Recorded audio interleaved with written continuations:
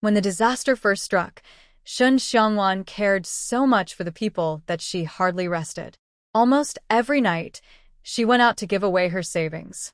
Unfortunately, her help was only a drop in the ocean.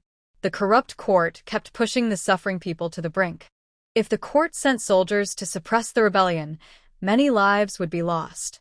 Shun Xiangwan thought for a moment. Sadly, the original story focused on Shun Xiangyue's rebirth and how she changed her fate to become the crown princess. It mostly involved palace schemes and didn't touch much on national affairs. She didn't know what the court would do next. The common people are pushed to the edge. Instead of waiting to starve to death, they might as well fight back. Maybe they can even create a better world. After a while, Shun Xiangwan sighed and broke the silence. She still remembered the scene of the people suffering that day. She thought that was the worst it could get, but she realized it was still the fault of the emperor. If he couldn't protect the people, why should he enjoy their support? The court will soon send people to suppress the rebellion. I want to send someone to Binzhou and Taizhou to find a chance to gather the rebels. We can keep them isolated now, and then join forces later when we raise an army. What do you think? Since ascending the throne, many capable and brave generals with military power had been purged. Now, there were very few who could fight. After a disastrous first choice of generals, almost the entire army was wiped out. It took nearly 2 years to suppress the rebellion after appointing General Yuan Hongyu, who was known for fighting in the north. If he had been involved earlier, he might have extended the process indefinitely. When he finally called for action, he could split the entire dynasty in two. From Binzhou to Qinzhou, those regions could become his territory. Isn't that too early?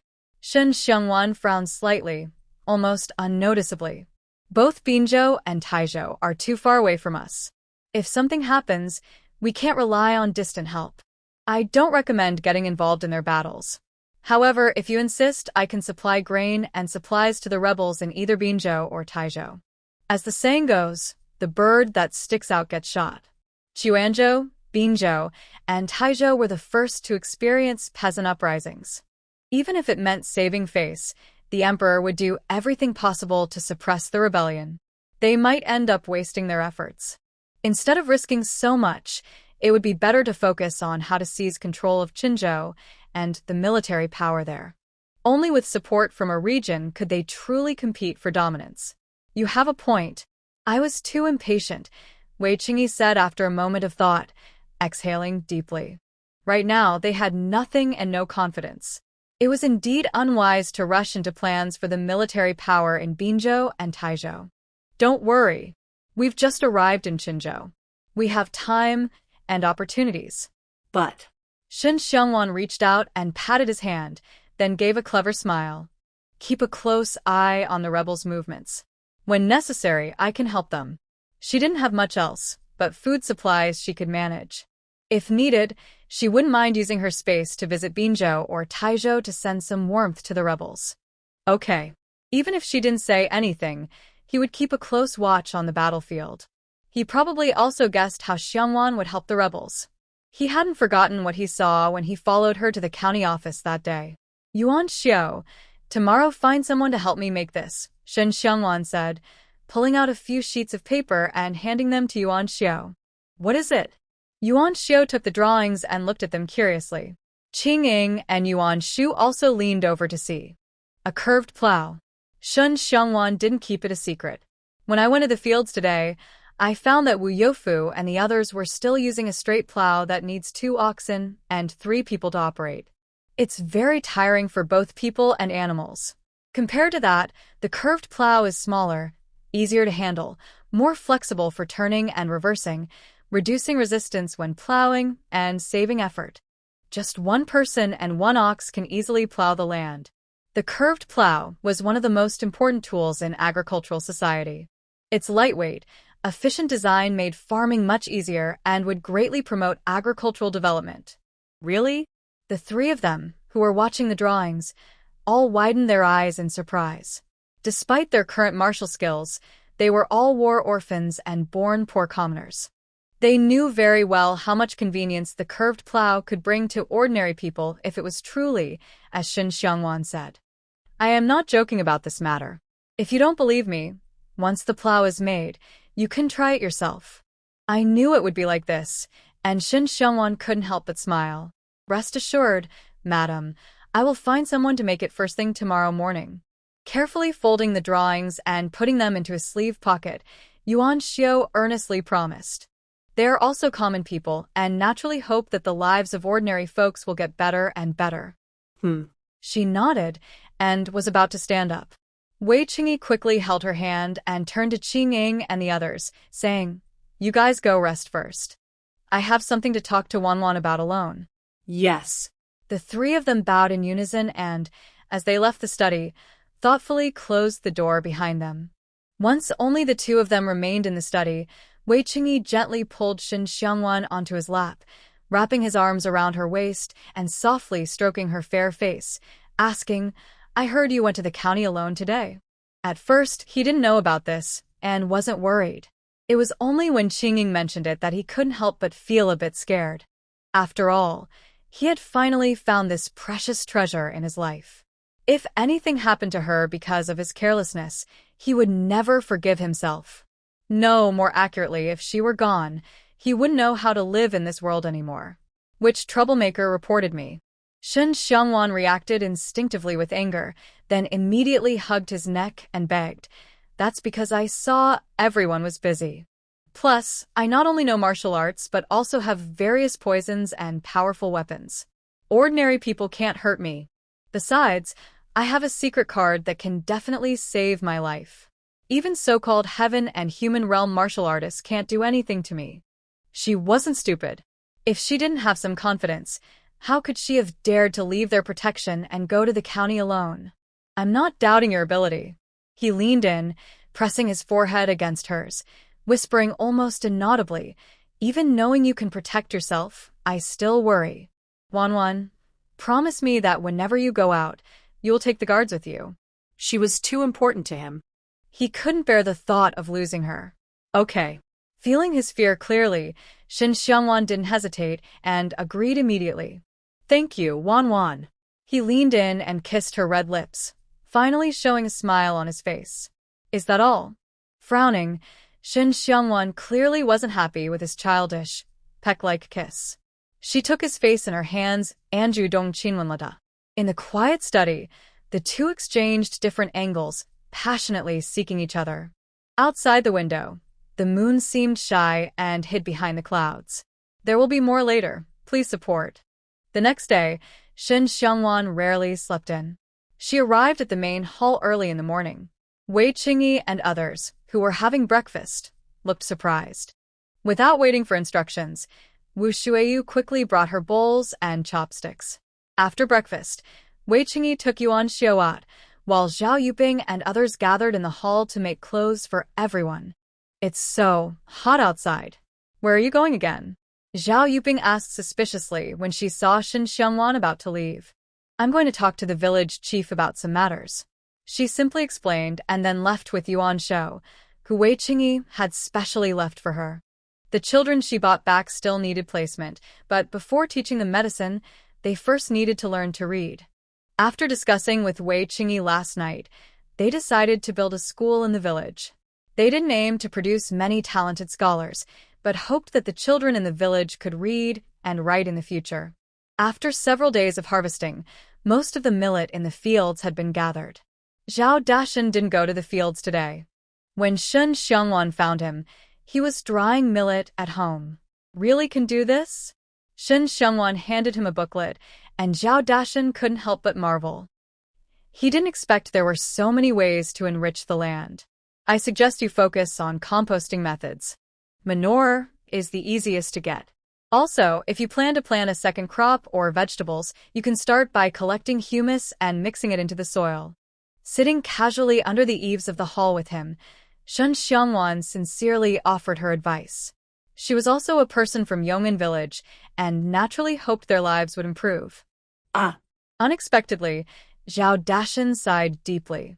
Facing Shin Xiangwan's puzzled and curious look, he helplessly said, "I know you have good methods for enriching the land, and I believe they will work.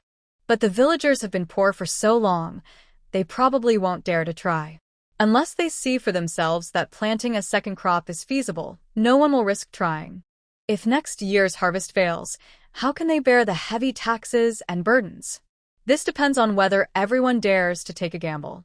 If they win, they will harvest an extra season of crops and pay no taxes. If they lose, they might face a risk of reduced harvest next year. Although Shun Xiangwan knows her plan is actually possible, she hasn't yet proven it. Whether the villagers are willing to try depends on their own choice. I will try to persuade everyone to give it a shot. If they refuse, I will try myself this year. Once they see the results, next year they will probably plant 2 seasons of crops with me. Gritting his teeth, Zhao Dashan said helplessly.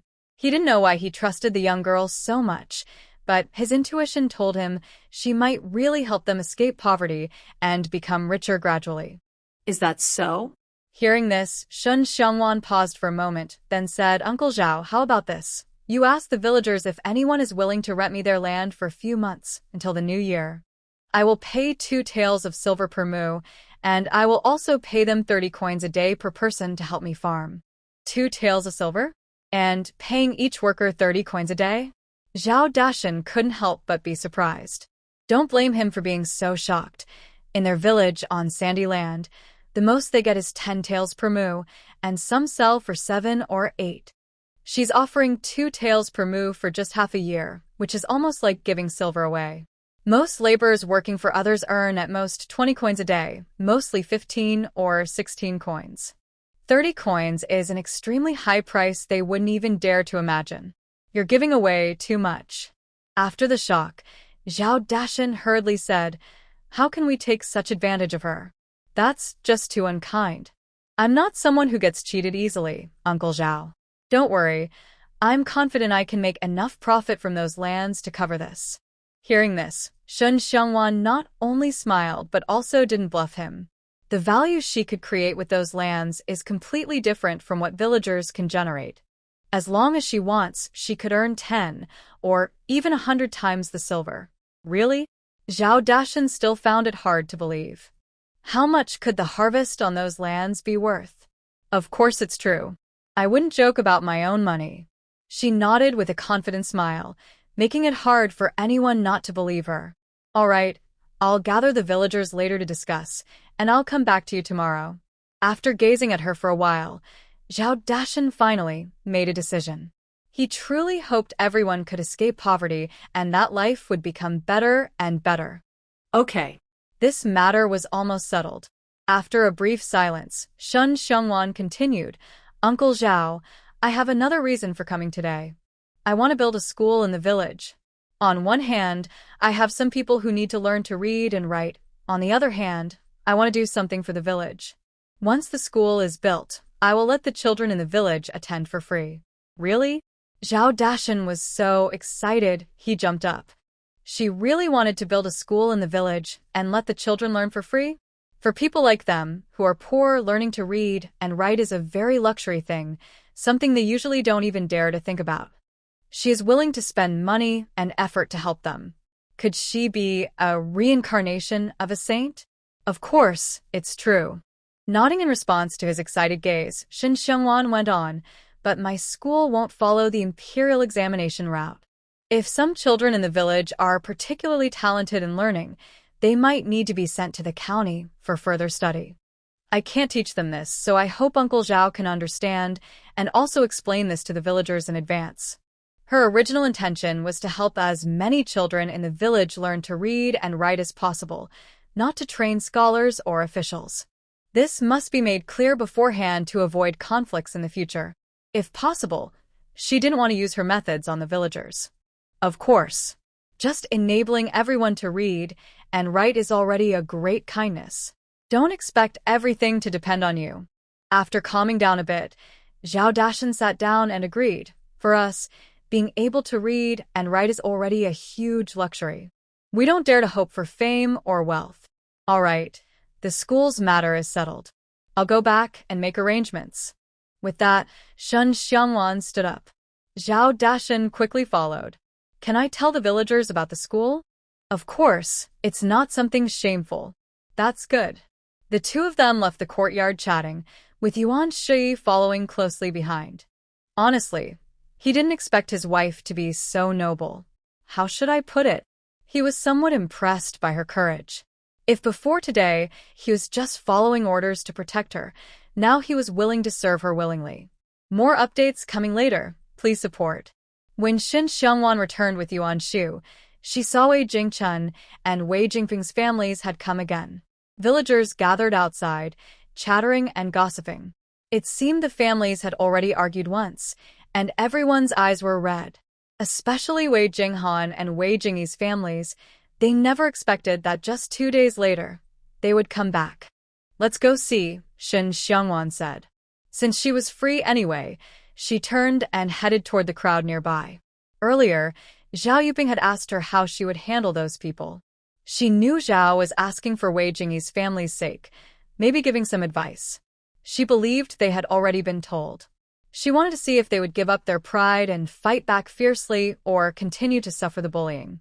If they chose the first, she had some matters to ask for their help and wouldn't mind giving them a hand. But if they chose the second, she would no longer interfere with anything they did in the future. You guys can't have built so many houses without money. Second brother, I am your legitimate elder brother. Today, you must lend me 100 taels of silver, one man said. Exactly, fifth brother, just 100 taels. We're not asking for your life, another added. If I had silver, how could I have built these thatched houses? Someone responded. To build these few thatched houses, we nearly used up all our savings. We're struggling just to eat. There's no money to lend you, another said. Who knows if you're pretending to be poor? Someone else accused. I didn't. A voice tried to defend. At the front of the crowd, Wei Jingyi, Wei Jinghan, Wei Jingchun, and Wei Jingpeng were arguing loudly, faces flushed with anger. Wei Jingyi was so furious his eyes seemed to burst with fire, his chest heaving. The others looked equally upset. Mrs. Wan and other women kept wiping tears, confused about what sins they had committed to end up with such terrible people, like vampires, they thought bitterly. Quite lively, huh? Someone commented. Suddenly, Zhao Yuping, also in the crowd, exclaimed in surprise. Shin Xiangwan heard her and turned. The little boy immediately ran over and hugged her leg, looking up with a baby voice. Annie, there are bad people. Brother E is crying. He pointed toward a nearby child. His name was Wei Yuni, Wan's eldest grandson, 5 years old, the only surviving child in their family. Does brother unlike brother E? Shin Xiangwan asked softly, bending down to pick him up. Very much, the little boy nodded eagerly. He mumbled his words unclearly as he answered. He chuckled softly. He gently patted his head with one hand. Shin Xiangwan looked up at Wei Yuni, who was quietly wiping her mother's tears. The bad faces of the adults shouldn't involve the children. You don't have money? Can't you ask your relatives for help? Exactly. You're so loyal to your family, like dogs. They're so rich, they should give you some money. You. They were so shameless. Wei Jingyi's hand trembled as he pointed at them, his lips trembling.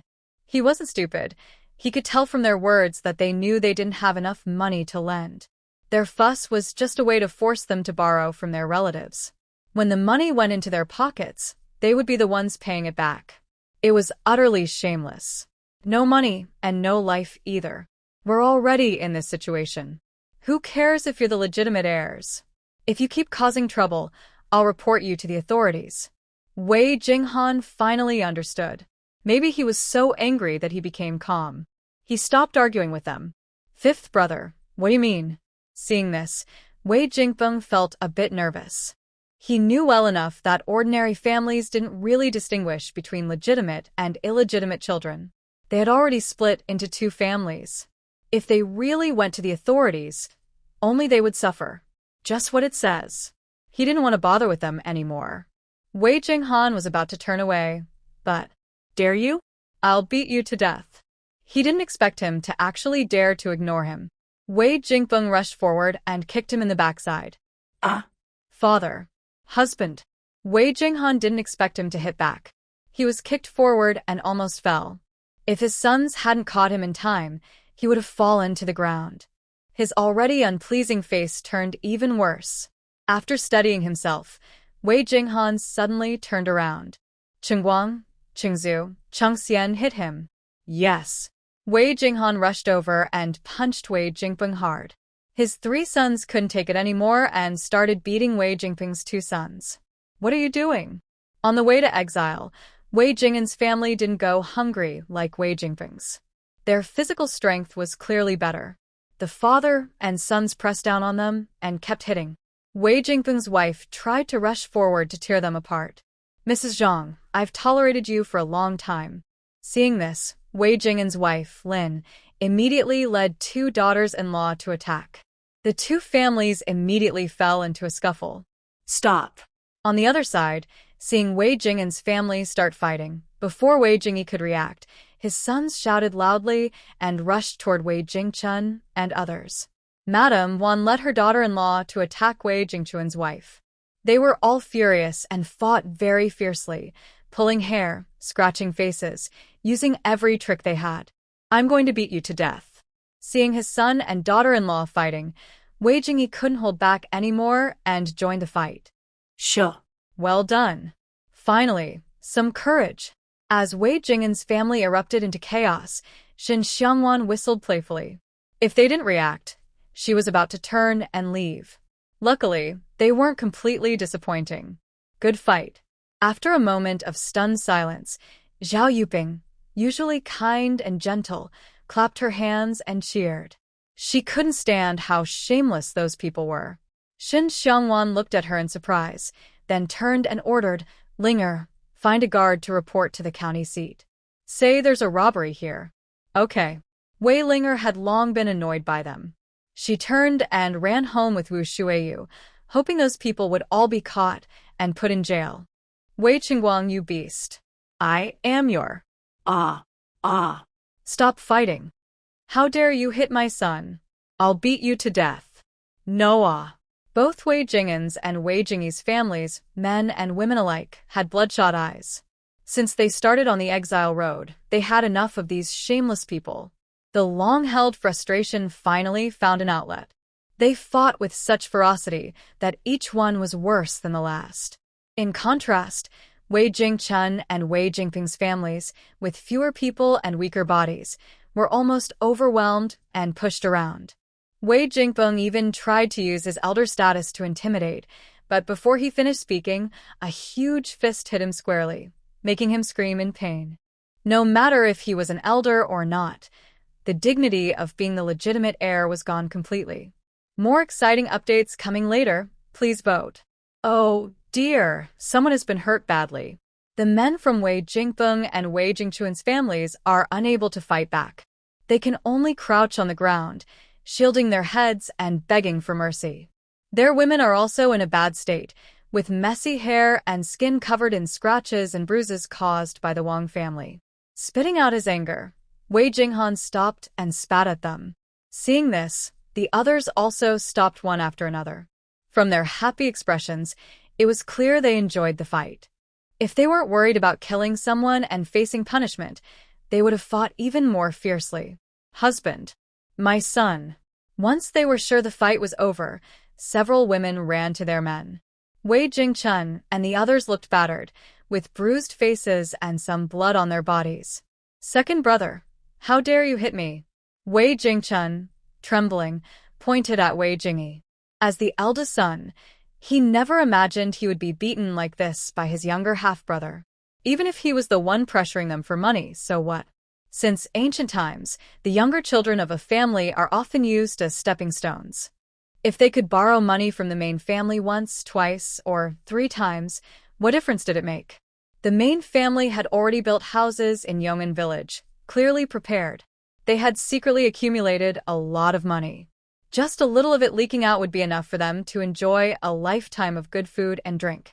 Originally, he planned to rely on Wei Jingyi to drain the main family's resources.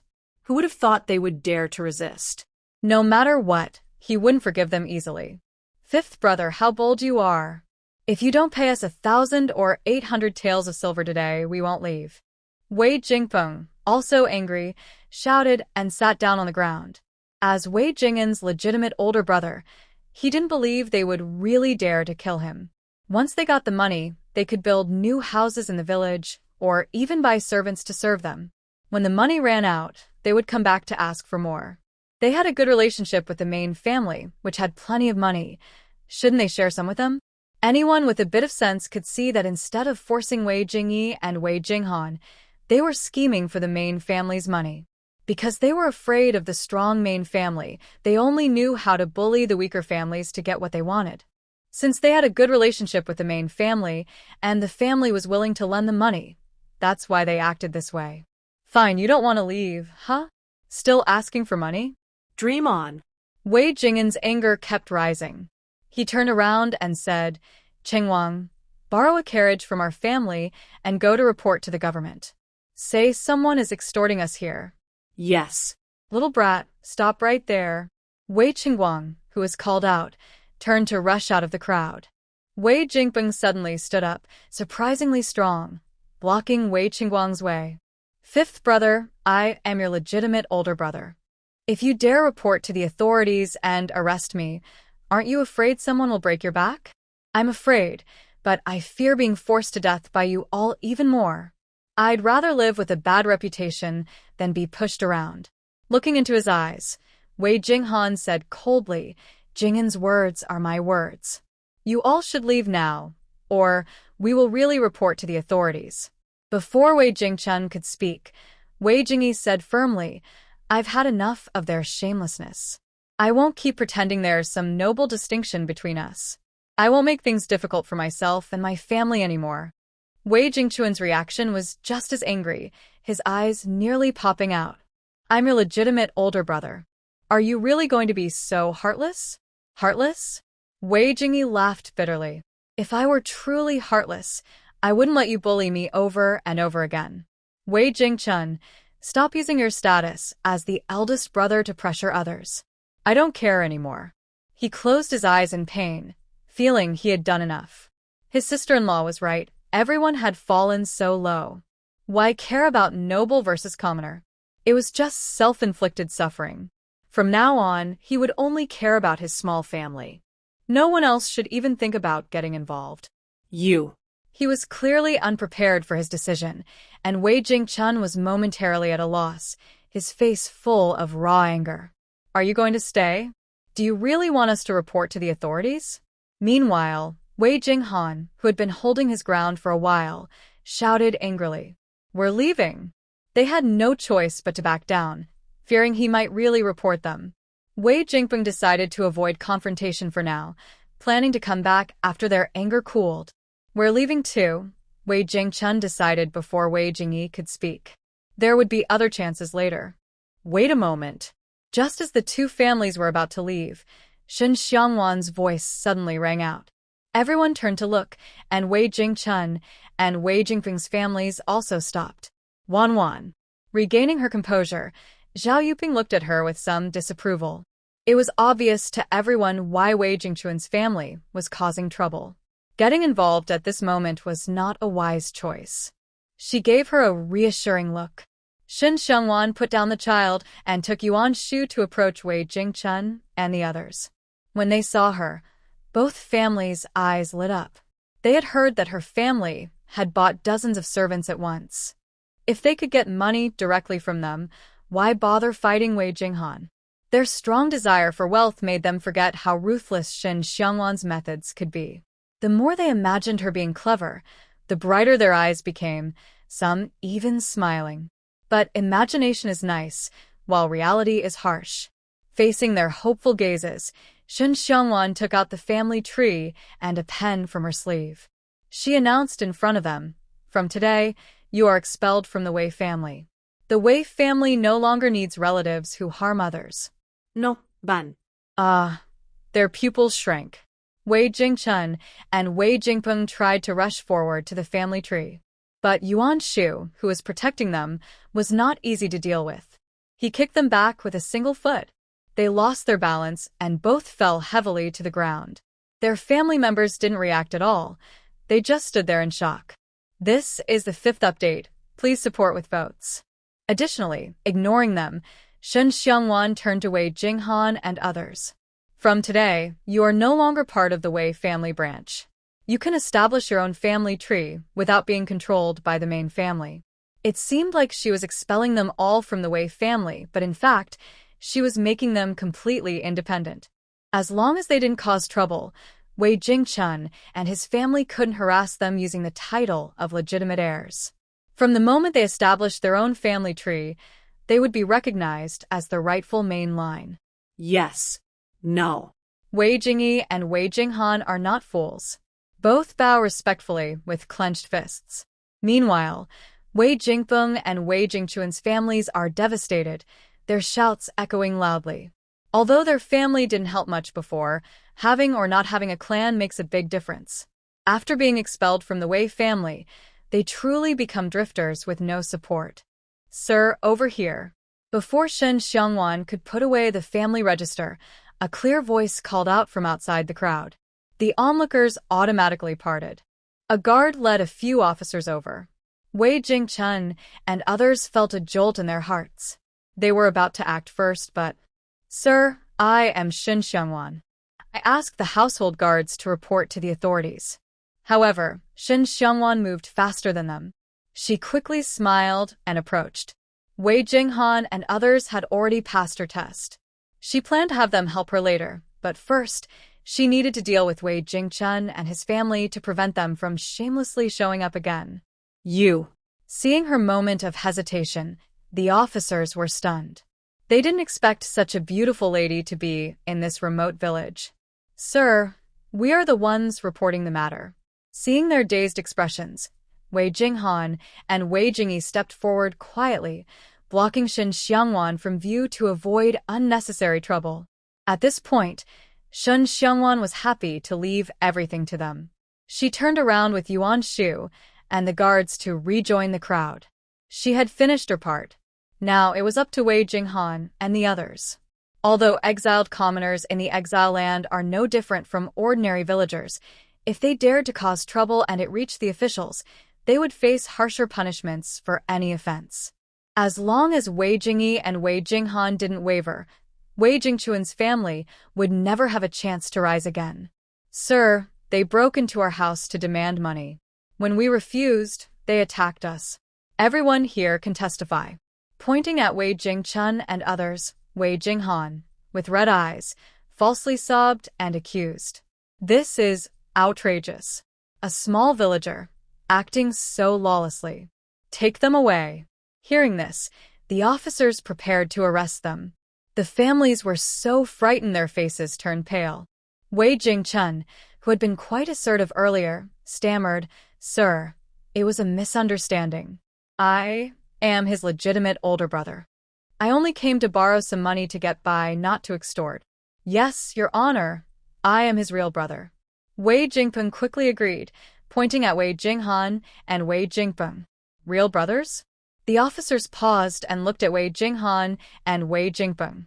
As the saying goes, honest officials find it hard to judge family matters. If it's truly just a family dispute, they shouldn't interfere too much. Your Honor, please listen. They used to be officials too, so they understand how the government works. Wei Jinghan stepped forward. Your Honor, they were indeed our brothers, but our family has already expelled them. We are about to establish our own family. According to the laws of Tianqi Kingdom, we are no longer brothers, not even relatives. That's true, Your Honor. We are common people in exile. After settling in the village, our remaining money was barely enough to build a few thatched houses. But as soon as they spoke, they asked to borrow 100 taels of silver, even extorting 1,000 or 800 taels for medicinal soup. That's not brotherhood. It's clearly enemies. Wei Jingyi also spoke up. In the past, it was different, but since I decided not to distinguish between legitimate and illegitimate children, I found it's not so hard. I feel much lighter now. Your Honor, I can testify. They have indeed been expelled from the family. Following Shen Xiangwan's instructions, Yuan Shou took the family register and walked over to them, opening the page where their names had been crossed out and held it out to the officers. Lock them up and take them away. After confirming, the lead officer said in a deep voice, Yes. No, Your Honor. That's not how it is. We weren't expelled before we came here. We're innocent. Please, Your Honor, spare us. We won't dare do it again. Mistress of the family, we were wrong. We really were wrong. Please help us, we beg you. Woo-woo. No, we're sorry. Please forgive us. The officers moved forward one after another, quickly handcuffing them. Wei Jingchun and others trembled all over, begging for mercy, but the officers paid no attention. As for Shun Xiongwan, she personally had Yuan Shou take the family register to hit them. How could she care about their lives? Wei Jinghan and Wei Jingyi's families looked on coldly, with no intention of showing mercy. This time, they truly gave up. You all come with us. After cuffing Wei Jingchun and the others, the lead officer turned to Wei Jinghan and Wei Jingyi. They would need to appear in court later. Yes. Both knew the official procedures well and weren't afraid. They bowed humbly. Yuan Shu, please bring the family tree along. Yes. Shun Xiongwan gave the order again. Yuan Shu didn't refuse. Soon after, the guards took them away. The villagers watching nearby discussed loudly, mostly about Wei Jingchun and others, but they didn't blame Shun Xiongwan and her group. Everyone knew that from the beginning to the end, the troublemakers were Wei Jingchun and his friends. Thank you, Wan Wan. As the crowd gradually dispersed, the Wan and Lin families, with their children, approached her and bowed to thank her. If she hadn't driven those people out of the family first, they wouldn't have been able to leave so cleanly. No need to thank me. I planned to remove them from the family long ago. Today was just a coincidence. She waved her hand and, holding Xiao Baozi, turned her head and said, Mom, let's go home. Okay.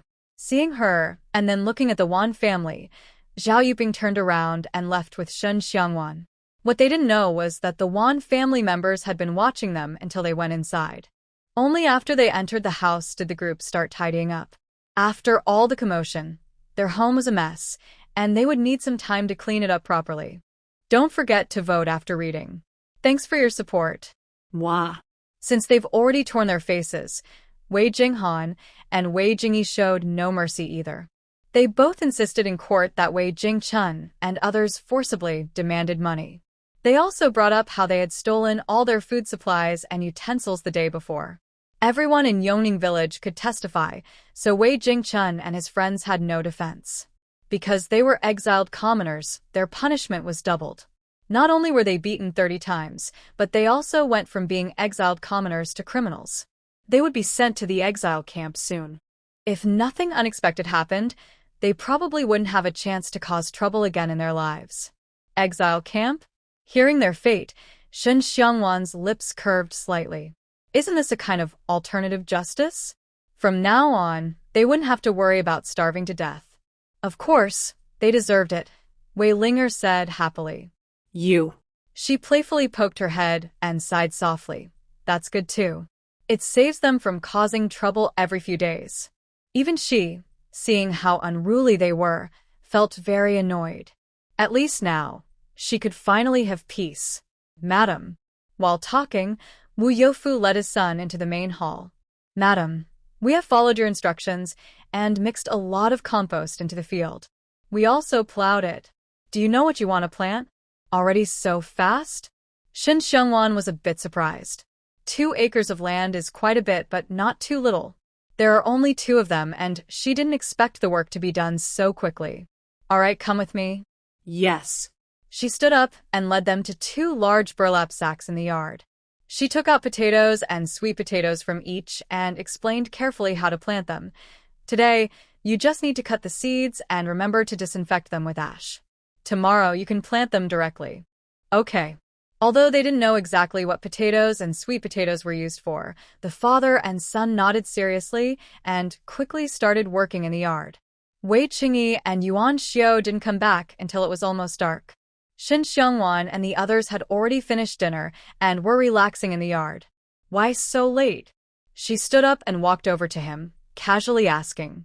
We got delayed a little on the way. There were too many people in the yard, so Wei Qingyi didn't say much. Aunt Zhou, have the cook heat up the dishes. Okay. With a simple command, Shun Xiangwan turned and said, I just sent someone to bring hot water to your room. Go wash up first.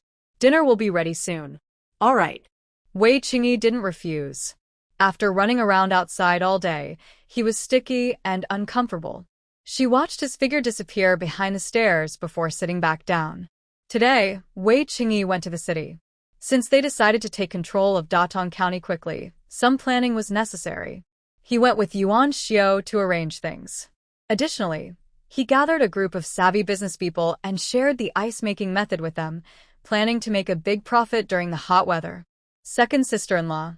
Where did second brother go? Unable to contain her curiosity, Wei Linger leaned over and whispered. She shot her a sidelong glance with a bit of annoyance. Shen Xiangwan chuckled softly. Why ask so many questions? Do you want to control him too? Could she? Could second brother be controlled by her? Wei Linger suddenly felt dizzy and looked like a pufferfish, angry. All right, I was just joking. She poked her finger at Wei Linger's puffed-up cheek, then shook her head with a smile. The little girl was really easy to tease. Pretending to be annoyed, Wei Linger crossed her arms and turned her back to her.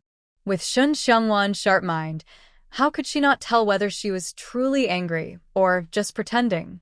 She didn't take it seriously and casually crossed her legs, leaning back in her chair, watching the young children chasing each other. Since they had a playmate, he no longer clung to her as much as before. His personality was becoming more lively. Tomorrow, when she goes to the county town, she needs to get some toys for him. Other families' children have toys, and their children should have them too. When Wei Qingyi finished washing up and came downstairs, the meal was already heated and set on the table. Shun Xiangwan, with nothing else to do, sat down to keep him company. Is everything going smoothly? She casually asked as she scooped a small portion of stir-fried lamb. Pretty well. In a few days, ice will be sold in Fuqing. How about you? Has the plan to build the school been settled? The matter in Datong County couldn't be rushed. It had to be done step by step. But selling ice was easier. Besides the social connections on the surface, the Wei Yongwang family also had some underground influence. Early in her rebirth, she had gathered them. Aside from a few who stayed in the imperial city or other towns, the rest had been sent to Qinzhou in advance. Among them were skilled merchants. She only needed to teach them how to make ice, and she didn't have to worry about anything else. It's settled. The government allocated us a 1-acre residential plot. I plan to use it to build the school. The village end is very suitable. She rested her chin on her hand on the table and said slowly. They hadn't chosen the plot when the government allocated it to them, but now it was just right. Do you want me to help with the teacher? In villages like theirs, no teacher would be willing to come teach, especially since her purpose in opening the school wasn't to train candidates for the imperial exams. No need. I already have someone in mind for the teacher. Unexpectedly, Shen Xiangwan refused his offer, without even considering it. Oh? He raised an eyebrow, looking at her with interest. Why? Don't trust me? Her eyes narrowed threateningly, and a slight smile appeared at the corner of her lips. If he dared to nod, she wouldn't mind showing him what true authority looked like a fierce mother tiger. Not brave enough. Sensing a dangerous aura, Wei Qingyi's desire to survive was strong. He answered quickly and confidently. That's more like it. Feigning satisfaction, she withdrew her gaze and continued. By the way, today Wei Jingchun and the others caused trouble again. I expelled them from the Wei family. I also took the lead in making Wei Jinghan and his brothers establish their own family branch. From now on, only our branch remains in the Wei family. She separated Wei Jinghan and his group to help them fully escape from Wei Jingchun and his people. It was also to protect them and to distance herself from them. After all, they were involved in the crime of killing 9 clans, and no one knew if they would succeed in the future. If they failed, she didn't want to be caught up in it and risk dying with them. Very good. Wei Qingyi nodded in agreement. He always felt distant from the branch family. This feeling came not only from this life, but also from the past. If it weren't for their resentment toward the main family, their constant pressure, and the bullying from the old lady and the second and third branches, his mother and others wouldn't have died so tragically. Please vote for me. There will be more exciting updates later. The next day, Shun Xiangwan woke up early again. After breakfast, everyone went their separate ways. Shun Xiangwan took out her blueprints and asked Yuan Xiao to find people to build a school.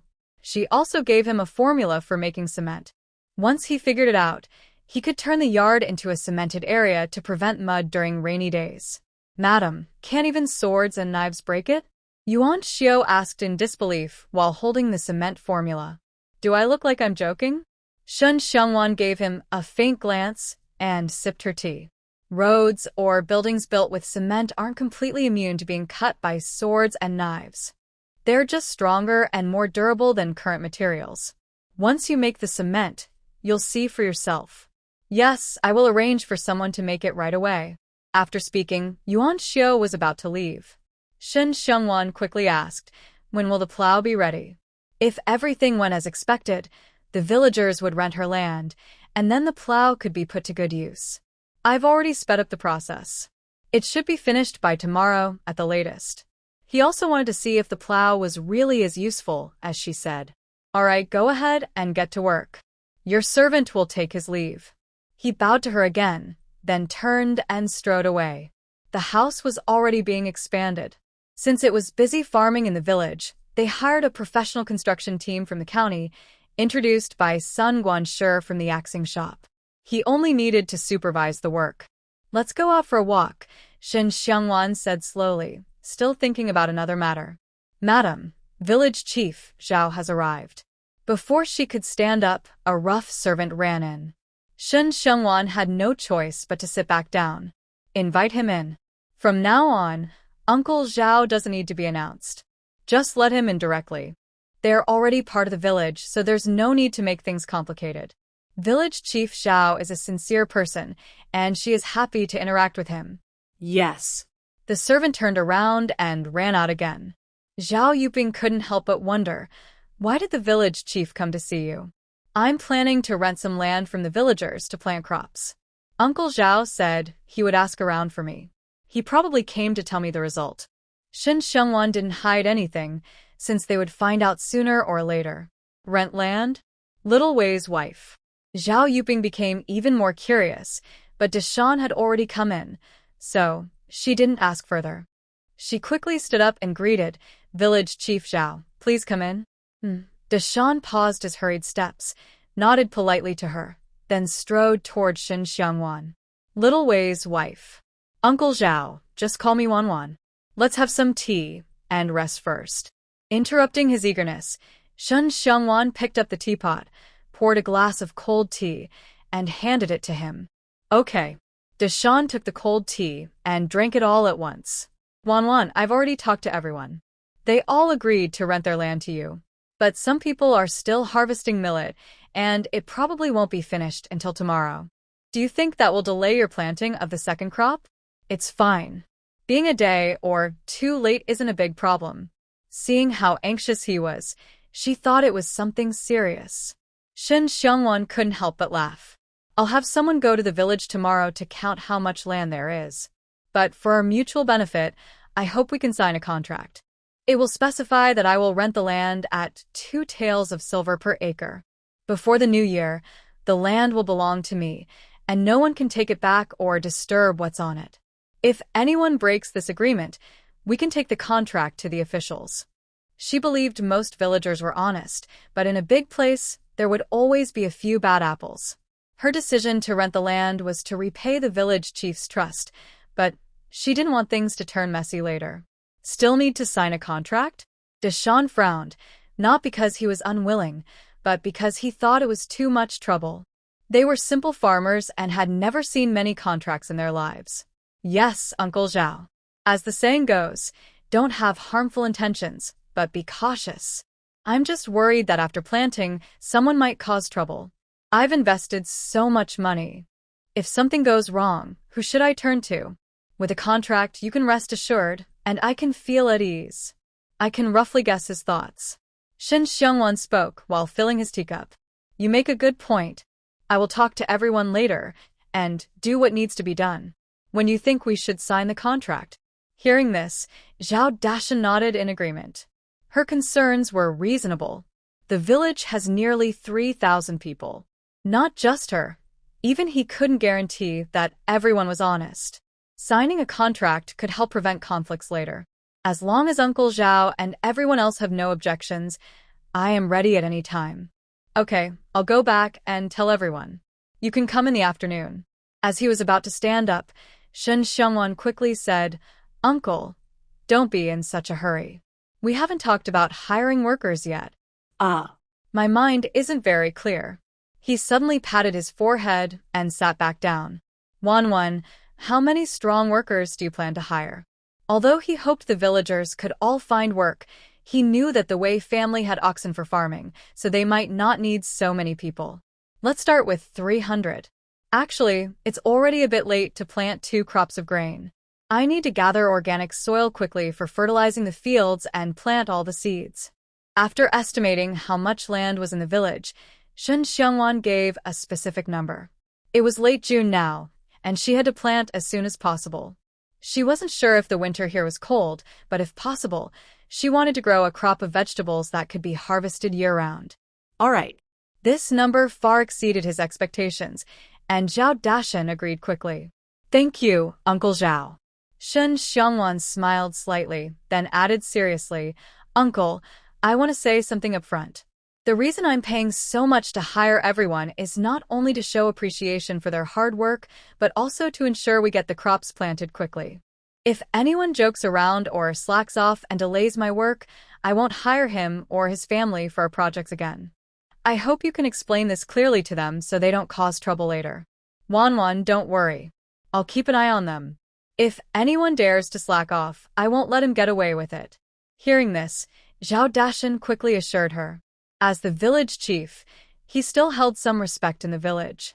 Since the Wei family was willing to pay such high wages, he wouldn't let anyone hinder the work. "Then I'll trouble Uncle Zhao." With his reassurance, Shen Xiangwan felt more at ease. An official's oversight was not as good as her current management. With his help in keeping watch, she believed no one would dare to interfere with her wages. "There's no need to trouble yourself. If nothing else, I'll head back first." Waving her hand, Zhao Dashan made to stand up again. This time, Shen Xiangwan didn't stop him. "Uncle Zhao, take care. I'll have someone come find you this afternoon." All right. He responded promptly, just as he had when he arrived, and quickly left the Wei family. There will be more updates later. Please support with votes. 1-1. Why are you renting so much land? After only their family was left in the main hall, Zhao Yuping asked curiously. According to their story, Wanwan planned to rent land from everyone in the village, which was not a small amount. What was she going to plant? Of course, I'm planting grains, Shen Xiangwan replied without hesitation. Seeing her seem even more puzzled, she added, I want to try making some things that need a lot of grain. Since the villagers are afraid to try planting 2 crops a year, I decided to rent their land. The reason I pay 2 taels of silver per moo is because they're worried that planting 2 crops this year might affect next year's harvest. Basically, the 2 taels are to guarantee their future harvests. Of course, she knew very well that as long as she used her fertilizing method, it wouldn't harm next year's yield. It might even increase production. But even if she explained this until she was blue in the face, no one would believe her now. The reason she was willing to pay was first to repay Zhao Dashan's trust, and second, because she genuinely needed to grow something. All right, as long as you're clear about it, Zhao Yuping said, not asking what kind of grains she was planting. Seeing that she had a plan, she felt relieved. Oh, Yuan Shu, clean out the room at the far end of the east wing. I want to turn it into a study. Nodding, Shen Xiangwan turned to Yuan Shu and said, although there was already a study at home, Wei Qingyi's study stored very confidential items, not suitable for casual visitors. She just needed a place to entertain guests, nothing fancy. As for the main hall, Linger and the others often gathered there to do embroidery, which was somewhat inconvenient. Okay. Yuan Shu nodded in agreement. Then Shen Xiangwan chatted with Zhao Yuping for a few more words.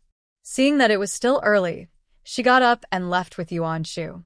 Yangon village has very poor access to water. Besides the Wei family, there are only 2 wells in the entire village. For watering crops, villagers have to go to the river outside the village. It takes a lot of time and effort to fetch water back and forth. When Shen Xiangwan arrived in Yangon village, she immediately wanted to change this situation. Since she was free, she took Yuan Shu to the river nearby. Really, just a river? Looking at the river, which was only 1 or 2 meters wide and had limited water, Shen Xiangwan shook her head in frustration. If there was a drought, the river would dry up. Then the crops in the fields would die. Madam, why are you here to see the river? Yuan Shu couldn't guess her purpose, so he simply asked directly. I wanted to hire someone to dig a canal to bring water into the village, but it seems that's not possible now. Shen Xiangwan felt regretful. She had already drawn the plans for a windmill and was ready to start after inspecting the site. Who would have thought that the river was just a small stream with very little water? The village is on higher ground. Even if we dig a canal, it's unlikely we can bring water from the river into the village. If it were easy, the villagers would have done it already. They wouldn't be waiting now. The river isn't too far from the village, and if everyone worked together, digging a canal wouldn't be hard. But that's not necessarily true. Giving him a meaningful look, Shen Xiangwan continued upstream along the river. Does this river come from the mountains? Yuan Shu was confused about her meaning but quickly replied, yes. There's a huge waterfall in the mountains and the river flows from there. Soon after arriving here, they had already learned about the local situation. They knew most of what they needed to know. Let's go see it. Shen Xiangwan suddenly became interested and was about to move forward. Madam, the waterfall is deep in the mountains, at least 2 hours away. There are also many wild animals in the mountains. It's better to go another day. Yuan Shu hurriedly stepped in front to block her way. He was really amazed by her curiosity. Was it too strong? 2 hours? Shen Xiangwan's head spun, and she decided to head back first. It was almost noon, and if she didn't see her, Yehej would be worried. But someday, when she had time, she definitely wanted to go explore the mountains. As they walked back, Shen Xiangwan kept thinking about the water source problem. Just before reaching home, she remembered that the water in the river was too shallow. Could there be underground water? As far as she knew, some underground water is very shallow. If she finds the right spot and digs down, she could find water soon. She had just awakened her water element ability and was very sensitive to water sources. Finding a shallow underground water source should be easy for her. Thinking this, she immediately activated her ability. To her surprise, she sensed a rich underground water source nearby, and it was quite shallow. Only about 5 meters of digging would be enough. Seeing her suddenly walk out again and stand still, with her face showing changing expressions, Yuan Shu was completely confused. He could only follow her foolishly. Can I borrow your sword? Shen Xiangwan suddenly reached out to him, asking for a sword. Although she didn't know what she wanted to do, Yuan Shu took off his sword and handed it to her.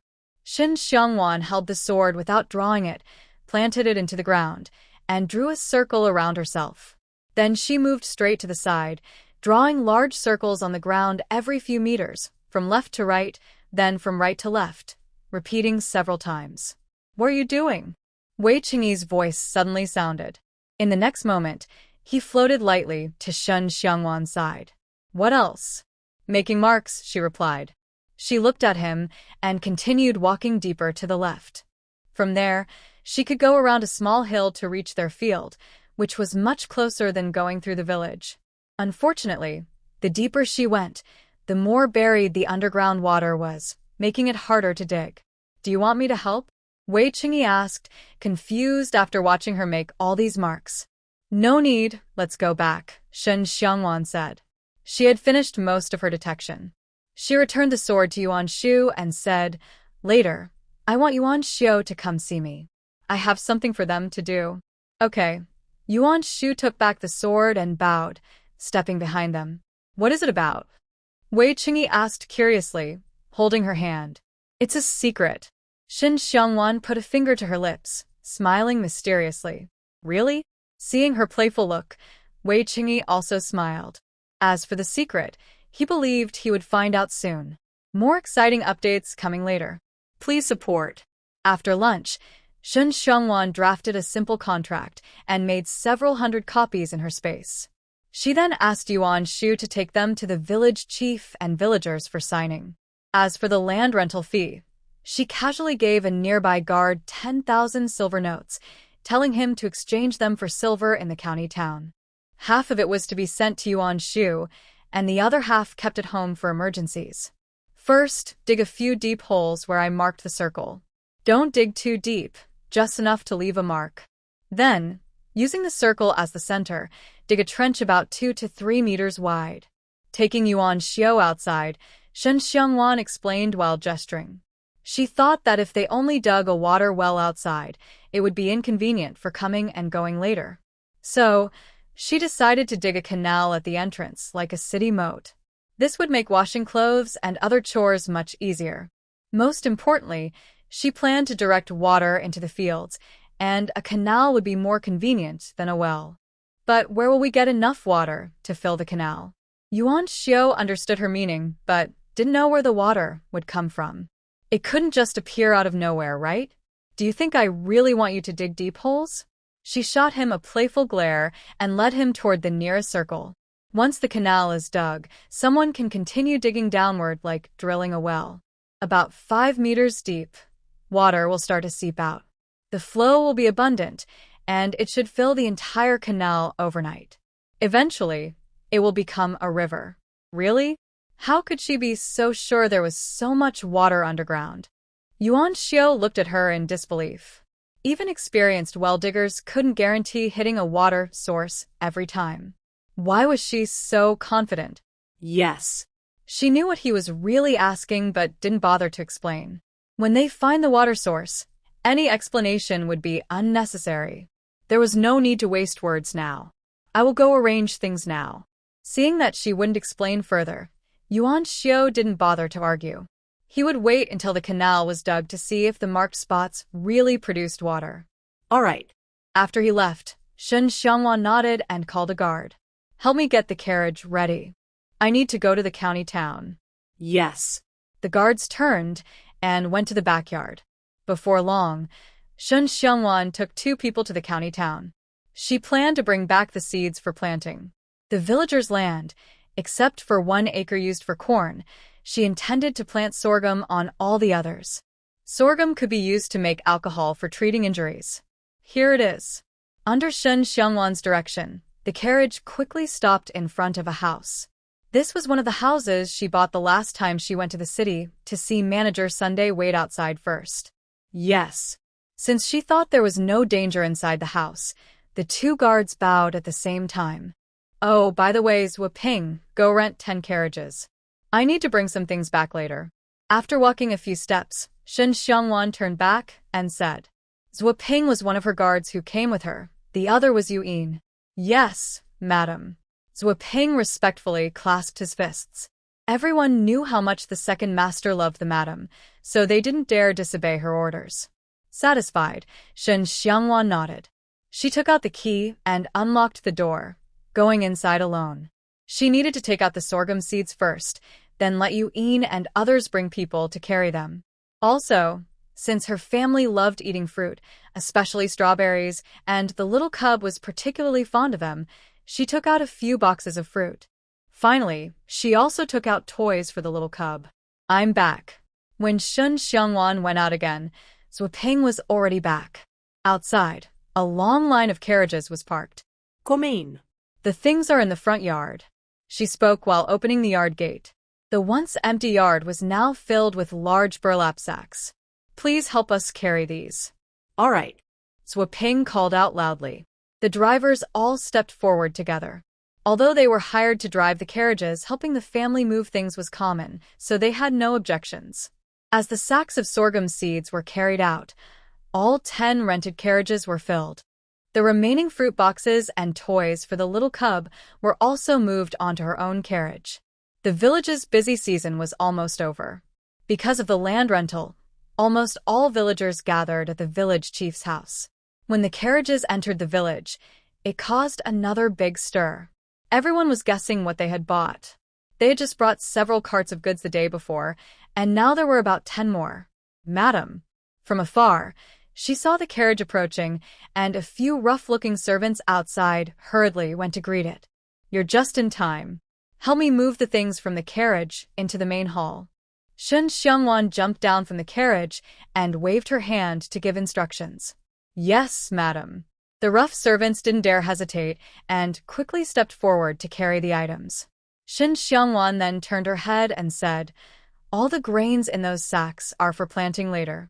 Put them in the storage room next to the kitchen first." Yes. Zhou Ping and Yu Yin both nodded in agreement and turned to help unload the goods. With them here, Shen Xiangwan felt at ease, so she went straight back to the yard. The weather was very hot. Just a trip to the county and mostly sitting in the carriage already made her sweat profusely. At such times, she truly admired the hardworking common people. If she had to work under such blazing sun, she probably couldn't last a whole day. Auntie. The rough servants had already moved the fruits and toys into the main hall. The little cub was circling around them, excited. Seeing her, he hurried over with a thump. "Auntie, what are those? Can I play with them?" Holding his hand, the little cub looked up and pointed at the toys, not far away. Shen Xiangwan had brought many kinds of toys, including building blocks, cars, and airplanes, mostly suitable for a child his age. "Of course, those are toys. They're just for you to play with." She looked in the direction he pointed and said affectionately, "Auntie is so hot. I'll teach you how to play with them later." While speaking, Shen Xiangwan deliberately pretended to feel uncomfortable. "Okay." He nodded obediently. After she sat down, the little cub picked up a fan nearby and waved it vigorously at her. "Auntie, is it cool now?" "That's so cool. Arangur is really great." Unexpectedly, the little cub was so thoughtful, and Shen Xiangwan praised him generously, never sparing her compliments. It was all because she was always thinking of him. Hee. Encouraged by her praise, the little cub became even more energetic, waving the fan faster. This is the 5th update. Dear readers, don't forget to bookmark and recommend. Please vote. Feeling sorry for her busy day in the hot weather, Zhao Yuping had some fruit taken to be chilled. The rest was stored in the warehouse. She didn't want Shen Xiangwan to worry about it. After a short rest, Shen Xiangwan was not idle. She took her little cubs and laid out foam mats, piecing them together to make a 2-meter-long and wide mat in the upper right corner of the main hall, so the little cubs could sit and play comfortably. The little cubs loved the dolphin pattern mat. They dumped all their new toys on it and played happily with Dongzi. "Second sister-in-law, where did you buy these toys?" "I've never seen them before," Wei Linger asked curiously. Before her exile, the Weiyang Palace was a wealthy family, and she had seen many rare treasures. But all these toys that second sister-in-law brought back were unfamiliar to her. Even the materials used to make them she had never heard of. Why ask so many questions? "I have my own sources," Shen Xiangwan replied lightly, giving her a mysterious look.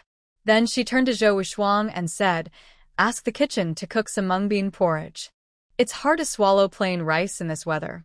"Understood," Zhou Wushuang replied. She put down her work and got up to find the cook. Although she had only been here a few days, she liked the atmosphere of this family. The master and mistress were kind, and they treated the servants well. Serving them was her blessing. "Madam, the people from the tannery have arrived." Zhou Ping, who had gone out with Shen Xiangwan earlier, strode in. "Look at my memory, let's go out and see," Shen Xiangwan said, patting her forehead. She had been so busy she forgot about this. Outside, the sorghum harvest was finished, and the rented carts had been sent away. A group of more than 10 tannery workers was waiting outside with 4 cows and several carts. The carts were loaded with large bamboo baskets filled with the 100 piglets Shen Xiangwan ordered. "Madam Wei, the cows and piglets you requested are all here.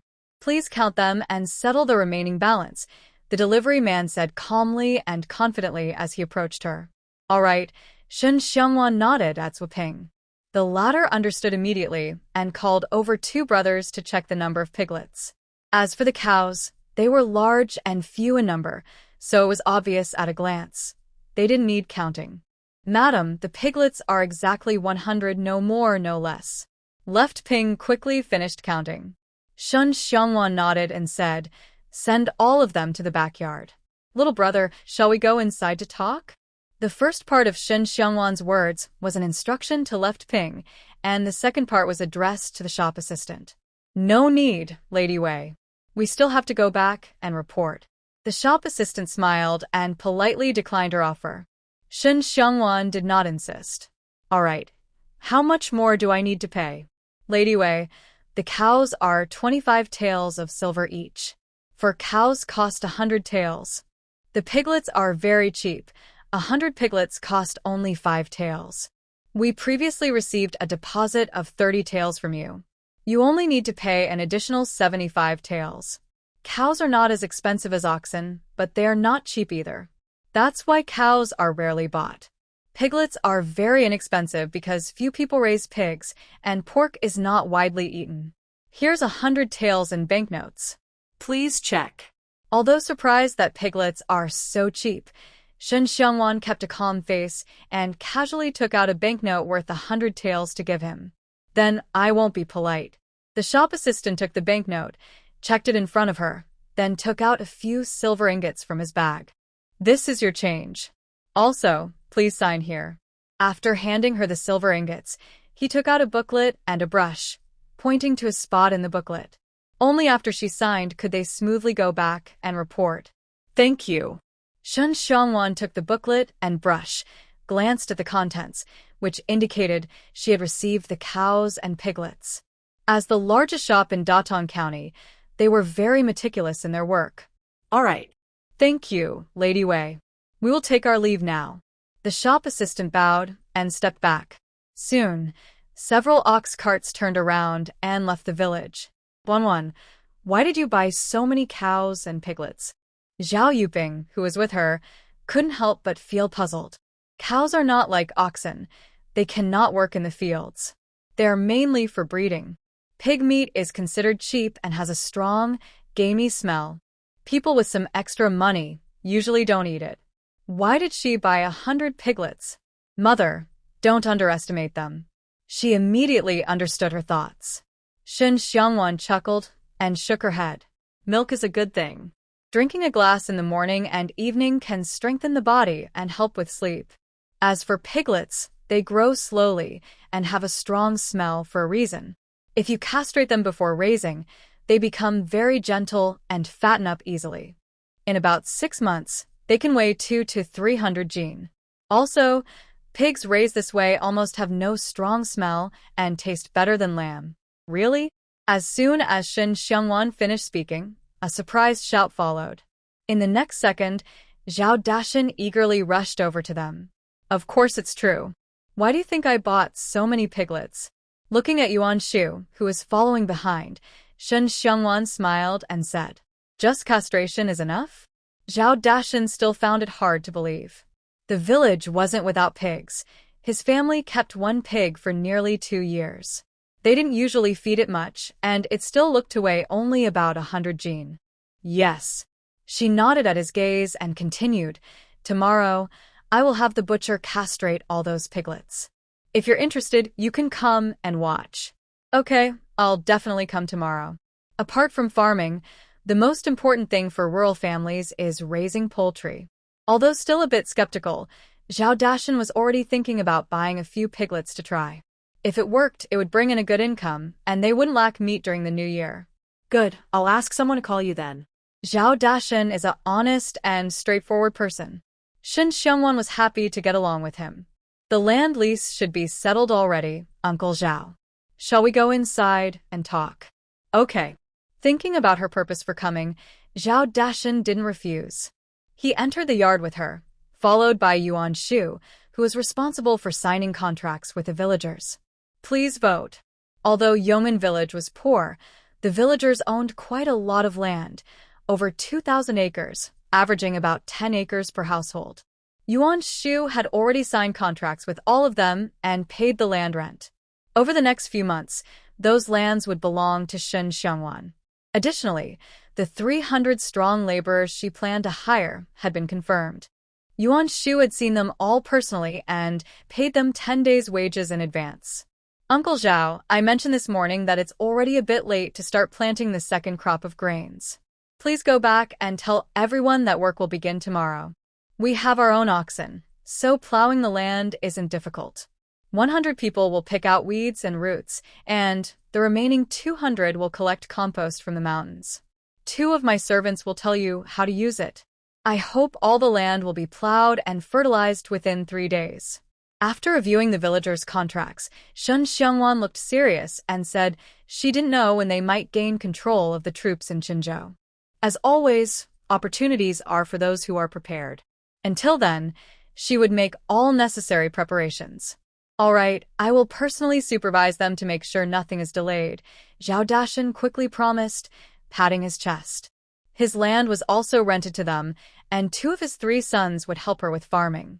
Anyone who dared to joke or slack off would be the first to be disciplined.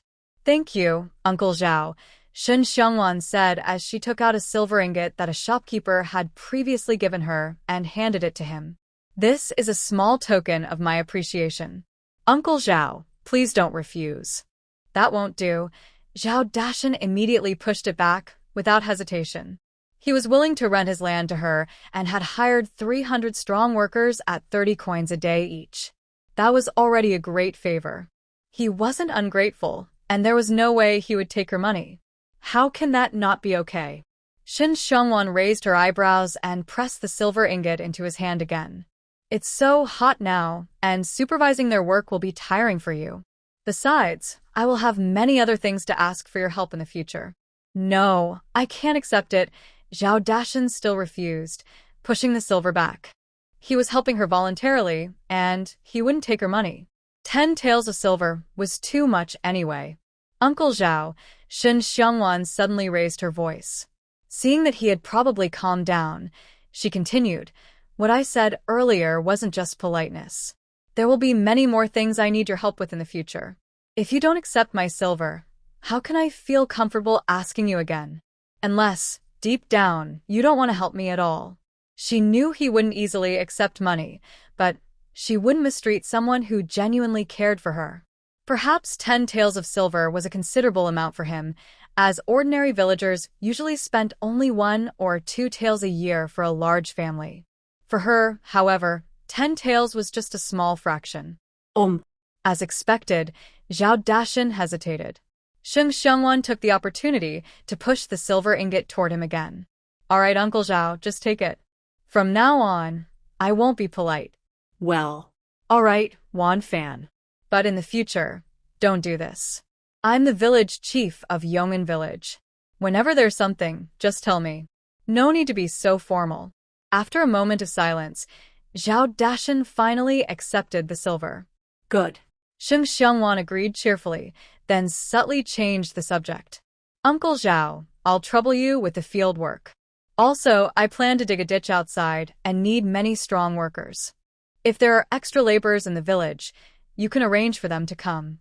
They can find me or Yuanxiu later. The pay is 30 coins a day. They had many things to do. Hiring workers from the county and providing lunch was complicated. It was easier to hire villagers and also help them out. Really? That's great. Wan Fan, Uncle thanks everyone on behalf of the villagers. Zhao Dashan jumped up excitedly, happier than earning money, showing he truly cared about the villagers' well-being. No need to thank me. We're hiring workers anyway, so it doesn't matter who we hire. Seeing this, Shang Xiongwan couldn't help but smile, then serious again. Uncle, remember what I said. The workers must do a good job. No slacking. If I catch anyone slacking off, I won't think about everyone's feelings anymore. No problem. I'll take care of it. But inside, Zhao Dashan silently warned himself to remind the workers again when he got back. He didn't want lazy people working for them. Later, they discussed plans for tomorrow's work. When Zhao Dashan left, it was almost the evening hour. Sheng Xiongwan pretended to go back to her room to put away the contracts, but in fact, she stored them in her space. Only there could she avoid damage or loss. Has the land rental agreement been settled? After dinner, everyone usually went outside for a walk to digest. Wei Qingyi held Shen Xiangwan's hand and casually chatted with her about various topics. Yes. Nodding, Shen Xiangwan looked ahead and continued. The rent I offer is already quite generous. Anyone who isn't foolish should know how to choose. Actually, she could grow sorghum in her space, but that would be too much for her to handle easily. With the harvest outside, she could smuggle some out later without anyone noticing. Are you really going to dig a ditch at the door?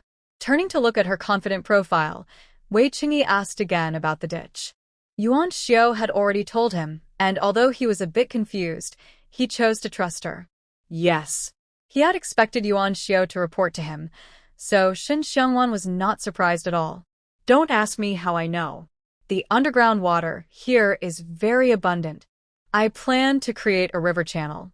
Tomorrow I will go to the fields again. If there is also plenty of underground water there, I will suggest Uncle Zhao mobilize the villagers to dig the ditch.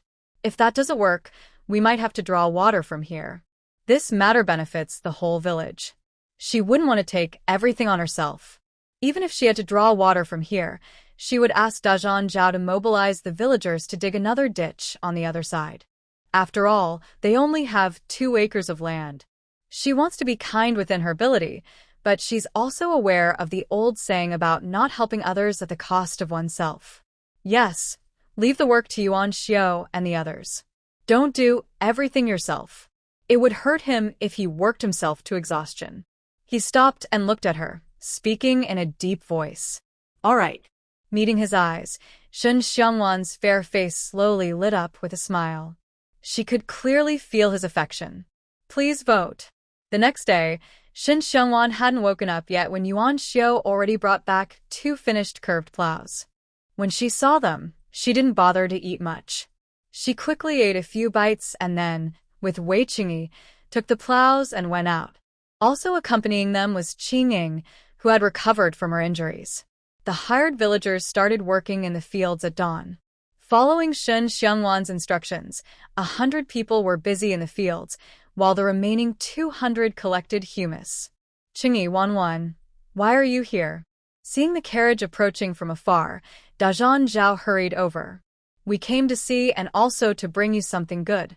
Smiling, Shen Xiangwan responded softly. She leaned on Wei Qingyi's arm and jumped down from the carriage. Without needing their instructions, Qingying silently moved the curved plow to the side. Second Master, Madam. Wu Youfu and his son, who were already busy in the field, came over. Yesterday, they had already planted potatoes and sweet potatoes. Starting today, their task was to supervise and teach villagers how to fertilize the fields and to clear an acre of land next to their own to plant corn that Madam had specially entrusted to them. She nodded slightly. Shen Xiangwan looked up at the distant scene. Villagers plowing the land, turning the soil, tidying up, all busy working. What is this? She pointed at the curved plow by their feet. Zhao Dashan asked curiously. From its appearance, it looked a bit like a plow, but it was different from the ones they used. A curved plow. Shen Xiangwan didn't hide anything, but she also didn't explain. Old Wu, Shuisheng, go bring the draft ox over. Yes. Although they didn't know what she planned, Wu Youfu and his son turned and ran out. Soon, they returned with the draft ox. Wait a moment. She told Wei Qingyi simply, then reached out to pick up one of the curved plows. But Wei Qingyi was faster and picked it up first. How do you use this? Come with me. She shook her head with a smile, leading him toward the draft ox. She fitted the curved plow onto it, helped lift it, and then drove the ox forward. The soil was quickly turned over. Neither the ox nor her seemed to exert much effort. When they reached a bend ahead, she naturally turned around without stopping. Such a convenient plow. Zhao Dashan couldn't help but exclaim. Although there were no draft oxen in the village, and they relied on manual labor to till the land, he was an experienced farmer. He had never seen a pig run, but he could tell just by looking that this plow was much more convenient than the ones they used before. Wanwan, can I try it? Before the ox and Zhao Dashan returned, Zhao Dashan eagerly ran over. His eyes were like those of someone seeing a rare beauty, almost drooling. For farmers, a handy farming tool was truly a treasure. Of course, Shun Xiongwan smiled and swapped places with him. Zhao Dashan excitedly adjusted the curved plow, then sharply pulled the whip. The ox, feeling the sting, moved forward again, and the land was quickly turned over. "Madam, can I try this plow?" When she returned to the earthen ridge, Wu Youfu eagerly pointed at the remaining curved plow. Try it. Shin Xiongwan nonchalantly waved her hand. Wu Youfu immediately happily picked up the curved plow from the ground, skillfully fitted it onto the ox, and started driving it forward. Once he used it, he realized how good the new style plow was. It only needed one person and one ox, much easier than the straight plow they used before, and it required no effort at all. "Looks like your design for the curved plow works very well."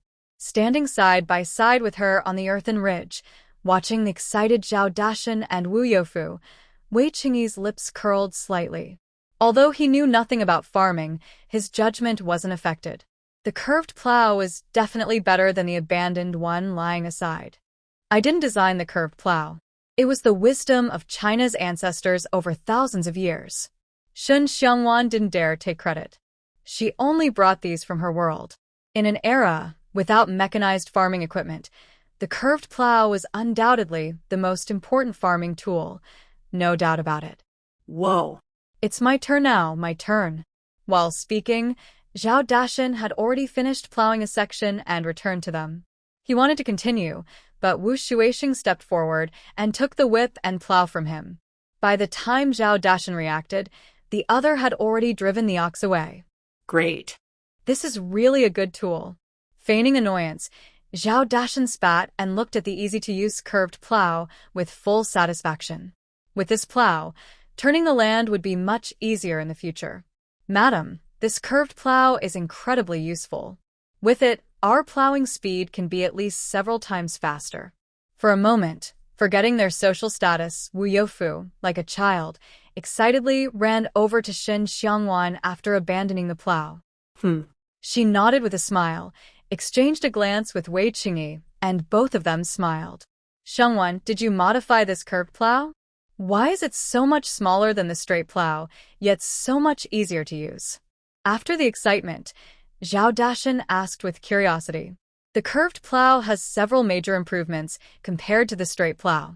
First, the long straight handle was changed to a short curved handle, and a freely rotating plow disc was installed at the head. This not only made the frame smaller and lighter, but also easier to turn and maneuver, making operation very flexible. It greatly saves labor and animal power. Ignoring his first question, Shun Xiongwan briefly explained the differences between the curved and straight plows. "Oh, I see.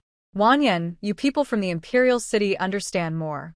She nodded vaguely, seeming to understand, and Zhao Dashan enthusiastically gave a thumbs up. Although he still didn't like the idea of exiling commoners, didn't the Wei and Shin families cause enough trouble? But Shun Xiongwan was different. He could feel that she truly cared for them. Hee. Not replying to him, Shun Xiongwan paused briefly before saying, "Uncle Zhao, you all busy yourselves. My husband and I will go look around. Go ahead, go ahead. As long as I'm here, it's fine." Waving his hand, Zhao Dashan didn't insist further. He remembered they were helping her work. Shun Xiongwan exchanged a glance with Wei Qingyi. The couple held hands tightly and walked along the dirt path into the fields. Farming wasn't just about plowing and planting.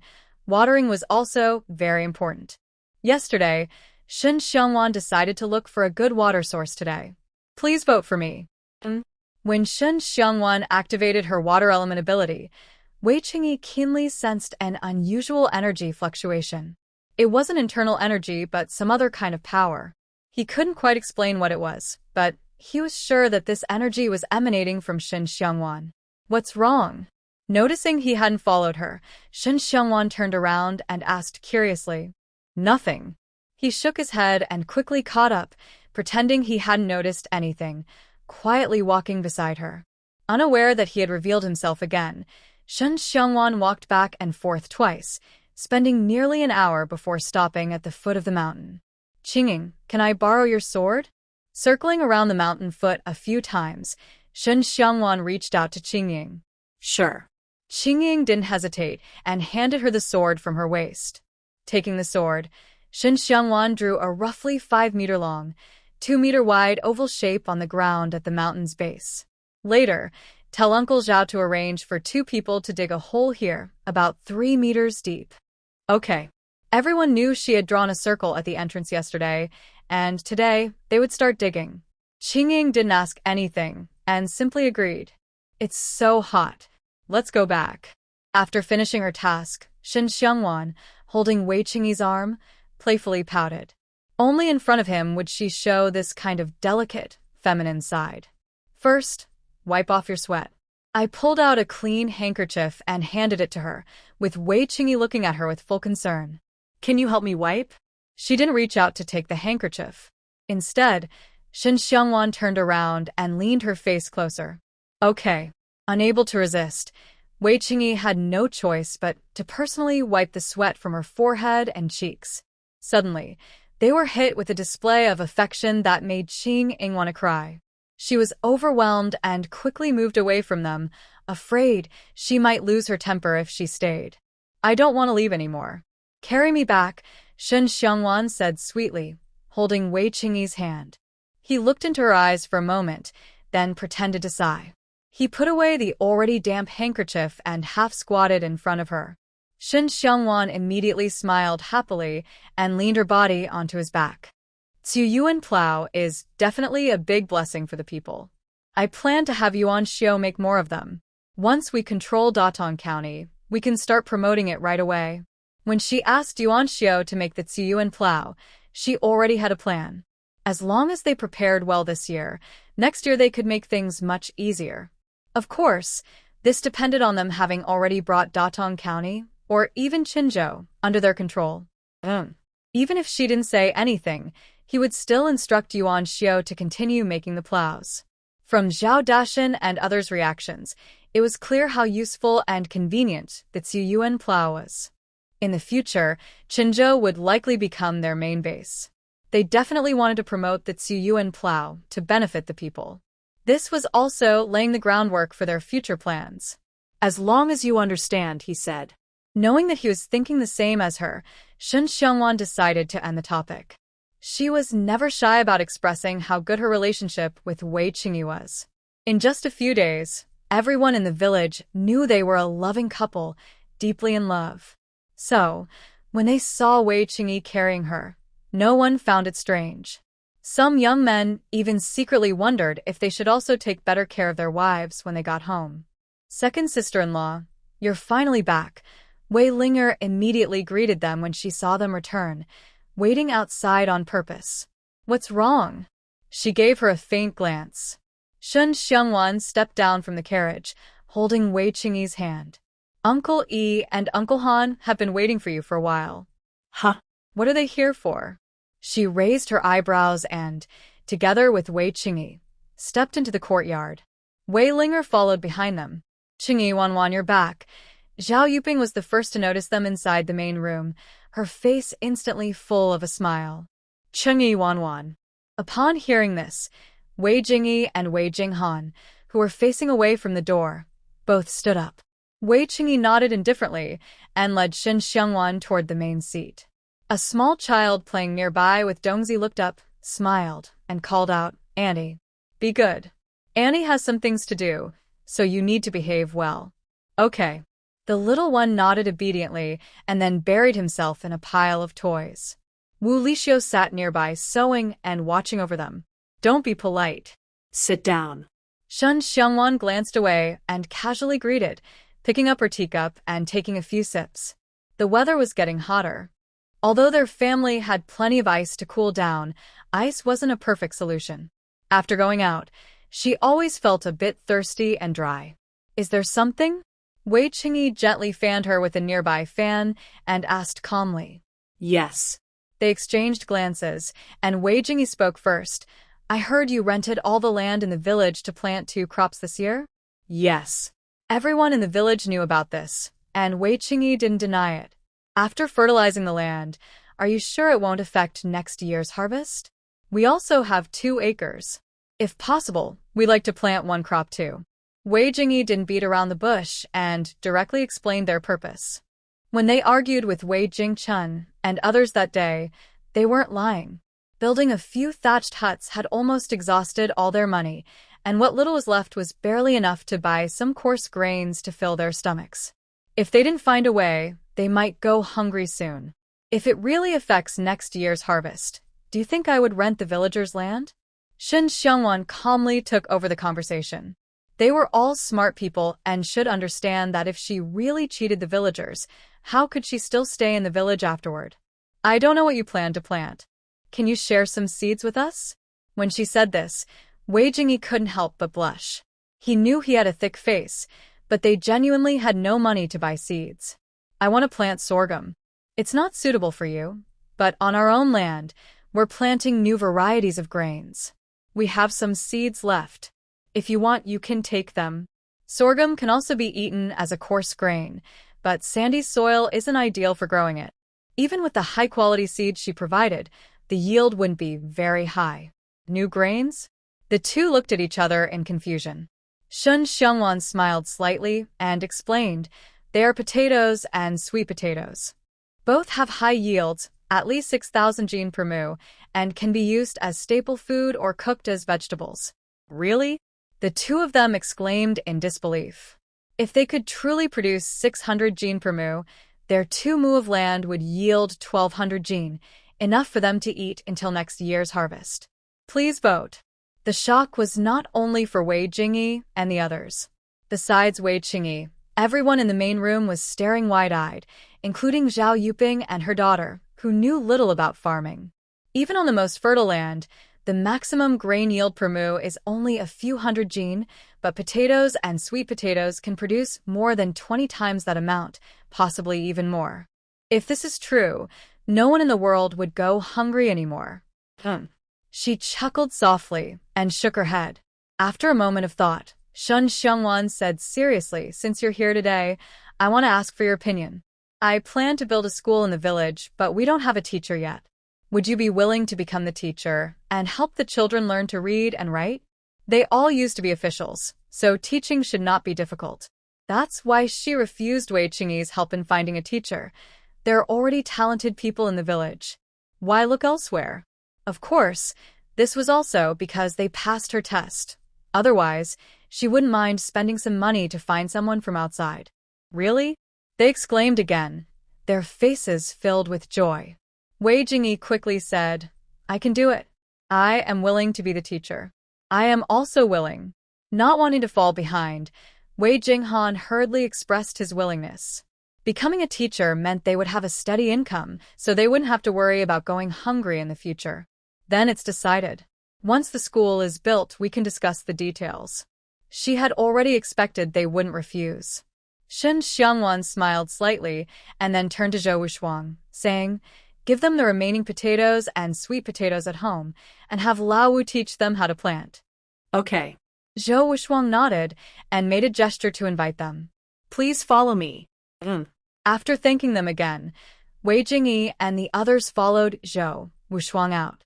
Shen Xiangwan hadn't had a chance to rest when she saw Yuan Shu bringing in a man who looked to be in his 30s, very sturdy, along with Zhao Dashan, who should be working in the fields. Madam, this is Farmer Yang. Yuan Shu led them straight into the main room. The farmer was someone the madam asked him to find, to castrate the little pigs. All right, wait for me a moment. She gave them a quick, patient look and then went upstairs. When she came back down, she was holding a wooden bucket filled with some medicine powder, along with 2 bottles of alcohol and rubber gloves. Let's go. She handed the bucket to Yuan Shu and led them toward the backyard.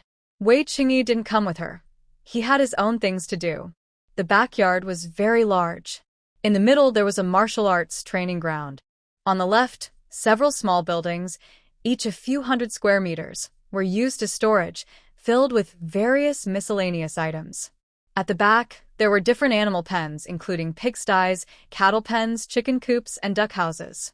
Currently, only the pigsties and cattle pens were in use. On the right, there was a large horse corral with dozens of fine horses, all serving as guards' mounts. Why are you looking for the butcher? Wei Jingyi, who had followed her into the backyard, asked curiously. His instinct told him there must be a special reason. If it was just about slaughtering chickens or sheep, their cook would be enough. Even if not, they had many guards. Why would they need to find someone outside?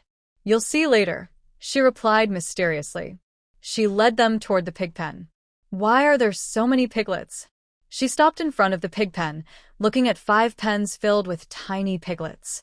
Wei Jingyi and Wei Jinghan were even more confused. Although they saw the piglets yesterday when the delivery arrived, they didn't expect so many. Pigs grow slowly. It takes about 2 years for them to reach 200 pounds. Plus, pork has a strong, unpleasant smell. Only very poor people who can't afford better food eat pork. What's wrong? Discriminating against piglets? She guessed what they were thinking and shook her head. Once I raise these pigs, you'll see how delicious pork is. Can I slaughter all these pigs and cut off half their tails? Can you do that? She ignored their questions and turned to ask the butcher. If necessary, she didn't mind doing it herself, just a bit more trouble. All castration and tail cutting? What kind of custom is that? The butcher was stunned for a moment. Wei Jingyi and the others looked equally confused, not understanding what she meant. Yes, all castration and tail cutting. Can you do it? She nodded patiently and asked again. Sure, I can do it. But why cut the tails off healthy piglets? We need to cut off a part of the tail. What if it dies? The butcher was also trying to be kind. Even if the piglet was cheap, it still costs money. It would be such a pity if it died. I have my reasons, don't worry. If it dies, I won't blame you. Also, I will pay 10 coins for each pig I handle. How does that sound? All right, let's start. Seeing that she wouldn't listen, the butcher didn't want to argue further. He leaned on the pig pen's fence and climbed inside. Wait. Seeing this, Shen Xiongwan quickly took out some alcohol from the bucket and handed it to him. Before cutting, use this to clean and disinfect the tools. Huh? Okay. The butcher was momentarily surprised but then took the alcohol and followed her instructions, disinfecting each tool one by one. Follow him. After he handles each piglet, you use alcohol to disinfect their wounds and then apply some medicine powder. Shen Xiongwan called over 2 rough workers and handed them the wooden bucket. Like humans, if pig wounds get infected, they rarely survive. She was waiting to slaughter pigs for the new year, so she didn't want them to really die. Yes, madam. The 2 rough workers took the bucket and, like the butcher, climbed into the pig pen. Squeak. When the butcher started, the piglets squealed sharply. The butcher was quick and skillful. He grabbed a piglet's backside, gently inserted the tip of the knife into the flesh, and carefully cut. The testicles were completely removed. Then he flipped the knife and cut off a part of the tail. The 2 rough workers caught the handled piglets and, following Shen Xiongwan's instructions, clumsily treated their wounds. Seeing this, the men nearby instinctively clenched their legs, feeling a cold sensation in their groin, as if their own parts might also be harmed. After a moment, Zhao Dashan, a bit stammering, asked, "Is this okay?" Yes. She nodded, seemingly unaware of their strange reactions. Please vote. Xiongwan, why do you want to castrate them? No longer watching how the butcher castrates the piglets, Wei Jingyi asked with confusion. The reason pigs grow slowly is because they think too much, always pondering about certain things. Castrating them means they will only eat and sleep every day. Naturally, they will become fat and strong quickly, and it also removes the gamey smell from the meat, making it tastier. Cutting off their tails is the same idea. This time, Shen Xiongwan didn't hide her intentions and explained directly. Although lamb and chicken are also tasty, she still prefers pork. Even though 100 pigs seem like a lot, her family is big, so she worries there might not be enough to eat. Really? There's such a thing? Both of them were surprised, then blushed. What does she mean by always wanting to do that? How can she say such things? But after this method, the piglets can really grow faster and better, and the meat won't have that strong, gamey smell. After castration and tail cutting, how long does it take for them to grow? Hearing their conversation, the butcher, who was handling the piglets, suddenly asked. Although he wasn't sure if it was true, he was very interested in Shen Xiangwan's words. If what she said was true, that castrated pigs grow faster and lose the strong smell, pork might become the people's favorite, and more people might start raising pigs. As the first person to handle the piglets, he wouldn't have to worry about a good life in the future. If well-fed, about 6 months should be enough to reach 2 or 300 gene. Shen Xiangwan didn't hide anything. Pigs are omnivores and eat almost anything, but in this era, people don't have enough food, so they mostly eat grass and feed. If they mix in future world feed, pigs can be ready for slaughter in about 3 months. Really? Half a year to reach 2 or 300 gene. The butcher was stunned, wide-eyed. They currently feed pigs that don't even reach 200 gene in 2 years. Why would she lie? If he didn't believe it, he could buy 2 piglets to try. He'd find out the answer soon enough. Knowing he wasn't doubting but simply surprised, Shen Xiangwan smiled slightly. Since she had arranged for someone outside to castrate the piglets, she wasn't afraid of him spreading the news. The people of the Tianqi dynasty are suffering too much. She wants to do something for them. If everyone could raise pigs, they wouldn't just get rich, but at least their tables would have more meat dishes. All right, I'll try it when I go back. Piglets are cheap, and the butcher isn't so poor that he can't afford to buy them. He immediately decided. If it works, it will be very beneficial for him. The butcher worked quickly and soon finished handling the piglets in one pigsty. Then he took 2 rough-handed servants and went into the neighboring pigsty. Later, I'll also have Lao San buy 2 piglets to bring back. Zhao Dashan trusted Shen Xiangwan very much and made the decision almost without thinking. Uncle Zhao, if you trust me, buy more pigs now. During the new year, we can slaughter them all. I will teach you how to make sausages and cured meat. Then, you can take them to the town to sell, which will bring in good money. Turning to look at him, Shen Xiangwan smiled and suggested, since they are not short of money now, buy a few dozen piglets. By the end of the year, they will be fat pigs. With some processing making sausages and cured meat to sell, the value could double. Earning a few silver coins per pig shouldn't be hard. Of course, it depends on whether he dares to take the risk. Sausages and cured meat? Zhao Dezhan was a bit confused and quietly started thinking about the possibility of buying many piglets. Yes, it's processed pork. Tomorrow I'll give you some to try, and you'll see how delicious it is. When she didn't mention it, it didn't seem so tempting, but once she did, she became quite eager. Next time she went to town, she needed to prepare some. All right, I'll go talk to your aunt about it. Grinding his teeth, Zhao Dezhan turned and hurried out. Shen Xiangwan wanted to call him but didn't get the chance, only able to shake her head helplessly. Maybe our families can pool money to buy 2 piglets? Seeing how excited they were, Wei Jingyi whispered to Wei Jinghan, not sure if piglets were expensive. Yeah, we'll ask about the price of piglets later. Who could resist the temptation of meat? Especially since it's a highly profitable kind. Their only concern was whether their limited money could buy piglets. If you want to raise pigs, I can lend you some money first. Huh? Shen Xiangwan's voice suddenly sounded. Both of them froze instinctively, looked at each other, and then Wei Jingyi said, "Thank you, Wanwan. We still owe you 100 taels of silver. If we keep borrowing, when will we ever pay it back?" Most importantly, he didn't want to become like Wei Jingchun and others, who only took and drained others. Wanwan was right. Our family doesn't owe them anything. Without our family, how many people in the imperial city would care about them?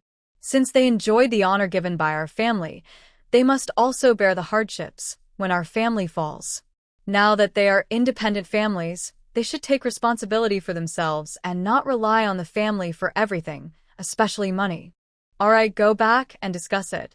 If you need anything, just ask your mother directly. They are truly sincere, not just making excuses.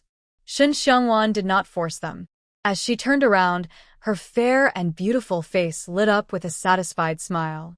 The Wei family isn't entirely full of bad people either. The strong workers in the village are either helping the Wei family farm or digging ditches. The people hired from the county are responsible for building houses and schools.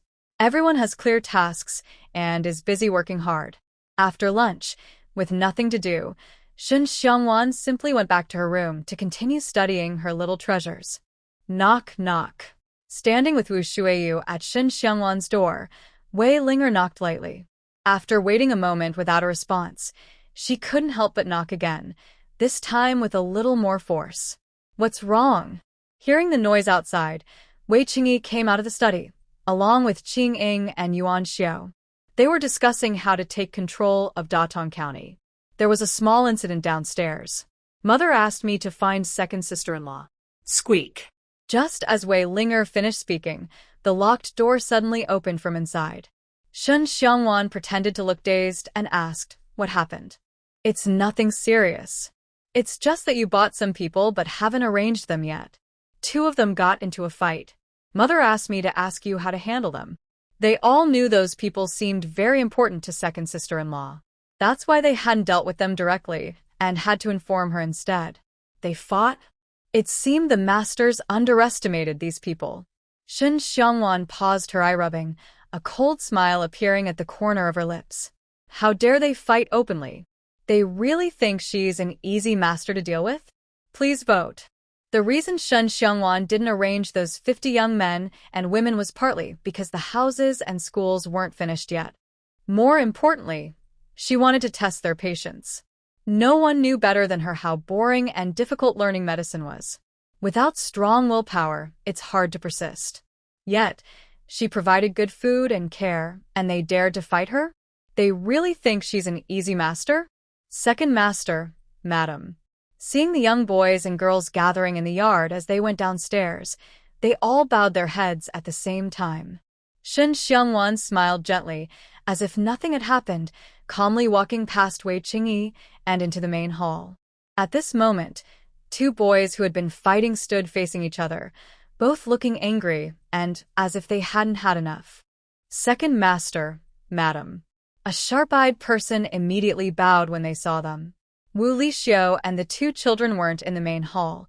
They probably went out to play in the village. Compared to that, the 2 fighting boys held their heads high, seeming to be sulking, but it was also a way of showing they didn't take them seriously. Tie them up. As they passed by, Wei Qingyi said coldly, "Yes." Behind him, Qing Ying whistled, and in the blink of an eye, several guards appeared in the hall. He pointed, and the guards understood immediately, walking toward the 2 boys with silent coordination.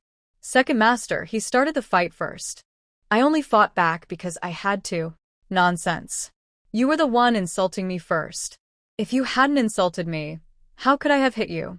Seeing the guards really about to tie them up, the boys hurriedly explained. Even now, they kept blaming each other, showing they didn't have the awareness of being servants, or perhaps they thought the master's kindness was weakness. They didn't see themselves as servants at all. So what? Sitting with Wei Qingyi at the main seat, Shen Xiangwan looked at them with a half-smile. "Why you fight doesn't matter to us." Her tone was cold, not because she didn't want to ask why they fought, but because of their attitude, she saw no point. They were her purchased servants, not honored guests she invited. Now they clearly didn't understand their roles, so how could she expect their loyalty? She was too lazy to train people like this who didn't know their place. "Madam?" They looked at her in surprise, unable to understand the situation. An inexplicable anger rose in their hearts. But, tie them up. Do I need to say it a 3rd time? Unwilling to care about their thoughts, Shen Xiangwan's gaze darkened, and she gave a cold command again. "Yes." A few guards shivered and, while the boys were still stunned, quickly tied them up. The madam was obviously angry. They didn't want to offend her. "Madam, I was wrong. I didn't mean to fight. Please forgive me this time. I know I was wrong too. I won't do it again. Madam, please spare us." It seemed their minds finally cleared. Neither of them dared to keep up their arrogant attitude, and both knelt down together, begging for mercy. They weren't fools. They knew that if the lady didn't ask questions before tying them up, punishment was surely coming. They really didn't want to be whipped. "How dare you!" Slap. Qing Ying shouted sharply and suddenly appeared, giving one of them a big slap. The 2 were hit so hard that their heads tilted to the side, blood trickling from their mouths. Their cheeks turned red and swollen. Seeing this, the other young boys and girls couldn't help but shrink back. They had always thought the master's family was kind and gentle, otherwise they wouldn't be fed and taken care of so well. But now they realized that the master's family might not be as simple as they seemed. Servants should act like servants. Who allowed them to call the master me in front of the lady? Did they really think that the second master and the lady only tied them up because of a fight? Qingning looked down at them with a mocking sneer. Servants are just servants. Without special mercy from the master, they must call themselves servants or maids. Seeing them and still calling out me, they clearly didn't respect the second master and others. It was as if they wanted to be equals with them. Qingning didn't know whether to scold them for being stupid or praise their bravery. Isn't that right? The two of them looked up at him at the same time, clearly believing exactly that. Qingning saw through their thoughts immediately. He shook his head in disbelief. Who had ever seen such foolishness? Send them back to the pawn shop and tell manager Sun, I don't want such stubborn servants. He took out their contracts and decided to deal with them in the simplest, most direct way. No, sir, the servants know they were wrong. Please, madam, forgive us this time. We won't dare again, madam. Please don't sell us. It proved they weren't completely unaware of respect and humility. When they saw they might be sold, they both knelt and begged for mercy. Before, they thought they'd just get a beating, but now they were terrified.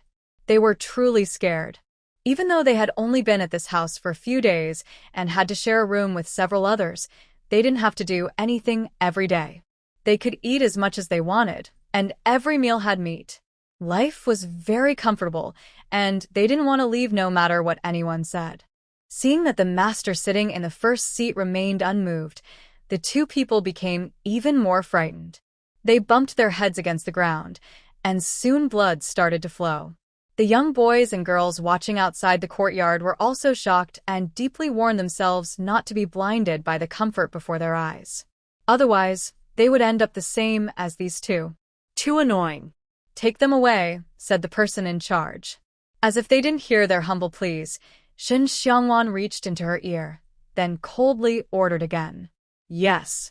The guards immediately sealed their mouths, grabbed the back of their clothes, and dragged them out in front of everyone, like dragging a dead dog. Is there anyone else who has the same idea as them? I can let you all go together, Shen Xiangwan said as she stood up and looked over all the young boys and girls present. She knew very well that the two fighting people were just the ones who spoke out first. Surely, there were others who saw their kindness and thought they could bully them, but they just hadn't shown themselves yet. The servants dare not. Hearing this, everyone knelt down and bowed their heads in unison. Regardless of whether they were sent back or how the guards would deal with them, the conditions here were much better than the guards' place. Moreover, they had heard that the lady was building a school to help them learn to read and write. Such an opportunity was rare for them. How could they miss it? After those two tested the waters, they dared not act recklessly again. Since you are all willing to stay, remember your status. If anyone is unclear, beat them and sell them, Shen Xiangwan warned again. Then she turned around and left with a flick of her sleeve. She provided for them well, but it seemed to have awakened some people's greed, making them restless. If that was the case, she didn't mind giving them some work to do and let them understand what it means to be a servant. Please support with votes. The next day, Shen Xiangwan handed the boys over to Yuan Xiu to arrange for them to dig channels or build houses. As for the girls, she gave them to Zhou Wushuang to make clothes for the guards. Anyone who dared to slack off would have their legs broken and be sold. Only then did they realize whether Shen Xiangwan was truly kind or not. Because of Shen Xiangwan's suggestion, Zhao Dashan bought 50 piglets at once. His two brothers also bought 20. The villagers wanted to join in but were afraid of losing money. They were too poor to take the risk, even if the piglets were cheap. That's how things are. Can you think of a way to help Uncle? That day, Zhao Dashan went to find Shen Xiangwan again and told her about the villagers' situation. He knew it was a bit difficult for her, but seeing how conflicted the villagers were made him feel uncomfortable too. Shen Xiangwan didn't respond immediately. Instead, she looked down and thought. If they could get the villagers to start raising pigs together, and if they had a successful example, it might be easier to promote this idea in Datong County or even within Qinzhou in the future. Uncle, about castrating piglets so they grow faster. I can't prove that yet. If they aren't in a rush, they can wait a month or two. By then, we should see some results. If it's just the smell of the pigs, I have a way to eliminate their worries. Really? Hearing this, Zhao Dashan jumped up excitedly. He knew she had a solution. For some reason, he trusted her completely. That's why he insisted on buying 50 piglets at home, despite the objections. Yes, Uncle Zhao. I can solve the remaining problems by this afternoon. If they still don't want to start, there's nothing more I can do. Not wanting to get his hopes too high, Shen Xiangwan warned him seriously. She could only do so much. Whether they took a chance or not depended on the villagers themselves. Even if they missed this opportunity, once they saw their pigs go to market, they could start raising pigs too. But everyone knows that the first person to try and the followers will earn the most. It's obvious to even a fool. All right, I'll go back and explain everything to them. Juan, I really thank you. He could clearly feel her sincerity. Zhao Dashan's eyes welled up with tears as he bowed deeply to her. Uncle Zhao, if you keep doing that, I might not welcome you here anymore. Shen Xiangwan quickly helped him up. She chose to help because she had her own reasons, but she couldn't accept such a heavy gift. After this time together, she saw that Zhao Dashan was honest and straightforward, and she was willing to build a good relationship with him. Okay, I won't be so polite in the future. He rubbed his slightly sore eyes and grinned. That's the spirit, Uncle Zhao. I don't see you as an outsider, Shen Xiangwan said, then sat back down. 1. How are you going to solve the smell problem? Suddenly remembering this issue, Zhao Dashan asked eagerly. That's something you'll find out later. Winking playfully, Shen Xiangwan deliberately teased him to make the villagers believe that pork can be without a strong smell. The simplest way was to let everyone eat pork that had no odor. She planned to go back to her space later, have number 2 slaughter 2 pigs, and then pretend to bring the meat from the county. She would distribute 1 gene, about half a kilogram, to each household, and they would naturally understand then. Since every household in the village had someone helping her, it was like she was helping them improve their meals. You're quite something. Zhao Dashan was momentarily stunned, then he chuckled and pointed at her from afar. That's a problem for you.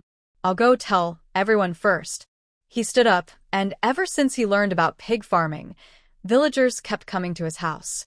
There were still quite a few people waiting for him now. All right, I'll prepare later, and then I'll have my family call you. Shen Xiangwan also stood up.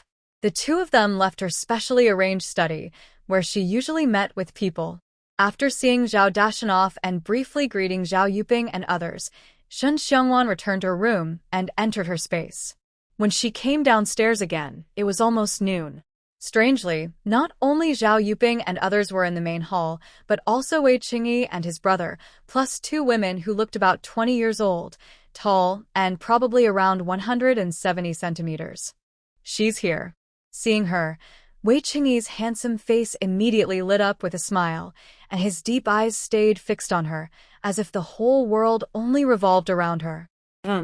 She walked over and sat beside him, then looked at the 2 women. Who are they? If she wasn't mistaken, they should both be innate experts, not weaker than those guards. Her name is Shen Xiangwan. She's my wife. Without answering her question directly, Wei Qingyi held her and said in a deep voice. Hearing this, the 2 women stepped forward, both clasped their fists and knelt on one knee. Yuan Yu, Yuaning, greets the lady. Get up. She gestured for them to rise. Shen Xiangwan turned to look at Wei Qingyi. She probably guessed his meaning but still needed him to confirm. From now on, they will be responsible for taking care of and protecting you. She took his hand gently and asked softly, Yuan Yu and Yuaning are also war orphans like the guards. The Weiyang prince's residence gave them a second life and taught them martial arts. Not only can they protect themselves, but they can also help others. Their loyalty is unquestionable. When she bought the servants that day, everyone who served her mother and Linga was purchased, except for herself. He didn't say anything on the surface, but that same day, he sent a message for them to handle their affairs and report back. Every family has a little daughter-in-law, and his family's daughter-in-law should have one too. Are they siblings with Yuan Xiao and Yuan Shu? Seeing the two who had already stepped back to the side, Shen Xiangwan leaned over and whispered in Wei Qingyi's ear, "No." Upon hearing this, Wei Qingyi couldn't help but laugh. Their names were all chosen by our grandfather. They just happened to all have the surname Yuan. If you want to be precise, it's not just a coincidence. The Yuan surname is quite common in the eastern border town, with at least a third of the population sharing it. That's why this coincidence exists. Alright, from now on you'll follow me. Qing help them find a place to stay. Since it was his kind intention, Shen Xiangwan didn't refuse and simply gave the order. Yes. The three of them nodded and bowed in unison, then quickly left. Zhou Wuxuang saw this and hurriedly asked the cook to serve the dishes. After this delay, it was almost noon. Usually, they would have already finished lunch by now. Please support with votes. This meat looks so white and clean, it really makes me hungry. Exactly. I heard it's made according to what Wei's young wife said. After castration and tail removal, they raised it. There's no fishy smell at all. Really? Then we might really be able to raise pigs in large numbers. Who knows? Even if there's no fishy smell, who can guarantee it will weigh 200 or 300 jin in just half a year? The Wei family came from the imperial city. I heard they used to be princes. Their methods must be effective. If this meat really has no fishy smell, I plan to buy dozens of piglets, just like the village chief. Wei's young wife is really kind. She even shared meat with every household. It was around the afternoon, around the time of the Shen hour. The open space outside the Wei family was full of people, all staring eagerly at the pile of pork on the long table in front. This was the pork that Shen Xiangwan had recently pretended to bring back from the county town. She had her second brother kill 2 large pigs, each over 300 jin. After removing the offal and ribs, there was at least 400 jin of meat. She planned to give 1 jin to each household and use the rest to cook a big feast for everyone. Everyone quiet down. Soon, Shen Xiangwan and Wei Qingyi came out of the house together. After making sure no one was talking, she raised her voice and continued, "I believe Uncle Zhao has already told you. The pork I'm about to distribute was raised using a special method that involves castration and tail cutting. It's not only fat and juicy, but also has no strong smell. The meat is very good, just as tasty as lamb, chicken, or fish. If you want, you can try raising pigs too.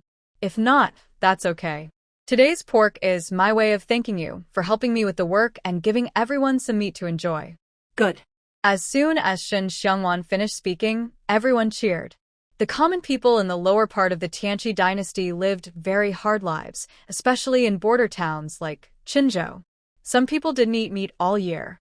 Whether they decided to risk raising pigs or not, today's meat was definitely a blessing they wouldn't miss. Let's start distributing the meat.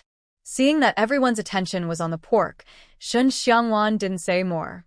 She turned to the guards responsible for dividing the meat, like swooping, and told them what to do. She had already done her part. If they still didn't dare to take a chance, that was their problem. In the future, if they regretted it, they couldn't blame her. Every household had their share. Everyone lined up patiently, one by one. Afraid the villagers might get restless, Zhao Dashan stepped forward. Before this, he hadn't expected Shen Xiangwan's plan was simply to distribute meat to each family. He was shocked when he found out. His heart was full of gratitude, and he almost couldn't hold back tears. They had truly met a kind benefactor.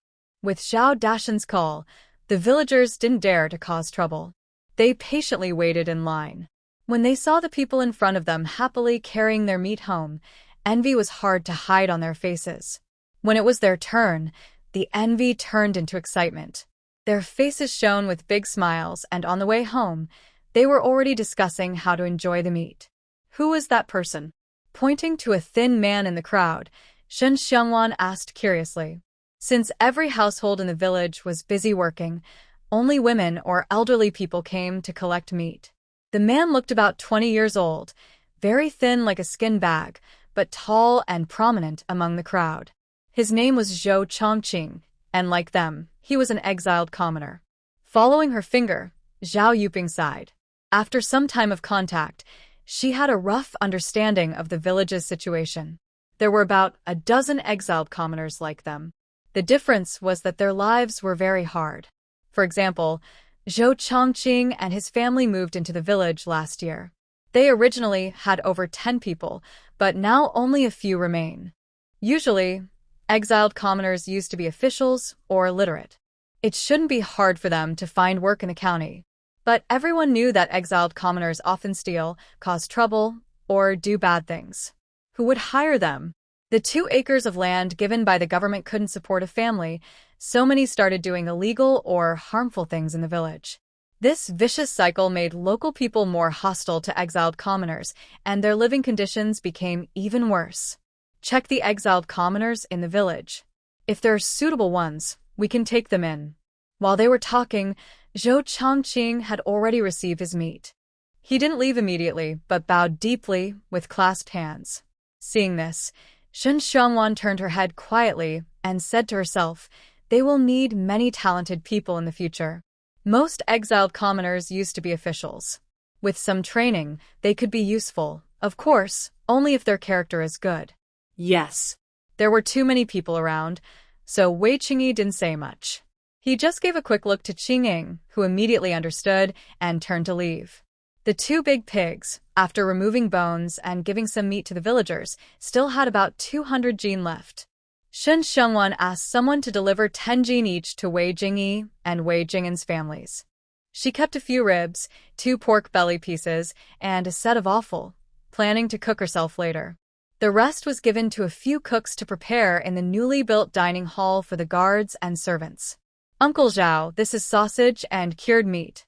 The sausage comes in 5 spicy, and Cantonese flavors. Just boil and slice to eat. Take some home to try each flavor. If you like them, I'll teach you how to make them later." While Zhao Dashan was still here, Shen Xiangwan took a bamboo basket and handed it to him. Inside were about a dozen sausages and 2 pieces of cured meat, all taken from her space. That many? Seeing the meat in the basket, Zhao Dashan frowned. "That's a lot of meat." "All right, Uncle Zhao, don't be so polite. It's getting late, and I need to go back and cook." She forcefully handed him the basket and turned to leave. By the time Zhao Dashan reacted, she was already walking back into the house holding hands with Wei Qingyi. That evening, Shen Xiangwan cooked herself. Garlic ribs, braised pork with preserved vegetables, green pepper shredded pork, liver and kidney stir-fry, braised fatty intestines, and tomato egg drop soup. She also sliced some sausages and cured meat. The tempting aroma made Wei Qinghe and others, who were initially unsure if pork was safe to eat, become very hungry. They all ate an extra bowl of rice. That night, not only did they eat a lot, but the guards also leaned against the wall exhausted. Everyone secretly decided to keep a close eye on those piglets. Whether they could still enjoy delicious pork depended entirely on those little pigs. Please vote. After eating the pork without any fishy smell, many villagers decided to raise pigs. Suddenly, piglets in Datong County became very popular. Traders had to rush to neighboring counties to buy piglets. Of course, some people still hesitated, worried about risks, and only bought 1 or 2 pigs. But neither Zhao Dashan nor Shen Xiangwan worried about this. They did everything they could. Whether they could seize this opportunity was up to the villagers themselves. They couldn't control everything. Additionally, after discussing, the Wei family and the Wei family's 2 brothers borrowed 10 taels of silver from Zhao Yuping. Like Zhao Dashan, each family bought 50 piglets. Uncle Zhao. According to her plan, the 300-strong workers had fertilized and plowed all the land within 3 days. Today, they officially started planting. Shen Xiangwan personally used a cart to deliver sorghum seeds to the fields, accompanied by Yuan Yu and Yuaning. "Wanwan, why did you come personally?" Not far away, hearing her call, Zhao Dashan hurried over, dropping his work to greet her. He also waved for 2 strong workers to help unload. "Isn't it just idle time?" she replied casually. Shen Xiangwan looked past him at the busy workers in the field and asked, "Uncle Zhao, how many days will it take to finish planting?" It is now the end of June. If possible, She hopes to finish planting everything before July. The growth cycle of sorghum is 3 to 4 months. If planting is completed before July, the harvest will be around mid-October. Planting is different from plowing. It requires making holes, filling seeds, covering the soil, and watering. It takes at least 10 days. After a brief mental estimate, Zhao Dashan slowly said, "Planting is a careful task. It can't be done as quickly as large-scale plowing, especially since we have oxen to help with the tilling." 10 days? Shen Xiangwan frowned slightly, almost unnoticeably. This time is a bit longer than she expected. Is there any way to improve planting efficiency? Oh, right, I almost forgot about that thing. Suddenly slapping her forehead, Shen Xiangwan's face lit up with a smile. She thought of a way to increase planting speed. "Madam? Wanwan?" Seeing her, Yuanyu, Yuaning, and Zhao Dashan all looked at her with concern. Her sudden surprise was quite startling, wasn't it? "It's nothing. Waving her hand, Shen Xiangwan calmly changed the subject. "Uncle Zhao, have you finished digging the pits at the foot of the mountain?" Yes, we just finished digging them yesterday. Do you want to go see?" "Let's go." Without hesitation, Shen Xiangwan turned and headed toward the mountain. Yuanyu, Yuaning, and Zhao Dashan followed closely behind her. Zhao Dashan briefly instructed some nearby people and then also followed. He didn't know why Shen Xiangwan wanted them to dig the pits. These days, he's been busy helping villagers buy piglets and supervising the work in the fields. He hadn't gone to see the pits himself. "What's that?" Before they reached the digging site, the moist soil on the ground caught their attention. Following the damp tracks, they saw that the dug pits were already filled with water and even overflowing. Shen Xiangwan's smile became even brighter, but Zhao Dashan's eyes widened in disbelief, unable to believe what he was seeing. How can there be so much water? He hurriedly rushed to the water-filled pit, so shocked that he couldn't speak properly. Their village struggles with water, mainly because they only have 2 wells and often can't find enough water sources. But unexpectedly, the pits Shen Xiangwan had them dig were filled with water overnight and even spilled over. This was simply unbelievable. It seems the water source here is indeed abundant. Looking at the water pit and then at the damp ground, Shen Xiangwan nodded with satisfaction. After several rounds of investigation, she found that the underground water source in Yong'an village was very abundant, but it was buried quite deep. Unless a deep well was drilled, it was impossible to access the water. She had searched for this place for a long time before finding it. As for the area in front of their house, before they bought the land to build a house, it was completely a barren area. Who would have thought that digging just a few meters down could find water? Wanwan, how did you know we could find water here? Zhao Dashan asked quickly, surprised. If the water source here is so plentiful, could they dig a few more pits? Then they wouldn't have to worry about watering crops anymore. The river outside the village always had little water, often drying up over the years, which caused crops to often fail or even yield nothing. That was one of the reasons they were so poor. I found out naturally through detection, Shen Xiangwan replied without explaining how. She then helplessly said, "Uncle Zhao, we've already checked carefully. Only this area here is likely to have water. Other places, unless you dig a deep well, it's hard to find water." "Oh, I see." A strong wave of disappointment washed over Zhao Dashan. His straight back seemed to bend a little.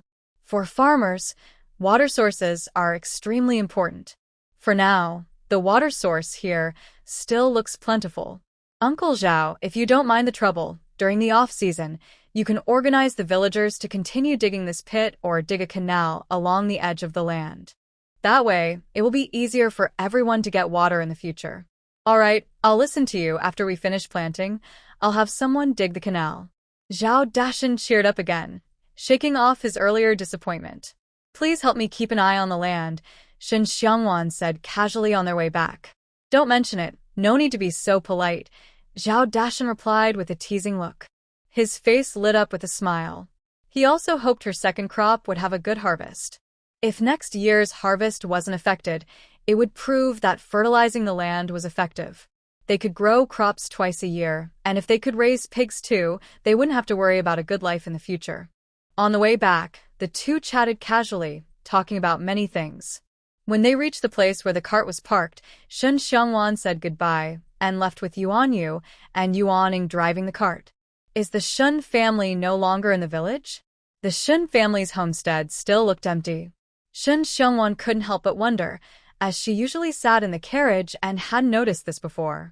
I heard they asked the village chief to exchange their land and move to the front of the village.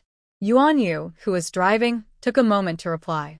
Although she had only just arrived here, she had already gathered all the necessary information, including the complicated relationship between the lady and the Shen family. Oh, really? Hearing this, Shen Xiangwan sneered. Shen Xiangyang was smart enough to stay far away. That was good. As long as they didn't bother her, she had no time to deal with them. Everyone kept to themselves, as if they didn't know each other. Please vote for me. Because they had enough people, in just a few days, Shen Xiangwan arranged for Yuan Xiao to dig a rough canal. Before it was fully dug, water might leak out, so she marked the area without digging too deep. Meanwhile, the new houses and school were under rapid construction. If all went well, the school could be finished by mid-July at the latest. Yuan Yu, find someone to make as many as possible quickly. I have a big use for them. Back home, Shen Xiangwan quickly drew a diagram and handed it to Yuan Yu. It was a seed sowing tool called a plow, similar to a curved plow, an essential farming tool during the agricultural era. When planting, a cow would pull the plow, which would open a trench in the prepared land, plant seeds, and cover them with soil. All at once. It saved time and effort, with a capacity of planting about 1 hectare per day. Understood. Looking at the diagram, Yuan Yu was puzzled, but didn't ask questions. She turned and left the study. Second sister-in-law, do you have time now? Outside the study, Wei Linger leaned her head through the doorframe, her cute face full of mischief. Come in. Shen Xiangwan beckoned, smiling faintly. Why aren't you sewing with your mother and them? They often did needlework in the main hall, making clothes and handkerchiefs for others. Shen Xiangwan believed she was good at sewing and could handle any needle, except for embroidery needles. Those seemed to hate her. She'd only her fingers and couldn't do much else. Before, she only bought ready-made clothes from shops. Is there something you want to ask me? Whispering softly, Wei Linger leaned over and rested her head on the table. Second sister-in-law, when will you teach me martial arts? Huh? Shen Xiangwan was momentarily stunned, then suddenly slapped her forehead. Sorry, I forgot. Second sister-in-law. Knowing what was happening, Wei Linger immediately put on a small, sad expression. Seeing this, Shen Xiangwan quickly said, Sorry, it's my fault. I really don't know martial arts. That little self-defense skill can only handle ordinary people. How about this? I'll ask Yuaning to teach you. She supported girls learning martial arts. Otherwise, she wouldn't have agreed. She had been very busy these days, and whenever she had a little free time, her mind was full of those little treasures, so she hadn't thought of this. Really? Hearing this, Wei Linger looked at Yuaning with a pitiful expression. Yuaning, would you be willing to teach me? She didn't mind who taught her, as long as she could learn. Okay. Yuaning wanted to refuse, but after receiving her lady's encouraging wink, she had no choice but to nod. Thank you, Sister Yuaning. Don't worry, I'm not afraid of hard work. I'll learn with all my heart.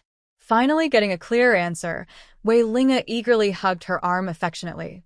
Yuaning felt a bit uncomfortable and kept looking at Shen Xiangwan for help, but she just leaned back in her chair, smiling indifferently. Unable to resist Wei Linger's pleading, Yuaning repeatedly confirmed that Shen Xiangwan wouldn't go out, then she went back to her room with her to teach her martial arts. Shen Xiangwan, free for a bit, returned to her space.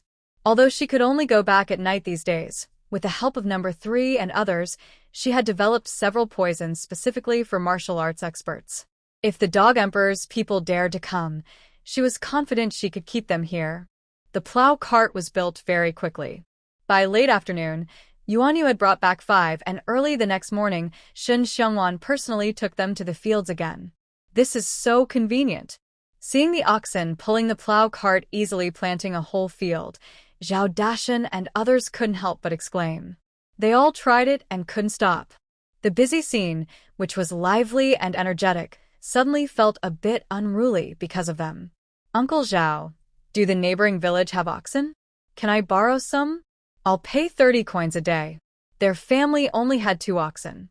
Buying more just for this one planting would be too wasteful, so Shen Xiangwan thought about renting instead. I'll go ask now. Look at the remaining plow on the ground. Zhao Dashan immediately decided to do it and turned around to leave the village. Recently, their village's pig-raising issue had caused a lot of fuss. The village chiefs from neighboring villages had come to him one after another. He didn't hide anything and shared with them the methods of pig-raising. He thought it wouldn't be hard to borrow some oxen from them. Wait, Uncle Zhao, Shen Xiangwan quickly called out to him. Seeing his puzzled look, she took 2 more steps forward and continued. Uncle Zhao, I know oxen are precious, and most people wouldn't easily lend them. You can tell them that if they are willing to lend us the oxen, once the village school is built, their children can come to study there. They won't need to pay tuition, only a small fee for using brushes, ink, paper, and inkstones. It's often said that it's hard for children from poor families to succeed, and this was even more true in ancient times. As she knew, nowadays, children not only had to pay expensive tuition fees, but also had to give festival gifts to their teachers during special times. Additionally, the prices of books, brushes, ink, paper, and inkstones were ridiculously high. Ordinary poor families simply couldn't afford to send their children to school, let alone expect poor families to produce talented children. All right, I will make it clear to them, she promised. With her assurance, Zhao Dashan felt more confident about borrowing the oxen. Watching his figure walk away into the distance, Shen Xiangwan was silent for a long time. She could clearly sense the change in his mood after she mentioned that children could study for free. The saying among all trades, only learning is high, was especially true in ancient times. For poor families, the opportunity to study was truly precious, wasn't it? Ugh. Bang. On their way back, a figure suddenly ran out and directly collided with the carriage. Even though Yuanyu had already pulled the reins tight, the horse's hooves still hit the person. The man staggered backward and fell to the ground, unconscious. Oh no, I hit someone, a passing woman screamed, and many villagers came out of their houses. Madam, are you all right? It seemed she didn't notice the people around and didn't pay attention to the man they hit. Yuanyu, who was driving the carriage, only looked at Shen Xiangwan with concern. I'm fine. Get down and take a look. Shen Xiangwan shook her head and was the first to jump off the carriage. She glanced at the gathering villagers and strode toward the man lying unconscious on the ground. Is it him? If she remembered correctly, his name should be Zhou Chongqing. Seeing his pale, handsome face with no trace of blood, Shen Xiangwan frowned slightly, almost imperceptibly. She squatted down to check his pulse. Madam, Chongqing, brother. In January, just as the warning and a few calls sounded, the next moment, a girl who looked about 17 or 18, along with 2 small boys, rushed out and seemed ready to pounce on Zhou Chongqing. Please vote for me. Wait. She quickly stepped in front of them, her face serious as she said, Don't touch him for now. We need to check if he has internal injuries. Without waiting for their reactions, she crouched down. Madam, it's fine. Yuanyu wanted to stop her again, but Shen Xiangwan gave her a reassuring look and reached out to check Zhou Chongqing's pulse on his right wrist. What's going on? Why is the young master from the Zhou family lying on the ground? He was hit by the carriage of Mrs. Wei's family. I saw it with my own eyes. That was a pretty hard hit. He's unconscious. Exactly. The Zhou boy was already in poor health, and this time, Mrs. Wei's family might get into trouble. At worst, they'll just pay some money. They have plenty of it. Why are you speaking so harshly? Am I wrong to say that? Hearing this, the women gathered around started whispering and discussing. Most of them looked worried, but a few were openly gloating, their words full of schadenfreude. Shen Xiangwan, who was checking Zhou Chongqing's pulse, glanced at the woman who was most excited, but said nothing. She only silently remembered her face. Mrs. Wei, how is Chongqing? From their conversation, Shun Xiangwan learned her identity. She comforted the two children, holding her breath and asking carefully. She knew they had hit Chongqing, but now wasn't the time to talk about that. She just wanted to know if Chongqing was okay. He's very ill. If I'm right, he's been coughing up blood recently, right? She stood up, her brow slightly furrowed. The other person hadn't fainted because of the carriage accident, but because of his own illness. He had a serious lung disease, likely caused by a delayed treatment after a cold. It had worsened to the point of coughing up blood. In this era, probably no one could cure it. Yes, he was coughing blood again today. Mrs. Wei, can you treat him? The girl clearly understood his condition and asked excitedly. Well, she could definitely treat him, but why would she want to? Shin Xiangwan looked at her calmly, with no intention of continuing the conversation. clang. The girl was not foolish. Suddenly, she knelt before him and said, Madam Wei, please save Chongqing. As long as you save him, I am willing to serve you as a servant for my whole life. After speaking, the girl kept kowtowing on the ground. Even as her forehead bled, she did not stop. Big sister Yunzheng. Seeing this, two young boys cried and stepped forward. The smaller one, who looked about 6 or 7 years old, bravely tugged on Shin Xiangwan's sleeve and tearfully said, Beautiful sister, please help big brother, okay?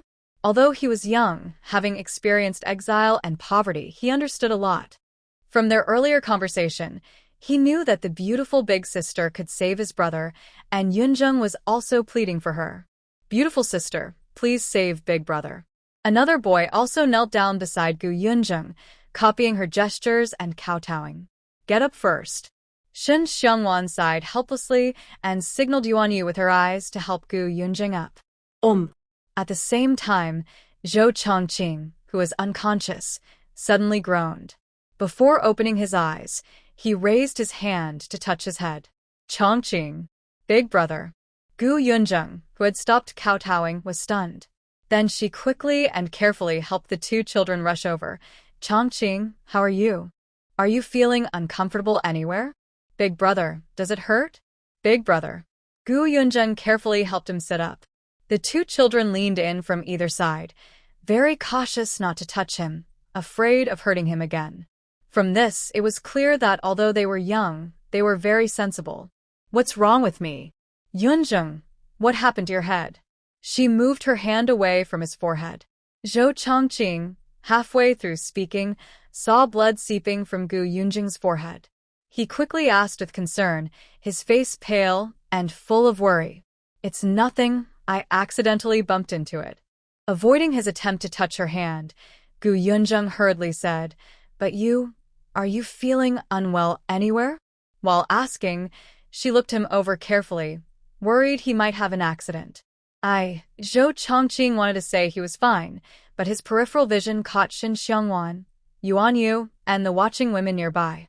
It seemed he suddenly remembered what had happened earlier and struggled to get up from the ground.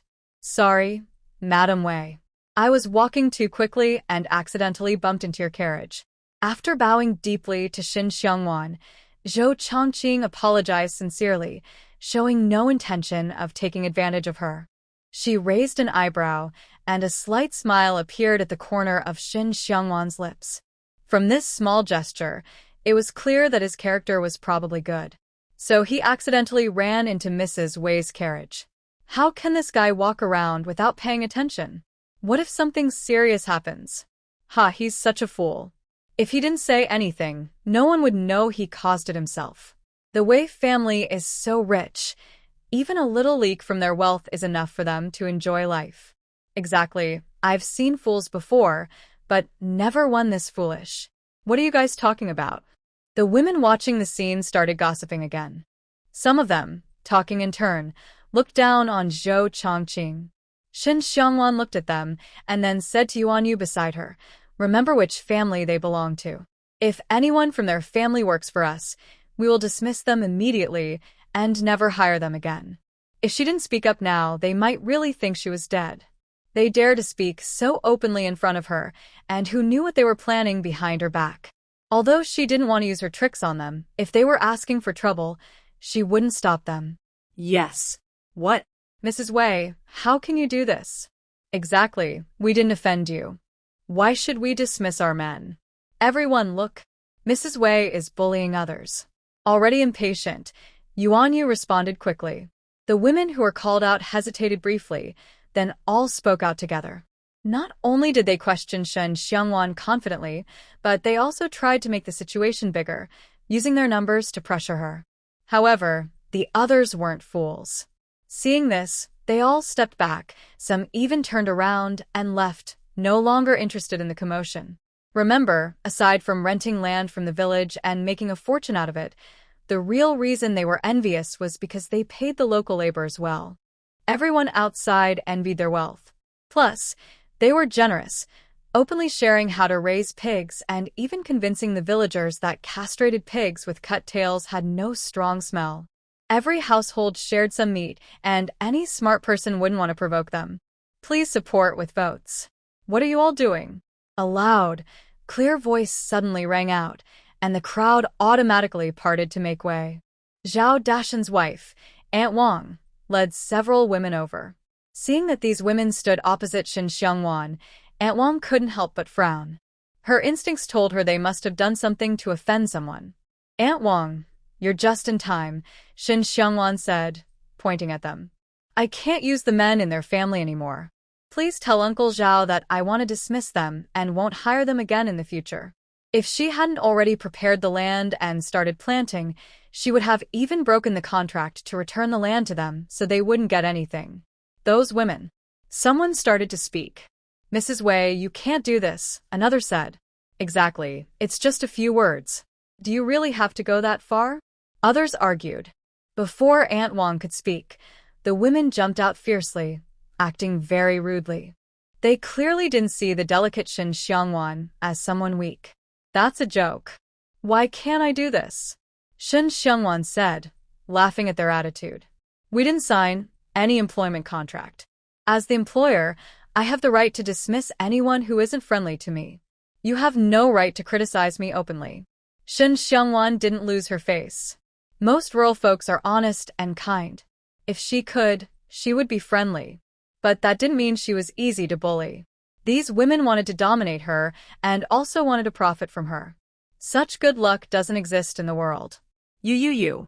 One of them stammered, clearly surprised by her sharp words. The women trembled with anger, pointing at her but unable to say anything. Enough, Aunt Wang shouted, unable to watch anymore. After giving them a warning glare, she turned to Shen Xiangwan and said, Wan, don't argue with them. Later, I'll tell old Zhao to have the men deal with them. As for the employment issue, maybe. Aunt Wang, there's no need, Shen Xiangwan cut her off firmly. It wasn't that she didn't want to show respect, but she knew people's bad habits too well. If she backed down today, such things would happen again and again. She didn't want to be disgusted repeatedly. Since they dared to stand out, she wouldn't hesitate to teach them a lesson. All right then. Seeing her firm attitude, Aunt Wang had no choice but to give up. She secretly thought that she should talk to old Zhao later and ask him to remind each household to watch their talkative wives, to prevent the same thing from happening again. Your lung disease is very serious. If you don't get treatment immediately, you can only live for about 3 more months. After dealing with those women, Shen Xiangwan turned to look at Zhou Chongqing. Is it really true?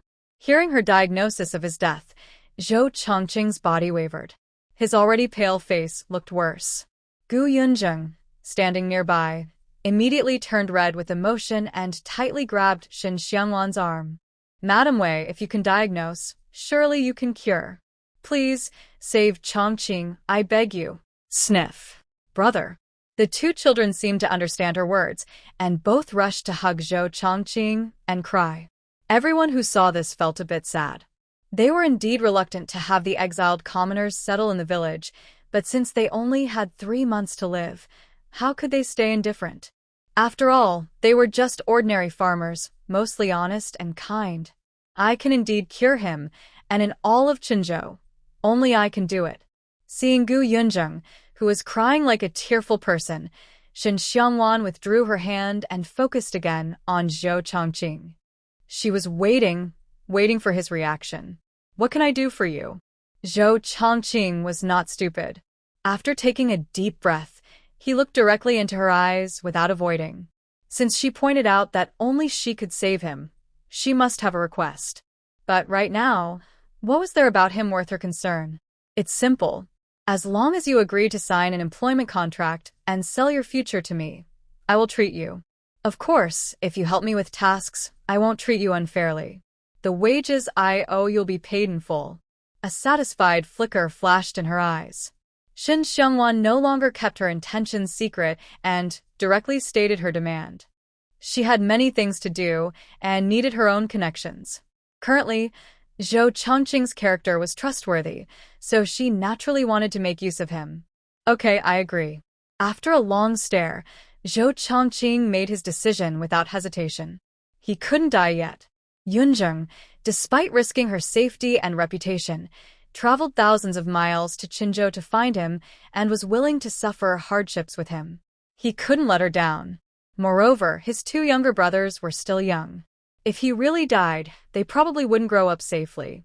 Aren't you afraid I might make you do things like murder or arson? Raising an eyebrow, Shin Xiangwan half-jokingly and half-seriously tested the situation. So what if I do? Surprisingly, Zhou Chongqing's reaction was very calm, almost unreal, but he clearly conveyed a message to Shin Xiangwan. Even if she asked him to commit crimes, he wouldn't frown. It seems you are already somewhat prepared. Very good. Get in the carriage and come back with me to the Wei family first.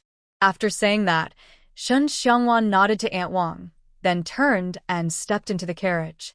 Let's go. He gently embraced Gui Yunzheng, while Zhou Chongqing took hold of his two younger brothers. The group quickly set off in the carriage, leaving behind women who lingered for a long time. They were all somewhat stunned by Shin Xiangwan's strong and decisive attitude.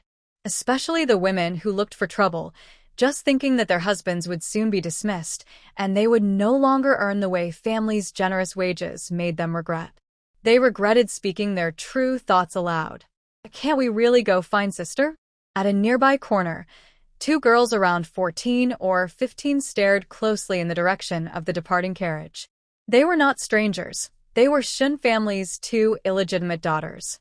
The younger one, Shin Xiangtong, was speaking. They weren't fools. With the main wife, the main sister-in-law, and Shin Xiangyue disappearing without reason, and suddenly their illegitimate brothers having money, they had already guessed that their illegitimate brothers must have sold the main wife and others. If they sold them to the brokers, it would be fine. They could be slaves or servants. But if they were sold into a brothel, During this time, they were very anxious, afraid that one day they would wake up and find themselves somewhere they shouldn't be. She doesn't even recognize her father and mother, so how could she care about us? The older Shin Xiangyu sighed helplessly. Instead of hoping for help from their legitimate sister, they should find a way to save themselves.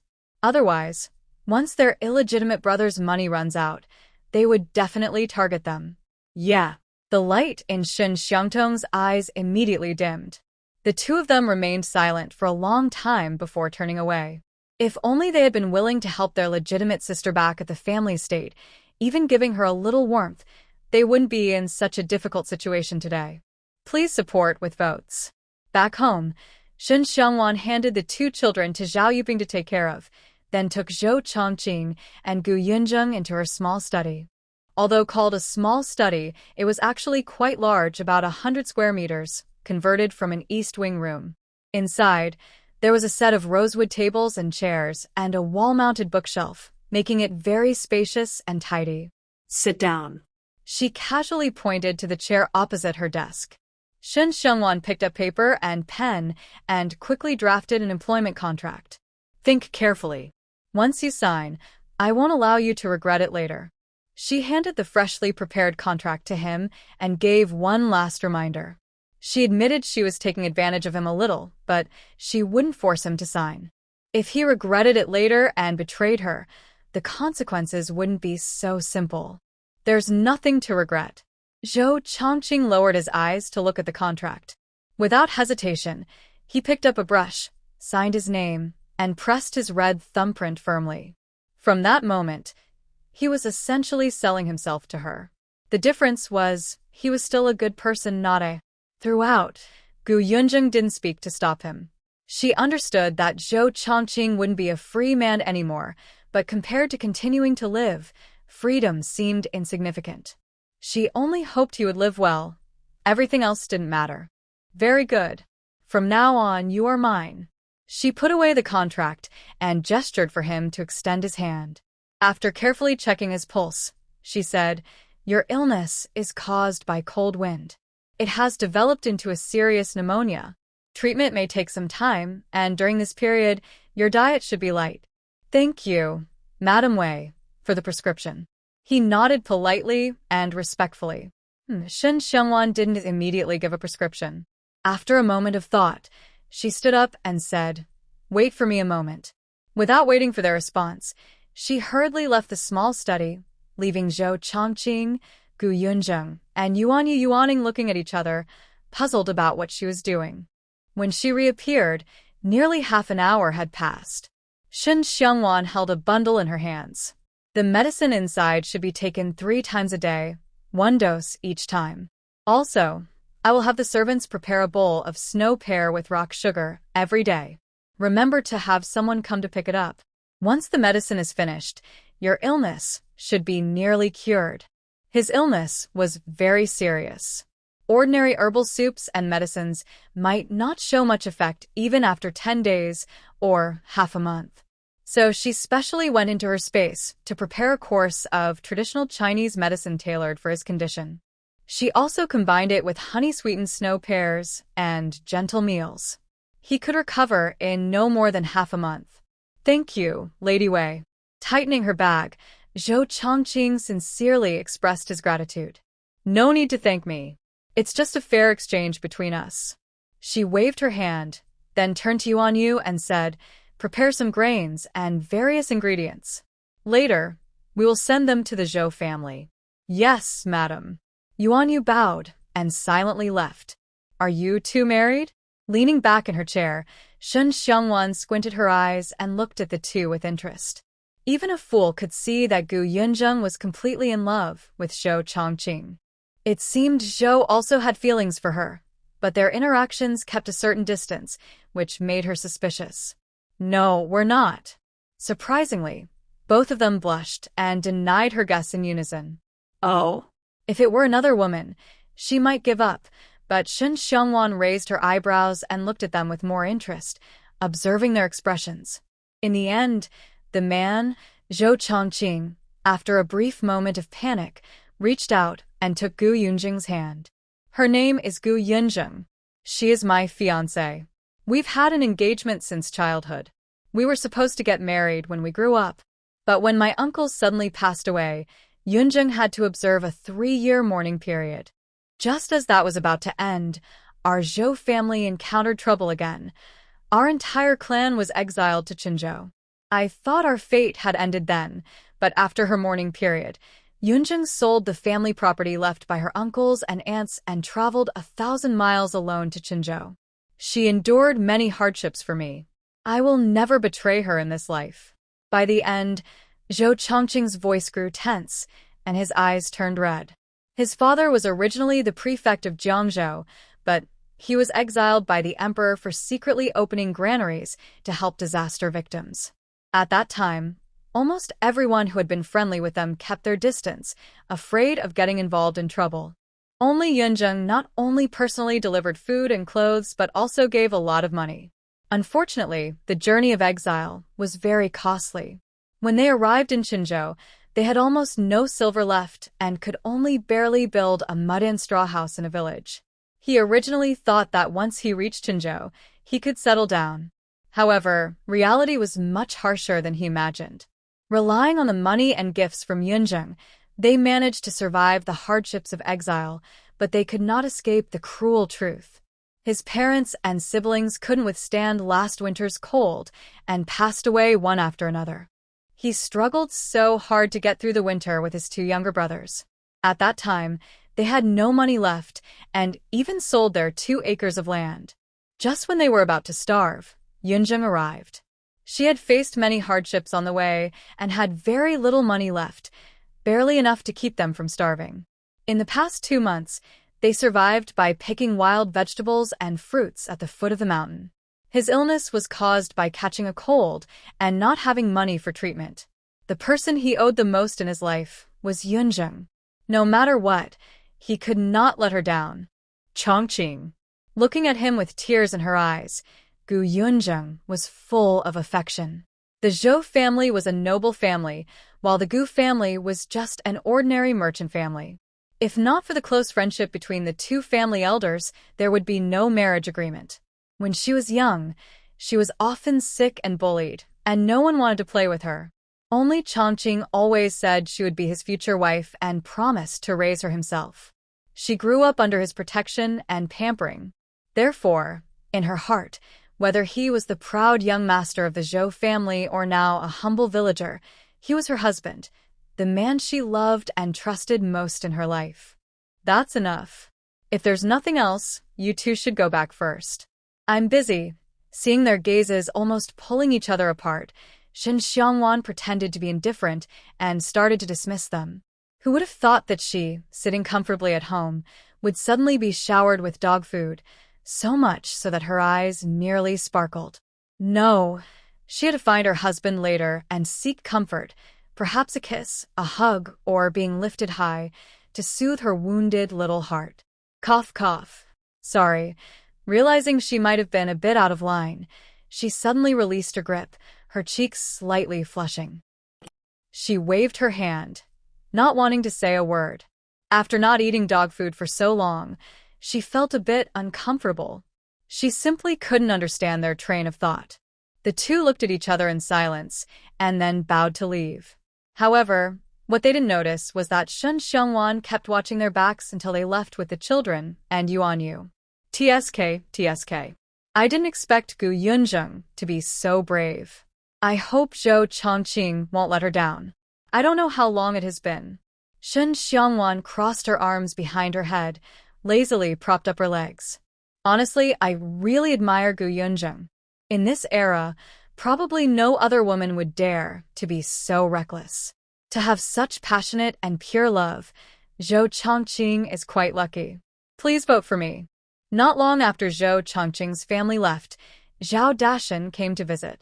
His goal was naturally to help those who had been dismissed. Unfortunately, Shen Xiangwan was very firm this time, giving him no chance to speak up for anyone. He could only leave empty-handed. Because of this, the women who had insulted Shen Xiangwan with rude words were all beaten badly by their husbands. Did you hear that you took Zhou Chongqing? In the main room, Wei Qingyi was holding Shen Xiangwan, who was leaning on his leg. He looked at her with some strange expression. That day, when they divided the meat, because she reminded him, he not only had Qingyi check the exiled commoners from Yong'an village, but also looked into Yongning, Yongping, and Yongyi villages. He actually found some talented people, including Zhou Chongqing. However, since they were planning to punish the 9 clans, he hadn't acted yet. He wanted to observe a bit more. But unexpectedly, his little rascal couldn't help but act first. Yeah. She tilted her head on his shoulder and squinted her eyes. He's very sick. If not treated in time, he might only live 3 more months. He looks so good-looking. What's he doing? Before she finished speaking, she felt a sharp pain in her waist. She suddenly sat up, glaring at him angrily. The man had actually pinched her. Can a woman's waist be pinched so casually? What do you think I'm doing? He looked at her with a mock-sad expression. Wei Qingyi reached out and touched the place he had just pinched. Why did she have to praise other men's looks in front of him? Dugman. She pushed his hand away and roughly rubbed her waist, muttering almost incoherently, "He's naturally good-looking. What's the big deal? Wanwan, I can hear you." With his martial arts skills, no matter how quietly she spoke, he could hear her clearly. Wei Qingyi helplessly rubbed his forehead. Why is his little rascal so mischievous? Just hearing it is enough. I didn't say anything wrong. She looked up at his eyes, acting fearless like a pig not afraid of boiling water. Wei Qingyi was a bit at a loss from her antics. After a moment, he again placed his hand on her waist. Does it hurt now? What do you think? Feigning annoyance, she rolled her eyes, then sat on his lap, moving her body gently. I'll help you massage. Wei Qingyi sincerely placed his hand on her waist and began to massage. Since he couldn't resist her, he could only indulge in pampering her. Shen Xiangwan, like a well-behaved cat, leaned against him softly and said, I think Zhou Chongqing is a good person. I have something that needs doing, so I might as well use him for treatment as a reason to keep him close. What is it? He gently touched her face and asked softly. That's a secret. With a playful wink, Shen Xiangwan pretended to be mysterious. Although the matter was urgent, she wouldn't order a seriously ill person around. She decided to wait until Zhou Chongqing recovered before asking. Oh, you? He affectionately poked her head and continued holding her, saying, if you need someone, just tell me. I have more than just guards. Most of them are still on standby. Also, our ice business is doing well. It's in high demand every day, and the person in charge decided to expand. I've already agreed. What Wei Qingyi didn't mention was that not only in Qinzhou, but he also sent people to nearby provinces to take advantage of the hot weather and make a big profit. That's great. People who can afford to buy ice to beat the heat are mostly rich or noble. Their money should be earned. Shen Xiangwan couldn't help but laugh. Who wouldn't want more money? Once the ice business was steady, she planned to find other ways to keep exploiting officials and wealthy families. If she didn't milk them dry, her name, Shen Xiangwan, would be written backwards. Yes. Seeing her happy, Wei Qingyi also felt pleased, and his handsome face slowly broke into a smile. The couple chatted casually for a long time until Zhao Yuping and others finished their lunch break. They then went their separate ways. Zhao Dashan was helping in the fields, while other tasks were handled by Yuan Xiao and Yuan Shu. Bored and sneaky, Shen Xiangwan quietly returned to her space. Zhao Dashan successfully borrowed 5 oxen from nearby villages. Every day, 5 oxen pulled plow carts to sow seeds, while available workers followed behind to water the crops. In just a few days, they finished planting. After that, fewer people were needed in the fields, but management was still required later. After discussing with Zhao Dashan, Shen Xiangwan decided to hire 60 people long-term at 800 won per month each. The village fiercely competed for this work, and Zhao Dashan worked hard to finalize the arrangements. The villagers who couldn't find work in the fields also kept busy. Yuan Xiao recruited them to help dig the trenches. With their help, a 3-meter-wide trench was quickly completed. The remaining task was to dig at the spots marked by Shen Xiangwan. Because of this, they didn't need so many people on this side of the trench. Yuan Xiao then asked them to help build houses and the school. Wherever help was needed, they moved there. It's done, the wife is happy. That day, Yuan Xiao excitedly rushed into Shen Xiangwan's small study. Madam, the cement is ready. I used it to build a low wall. It's really as strong as you described, unbreakable. I plan to use it for building houses and leveling the trenches. It seems you guys are pretty quick.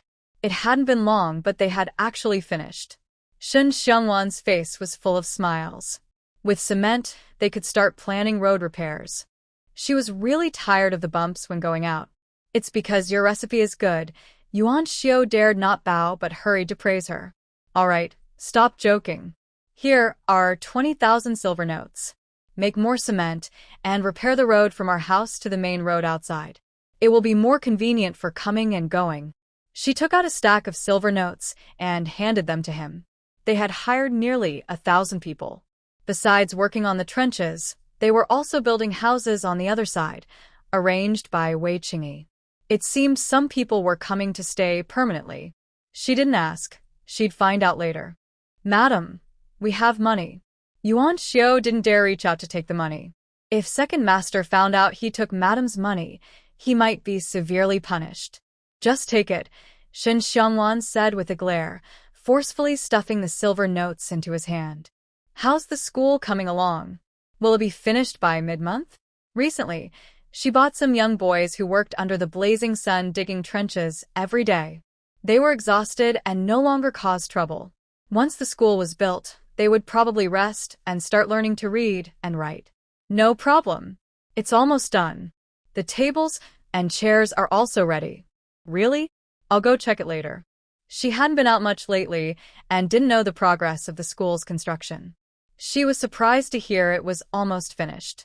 It just goes to show, more people mean more strength. It hadn't been long at all. Please vote. In just over 10 days, the way family's home changed a lot. After building 2 courtyards on each side, they extended small tiled houses that connected directly to the foot of the mountain. A 3-meter-wide ditch in front of the house also extended to the mountain's base.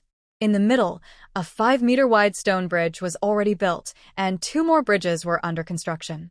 To prevent children from accidentally falling into the ditch while playing, the 2 sides were lined with blue bricks to make protective barriers. Shin Xiongwan also asked Yuan Xiao to find many willow saplings, planning to plant 1 every 2 meters along the banks. On the open space across the ditch, a few meters wide path was left in the middle. On both sides, the foundations for more houses were being prepared, and many people were busy working every day. "Engur, slow down, don't fall," Shin Xiongwan called out as she and her husband took a walk with their little one after dinner. Seeing him run far ahead with Dongzi, she hurried to call him. Usually, they only strolled at the door, but today she planned to visit the school, so she crossed the ditch. "Okay," he replied obediently. The 2 little ones slowed their running gradually, and Wu Lixiu, who was with them, no longer ran so fast. "Tomorrow is Ngur's birthday. Although I can't celebrate with him, I still want to give him a surprise," Shin Xiongwan said as she watched the children jump and run. She turned to Wei Qingyi and spoke. "What kind of surprise?" Wei Qingyi raised an eyebrow. "Curious." "It's a surprise, so I won't say it," Shin Xiongwan said with a mischievous smile, raising her finger. "Really?" Wei Qingyi couldn't help but laugh and didn't press further. But he probably wouldn't see her so-called surprise for now. The school was built at the end of the village, covering about an acre, according to Shin Xiongwan's drawings. Besides the main gate, buildings were constructed on the other 3 sides. To the left of the entrance was the teacher's lounge, smaller in size, about 20 to 30 square meters each. Opposite and to the right were all classrooms, 10 in total, each over 100 square meters. In the middle was a large playground for children to rest and play. Outside the school, a wall about 3 meters high was built to prevent villagers from disturbing the classes in the future. "The lighting seems a bit poor," Shin Xiongwan frowned slightly as she entered one of the classrooms, with Wei Qingyi. Even though it was almost dark, she could still judge the lighting quality. The classroom was almost dark inside. "Opening the windows should help," Wei Qingyi suggested. While speaking, Wei Qingyi let go of her hand and opened the nearby window. However, Shin Xiongwan still frowned. "You can open the window in summer, but what about winter? Won't the children freeze and shiver? If we don't open the window, studying in a dark room for a long time isn't good for their eyes." "But isn't that how it is at home?" Wei Qingyi was not bothered. To be honest, he had already gotten used to it. "I overlooked that," Shin Xiongwan admitted. After he mentioned it, she suddenly remembered that the lighting at home wasn't very good either. It was just because it was summer now and they kept the doors and windows wide open every day. At night, before it got dark, they even lit candles. Plus, after she returned to her room, she usually went straight to her space, so she only just now realized the lighting problem. "Let's go." "It's getting darker," Wei Qingyi said, wrapping his arm around her waist and leading her outside. "Ange, we're heading back now."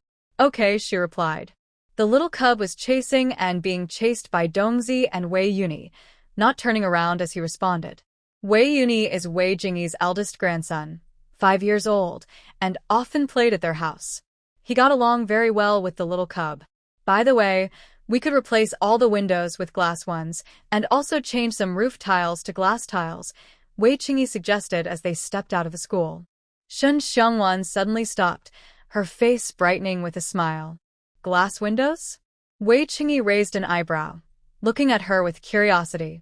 "Yes, you can think of them as colored glass," she said happily, linking her arm with his. "Making glass is quite simple. Tomorrow I'll teach you and Xiao the method. With glass windows and tiles, the lighting problem is solved. Oh, and we can also produce a lot of glassware like glasses, bowls, vases, and so on. We can sell these to wealthy and powerful people." I heard that there are many trading caravans from Chinzhou going to the western regions to do business. We could sell our items there, earning money from officials and rich families, and even more from foreigners. That would be even better.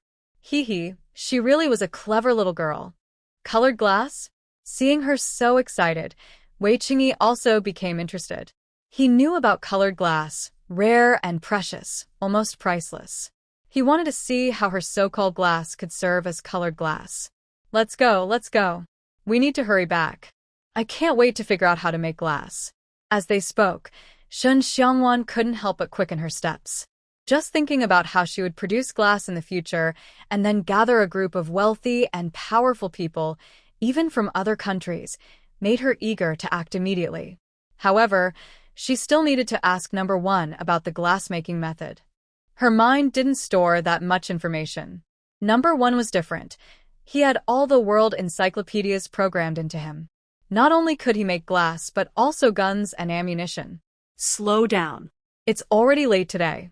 Can you still start right away? Wei Qingyi shook his head with a smile, slightly pulling her back. He truly didn't understand what she was so excited about. Hee hee. I was just in a hurry, she replied with a mischievous grin, and she decisively slowed her pace. Oh, you. He was at a loss for words with her. Wei Qingyi looked helpless, but a gentle, indulgent smile played on his lips, showing he liked her lively personality very much. When they returned home, it was already dark outside. The couple handed their child over to Zhao Yuping and went to wash up in their rooms. To avoid suspicion, Shen Xiangwan always washed in her own room at night. Of course, she would change the water to spiritual well water for her bath and then switch it back afterward. Over time, she had gained some weight and no longer looked as frail as before. Suddenly, there was a knock at the door. Shen Xiangwan, freshly washed, paused in surprise before getting up and opening the door. Knock, knock. Are you trying to meet tonight? Outside, Wei Qingyi wore a loose white robe, his thick black hair casually draped behind him. His entire presence radiated charm. Shen Xiangwan leaned lazily against the doorframe with her arms crossed, whistling nonchalantly. As her man, even his hair was irresistibly attractive, which tested her self-control to the limit. Please vote for me. Isn't that what you're saying about yourself? He raised an eyebrow. Wei Qingyi didn't answer but asked back with his deep, charming voice, which sounded so pleasant it seemed to make people's ears feel happy. Shen Xiangwan, with her long hair over her shoulders, wore a black silk nightgown from her past life. Her fair, bright face looked even more delicate and defined under the gentle light. She exuded laziness and sexiness, radiating a deadly allure. If he weren't so self-controlled, he might have pounced on her the moment he saw her. Oh. Are you willing to be seduced by me? If it were another woman, she would have already hidden in embarrassment, but Shen Xiangwan stepped forward gracefully, resting her hand on his shoulder. She tilted her pretty face up at a 45-degree angle. Wei Qingyi only needed to lower his head to kiss her soft, red lips. What do you think? He naturally wrapped his arm around her waist and, after a moment, pinched her waist. The little flirt. One day, he would fall for her tricks. Hee hee. A happy laugh escaped her lips. Shen Xiangwan leaned into his embrace, allowing him to lead her into the house. She loved teasing Wei Qingyi. Every time she saw him unable to resist her, she felt very happy. Of course, most of the time, she just wanted to be playful because her handsome man was so attractive. You look very nice in this outfit. Sitting on a soft cushion, Wei Qingyi playfully tugged at the strap of her sleepwear, a flicker of excitement in his eyes. If you like it, I'll wear it for you every day. She leaned in and lightly kissed his lips, then shifted her body to rest her head on his leg. Why did you suddenly come to see me tonight? Is something wrong? Can I come to see you if there's no problem? His slender, jade-like fingers gently brushed aside her hair from her face.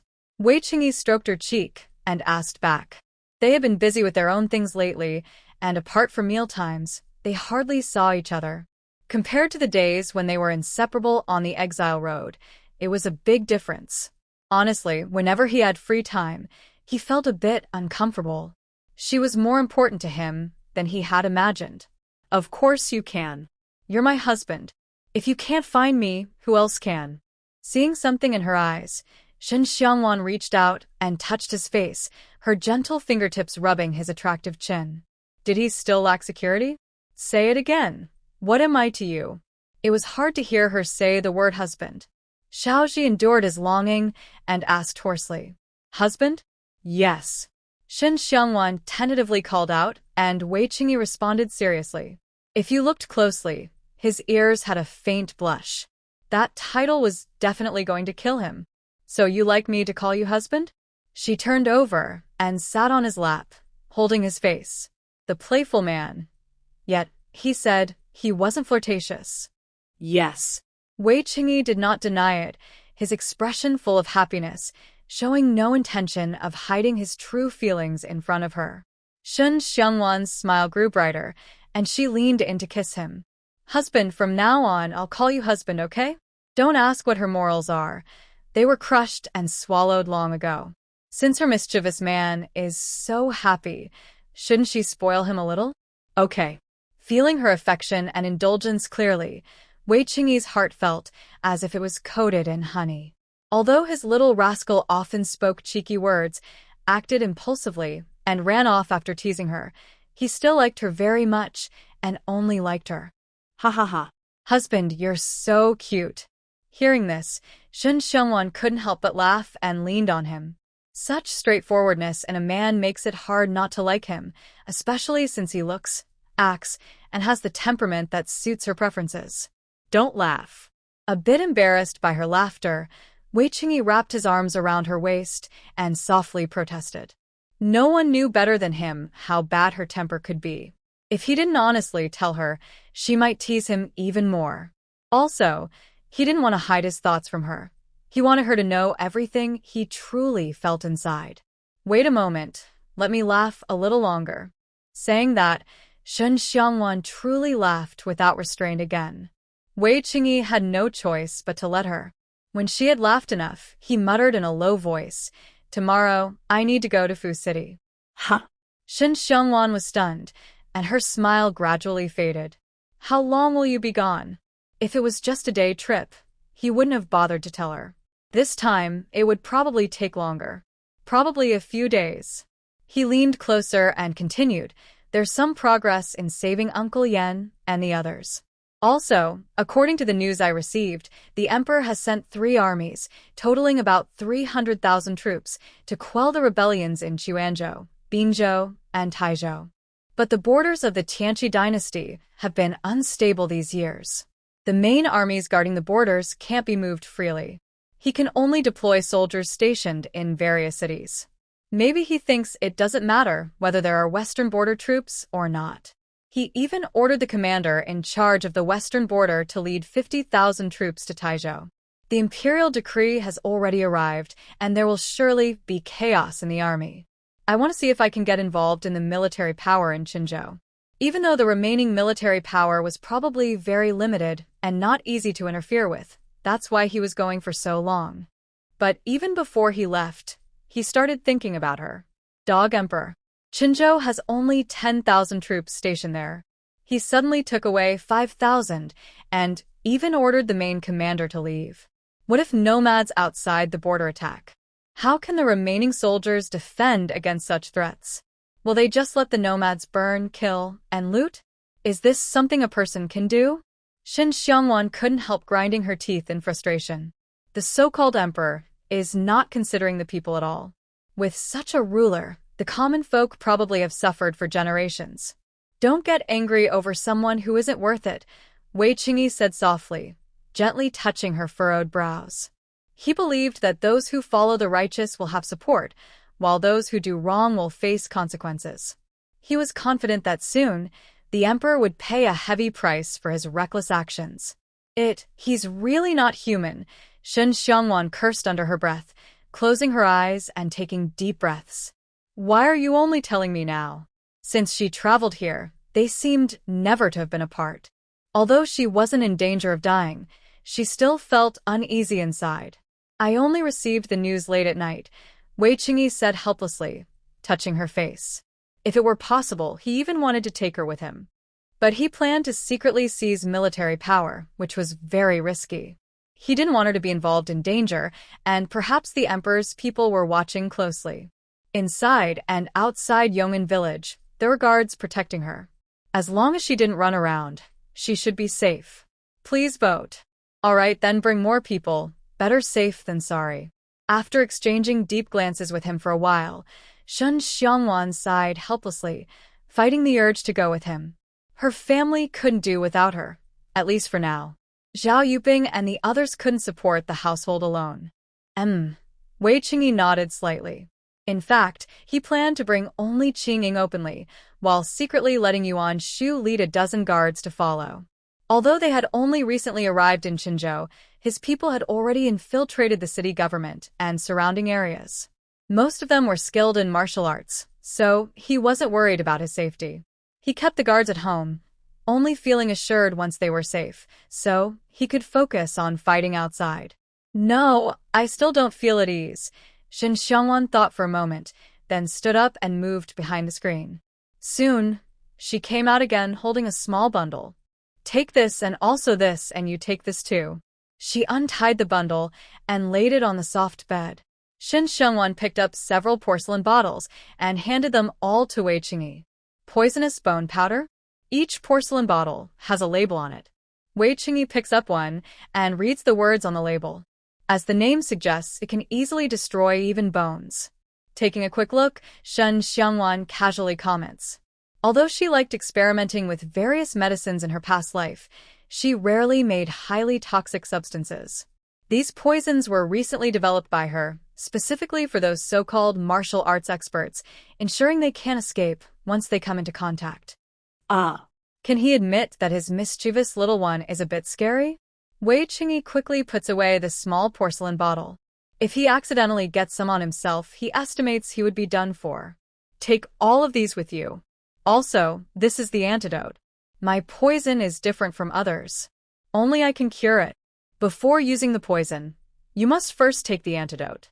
While speaking, Shen Xiangwan handed him a few more bottles of poison. Of course, she also prepared the antidote for him. She doesn't want to hear that he was poisoned by her. Thank you, Wan. He puts away the poison she gave him and tightly hugs her with both arms. Promise me, it's best not to go out these days. Stay at home and wait for me to come back. Okay. Since they will be apart tomorrow, Shen Xiangwan doesn't feel like arguing with him and agrees without hesitation. Remember your promise. He slightly releases her, affectionately ruffling her nose. It's not that he doesn't trust her. Mainly, he remembers her past mistakes. He's really afraid that right after he leaves, she'll run around. Got it. Feigning annoyance, Shen Xiangwan rolls her eyes and leans against him, her chin resting comfortably on his shoulder. Be careful. If this plan doesn't succeed in gaining control of the military power, there's no need to force it. We still have plenty of time. There's no rush. I understand. Wei Qingyi nods slightly. Now that he has a family, he won't act recklessly. By the way, do you have enough money? I'll get you some more. Suddenly thinking about money, Shen Xiangwan makes a move to stand up. Wei Qingyi quickly pulls her back. It's enough. I have money, don't worry. When I'm short, I'll ask you for it. He's not stubborn about not using his wife's money. To him, what's his is hers, and what's hers is his. He doesn't see a clear boundary between them. Everything they have belongs to both of them. All right, make sure to tell me if you need anything. Knowing he's not joking around, Shen Xiangwan doesn't insist further. Nodding gently, Wei Qingyi softly stroked her smooth face, his fingertips gently rubbing her pink lips. Their gazes gradually became more intense, and naturally, their lips overlapped. Perhaps because they were about to part, both of them felt a little excited, constantly changing angles to seek each other's closeness. Unconsciously, they ended up lying on the soft bed, and the surrounding temperature slowly rose. The next day, Shen Xiangwan woke up to find that Wei Qingyi's presence was no longer there. On the bedside table, there was a note he left for her, telling her not to run around and to wait at home patiently for his return. Holding the note, Shen Xiangwan lay back on the bed, unwilling to get up. Her mind was filled with Wei Qingyi's image until she remembered it was the little cub's birthday. Only then did she get up to wash up in her space. Wanwan, time to get up? Are you hungry? Do you want the cook to make you some noodles? Zhao Yuping asked with concern as she saw her come downstairs. No, Mom, I'm not hungry, Shen Xiangwan declined politely. She then casually asked, when did Qingyi leave? Before the hour. He said he'd be back soon and told you not to worry. Zhao Yuping replied while pouring her a glass of cold tea, worried that she might feel upset because of her son's departure. She was experienced. When her husband was alive, he often left her to go to the battlefield. She always felt worried and uneasy, and only felt at ease when he returned safely. Shen Xiangwan nodded lightly, then picked up her tea and took a sip. Yuan Yu, help me saddle the horse. I need to go to the county town. Today was the little cub's birthday. Although it wasn't convenient to celebrate with a big party, she still wanted to give him a gift. Madam, second master told you not to run around. Yuan Yu reminded her expressionlessly. Hearing this, Shen Xiangwan's face darkened slightly. After glancing at her sideways, she said, Who said I'm running around? I have something to do. That man was really giving orders to watch her? Was she not trustworthy enough? If the madam needs to buy anything, I am willing to help, Yuan Yu offered. So, she had no freedom at all now? Shen Xiangwan rolled her eyes in frustration and stood up to leave. In the end, Yuan Yu and Yuan Ning couldn't persuade her, so they had to help her get into the carriage to go to the county town. But she really had no intention of wandering around. She first went to the county house to pick up the gift for the little cub. Passing by the bookstore, she called the carriage to stop again. Madam? The driver, Yuan Yu, couldn't help feeling a bit confused. Shen Xiangwan had already stepped out of the carriage and jumped down herself. Let's go inside and take a look. Yes. Seeing that she had gone in, Yuan Yu and Yuan Ning exchanged glances. They had no choice but to stop the carriage outside and quickly follow her inside. Miss, do you need any help? Shen Xiangwan's features are bright and striking, catching everyone's attention at first sight. The shopkeeper naturally couldn't ignore her. After a brief moment of surprise, he immediately greeted her with a big smile. Since she hadn't her hair and only gathered her long, waist-length hair into a high ponytail, the shopkeeper didn't know she was already married and still called her Miss. Please vote. I'll look by myself first. She waved to refuse his kindness and headed toward the bookshelf. She pulled out a copy of the Book of Songs, flipped through it quickly, then put it back and chose another. She kept doing this repeatedly, almost flipping through every book on the shelf. At first, the shopkeeper was quite enthusiastic, but seeing her only browsing without buying, his smile faded a little. Shen Xiangwan was completely immersed in her own thoughts and didn't notice anything unusual. After finishing with the first shelf, she turned to another and repeated the same actions. No book stayed in her hands for long. Time passed second by second. She was almost done flipping through half the shop's books, but still had no intention of buying. The shopkeeper's smile completely disappeared. Miss, what kind of book do you need? I can help you find it. Huh. Shen Xiangwan was about to turn to another shelf when she suddenly realized that the shopkeeper's expression seemed a bit unpleasant. Thinking about her previous behavior, she wondered if she had caused some trouble. In the spirit of not making others feel awkward, Shen Xiangwan remained calm and composed. She casually took 2 books from the nearby shelf. I want to buy these too. All right, that will be 3 taels of silver. How much? Shen Xiangwan almost thought she heard wrong. Just 2 books, and they cost 3 taels of silver? Ordinary families' yearly expenses are only 2 or 3 taels. Could these books be inlaid with gold? Thank you for your purchase. That will be 3 taels of silver. Thinking she might not have enough money, the shopkeeper forced a smile and repeated himself. Sure that she hadn't misheard, Shen Xiangwan's mouth twitched. In the end, she bought the book despite the other person's unfriendly stare, then asked a few more questions related to the book. Only when the other person's impatience was clearly written on her face did Shen turn around and leave with Yuan Ning and Yuan Yu. Poor scholar, charming fox fairy, romantic talented man and lovely lady. Looking at the 2 books she bought, Yuan Yu's muscles twitched uncontrollably. Was the lady really into this kind of story? Honestly, it was quite interesting. Hearing this, Shun Xiangwan finally picked up the book to examine it carefully. Her forehead was covered with a fine layer of sweat from the strange title. Why was it so weird? How could such books be sold in a bookstore? Was this a proper bookstore? Cough, cough. Yuan Yu clenched his fist and coughed lightly, trying not to laugh. Madam, if you like this kind of story, I can no need. Before he could finish, Shun Xiangwan cut him off sharply. She grabbed the two books and hurried into the carriage. Yuan Yu and Yuan exchanged glances. If they hadn't been trained strictly, they might have burst out laughing. Sometimes, the lady was quite adorable. No wonder second master valued her so much. TSK. Is it really that spicy? On the way back, Shun Xiangwan, feeling bored, picked up the book titled The Poor Scholar and the Charming Fox Fairy to read. She was surprised to find that in about 10,000 to 20,000 words, 2/3 of the story was action scenes, described vividly and openly, making her blood boil. She couldn't help but marvel. Weren't ancient stories supposed to be reserved? Compared to modern online pure love stories, this was simply incomparable. Huh? Suddenly, Shun Xiangwan, engrossed in her reading, sensed a strong murderous aura. Her brow furrowed slightly. This aura was clearly directed at her. Could it be the people from the Dog Emperor's side again? Madam, be careful. Bang. Before Shun Xiangwan could react, Yuan Yu's warning sounded outside. But before she could finish speaking, a powerful force struck her. The carriage and the horses inside were instantly split in half. If she hadn't hidden in her space at the last moment, she might have been killed. Madam. Yuan Yu and Yuan, who had escaped danger thanks to their martial skills, hurried to her side.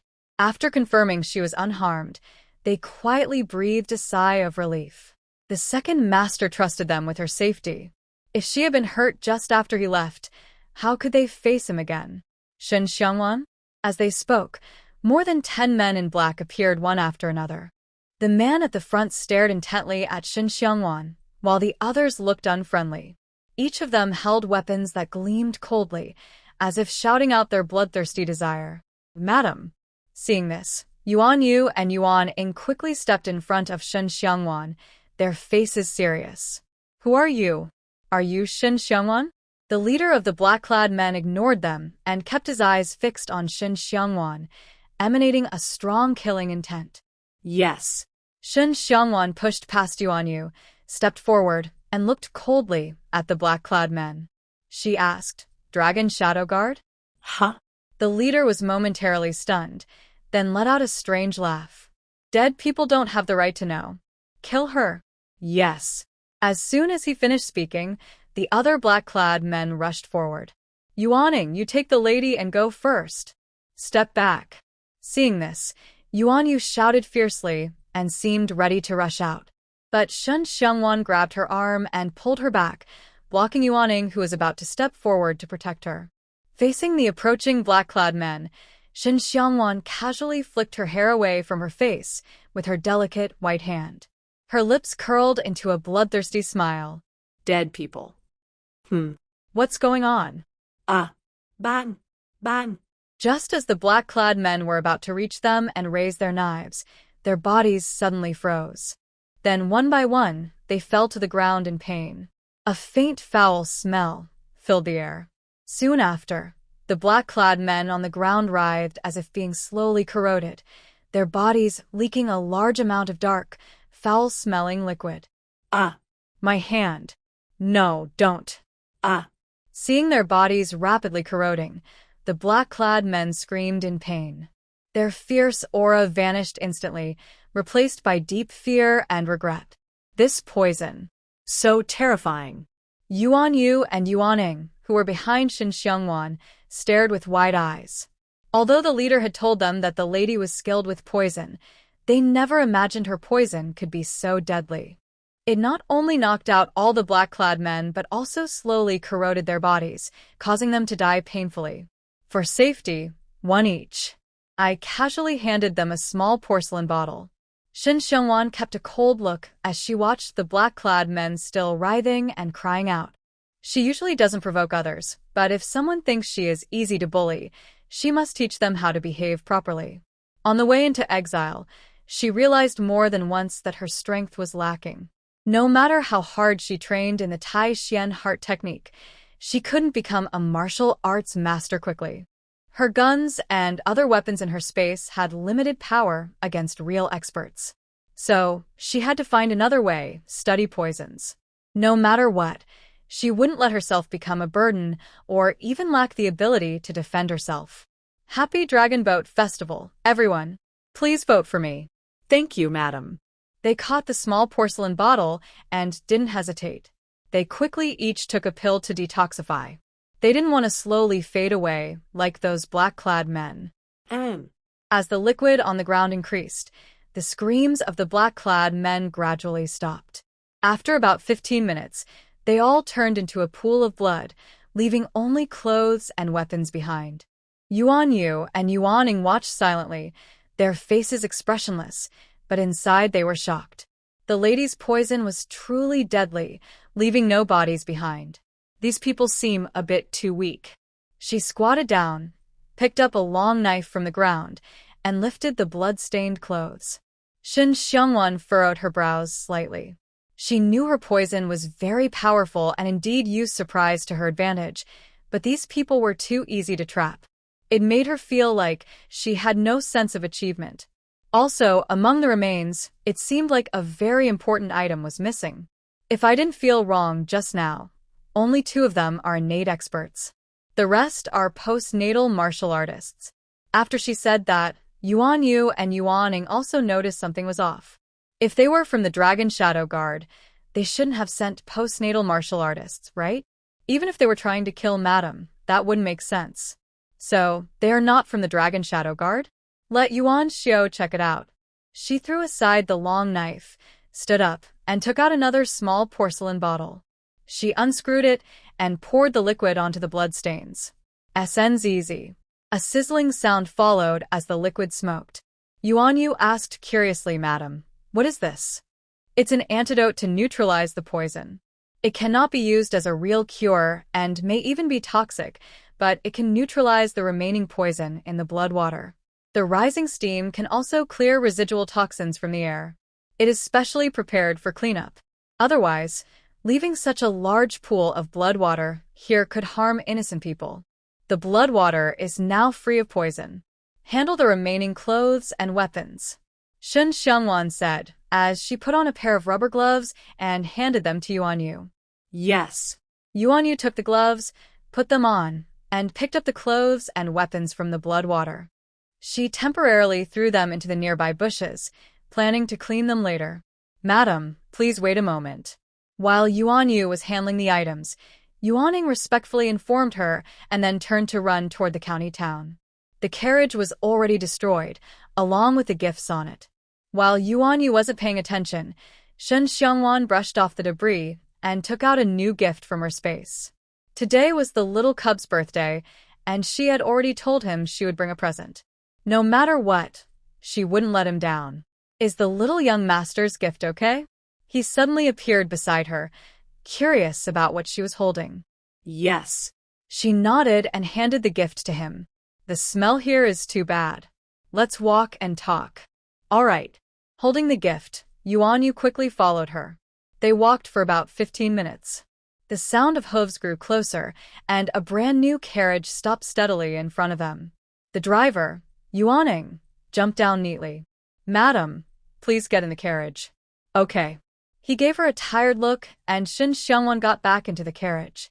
But when no one was watching, her fair, bright face turned icy cold. If those people weren't longing guards, then who wanted to kill her? Clearly, they were targeting her. When they returned home, it was almost noon. Shen Xiangwan entered the house with her gifts, as if nothing had happened. Yuan Yu and Yuaning exchanged glances. One took the carriage to the backyard, and the other went to find Yuan Xiao. It was a serious matter that Madam was ambushed on the way. They needed to quickly find out who those people in black were. Auntie, what is this? Lunch was already being prepared at home. Seeing her carrying something, the little cub immediately jumped happily to greet her. His big, round eyes curiously examined what she was holding. This is strawberry cake. Auntie specifically had it made for you. She handed him the box with the strawberry cake and put down the other bag she was holding. This is a bicycle, a gift from Auntie. I hope our families in Gur will always be happy, smooth, healthy, and safe. She patted the bicycle seat and smiled. This bicycle belonged to my best friend's son in a past life. I looked through the space for a long time to find it. Bike? The little kid tilted his head, looking at the bicycle with a confused expression. Auntie will teach you how to play with it. She handed the cake box to Wei Linger, then picked up the child and placed him on the bicycle, helping him pedal and holding the handlebar. Try pedaling now. Yes, just like that. When turning, use your hands to steer. Arn Goer is so clever. He learned so quickly. Bicycles for children usually have 2 training wheels, so balancing isn't a problem. After a little instruction, the child learned quickly. When she let go, he started riding around the main hall on his own. Auntie, look. Am I not amazing? After riding a few more laps, the little kid was so happy he couldn't stop smiling. Wow. Arn Goer is the best. As she spoke, she gave him a thumbs up. Maybe, when he grows up and understands that his birthday is also his mother's Memorial Day, he will have some happy memories of today. Hee. The little kid was very pleased and smiled so broadly his eyes crinkled. Everyone in the main hall started laughing along. When no one was paying attention, Zhao Yuping quietly moved closer and whispered, Wanwan, thank you. She knew Wanwan must have already realized today was Ngur's 3rd birthday, which is why she prepared a gift. If she could, she would also want to celebrate her eldest grandson's birthday. But just thinking that today is also her eldest daughter-in-law's Memorial Day, she felt helpless and couldn't do anything. Why thank me? He's also my big nephew. She turned to look at her, a gentle smile on her face. Wanwan truly treated the little kid as her own son, so she didn't need anyone's thanks. Nodding, Zhao Yuping quietly wiped away tears from her eyes. Their family must have burned incense for generations to marry such a good daughter-in-law like Wanwan. If Qingyi ever dared to hurt her, she would be the first to stand up for her. Clap, clap. All right, wash your hands and come eat the cake. We'll ride again later. Soon after, Wanwan clapped her hands to get everyone's attention. The strawberry cake was made by number 1 last night while she was washing up, using animal cream. If it gets too hot outside, it might melt if left out for too long. Okay. Although feeling a bit reluctant, the little cub stopped and obediently allowed Wu Lixiu to lead him to wash his hands. Shen Xiangwan opened the box, revealing a bright red strawberry cake that emitted a faint fruity and milky aroma. Such a beautiful cake, second sister-in-law. Can I have some too? The strawberry cake's colors were very tempting. Wei Linger couldn't help but swallow and looked at Shen Xiangwan eagerly, with her face cupped in her hands. Auntie, eat cake. The little cub, who had been carried onto a chair by Wei Qinghe, also became excited, with traces of drool at the corner of his mouth. Okay, everyone can have some.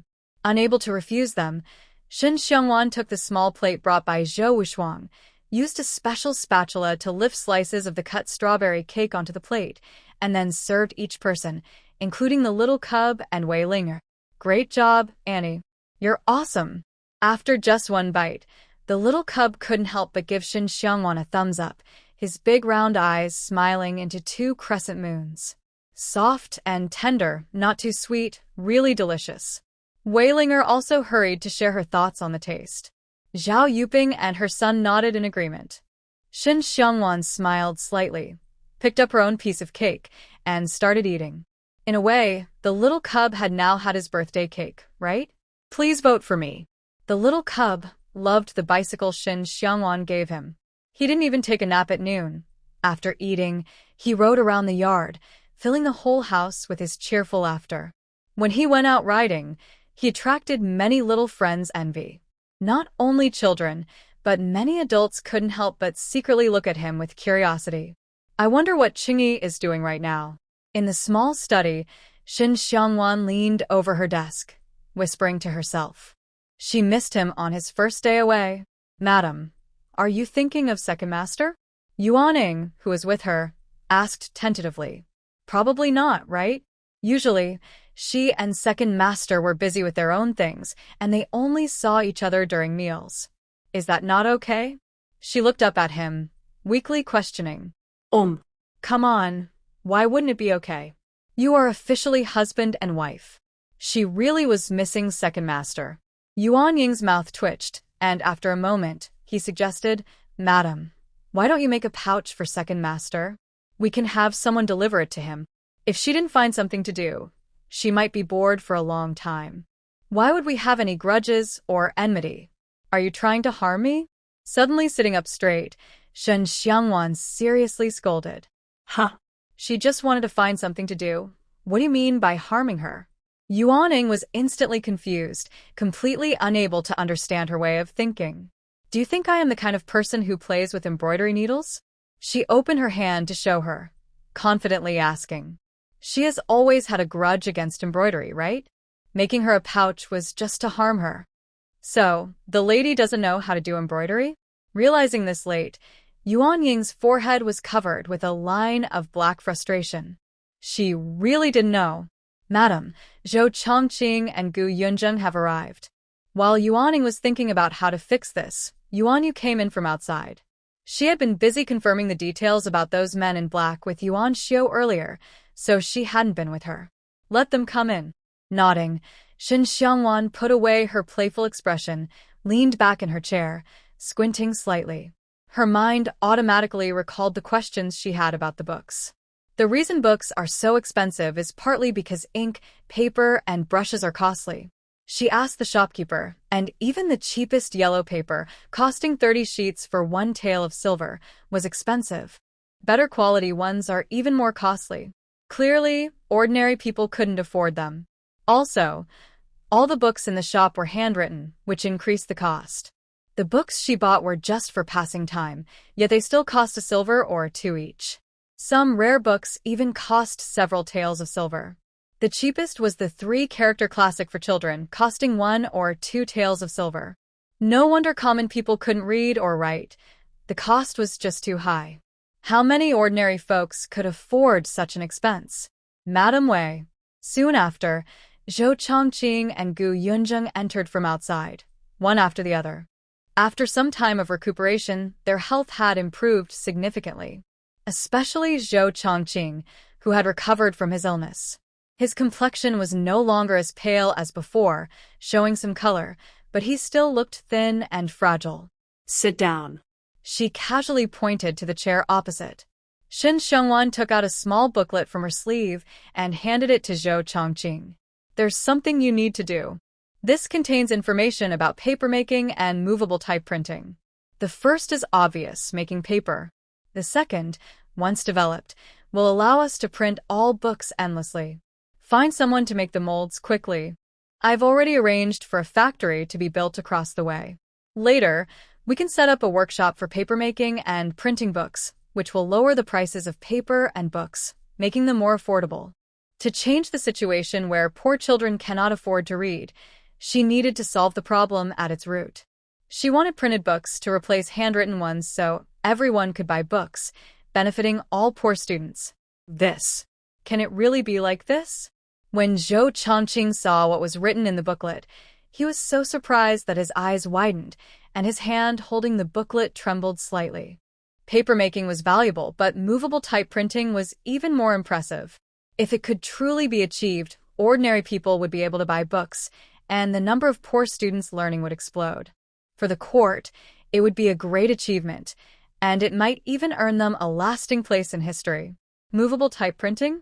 It seemed like something very powerful. Seeing his excitement, Gu Yunzheng also became interested. She stretched her neck to try to see clearly what was written in the booklet, but unfortunately, she only glimpsed a few words and couldn't read them smoothly. Knowing he needed time to read and understand, Shen Xiangwan didn't rush him. She casually took the iced tea on the table and took a sip. She understood how shocking it was to see movable type printing in an era without woodblock printing. It wasn't that she didn't want to take things step by step, but since there was a better and more convenient option, why settle for something destined to be replaced? Madam Wei, please entrust this matter to me. After some time, Zhou Chongqing finished reading everything in the booklet. He was so excited that his voice became unsteady. This movable type printing technology completely overturned his understanding. If they could get it right, the court might forgive them, or even grant them titles. Papermaking is easier. As long as you master the method, it's not very difficult. Movable type printing requires carving molds, preferably in bronze. How long do you think it will take to make them? Shun Xiangwan, usually lazy, was unusually serious. This matter was not only beneficial to them, but also related to all poor students everywhere. Since they had decided to do it, they had to do their best. The carving mold will take at least 2 or 3 months to make. Suppressing his excitement, Zhou Chongqing paused for a moment before speaking. All right. Shen Xiangwan did not respond immediately. Instead, she lowered her eyes in thought, tapping her fingers rhythmically on the table. After a while, she said 2 or 3 months is too long. My school will start by August at the latest. Before then, I need a lot of paper and some beginner books. In January, you can take him to find Yuan Xiu and ask him to help find a skilled engraver. Yes. Yuan Yu, who was mentioned, bowed and agreed. Shun Xiangwan continued, in the next few days, I will have people speed up building the factory. You should get the paper-making workshop started. If you need workers, go to the village chief. He will likely be happy to help arrange it. Pay them based on what I pay the villagers for manual labor. Also, from now on, all printed copies must bear the Wei family crest. I believe, with your intelligence, you can see how much hidden income the appearance of printed books will bring. I don't want to be a good Samaritan who does good deeds without recognition. Once printed books appear, they will not only lower the prices of existing books so more people can afford them, but also earn respect from scholars across the land. Don't underestimate this. If they start a rebellion in the future, having the support of scholars will greatly improve their reputation and make it easier to win people's hearts. P.S. Add a secret bonus, and please vote. All right. Zhou Chongqing agreed, without hesitation. She was right. If they do this well, the financial gains are secondary. The hidden benefits are their greatest reward. This is 2,000 taels of silver as initial operating funds. Keep it for now. If it's not enough, come to me. Shen Xiangwan then took out a stack of silver notes worth 100 taels each and handed them to him. The profits from the printed books will be enormous, and many people will want to share. If Wei Qingyi can truly gain military power this time, they won't need to worry. If he fails, they will have to quickly take control of Datong County and plan for Juzhou's government. Yes. Taking the silver notes, Zhou Chongqing carefully stored them along with a small booklet into his sleeve pocket. Oh, and if possible, it's best for you to move here. The appearance of printed books will threaten others' interests and stir up greed. Living over there is unsafe. Also, since you're helping me, I won't treat you unfairly. For now, I'll pay you a monthly salary of 100 taels of silver. Since she used him, she must also take responsibility for his safety. As for the wages, they are only temporary and may increase later depending on the situation. All right, I'll leave it to you to arrange everything. We don't have much now, but we'll move in later. Zhou Chongqing is a smart person and naturally understands that her concerns are valid. It doesn't matter where they live. Her safety is the priority. Okay, if there's nothing else, you can go back first. He waved his hand, and Shen Xiangwan leaned back in her chair. After finishing the serious matters, she relaxed again. Then we'll take our leave first. She's gotten a good sense of her personality over this time. Zhou Chongqing wasn't surprised by her change in attitude. After bowing and offering his respects, he left with Gu Yunzheng. They were also accompanied by Yuan Yu, while Yuaning stayed behind to continue staying with Shun Xiangwan. I almost forgot something important. Let's go find Yuan Xiu too. Suddenly remembering the glass-making issue, Shen Xiangwan clapped her forehead and jumped up from her chair. After returning home last night, she had gone to wash up. Today, she was busy going to the county to get a gift for the young cub and hadn't yet seen Yuan Xiu. She also hadn't shared the glass-making method she had already obtained with him. Huh. Okay. Yuaning was surprised but quickly followed her. He couldn't understand why she kept changing her mind so suddenly. Wei Qingyi took Qingying and Yuan Shu away. Yuan Xiu, who was left behind, had to lead nearly 200 guards to protect the Wei family and supervise various projects to ensure everything went smoothly. He also had to handle emergencies, like the recent assassination attempt on Shun Xiangwan. His workload was unimaginable for ordinary people. When Shun Xiangwan found him, he had just finished solving Zhou Chongqing's problem. "Can you really make glass so easily? Madam, are you sure you're not joking?" Looking at the method recorded on the paper, Yuan Xiu asked in disbelief. Glass, especially colored glass, was quite valuable. For them, glass and colored glass were basically the same, and Shin Xiangwan didn't bother to distinguish. She simply told him that this was the method to make colored glass. "Do I look like I'm joking?" She rolled her eyes impatiently, then her expression softened. The detailed records include how to make glass and related products, as well as the methods for making mirrors and all other glass-related items. It shouldn't be hard to produce these, as long as we can make them. Once we have these things, we won't have to worry too much about money in the future. Also, I plan to replace all the windows in the house and school with glass windows and add a few glass tiles on the roof. You should tell the craftsmen to make these for me. Perhaps glass isn't valuable in the future world, but here it is priceless. With it, we won't have to worry about money slipping into their pockets. At first, she only thought about making glass for better lighting, but now her main concern was practical. Wei Qingyi's trip to the city was not just about gaining military power. If they did, their expenses would increase hundreds of times. Without a steady, quick way to make money, even a mountain of gold and silver wouldn't save them from ruin. Okay, I'll arrange it immediately. Understanding how important this was, Yuan Xiu put aside his earlier doubts and looked very serious. As one of the deputy commanders of the guards, he knew Wei Qingyi's purpose for going to the city.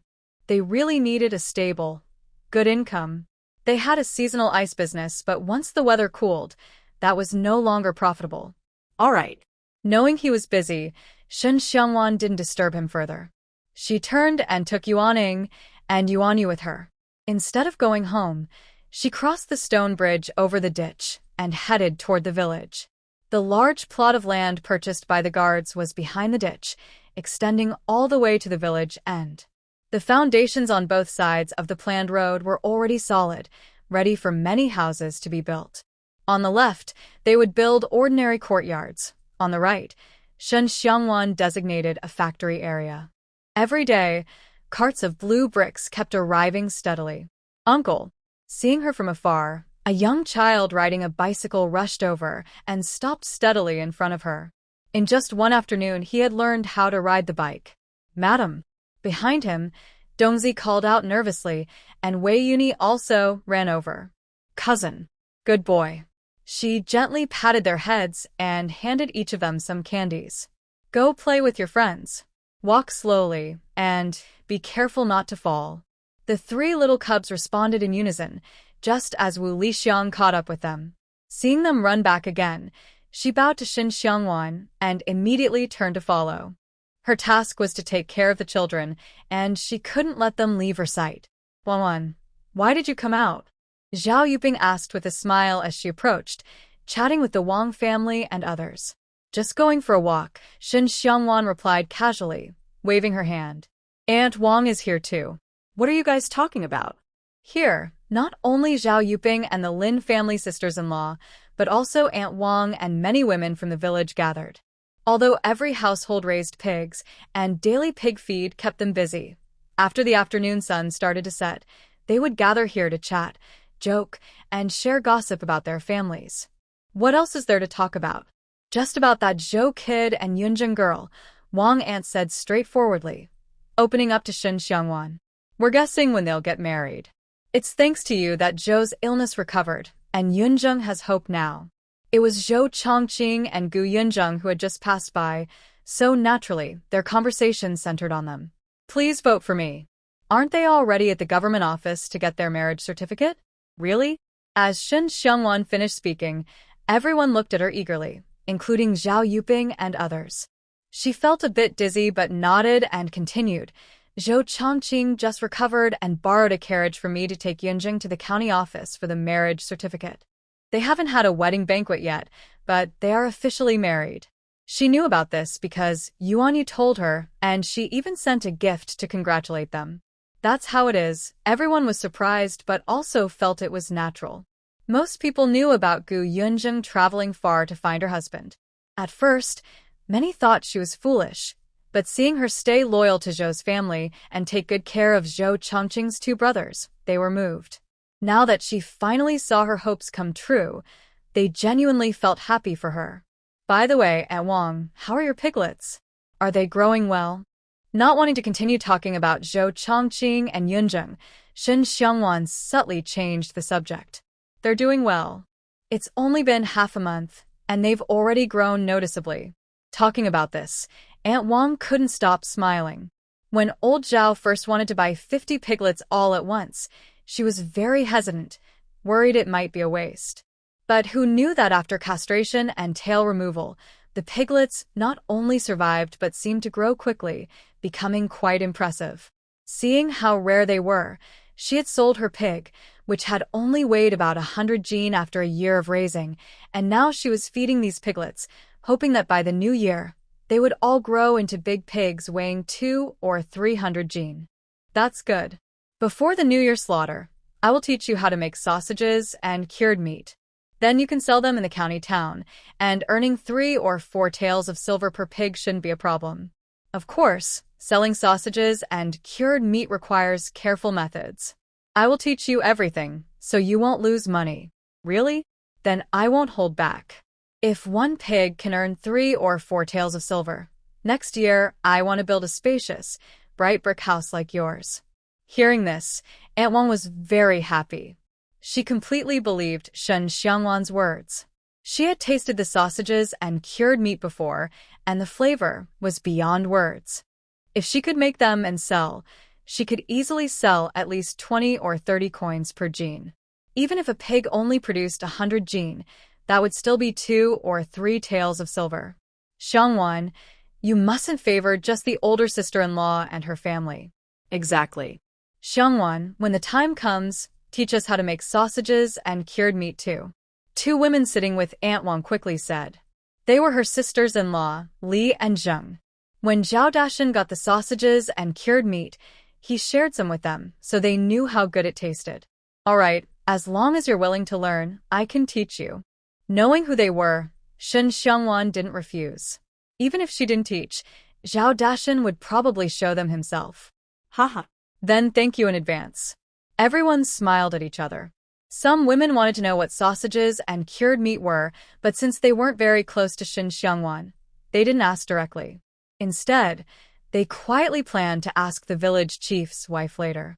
The profit of 3 or 4 taels of silver per pig was very tempting. At this moment, they didn't realize that this conversation would soon spread throughout the village. Those who didn't raise pigs or raised only a few couldn't resist the temptation of 3 or 4 taels of silver per pig. This sparked another pig-raising craze, even spreading to neighboring villages. Most of these villages were related by marriage, so the demand for piglets became extremely high, making piglets very hard to find. Of course, that's a story for another time. Under Yuan Xiu's arrangement, before nightfall, Zhou Chongqing and his wife moved with their 2 young children to the Wei family's place. Since they only had 4 people, they didn't choose a large house but instead took 2 small tiled cottages, one for Zhou and Gu Yunjing, and one for the children. Behind the small cottages, new buildings were being constructed, but not for living, mostly storage. The cement was being made there, and Yuan Xiu also arranged the glazed tile workshop nearby. The next day, they began studying how to fire the ceramics. Water is coming out. Water is really coming out. There's water here, too. A few days later, villagers who had been digging trenches at designated spots suddenly shouted with joy. They had actually found a water source, and the water was flowing strongly, gushing out in streams. In just a short time, another group on the other side also shouted in surprise. They had dug up water, too. Water jets soaked them all, and everyone was amazed and happy. Who said Yong'an village had no water source? Now they had it. They wouldn't have to worry about water anymore. Well, it's not bad. Looking at the water flowing in the area, Shen Xiangwan also smiled. There are few more water sources. Keep digging, everyone. Yes. The villagers cheered up and responded loudly. They then worked harder to dig. They wanted to see if they could find similar water sources in other places. If these sources connected, maybe they could fill the entire trench with water again. Water really started flowing. Zhao Yuping, who came out of the house, also looked surprised and happy. Before, she didn't understand why Wan Wan and the others spent so much effort and resources digging trenches at the door. Now, she seemed to get it. If the underground water sources truly filled the trenches, not only would their water supply be very convenient in the future, but the villagers would also realize that Yeoman Village was not without water. Second sister-in-law, you like eating fish, right? When the trench is full of water, we can put some fish fry inside. Holding Shun Xiangwan's hand, Wei Ling'e playfully suggested. Since she had been practicing martial arts with Yuaning, she rarely did embroidery in the main hall anymore. Most of her time was spent meditating or practicing martial moves. Also, Wu Shuiyu, who was taking care of her, was practicing martial arts too. The two young girls were quite hardworking and had never complained about being tired. You want to eat fish, right? She turned her head and gave her a sidelong glance, saying with a bit of annoyance, hee hee. It's all the same, all the same. Wei Ling'e playfully sticks out her tongue. After spending so much time with Shin Xiangwan, she seems to have become bolder and is no longer the delicate girl she once was. You. Shin Xiangwan affectionately taps her head and shakes her head with a smile. Since the girl wants to eat fish, they might as well raise some since they have the means. Please vote for me. When they learned that the Wei family had truly found a water source, villagers flocked to see for themselves. They watched as each remaining water source was dug out. Some elders couldn't help but tear up with joy. Although they were poor, they could still gather enough money to dig wells. But the village had no water source, and after several failed attempts to find water, they dared not continue. For many years, they had to rely on the two village wells, never wasting water, fearing the water source might run dry someday. To their surprise, there was so much water behind the village. Could this mean their village wasn't lacking water after all? They just hadn't found it yet. Uncle Zhao, why are you here? That day, Zhao Dashan came to visit again. Shin Xiangwan was called downstairs by Yuan Yu and couldn't help but feel curious. There probably wasn't much going on in the village lately. Xiangwan. Seeing her, Zhao Dashan immediately stood up. I have something I need your help with. What is it? She gestured for him to sit down, then sat at her desk. It's about the water source. Zhao Dashan hesitated before continuing. You know, the village only has 2 wells. Over the years, we've been very careful with our water usage, afraid it might run out. But you all found large water sources. After discussing, we decided to pool our money and dig a few more wells in the village. But we don't know where the water is. We want to ask you how you detected it, if you could teach us or help us find it. Seeing Wei family dig out water sources one after another, all abundant enough to fill the entire ditch overnight, they couldn't help but feel envious. After several days of discussion, they finally couldn't hold back and sought help. Is that so? Shen Xiangwan did not agree immediately.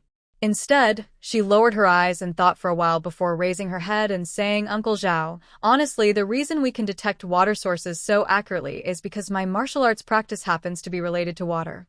I probably can't teach you, but I can help you find water sources. Just call me whenever it's convenient for you. She certainly wouldn't reveal her water-based abilities openly, so she just attributed it to her martial arts. The other person wouldn't understand anyway. As for Yuan Xiao and the others suspecting, it didn't matter. As long as they didn't ask, she would pretend she didn't know anything. Even if they did ask, she could just make up some nonsense. As the saying goes, there are always more solutions than problems. Now she was fearless, like a dead pig not afraid of hot water. She would do as she pleased. Really? Thank you. Thank you, Wanwan. Zhao Daxian stood up excitedly to thank her. He knew Wanwan truly cared for them. As long as they didn't mess up themselves, she would do her best to help. All right, Uncle Zhao, there's no need to thank me. She waved her hand to dismiss his politeness. She smoothly changed the subject. Uncle Zhao, how are the crops in the fields? The weather has been hot lately. Please tell the villagers to work a bit harder and water the crops a few more times. Don't worry about that. I've asked my second son to keep an eye on it, Zhao Daxian replied cheerfully as he sat back down. The crops had already sprouted, and they were watering them diligently. The growth was excellent, so there was no need to worry. She nodded. She poured each of them a glass of iced tea from the teapot. Uncle Zhao, about the workshop we plan to build in the village. Zhou Chongqing should have already told you about it, right? He did. He said we should first find 40 quick and capable young people. They don't necessarily have to be strong laborers. I'm already looking for candidates. Zhao Daxian took a sip of tea and nodded with a smile. Zhou Chongqing also told me that more people will be recruited later. The first month's wages are 600 won, and if they do well, it will increase to 800 won from the second month. There are also rewards for the new year. He doesn't even know how to divide the work quotas. With such good pay, if the distribution isn't fair, the villagers might start causing trouble. Thank you, Uncle Zhao, for keeping this in mind, she said. Their first workshop was already more than half built. In a few days, it would be fully completed. Once finished, the paper-making workshop would start operating. This was very important for poor students to get affordable paper and for future movable type printing. They had to be very careful. What kind of workshop are you planning to build? Seeing how attentive she was, Zhao Daxian couldn't help but ask with some doubt. Our paper workshop, isn't the building already finished? I plan to start using it next month. Before, I went to the county town and found that ink, paper, and inkstones are all ridiculously expensive. Ink and inkstones are hard to get, so I thought about building my own paper workshop. That way, I wouldn't need to buy costly paper, and I could sell the extra paper for some income, right? He picked up his teacup and took a sip, speaking with a half-serious tone. My goodness, you guys can even make paper? That's amazing. Zhao Daxian couldn't help but give a thumbs up. In their view, anything related to reading and studying was impressive. For him, the fact that Shen Xiangwan and her friends could make paper was a very remarkable achievement. Hee. Shen Xiangwan chuckled softly. Uncle Zhao, you're overdoing it. Making paper is just a small thing, nothing special. Xiangwan, you don't understand. For folks like us living in the countryside, being able to make paper is really a big deal. Zhao Daxian didn't know how to explain further, as their backgrounds and experiences were quite different. It was probably hard for them to see eye to eye on this. All right, we are really quite capable. Hearing this, Shen Xiangwan stopped arguing and asked instead, when do you plan to dig the well? If you want, I can go help you test the ground now. Just mark the spots, and then you can dig directly later. Okay, that would be great. Thanks. He stood up as he spoke. Shen Xiangwan was different from him. She was busy and rarely had free time. Since she was available now, it was good to settle things early. Don't say it's a bother, Uncle Zhao. It's nothing. Let's go. She shook her head with a smile and left the small study with him. Seeing her about to leave, Yuanyu followed. As for Yuaning, she was in the backyard training grounds teaching Wei Linga and Wu Shuiyu martial arts moves, busy with her own tasks. The village's underground water source wasn't as easy to find as in the Wei family area. It was buried deeper. Shen Xiangwan used her water elemental abilities to scan the village twice and finally found about a dozen good spots. The deepest was only about 7 or 8 meters to reach water, while the shallowest was around 4 or 5 meters. Other places could also yield water but required digging very deep, which wasn't necessary for the villagers. Despite that, Zhao Daxian and the villagers who followed him were very happy. Having about a dozen water sources meant they could build more than 10 new wells. In the future, they wouldn't have to be so careful with water, fearing it might run out someday. Please vote. Time quickly passed, and soon it was late July. The factory was finally completed, and the paper workshop officially started operating. Zhou Chongqing also became busy, along with Gu Yunzheng. The Gu family used to be merchants. Since she was the only daughter, Gu Yunzheng was quite knowledgeable about business matters. Helping Zhou Chongqing was not a problem for her. After the canal was filled with water, Shen Xiangwan truly arranged various fish fry in it, along with some duckweed. Looking across, the water surface was green and lush, complemented by weeping willows on both banks. It was a beautiful, peaceful countryside scene. Yuanyu, has Chingy been gone for a few days? After dinner, Shen Xiangwan placed a lounge chair under the willow trees beside the canal, lying on it to relax. The children played and chased nearby, their cheerful laughter ringing out now and then. Madam, it has been 19 days. Since the second master left, they had to answer this question almost every day, sometimes more than once. Recently, Yuan Yu and Yuaning had already become tired of explaining. Really? She crossed her arms behind her head and narrowed her eyes slightly. No one knew what she was thinking. The only thing certain was that her mood was not good. Not only because Wei Qingyi had been away for nearly 20 days, but also because he hadn't sent her a message alone. Every time, Yuan Xiao would come to tell her he was safe. Although she didn't show her dissatisfaction outwardly, her inner frustration was building up. When Wei Qingyi returned, it would surely explode. Madam, shall we go to the county town with you tomorrow? They looked at each other, and Yuan Yu bowed slightly and whispered her suggestion. They didn't really want her to go out, especially after the last time she was ambushed by unknown people. But seeing her in a bad mood, they didn't care much anymore. At worst, they could bring some guards for protection. What's there to see? She lazily glanced at them and sat up. She understood why she had suggested it. There was no real need. She wasn't the type to be so lethargic over such a small matter. It was just that she felt a bit upset inside. She could just go back to her space and play with her little treasures. Speaking of treasures, she couldn't help but think of Yuan and the round, chubby ones. Recently, whenever she entered, they would cling to her and act spoiled for a long time, insisting she feed them milk herself before stopping. Unfortunately, the weather is too hot now. If it were cooler, she would like to bring them out. Anyway, there are cows at home, and the back mountain is full of bamboo forests, so they won't go hungry. Usually, she secretly feeds them extra food. People who have never raised giant pandas wouldn't understand how happy it is to pet them every day. They are all her treasures. Is the lady in a good mood now? Seeing her face actually have a smile, Yuan Ying and Yuan Yu exchanged glances, forgiving their own clumsiness because they simply couldn't understand her way of thinking. Madam. Yuan Xiao's voice suddenly sounded. Shen Xiangwan instinctively looked up, and her smile was very bright. Madam, are you in a good mood? He quickly approached her and asked cautiously. Yuan Yu said she hadn't been feeling well recently, right? Pretty good.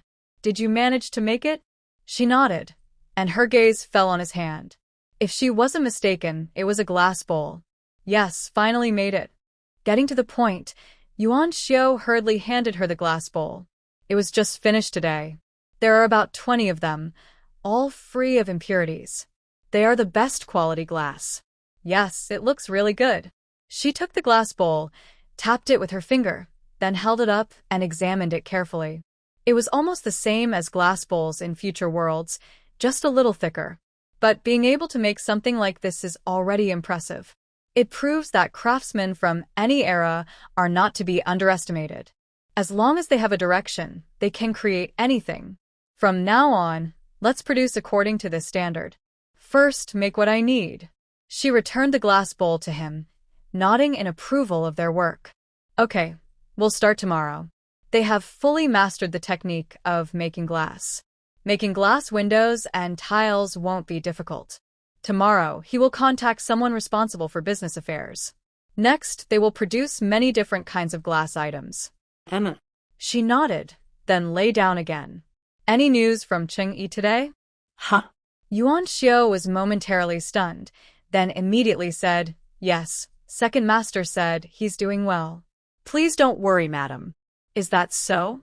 Noticing the fleeting dodge in his eyes, Shen Xiangwan said nothing and waved dismissively, signaling him to leave. Before leaving, Yuan Xiao quietly gave Yuan Yu a meaningful look. Yuan Yu understood and pretended to need the restroom shortly after Yuan Xiao left, using it as an excuse to leave. Shen Xiangwan watched everything from afar, a slight smile on her lips. She crossed her arms behind her head and gazed blankly at the endless night sky. It seems she needs to train a group of people who truly belong to her. Look at these individuals. Everyone is openly hiding things from her. Although they might be doing it for her sake, she doesn't need that. Not knowing anything is the best way to keep things simple and safe. The next day, Shen Xiangwan got up before dawn. After having breakfast with Zhao Yuping and others, she went alone to the backyard. Yuan Yu and Yuaning thought she was just going for a walk to digest her food, so they didn't follow. Little did they know, she quickly slipped through the back door into the mountains. When they realized something was wrong, Shen Xiangwan was already gone from the backyard. Her actions were deliberate, perhaps a childish form of revenge. Who made them hide certain things from her?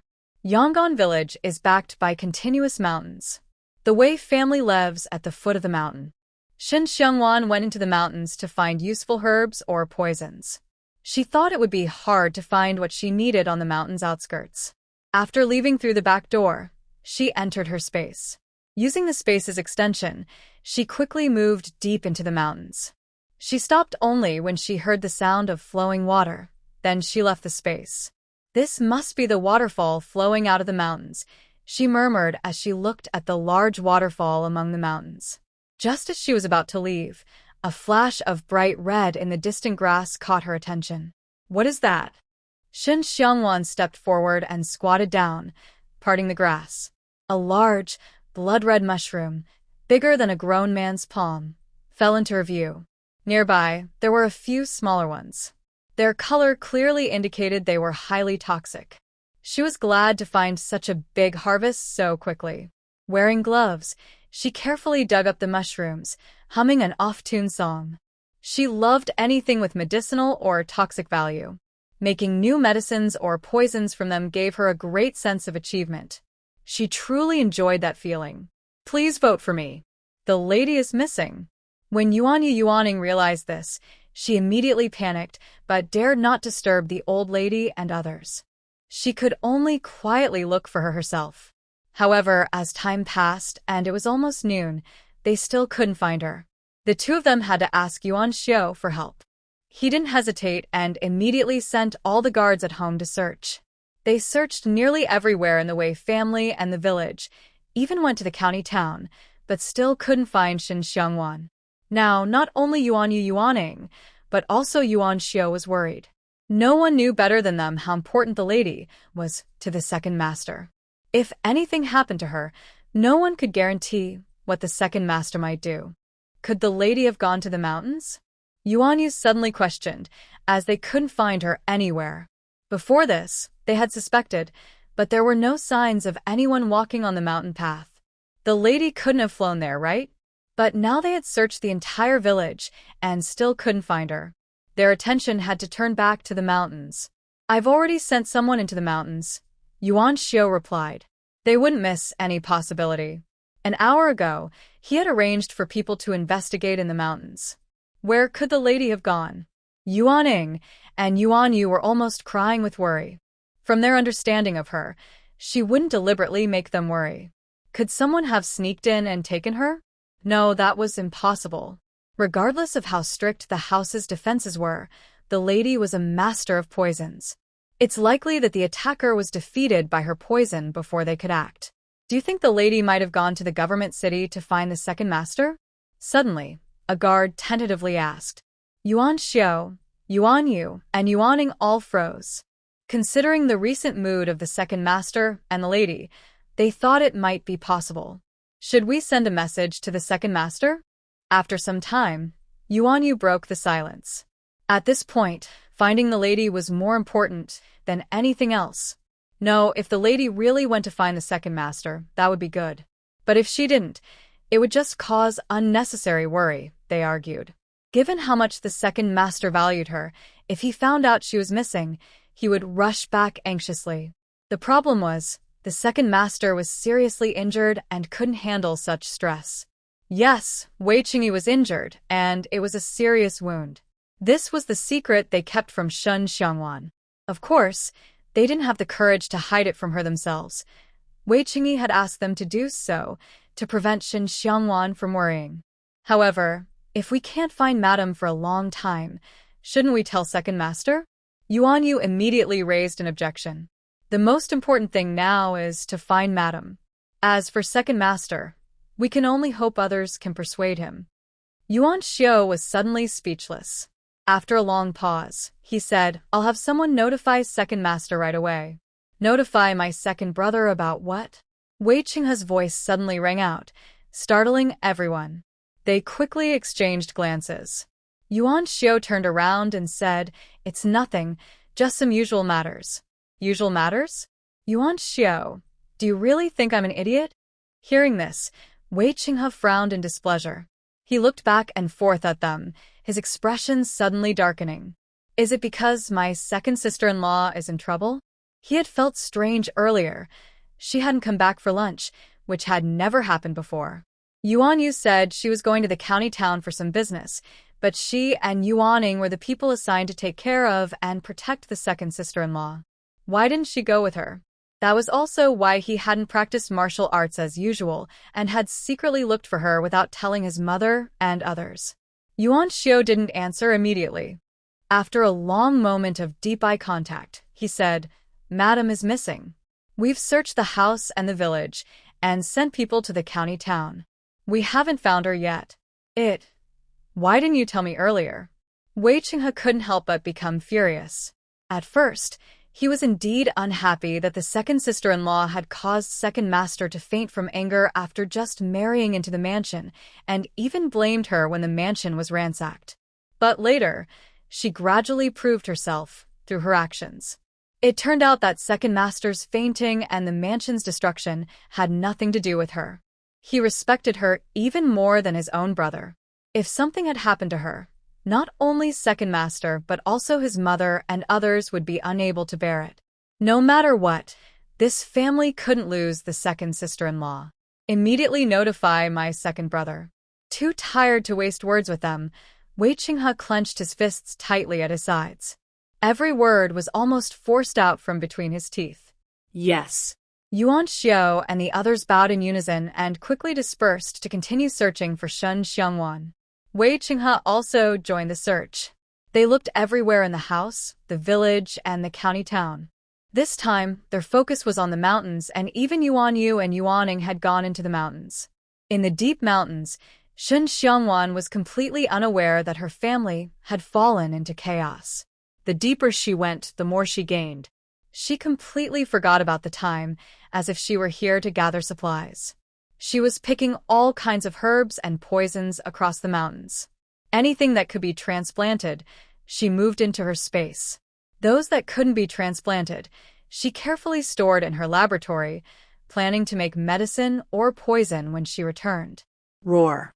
Just as she was picking a poisonous plant, a beast's roar suddenly erupted.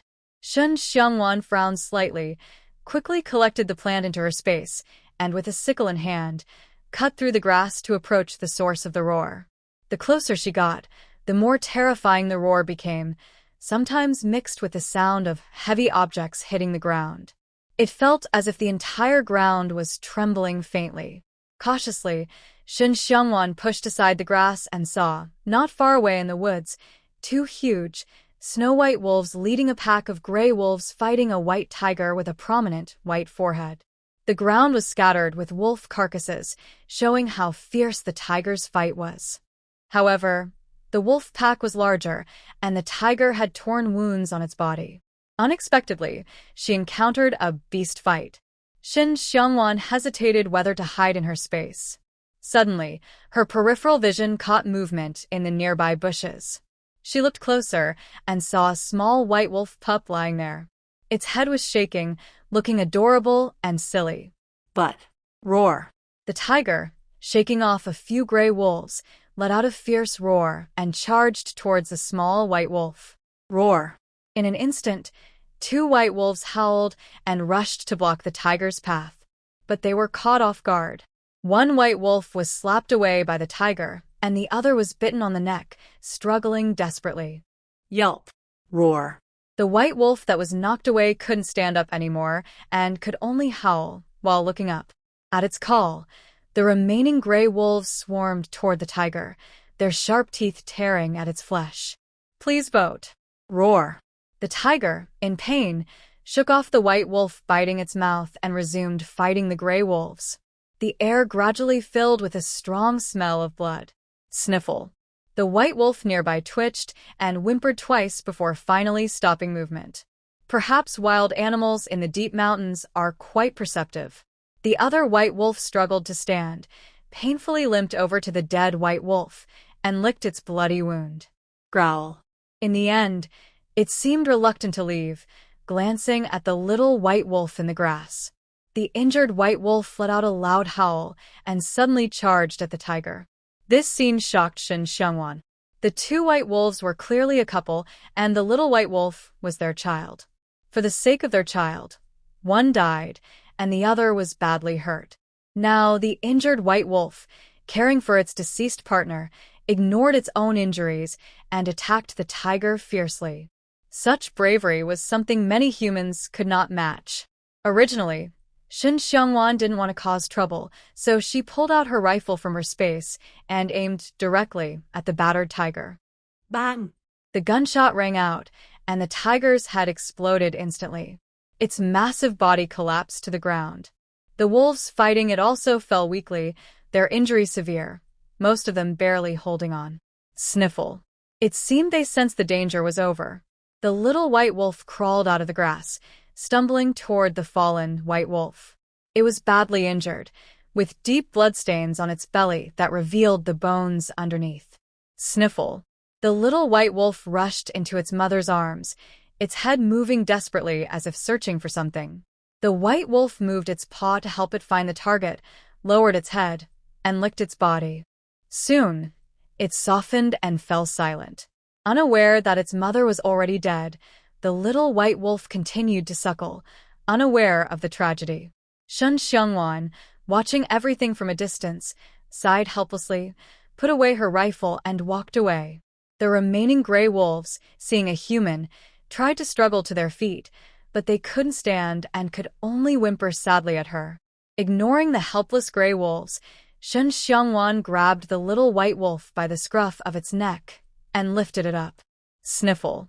It seemed displeased that she interrupted its feeding, flailing its limbs and crying out loudly. Without the protection of its parents and the wolf pack, this little one would likely become prey for other wild animals within a few days. From now on, it would follow her. She held it up to her face, gently poked its small head with her finger, and decided to raise it as a replacement for the two loyal white wolves. Sniff, sniff. The little white wolf was still waving its paws, but Shen Xiangwan ignored it and casually sent it into the space. She contacted number 2 with her mental power to take good care of it. After dealing with the little white wolf, Shen Xiangwan turned to the gray wolves, ignoring their growling and whimpering. She took out some medicinal powder and sprinkled it on their wounds. Whether you can survive depends on yourselves. Then she stood up, took out a shovel, dug a hole in the ground, and buried the two white wolves together. She also collected the tiger's body, turned around, and left without looking back. In the afternoon, during the shun hour, at a residence in the city. How is the second young master's injury? Qingying returned from outside and saw the guards escorting the doctor away. Her tone was full of worry. Reporting to the leader, the external wounds have stopped bleeding and need time to recover. The main issue is internal injuries. The doctor is helpless and can only let the second young master recover slowly. The guards clasped their fists with a serious expression. A few days ago, when the second young master returned from outside, he was suddenly ambushed by dozens of dragon shadow guards led by a grandmaster. Several brothers were killed, and the second young master was seriously injured. If Elder Ji hadn't arrived in time to hold back the grandmaster, and if the second young master hadn't used his wife's poison, he might have already died. She waved her hand to dismiss him. Qingying strode into Wei Qingyi's room. Wei Qingyi was weakly leaning against the bed. Under his thin nightgown, faint traces of blood could be seen. His fair face looked almost devoid of color, worse than when he was heavily poisoned before. "How is the military situation?" He looked up at him and asked calmly.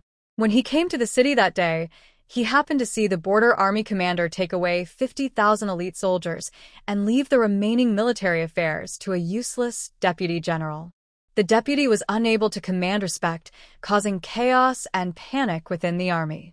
He took the opportunity to support someone who had long infiltrated the army and seized the remaining military power.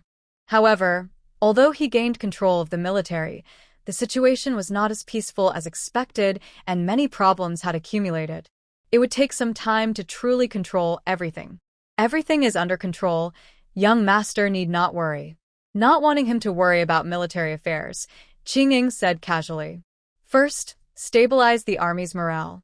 Let Cheng Yuxing handle the logistics and make sure to rally the soldiers' spirits. In fact, the remaining military power at the border is quite insignificant, almost like a hot potato. This is one reason why they can easily seize control. But even if it's small, it's still military power. He has no right to pick and choose now. Give him time, and he is confident he can handle everything well, transforming the weak and old soldiers into a true force of tigers and wolves. Yes, I know what to do. Qing respectfully bows and salutes. He used to be a soldier himself, fighting alongside him since he was a teenager. He is very familiar with how to organize the army and rally the troops. All right, Qing, stop worrying about whether you have military power or not. Just focus on getting healthy first. A beautiful woman, about 40 years old, suddenly speaks and interrupts them. Her name is Yun Mengyi. She is Wei Chengyi's master's wife. When she was young, she was famous for her beauty in the martial world. Later, she married Wei Chengyi's master, Ji Shaohan, and gradually retired from public life. Yes, listen to your master's wife. Another man, leaning on a soft bed, agrees enthusiastically. He looks disheveled, with a full beard, but has striking black eyes like obsidian. He is Ji Shaohan, Wei Chengyi's master, a well-known old eccentric in the martial world, sometimes good, sometimes bad, which makes him quite troublesome. Sister-in-law is right. Chengyi, leave those matters to Qing and the others. Yan Lang, also in the room, can't help but speak up. On the third day after Wei Chengyi arrived in the city, he managed to get the people from the Yan family out. His success in gaining military power also owes a lot to Yan Lang and his son. Wei Chengyi nods, about to say something, but suddenly a guard runs in from outside, holding a letter in his hands. Urgent message? Wei Chengyi frowns slightly, takes the letter, and unfolds it. When he reads the contents, he suddenly jumps up from the bed. Prepare the horses, I'm going back. What? Everyone is surprised. Qing, the first to react, quickly opposes. No. Second master, your injury. Wang is missing. Wei Chengyi looks at him and speaks clearly, his hand clutching the letter so tightly it's deformed. Yes, no one knows better than him how much the second master loves his wife. Qing no longer objects and bows out. Yan Lang and Ji Shaohan exchange a look, both shaking their heads with sighs. What a mess this is. Shen Xiongwan's disappearance was kept secret by Wei Qinghe, Yuan Xiu, and others to avoid worrying Zhao Yuping and distracting her. Most of the guards had gone into the mountains to search, but they also checked the village and county repeatedly, unwilling to miss even the smallest clue. Guards? As Shen Xiongwan returned, she raised her eyebrows slightly. The guards had all gone into the mountains? It seemed this matter had become quite serious. Madam, are you there? Madam. The guards hurriedly moved through the trees, calling out and scanning everywhere for hiding spots, clearly searching very carefully. Should I go out now or wait a bit longer? Looking at the outside activity and touching her chin, Shen Xiongwan's expression showed a hint of mischief. With her intelligence, she knew very well how worried Yuan Xiu and the others would be after her sudden disappearance. She had also guessed they wouldn't tell Zhao Yuping, meaning only Yuan Xiu, Yuan Yu, Yuaning, and the guards would be anxious. She did this on purpose, simply to give them a taste of their own medicine for hiding certain things from her. It was a bit childish, but she was the kind of person who didn't like to be at a disadvantage. Even if what they hid from her was probably arranged by Wei Qingyi for her benefit, she didn't mind. I'm here. Seeing that it was getting late, Shen Xiongwan packed a small basket with various herbs, carried the howling little wolf cub, and stepped out of the space. After this incident, she believed Wei Qingyi and Yuan Xiu would see her differently. In the future, before hiding anything from her, they would think twice. Madam? All the guards were experts, highly skilled in martial arts. Even those who had run far ahead heard her voice and immediately flew toward her.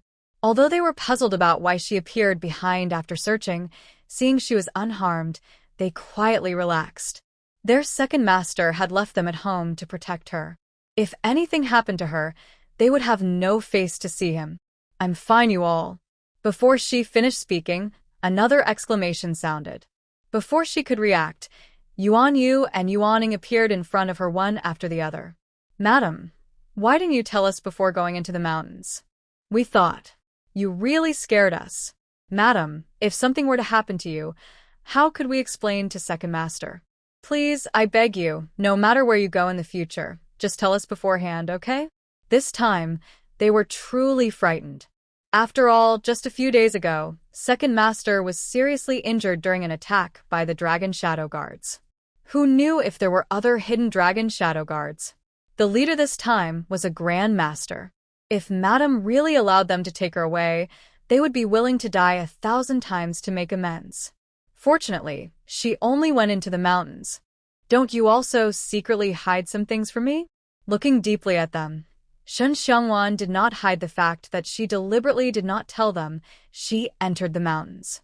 If she didn't let them know the risks, they might hide more things from her in the future. Even if they were just following orders and doing it for her sake, she didn't need that. Knowing everything is important so she can respond in time. Not letting her know everything could harm her. Madam. Hearing this, the two of them stared at her in disbelief. Was Madam doing this on purpose? No, did Madam know they were hiding something about Second Master? When did she find out? How did they not notice? Go back. Although she saw through their thoughts immediately, Shen Xiangwan had no intention of explaining. She turned around with the little wolf cub in her arms. The guards looked at each other, then followed her without saying a word. Aang, do you think we did wrong? Yuan Yu asked hoarsely, watching their figures disappear into the distance. Yes. She nodded firmly. Yuaning tiptoed and chased after them. When Second Master assigned them to Madam, they already belonged to her. But their loyalty still lay with Second Master, not Madam. Otherwise, they wouldn't have helped him hide things from her. Madam saw through this, but didn't say anything. Instead, she was clearly showing them through her actions that she didn't care about their loyalty. She also had no obligation to cooperate. Wherever they went, she had to be informed or go with them. Yuan Yu, who was behind, seemed to have figured it out too. Her hands at her sides clenched into fists tightly, and a determined glint appeared in her eyes. Second sister-in-law, Madam. As they just came down the mountain, Wei Qinghe and Yuan Xiao, who had already received news, came to meet them with their people. They looked her over carefully, confirming she was unharmed, then quietly let out a breath. Second sister-in-law, if you go into the mountains to pick herbs in the future, just tell me. I'll go with you. If we encounter any fierce wild animals, I can help protect you, right? After pretending to be relaxed, Wei Qinghe stepped forward to take the basket from her. He wasn't stupid. His second sister-in-law wouldn't cause unnecessary worry without reason. There must be something he didn't know. Are you sure you can handle this? Allowing her to take the basket, Shen Xiangwan glanced at him with a smile, slightly teasing, as if underestimating him. She could clearly feel that their big brother was genuinely worried about her. Thinking back to their first meeting and comparing it to now, she had to admit that the proud and hot-tempered boy had really grown up. You're underestimating me, aren't you? I am already a natural warrior. He grinned mischievously, teasing her back. Indeed, he was a natural warrior, but probably at the bottom of the list, and he had only broken through because of the potion his second sister-in-law gave him. Really? Well, I am also a natural warrior. How about we spar someday? Shen Xiangwan smiled as she spoke while walking. She ignored Yuan Xiao and pretended not to see him secretly whispering with Yuaning and Yuan Yu. She wasn't worried they would tell him. Today, she deliberately let them see.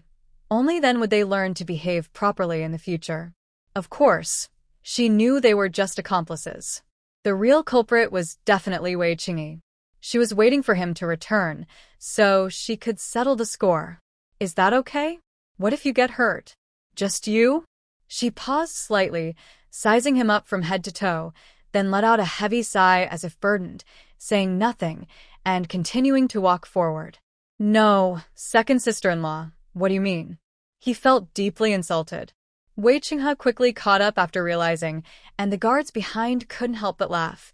They could tell they were just joking around. The only ones unable to smile were probably Yuan Xiao, Yuan Yu, and Yuan Ning. They really didn't expect that the usually friendly lady would choose to warn them this way. Please support me with votes. Wanwan, didn't you go to the county town? Why are you coming from the back? When Shen Xiangwan returned to the front yard, she just happened to meet Zhao Yuping coming back with her children. Seeing the basket full of herbs her youngest son was carrying, she immediately had doubts.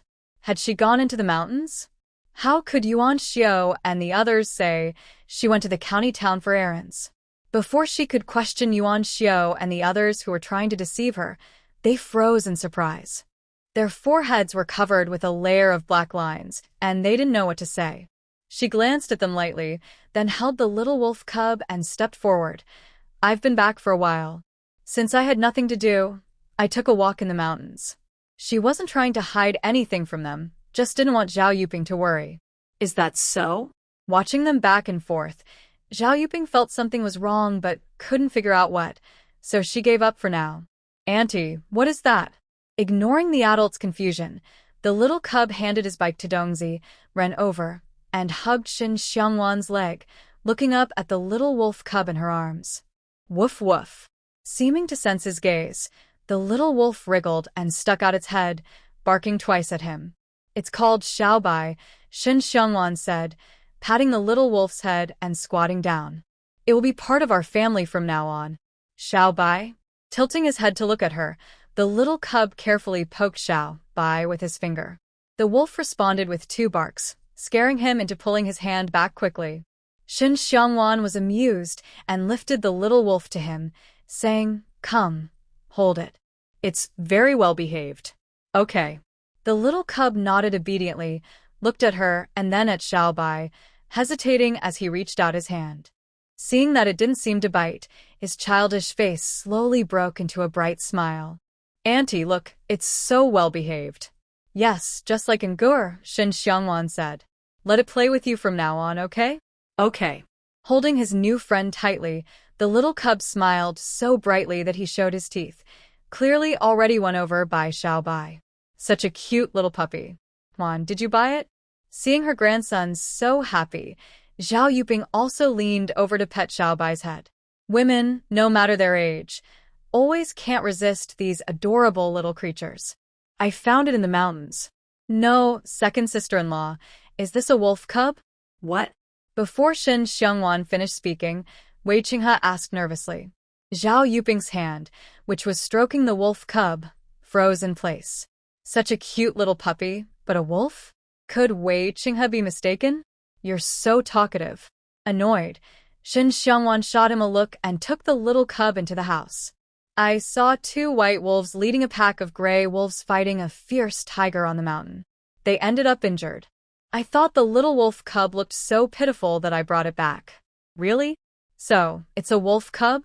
Followed by Zhao Yuping and a group of women behind her, they were once again stunned. Although the little wolf cub was very cute, just thinking that it was a wolf and not a small puppy made their hearts feel uneasy. Second sister-in-law, are you really going to raise it? Entering the main hall, Wei Qinghe looked worriedly at the wolf cub playing with her young nephew. Isn't she afraid it might bite the owner when it grows up? Is that not okay? She looked up at him. Shen Xiangwan picked up her teacup and took a sip. Since she found it and brought it back, she would raise it until it grew up. Whether she let it stay with them or release it into the wild, she hadn't thought that far yet. It's not impossible as long as you like it. Hearing the deeper meaning in her words, Wei Qinghe no longer questioned her. If the second sister-in-law liked it, she could keep it. Their family could afford it anyway. Mother, don't be afraid. Just treat it like a small puppy. Having dealt with Wei Qinghe, Shen Xiangwan smiled and comforted Zhao Yuping. What small puppy? Before Zhao Yuping could respond, Wei Linger suddenly spoke. In the next second, she had already entered the main hall with Wu Shuiyu. When she saw the wolf cub playing with the little one, she immediately ran over and picked it up. So cute, little puppy. Second sister-in-law, did you buy it? Ha ha ha. Hearing such a familiar question, Zhao Yuping couldn't help but twitch her mouth. Shen Xiangwan couldn't help but laugh. Can she say that they truly are mother and daughter? Is my question strange? Wei Linga held the small wolf cub and looked back and forth at them. She was just asking if it was bought. Was that such a big deal? Auntie Xiaobai gave me this. Give it to me. The new friend was suddenly taken away. The little cub tugged at Wei Linger's clothes and asked for it in a sweet voice. Stop pulling. Isn't it enough if I give it to you? His clothes were almost torn, and Wei Linger, feeling helpless and a little reluctant, returned the wolf cub to him. Thank you, Auntie. The happy little cub caught the new friend and cheerfully said thank you. Then it turned around and ran to play nearby to avoid someone else coming to it. It's from the mountain. After she sat down, Shen Xiangwan, who had finished laughing, simply recounted the wolf cub's background. Learning that it was not the small puppy she thought it was, Wei Linger was not only unafraid, but also felt a little pity. She quickly ordered Zhou Shun to take good care of it. Old madam, the meal is ready. As the family chatted happily, the cook came in from outside, bowing. Of the 4 cooks in the house, 3 had gone to the dining hall, leaving only one responsible for their daily meals. Serve the food. Looking at the sky outside, Shen Xiangwan casually said, Yes. The cook respectfully stepped out and just then passed by the guards coming from outside. Madam, second master has returned. What? Shen Xiangwan was stunned. 20 days had passed. He finally decided to come back? No, if he hadn't gone missing today, he probably wouldn't have returned at all. Has Cheng Yi really come back? Not noticing her surprise, Zhao Yuping asked happily. In the blink of an eye, her son had been gone for 20 days, and now he was finally back. Yes, second master has entered the village, and will be home soon. The guards didn't dare delay, and quickly bowed to reply. To protect everyone, the whole village was on alert with guards, mostly hidden in the shadows, so no one knew. Just now, they received news that second master had entered the village. I'll go see. Yuan Xiao, waiting nearby, hurried out quickly. Shen Xiangwan keenly sensed his anxious face and felt a vague premonition of something bad. I'll go see too. After speaking, Shen Xiangwan's figure quickly disappeared into the main hall, along with Yuan Yu and Yuan Ing. Zhao Yuping and others looked at each other, realizing how much she was hoping for Wei Qingyi's return. Please vote. As the sky darkened, a dozen horses and several carriages sped into the village. Leading the way was Wei Qingyi, who had been gone for 20 days. He was dressed in black brocade, his handsome face flushed with an unusual redness, looking like a fallen immortal touched by mortal dust. Wan. Seeing the slender figure standing on the bridge from afar, Wei Qingyi's breath tightened. He suddenly leapt into the air and, in the next moment, tightly embraced his beloved, who had been on his mind every day and worried about all this time. Wan, I'm so glad you're safe. I was worried and missed you so much. His deep voice carried a hoarse tone unique to suppressed emotion. Wei Qingyi trembled as he held her, bowing his head to bury deeply into her neck, greedily breathing in her scent. God knows how worried he was when he found out she was missing, fearing she might be in danger. Throughout the journey, his mind was in chaos, with only one thought: to go home. To return immediately. Now, seeing her safe and unharmed, holding her tightly and feeling her body's warmth, his tense heart finally relaxed. Have you had enough hugs? Hold on tight and let go of me. Reuniting after a long separation, it's impossible not to feel excited. But just thinking about how he was gone for 20 days with no news, and how he and Yuan Xiao kept some things from her, made Shen Xiangwan feel extremely upset. Her delicate, beautiful face was covered with a thin layer of cold frost. Wan? Wei Qingyi's tall body stiffened. When he caught Yuan Xiao's teasing wink, he immediately understood that they had revealed their secret. Before he could react, he suddenly felt weak and leaned on her, groaning in pain. Wan hurts so much. At such a moment, The only way he knew to save himself was to act pitiful. But he wasn't pretending. The injuries he suffered that day were indeed very serious. The doctor had to work hard to stop the bleeding. After all his struggles, the wound reopened. If he weren't wearing black brocade clothes, there would be large bloodstains on his chest. "Are you hurt?" Shen Xiangwan was stunned. She smelled the strong scent of blood, and her anger eased a little. "Where are you hurt?" She slightly pushed him away and was about to check his pulse on his wrist when she noticed her light blue clothes were covered in bloodstains. Her pupils shrank involuntarily, and she immediately stared at his chest. "It's nothing, just a small wound." "A small wound?" Before Wei Qingyi could finish speaking, Shen Xiangwan coldly interrupted him. Ignoring Yuan Xiao and the guards around, she grabbed his collar sharply and pulled him back. Ugh. When the wound, deep enough to see the bone and with flesh exposed and still bleeding, was exposed to the air, everyone couldn't help but gasp in shock. Worry immediately followed. Shen Xiangwan stared tightly at the wound spreading from his left shoulder to his right abdomen. Her hand holding his collar was turning white, almost using all her self-control to stop herself from losing her temper. "Is this what you call a small wound?" She looked at him coldly and asked, every word almost forced out from her teeth. Under her threatening gaze, Wei Qingyi found he couldn't respond. If he dared to nod, Wanwan might really make him seriously hurt. "Do you know what I want to do right now?" She raised her hand to touch his face, but before he could answer, she said clearly, "I want to kill you." That man, only 20 days apart, why didn't he protect himself well? Since he was so badly injured, why didn't he come back immediately to see her? Still daring to secretly team up with Yuan Xiao and others behind her back? Do they think life is too easy and want to find trouble with her? Just wait and see how she will deal with him in the future. Wei Qingyi's forehead darkened. He raised his hand to hold her hand and immediately put on a pitiful little expression. "Wanwan, I hurt. Why don't you just die from the pain?" She shook off his hand, pulled him up, and prepared to go back to the house. His injury had worsened and needed immediate treatment. Moreover, if she guessed correctly, he must have also sustained serious internal injuries, or the wound wouldn't have worsened like this. "Madam." Qingyi, who had come along, bravely stepped forward. Behind him were Ji Xiaohan and his wife, and the Yan family. For some reason, they all seemed a bit afraid of the current situation and didn't dare to approach her to greet her. "Uncle Yan, you've also come." Glancing past Qingyi, Shen Xiangwan quickly shifted from her previous anger to a gentle smile and nodded at the Yan family members. "Yes, Wanwan, we'll be bothering you again in the future." Wanwan. Sister-in-law. Yan Lang immediately smiled brightly, and others greeted her in unison. After looking at them one by one, Shen Xiangwan's gaze settled on Ji Xiaohan and his wife. "Wanwan, let me introduce you.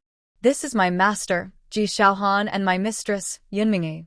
Noticing her gaze, Wei Qingyi quickly took her by the arm and led her toward Ji Xiaohan and his wife. When he was 3 years old, he had gone missing. It was his master and mistress who found him and sent him back to the palace. Later, because he was good-looking, his mistress wanted to be his adoptive mother, and his master, unable to refuse, took him as a disciple. Although they often traveled the martial world and rarely stayed in one place for long, they had raised him well. His ability to break through to the Grandmaster level at such a young age was thanks to them. After he was poisoned, they traveled across countries trying to find an antidote. Although they didn't succeed, they exhausted their efforts. In his heart, they were like another set of parents, very important to him. Master, mistress. Though annoyed, Shen Xiangwan was not someone without sense. She immediately responded politely. "Oh, Wanwan, you look so beautiful. Marrying Qingyi must be a bit of a pity for you. If he ever bullies you in the future, just tell me. I'll help you teach him a lesson." Holding her hand, Yunmingyi warmly said, "I really didn't expect that after half a year, Qingyi would have a wife, and such a beautiful one at that. I heard Qingyi say that she also cured the poison on Qingyi. People shouldn't be judged by appearances. This delicate-looking girl has such great medical skills." "Thank you, mistress." She gave a meaningful look at Wei Cheng-yi and smiled in gratitude. Look at you, child. Why are you still so formal with mistress? Yun Meng-yi liked Shin Xiangwan more and more. She held on to her tightly, unwilling to let go. Meanwhile, Ji Xiaohan pulled her hand and held it in his own, saying, "All right, Cheng-yi's injuries still need treatment. Let Wanwan check on him first." He knew his wife well. She had always liked good-looking people, and if she weren't Cheng-yi's wife, he might have tried to win her over as their daughter. "Master, mistress, Uncle Yan, you're all hungry, right? Why don't we go inside to eat?" Cheng-yi's injuries needed attention, so Shin Xiangwan no longer pretended to be polite. She slightly turned and gestured for them to follow. "Please vote for me." Cheng-yi. Second brother. Second uncle. When Zhao Yuping and others waiting inside saw them come in, they quickly stood up to greet them. As soon as they saw Ji Xiaohan and his wife, they immediately left Wei Cheng-yi at the front and walked straight toward them. "Old Ji, Meng-yi, Yanlang, why are you all here? Yuping, you look so young now." Seeing her, Yun Meng-yi exclaimed in disbelief. They had only been apart for half a year, so why did Yuping look like a woman in her 20s? The change was just too dramatic. Not only she was shocked. Even Ji Xiaohan couldn't help but glance at Zhao Yuping twice. The Yan family members, who had only been apart for a month or two, also looked puzzled. How could she change so much in such a short time? No, to be precise, everyone in the Wei family, including Shin Xiangwan, had changed a lot. The most obvious sign was that they all looked paler, glowing white, just like after Wei Cheng-yi was cured. They weren't fools. They had some guesses in their hearts. They silently glanced at Shin Xiangwan, thinking she must have done something. "Mother, you should first greet mistress and the others for a meal. Cheng-yi is injured. I'll take him upstairs to treat him." Seeing Wei Cheng-yi's breathing grow more labored and the strong smell of blood in the air, Shin Xiangwan smiled and interrupted Zhao Yuping and Yun Meng's nostalgic chat. "Are you hurt?" Zhao Yuping was surprised and, along with Wei Qinghe and his sister, all looked at Wei Qingyi at the same time. Worried they might fuss or delay his treatment, Shin Xiangwan quickly stepped in front of Wei Qingyi. "It's just a small injury, nothing serious. You all can eat first, we'll be down soon." Without waiting for their response, Shin Xiangwan took Wei Qingyi's hand and headed upstairs. "Hey, Wanwan." Seeing this, Zhao Yuping instinctively followed a few steps, but when their figures disappeared at the stairway, she could only sigh helplessly and quickly called out, "Let's go to the main hall and talk. Wushuang, tell the cook to prepare a few more dishes." "Yes, old madam." Wushuang, who had been following her, bowed and went to the kitchen. The group, under Zhao Yuping's instructions, entered the main hall. Upstairs, in Shin Xiangwan's room, Wanwan. As she entered, Wei Qingyi moved to hug her again, but Shin Xiangwan spun away. "Take off your clothes." "Huh?" Wei Qingyi was surprised but quickly understood. His face flushed as he slowly untied his waistband.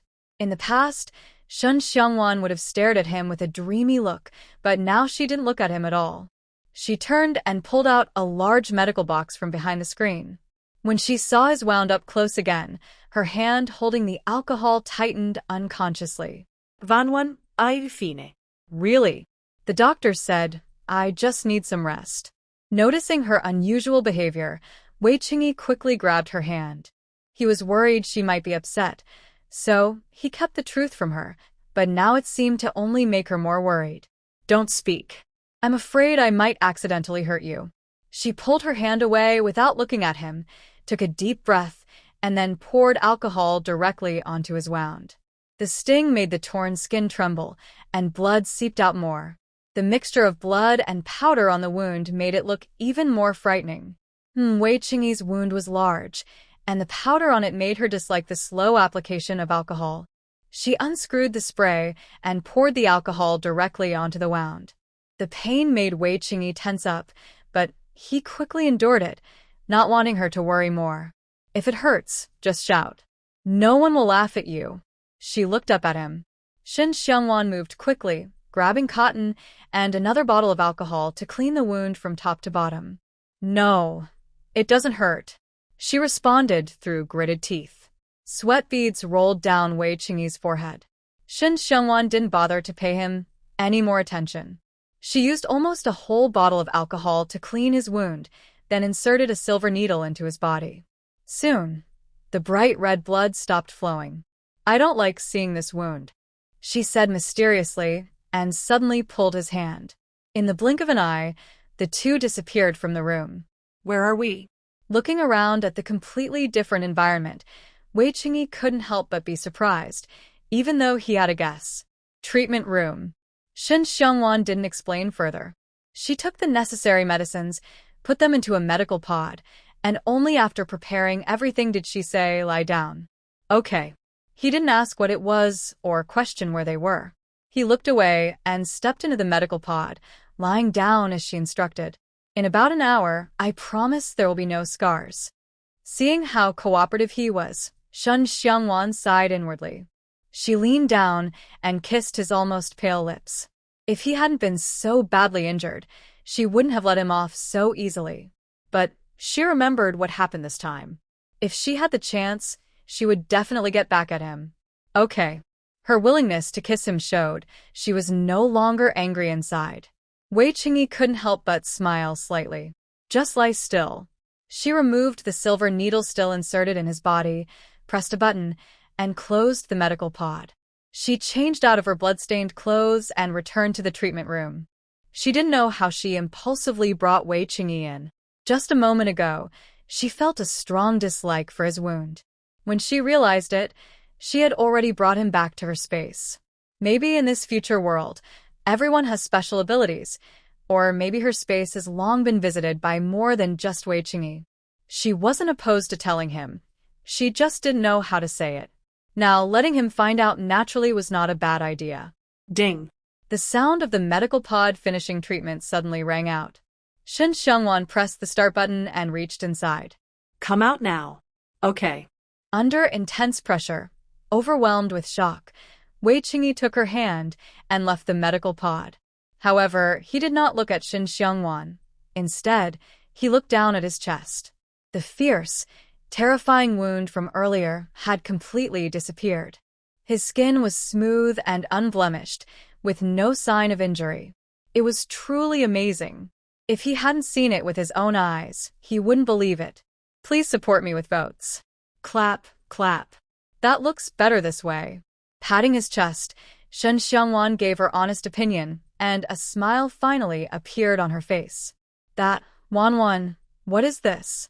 Why is it so magical?" Coming back to his senses, Wei Qingyi pulled her to look at the medical pod. In just a short while, it was incredible, almost like divine power. Could it be that his Wanwan is truly a fairy from the sky? It's the medical pod. Seeing him lose composure, Shen Xiongwan continued, "Any external injury, even a broken hand or foot, can heal quickly if you lie inside for a certain time, leaving no scars. Of course, for special cases, only part of the treatment is needed, like when my mother and Uncle Yen were injured. To avoid suspicion, I only treated them halfway. The medical pod is one of humanity's greatest inventions.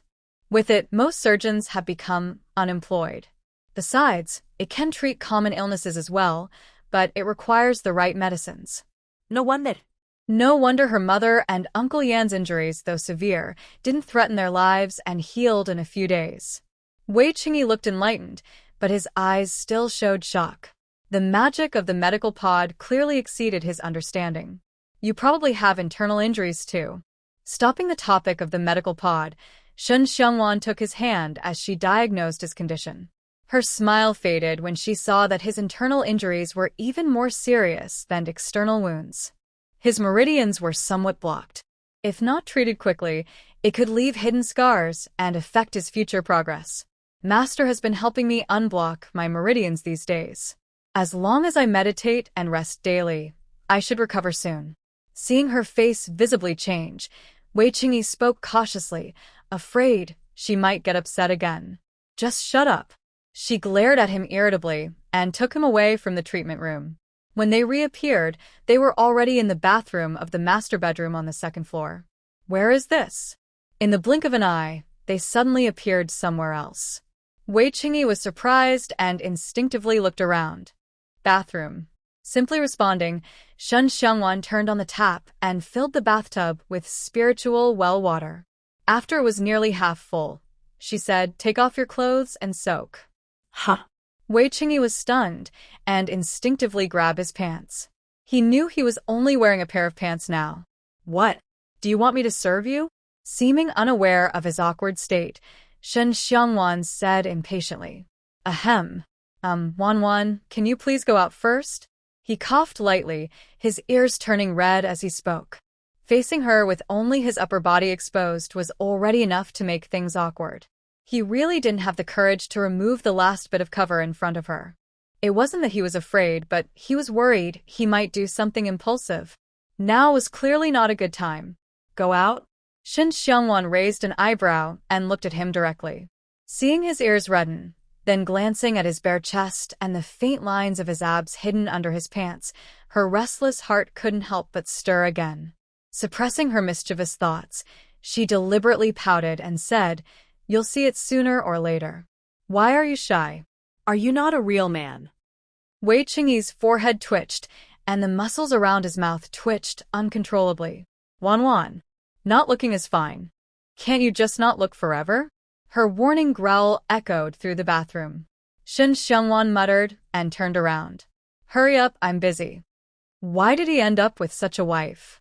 Wei Qingyi felt a vein throbbing on his forehead. After a long moment, he took off his outer pants, struggled for a while, but couldn't get his underwear off. He simply put it on and entered the bath. "Do you really have to?" Seeing him in his underwear, Shen Xiangwan pouted in disappointment. Such a good opportunity. Why was this man so stubborn? Have to. It was obvious what she was thinking. Wei Qingyi almost gritted his teeth and said, "I tell myself this is the last time. If this little rascal dares to tease me again, I will definitely put her in her place." No longer bothering him, Shen Xiangwan sat by the bath, casually reaching out with a glass of water and offering it to him. Although this wasn't the first time he drank unboiled spiritual well water, based on her recent tests, soaking and drinking it could quickly heal his internal injuries. If one dose wasn't enough, she would give him 2 or 3, which was better than him slowly recovering on his own. He took the water and drank it in one gulp. "Try running your internal energy." She took back the empty cup and softly reminded him. Wei Qingyi didn't ask anything. Following her instructions, he sat cross-legged in the bath and began to circulate his internal energy. At first, he didn't feel much, but when he reached nearly a full circle of rotation, he clearly sensed his blocked meridians opening up. As time passed, his internal power flowed more smoothly through his meridians, even surpassing his strength before he was injured. Wow. After circulating his internal energy 3 times, Wei Qingyi opened his eyes and looked at his body. His internal injuries had completely healed? What are you waiting for? Are your injuries better? While speaking, Shen Xiangwan reached out and took his hand again. When she checked his strong, vigorous pulse, no longer weak-like at the beginning, a gentle smile appeared on her lips. "It's fine now. Just need to replenish your blood over the next few days, and you'll be fully recovered." "Really?" Wei Qingyi was still a bit surprised. Only when he met her bright, sparkling eyes did he nod firmly. Then, with a splash, he stood up from the bath, spread his arms, and hugged her tightly. "Sorry, Wanwan. I haven't written to you all this time, and I shouldn't have let you and Xiao and the others hide things from you." It wasn't that he didn't want to write to her. He was afraid that if he received her reply, he wouldn't be able to resist giving up what he was doing and rushing back to her. He used to not understand what it meant to be a hero, but now he finally did. As for hiding his injuries from her, it was because he was worried she'd be concerned. He originally planned to wait until his injuries improved before returning, but they had already been exposed long ago. "Do you understand you were wrong?" She raised an eyebrow, glancing at him with a hint of annoyance. "Yes, I understand I was wrong." He buried his face in her shoulder and honestly admitted his mistake. He didn't want her to be angry with him anymore. "I don't care what reasons you have. If you ever go silent again, hide things from me when something happens, don't come back." She turned to face him, her eyes narrowing slightly, and her tone was full of a clear warning. Okay. Wei Qingyi agreed without hesitation, kneeling in the bathhouse and aligning his gaze with hers. He made a move to lean in and kiss her, but Shen Xiangwan raised her hand to cover his mouth. Don't be naughty.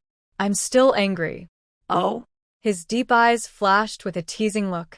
Wei Qingyi firmly locked onto her eyes and suddenly stuck out his tongue to lick her palm. Wow.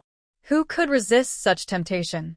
Shen Xiangwan felt a tingling sensation rush to her head. She cupped his face and kissed him fiercely. They hadn't seen each other for many days. A short separation felt like a new marriage, like dry wood meeting a blazing fire, quickly igniting their passion. Please vote for us. After the couple went downstairs, about an hour had passed. Zhao Yuping, her son, and the other women from the Yan family who were less skilled in martial arts didn't notice anything unusual. However, Ji Shaohan and Yan Junling did. They noticed that Wei Qingyi's breathing was deep and steady, unlike someone injured. Could Shen Xiangwan's medical skills really be that extraordinary? Everyone was a bit surprised but didn't show it, pretending they hadn't noticed anything. Sorry, Master, Mistress, Uncle Yan, for keeping you waiting, Shen Xiangwan bowed apologetically. She and Wei Qingyi casually found chairs to sit on. Uncle Yan, we've already built a house for you. We'll take you there soon. In just over a month, Yan Lang looked much older. The others from the Yan family also appeared tired and worn out. Their days in exile must have been very hard. Thank you, Yan Lang nodded with a smile. He didn't expect they could leave so soon and that she had even helped build a house for them. Don't mention it, Uncle Yan. There's no need to be so formal between us, Shen Xiangwan waved her hand. Then she turned to Ji Shaohan and his wife. Master, Mistress, why don't you stay with us? The main house has several empty rooms. All right, they agreed without hesitation. Shen Xiangwan didn't need to give further instructions. Zhou Wushuang, who was waiting nearby, quietly stepped back and quickly arranged for people to prepare the yard and the empty rooms in the main house for the Yan family. Second Master, Madam, please enjoy your meal. A maid and her daughter brought in trays. Zhao Yuping and her family had already finished their dinner, and these were prepared by the cook. Let's go to the yard and enjoy the breeze, they suggested. Seeing this, Zhao Yuping stood up and suggested, Our family is fine, but they can't just have the guests sit there watching the young couple eat, right? Okay. To avoid awkwardness for the young couple, Ji Shaohan and others also got up one after another. Soon, only the two of them remained in the large main hall. The couple exchanged a glance and both laughed, but they were truly hungry and quickly started eating. After finishing dinner, they looked at the night and decided not to join the others for a walk in the cool air. Instead, they arranged for Ji Shaohan and his wife, along with Yan's family, to go to the newly built courtyard on the left. Although it was new, the building materials were all natural, so moving in soon wouldn't be harmful. Yan's courtyard was similar in layout to Wei's, with the only difference being they didn't have a backyard. The area behind was planned as factories and storage, but the front yard was large enough. The main house was a two-story building, and because they had many people, both floors had 5 rooms. The east wing had 5 rooms, while the west wing was converted into 2 servant rooms and a barn. The leftmost building was the kitchen, with 2 rooms next to it serving as storage. We had it built after we arrived here, and the furniture is all arranged. If anything is missing, just tell someone to buy it in the county tomorrow, Shen Xiangwan said with a smile after showing them around. Before this, the servants had already cleaned the house, and bedding and essentials were prepared. The remaining details would be up to them to buy and decorate. I never thought we could live in such a nice house in our lifetime, Yan Lang sincerely said as he looked at the spacious main hall. Since being exiled, he never imagined having good living conditions. Especially during exile, even with money, their family was crammed into 2 shabby houses. Now, having left the exile camp and settled here temporarily, he felt very satisfied. Uncle Yan, as long as you're happy, Shen Xiangwan said, not knowing how to comfort him. After exchanging a glance with Wei Qingyi, she slightly turned to let the servants behind her step forward. They are the rough workers of the household. From now on, they will be your servants. Feel free to ask them to do any heavy or rough work. Tomorrow, I will find a cook for you. There are only 4 cooks at home. One is responsible for their meals, while the other 3 go to the cafeteria every day to cook for the guards and servants. They prepare food for over 200 people each meal, which is quite busy. Tomorrow, she plans to find steward son to buy a few more cooks, even if they are servants. She doesn't want to overwork them or pressure them too much. Servants aren't needed. We're used to doing things ourselves. Yan Lang didn't hesitate to refuse her arrangement. Having their own home here is already good enough. They don't need servants.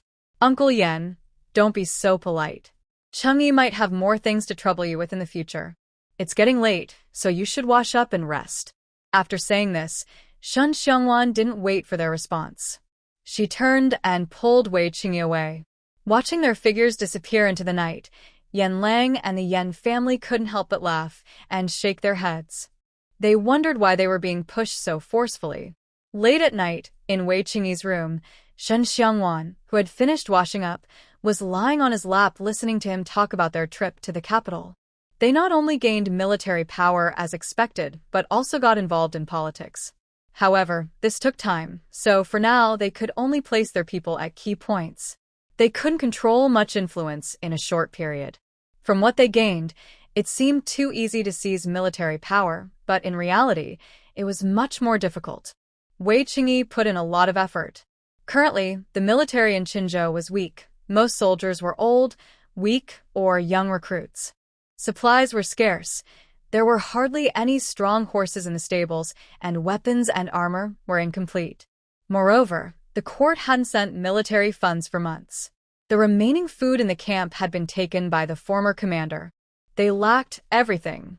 Wei Qingyi had just taken over and didn't know how much money he had already spent. Good job. She gently touched his face, feeling distressed. Even if he didn't say anything, she could imagine he had been working hard every day during this time. It's not hard. He held her hand and lay on the bed with her. He wanted to sleep with her. The night before he left, they had slept together. He missed waking up and seeing her first thing in the morning. Shun Xiangwan yawned openly, clearly agreeing to sleep with him. Wei Qingyi smiled and said warmly, "Sleep now."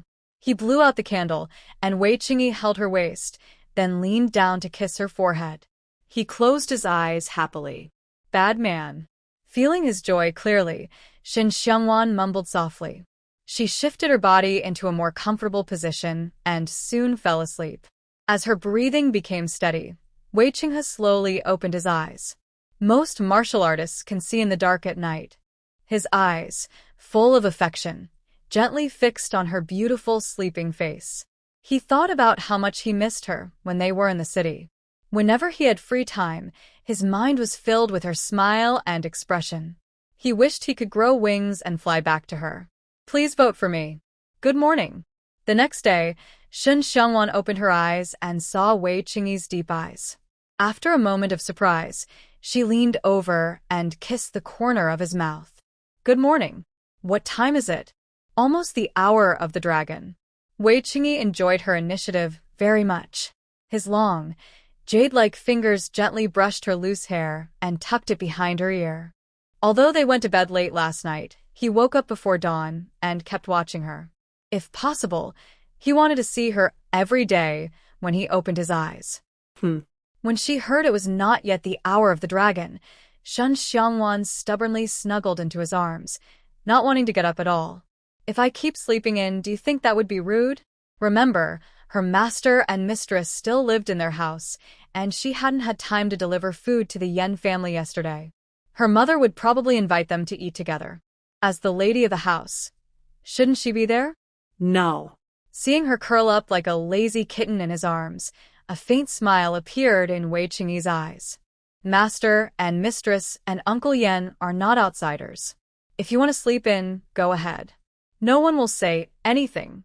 Shun Xiangwan nodded lightly, knowing that no one would really criticize her. She was just asking out of curiosity. Wanan, shall we sleep together tonight? He leaned down and whispered in her ear, testing. He wanted to sleep with her every night. Huh? Shen Xiangwan was surprised, then looked up at him. Why do you suddenly want to sleep together? Eileen places love above, but she also needs intimacy to comfort and nourish herself. She is not a woman of this era and does not hold strict views on chastity. To her, Wei Qingyi is the only person she has ever truly trusted in this life and the next.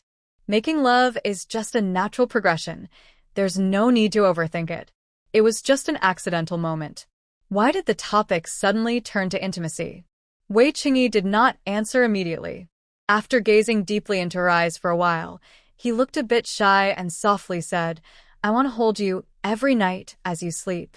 I want to be the first thing you see when you wake up. Honestly, waking up to see his handsome face is a wonderful feeling. My heart, which often feels restless, starts to stir again.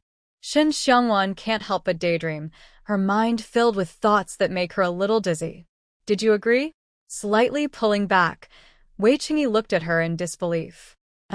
Looking into his hopeful eyes, Shen Xiangwan nodded seriously. They are already married and care for each other. Making love is not something hard to accept. She didn't agree earlier because she was worried her secret might be exposed too much. Now that Wei Qingyi knows about the space, there's no need to hide anymore. But making love is fine, but I don't want children for now. Her body is only 16 and not fully grown. Having a child too early isn't good for her.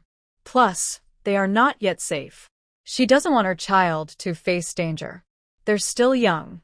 Once they overthrow this corrupt dynasty, having children can wait. As for contraception, she has plenty of condoms in her space, more than enough. If one isn't enough, she has a second. It doesn't matter to her how it feels, since she's not the one using them. Okay. Wei Qingyi agreed, without hesitation. No, he didn't even think about having children. They haven't even enjoyed their own world together, so how could he let a child distract her? Are you happy? Seeing his happy smile, Shen Xiangwan pinched his chin and leaned in to kiss the corner of his mouth. Wanan, you're so wonderful. He opened his arms again to hold her, feeling very excited inside. Wanan truly cares for him. All right, we should get up and wash up now. Shen Xiangwan was also infected by his happiness and smiled brightly. It seems to be a confirmation, but Wei Qingyi didn't intend to let go of her. Shen Xiangwan helplessly shook her head and said, I said, enough is enough. Is it really necessary? Yes, it is. He slowly released her, sat up, and reached out his hand to her as he spoke. All right, as long as you're happy. She sat up by resting her hand on his, but didn't get out of bed with him. Instead, she took him directly into the space. Although they had experienced it last night, blinking again transported them to a different space. Wei Qingyi was still a bit surprised, but he didn't ask anything and obediently followed Shen Xiangwan's instructions to wash up. Until the third watch, around 9 to 11 a.m., the couple appeared in the main hall. Everyone had already finished breakfast and was chatting casually.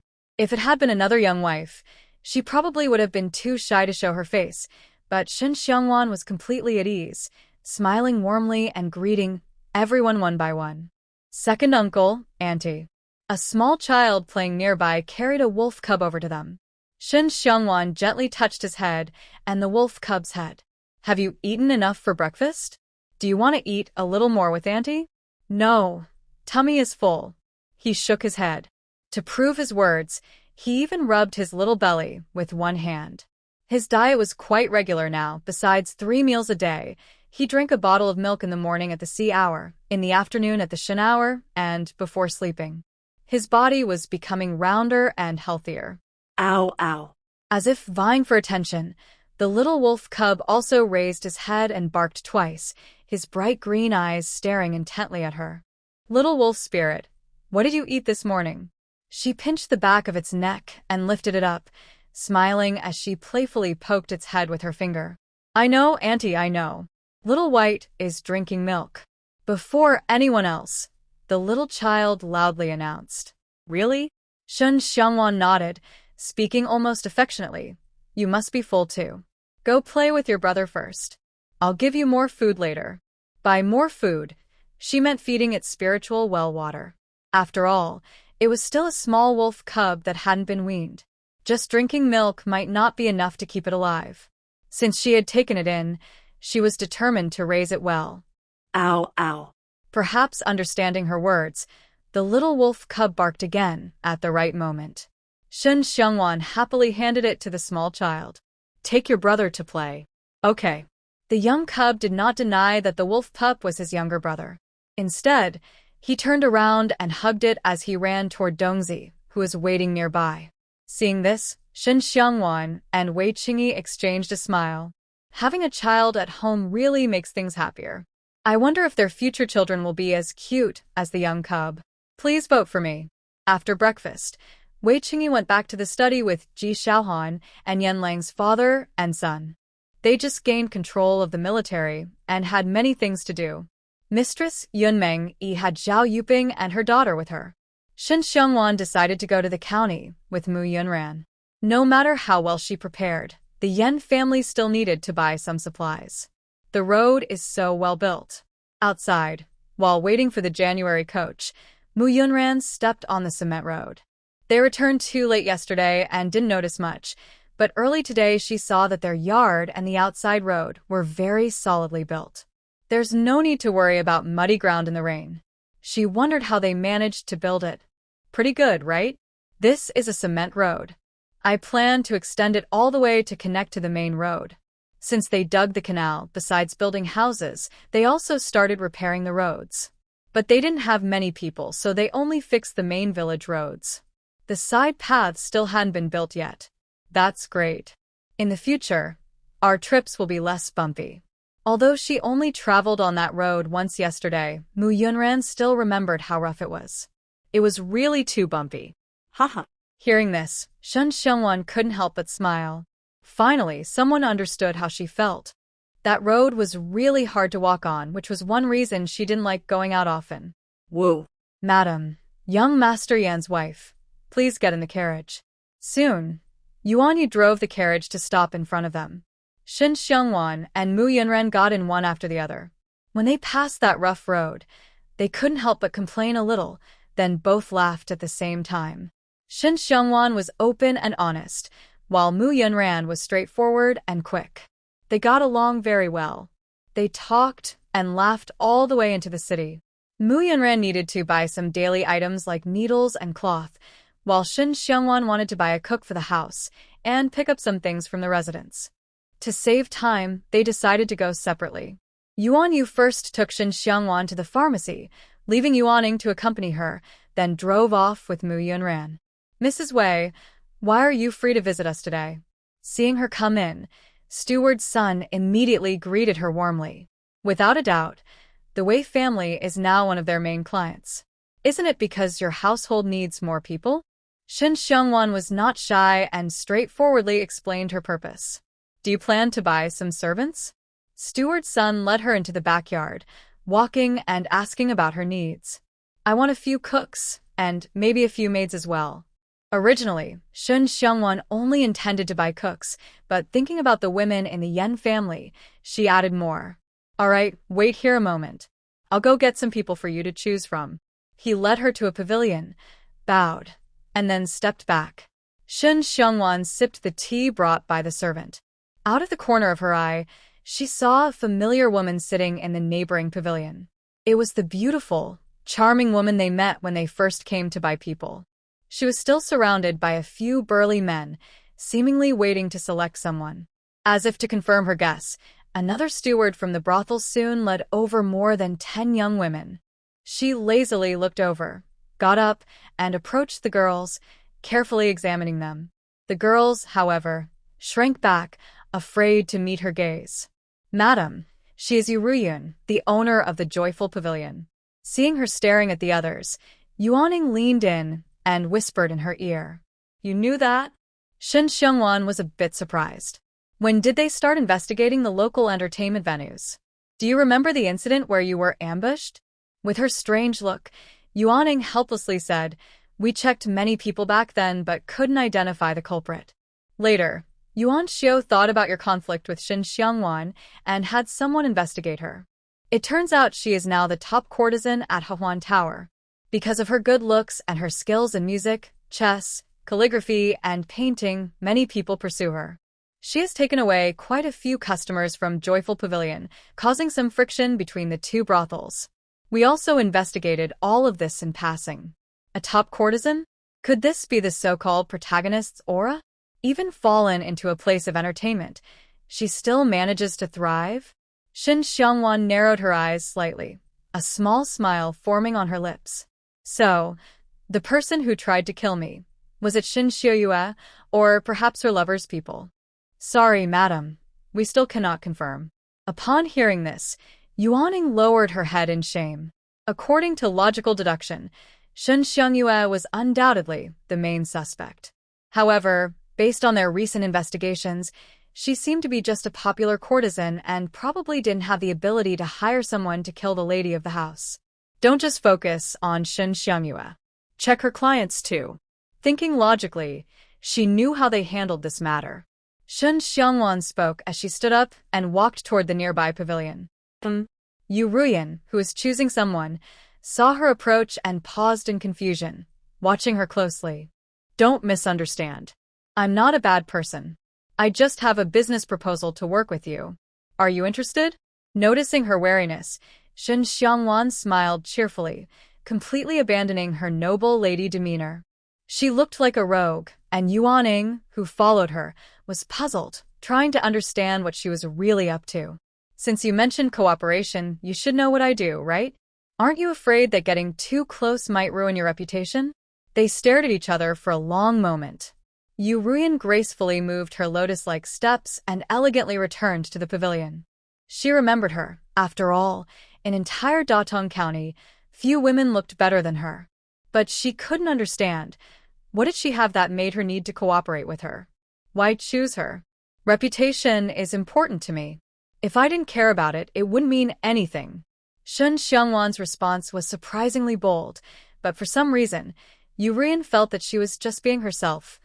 I am Yu Ruyan. May I ask your honorable surname? My surname is Shun, and my given name is Xiangwan. If you don't mind, you can call me Wan or Lady Wei.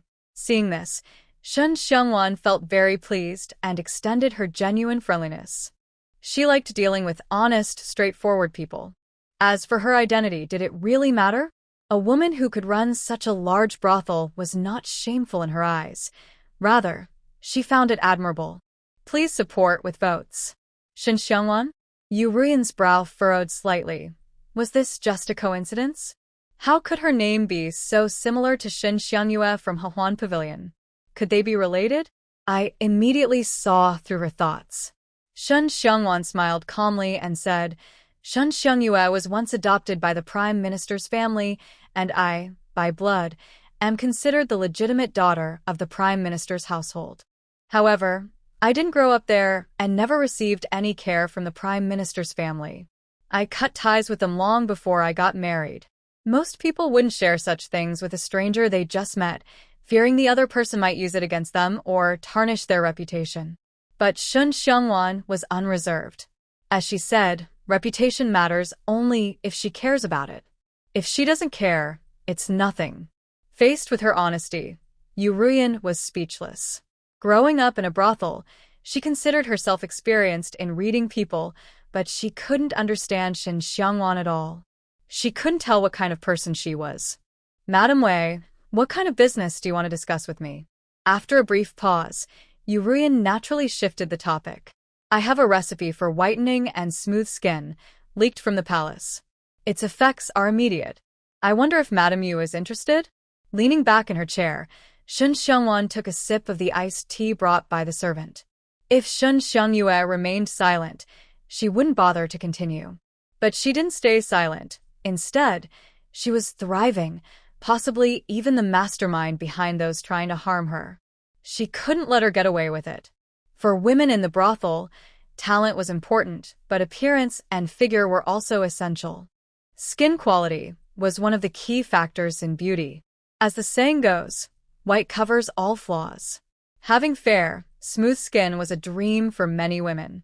You're going to sell me the recipe? She raised an eyebrow, surprised.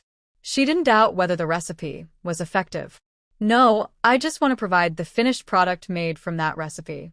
She only wanted to use the joyful tower to deal with Shin Xiangyue, not to do something so extreme as killing the goose to get the eggs. The recipe had to stay in her hands. She knew there wouldn't be such a good deal. Yurin didn't respond immediately. Instead, she lowered her gaze and thought for a moment before asking, "May I see the specific effects of the recipe first?" She was not stupid. When Shin Xiangwan suddenly wanted to work with her and even offered an effective whitening and skin-softening formula, she must have had a purpose. She needed to first confirm how effective her so-called instant results really were and whether it was worth involving herself in her plans. "No problem. I can make the ointment in front of you and find someone to try it. If the results are truly instant, that should be enough to prove its effectiveness." Already expecting this, Shin Xiangwan naturally shared her idea. But, hearing this, Yuriyun nodded almost without thinking. She only cared about the specific effectiveness of the formula, how to prove it didn't matter to her. "Then please wait a moment, Madam Yu." As she spoke, Shin Xiangwan took out paper and a pen from her sleeve, writing down the formula in front of her. "Yuaning, go to the pharmacy and get the medicine quickly." Yes. Today, they weren't only accompanied by her and Yuanyu. Several guards were secretly present as well. Yuaning wasn't worried about her safety. He took the formula and strode away. When Yuaning returned, Shen Xiangwan had already chosen the maids and servant girls to buy. Yuriyun also picked two pretty young girls. Knowing they were headed to a brothel, both looked pale with fear, their weak bodies trembling uncontrollably. However, they didn't resist and quietly accepted their fate. "Madam." Yuan-ing respectfully presented the medicinal package to her. Shen Xiangwan nodded, carefully checked the contents to ensure the herbs were correct, then borrowed the necessary tools from the herbal shop. In the pavilion, in front of everyone, she skillfully prepared the medicinal ingredients and boiled the ointment. As time passed, a fresh, elegant herbal aroma filled the entire backyard. Many idle stewards and servants gathered around. Done. After about 15 minutes, Shen Xiangwan poured the finished ointment into a clay jar. "Madam Yu, do you want to have someone try it, or should I pick someone at random?" The ointment was a light brown color, with a faint warmth and herbal scent.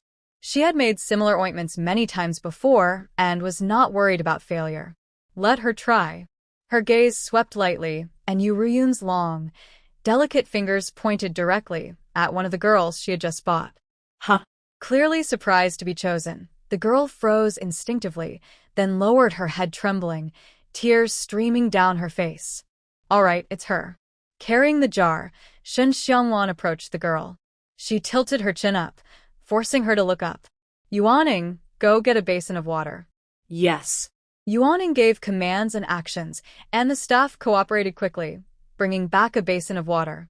Shin Xiangwan told the girl, who was about to lower her head, not to move, and personally helped her cleanse her face.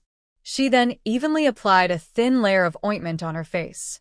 Led by Yuruyan, everyone present silently watched to see if her formula was truly as effective as she claimed. The answer would soon be revealed. Even with a light brown ointment on her face, the girl's slender body trembled with fear, stiff and trembling. Her wide eyes were filled with nervousness and unease.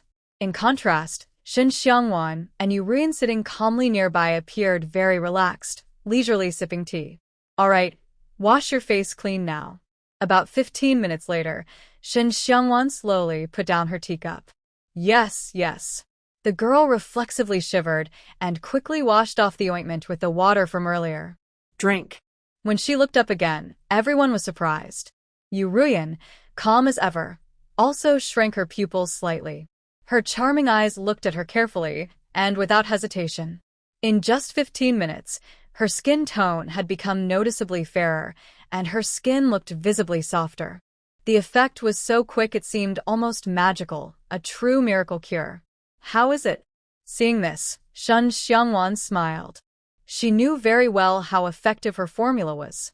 Although it couldn't compare to drinking spiritual spring water, the results were still very impressive. Of course, the quick effect was partly because the girl's skin wasn't very good to begin with. For someone who maintained their skin regularly, the results wouldn't be as dramatic.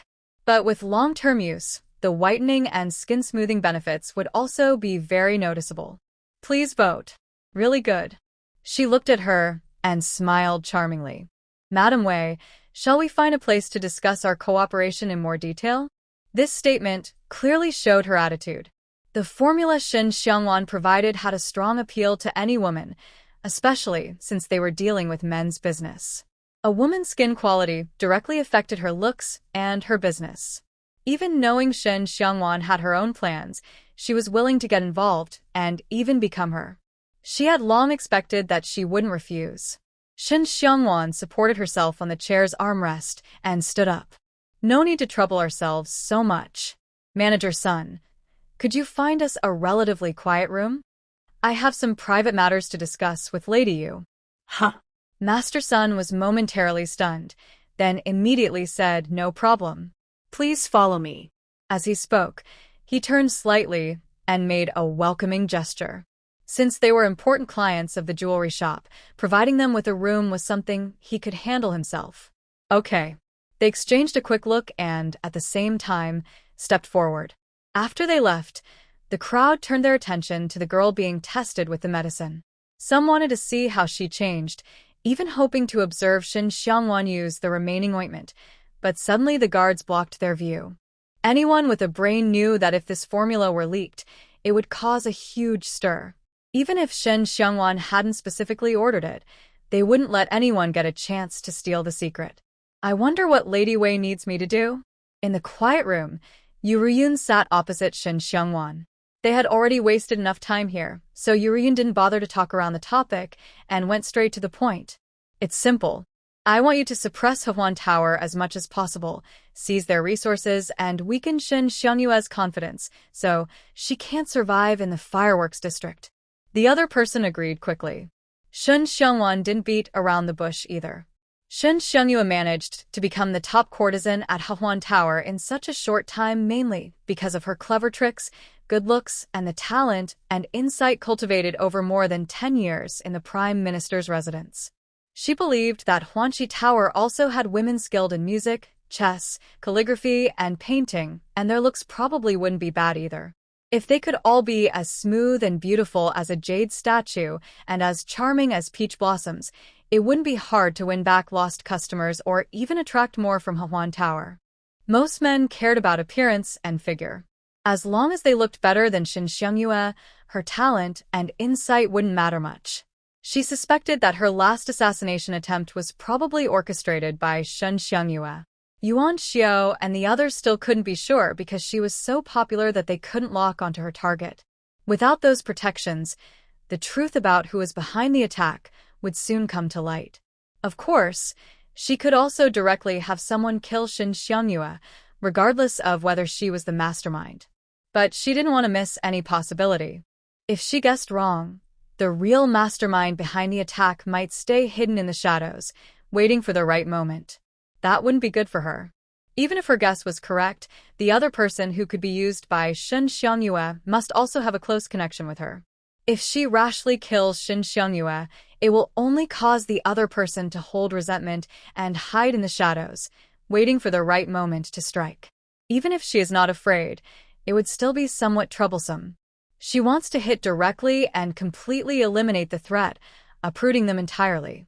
You have a grudge with Shen Xiangyue. Yu Ruyan seemed to be asking, but her tone was certain. If there was no grudge, why would she go to such lengths for something she saw as meaningless? Moreover, if she remembered correctly, they both came from the Prime Minister's residence. She was a legitimate daughter, yet she claimed she had never received any care from the Prime Minister's family. In contrast, Shen Xiangyue, adopted as a daughter, was skilled in music, chess, calligraphy, and painting. Clearly, there was some serious conflict between them.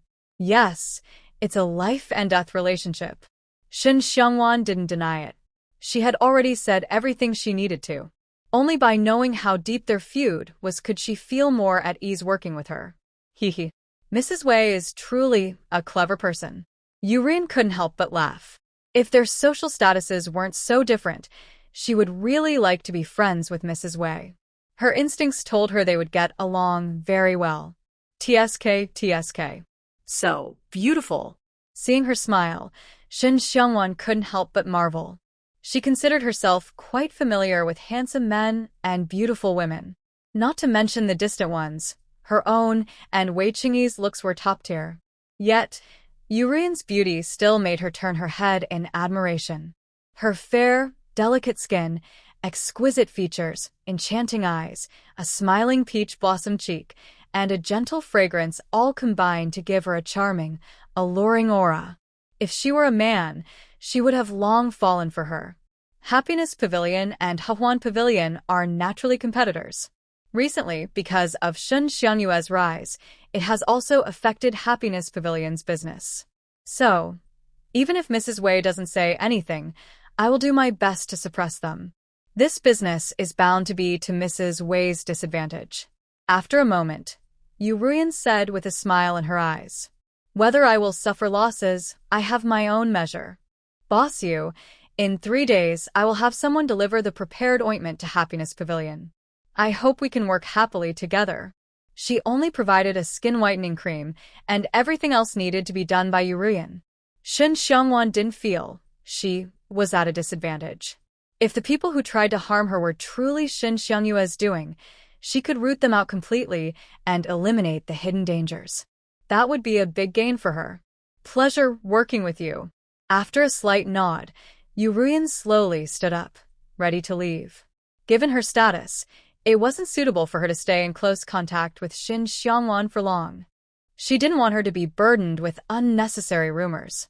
Noticing her concerns, Shin Xiangwan said nothing and only shook her head with a helpless smile. Since she dared to invite her to cooperate publicly, she wasn't afraid of those so-called rumors. Some people, even if they earn money through questionable means, might sometimes use inhumane methods, but that doesn't mean they are bad people.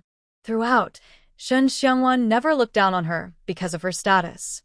Instead, she admired her. In this male-dominated era, a woman running a brothel successfully shows her skill and ability. If possible, she would like to be friends with her. Please vote. After leaving the pawn shop, Shen Xiangwan took Yuaning to one of the houses in the county town. As for the cook and maid she bought, she asked steward Sun to send them directly to her home. Due to the poor road conditions, she rarely went out. The household's food supplies were almost gone. This time, she brought a large amount of grain, a well-prepared fat pig, and various fruits, fabrics, and other items. Why so many things? Mu Yunran and Yuan Yu, who came to help, were busy transporting the goods. Shan Xiangwan smiled and stepped forward. "It looks like a lot, but it probably won't last us a month. Let's go. Yuaning will handle this. We're going back now." She then took 2 children's bicycles from Yuaning and placed them into the carriage. These were for Dongzi and Wei Yuni, so they could ride around like little kids in the future. Nodding, Mu Yunran returned to the carriage. The Yu family had nothing, but she had bought many things, almost filling half the carriage. "Let's go." There is no need for them to give special instructions. Once both of them are on the carriage, Yuan Yu and Yuaning nod to each other, then drive the carriage away slowly. The guards hidden in the dark follow closely behind. Their main task is to ensure Shin Xiangwan's safety and never let her face any danger again. Meanwhile, at the Hehuan Tower in the county town. "My little ancestor, I heard Yu Ruyan is looking for new girls again. You should be more careful, so they don't steal your spotlight." In a small, standalone building, a flamboyantly dressed madam kindly advises. Opposite her sits a slender woman who appears delicate. This is Shin Xiangyue, the rising star of the courtesans.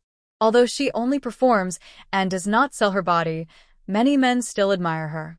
Even some officials in the county are her followers. Shin Xiangyue pays no attention to her words. She continues applying perfume calmly. Compared to people in the imperial city, those in this small border town are easy to handle, especially the men.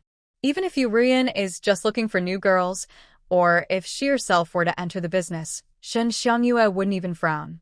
She's just a boss of a small brothel, not worth comparing to the noble daughters carefully cultivated by the Prime Minister's residence.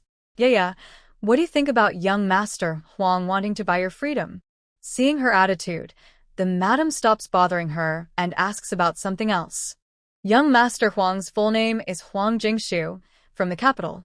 Even the county magistrate respects him. They cannot afford to offend him. What else can I think? I've said before, I will never be a concubine in this life. Unless he marries me as his wife, I won't consider it. Shen Xiangyue's brow slightly furrows as she clearly states her stance. She believes she has the confidence to wait for a proper marriage. If Huang Jingshu truly likes her, he will compromise. Otherwise, why should she give up her popularity as a courtesan to fight for a man's affection in his backyard? Recently, men have been praising her too highly, making her forget that she is no longer the legitimate daughter of the Prime Minister's household, but just a courtesan. The madam is silenced by her overconfidence. She has nothing to say. If Shen Xiangyue weren't their cash cow, she might have slapped her already. She's just even a courtesan, not qualified to covet the position of a noble wife. But staying at Hehuan Tower is fine. At least they don't have to be under the control of Huanxi Tower. Alright, I know what to do. you can go out now. I want to rest for a while. After applying the coating, Shen Xiangyue impatiently waved her hand, as if dismissing a bothersome fly. Alright, little ancestor. I'll go back now. The madam's eyes flashed with a hint of displeasure, but she quickly smiled and stood up, seeming to ignore her attitude completely. Humph. Once she was alone in the room, Shen Xiangyue let out a soft hum. Just as she was about to get up and rest in the inner chamber, a gentle breeze swept through, and suddenly, a tall, handsome man with a slightly androgynous aura appeared in her room. Brother Xiao, why are you here? After a brief moment of surprise, Shen Xiangyue happily stepped forward, looking very pleased. Sure. The man moved closer and made a shushing gesture. After glancing around to check the surroundings, he pulled her into the inner room. There are people watching you outside. Their martial arts skills are quite high. They are all innate experts. What? Shen Xiangyue blurted out instinctively, then quickly covered her mouth and lowered her voice. Who are they? Will they harm me? They seem to be those close to Shen Xiangwan. He had previously sent people to assassinate Shen Xiangwan but failed. He went to check on the situation himself. Not only did he fail to find out why, but he also didn't see the bodies of his men. He had even planned to sneak into Yongmen village to investigate and possibly kill Shen Xiangwan, but before entering the village, he found that it was filled with innate experts everywhere. To avoid alarming others and exposing his identity, he had to retreat for now. However, he remembered their outfits, which looked very similar to those hidden in the shadows outside. When he first arrived, if he hadn't habitually checked his surroundings, he might have already been exposed. What? Shen Xiangwan's people? Could they be Wei Qingyi's guards? Why would they suddenly appear to watch her? Could they have discovered something? Shen Xiangyue trembled slightly, a wave of fear rising in her heart. Wei Qingyi was one thing, but Shen Xiangwan's methods were well known. If she found out someone was trying to assassinate her, she definitely wouldn't let it go. Don't worry, they probably don't know anything. Otherwise, it wouldn't just be surveillance. Feeling her fear, the man hesitated for a moment before gently holding her in his arms, treating her as if she were a rare treasure. But Shen Xiangyue still felt uneasy, trembling in his embrace, her mind full of Shen Xiangwan's ruthless tactics. Don't be afraid. I will protect you. He tightened his grip on her hand, his eyes darkening slightly. Shen Xiangwan was making Yue so scared that he had to personally take her life this time. She raised her hand and hugged him tightly. Shen Xiangyue trembled as she nodded, telling herself desperately not to be afraid. Shen Xiangwan had no evidence. Otherwise, she would have acted already. Besides, she was no longer the same person as before. Brother Xiao was skilled in martial arts and could protect her well. Many of the men who admired her were wealthy and powerful in Datong County. As long as she guided them a little, they would be eager to stand up for her. It would be easy to deal with Wei Qingyi and Shen Xiangwan, the two exiled commoners. Thinking of this, Shen Xiangyue gradually calmed down, a cruel glint flashing in her eyes. Shen Xiangwan, I will definitely kill her. Absolutely. Please vote for me. This time in the city, Shen Xiangwan bought 5 more cooks, giving one to the Yen family. The remaining 4 were sent to the kitchen. She also bought a few maids and had Mu Yunran bring them back. As the head mistress of a Yen family, she knew how to distribute responsibilities. Shen Xiangwan didn't have time to interfere in others' family affairs. Has Wanwan not come back yet? At noon, Wei Qingyi came downstairs with Qingying, but didn't see Shen Xiangwan. He couldn't help but furrow his brows. Wanwan is in the kitchen. Others couldn't hear his almost whispering question, but Yunmingyi heard clearly and sighed inwardly. Usually, he was someone who didn't care about trivial matters, focused only on battles, but now he was softening and always thinking about his wife. She nodded, and Wei Qingyi turned and headed toward the kitchen. Seeing his tall figure, Yunmingyi and Zhao Yuping exchanged a happy look. As elders, they were genuinely pleased to see the young couple so happy together. In the kitchen, Shen Xiangwan was busy and lively. Today, she took out a slaughtered fat pig from her space, leaving only some offal, ribs, and 2 pieces of pork belly. The rest was sent to the dining hall so everyone could enjoy it. She planned to make steamed pork intestines, garlic-flavored ribs, and braised pork. The Yen family was eating with them today, so these dishes wouldn't be enough. But she had a cook, and all her prepared dishes were ready to serve. Suddenly, the kitchen's light seemed dimmer. Shen Xiangwan, who was cooking, turned her head and saw Wei Qingyi's tall figure blocking the doorway, almost covering most of the light. His delicate, bright face lit up with a smile. "Why did you come? Are you done with your work? Can I help with anything?" Shaking her head, Wei Qingyi stepped into the kitchen.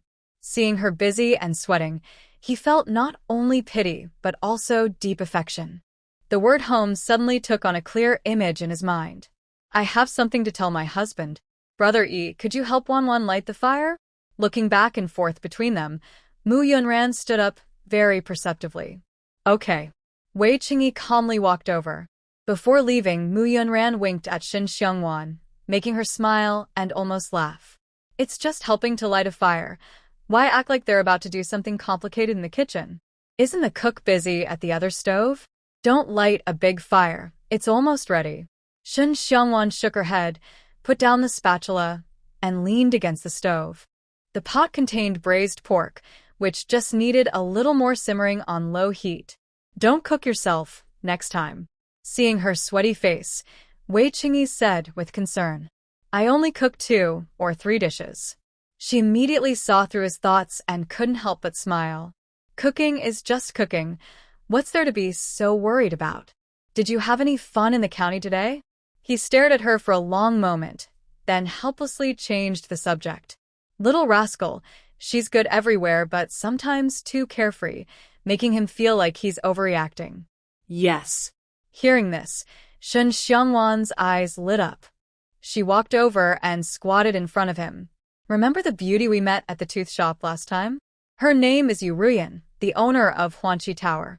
She's very straightforward, and I quite like her. Unfortunately, she seems very concerned about her status and worried it might affect me. Otherwise, we could be friends." She genuinely thought Yu Ruyan was nice and wanted to be friends with her. Huanqi Tower? Hearing this, Wei Qingyi's brows subtly furrowed. The name didn't sound like a reputable place, but he wasn't a stuffy person. Seeing that his wife was happy to meet Yu Ruyan, his frown slowly eased. "If you want to do something, just go ahead. Don't feel wronged. I don't care what others think or say." It was rare for her to want to make friends, and he was happy about it. As for Yu Ruyan's background, he didn't care at all. Okay. She knew her man wasn't the boring type.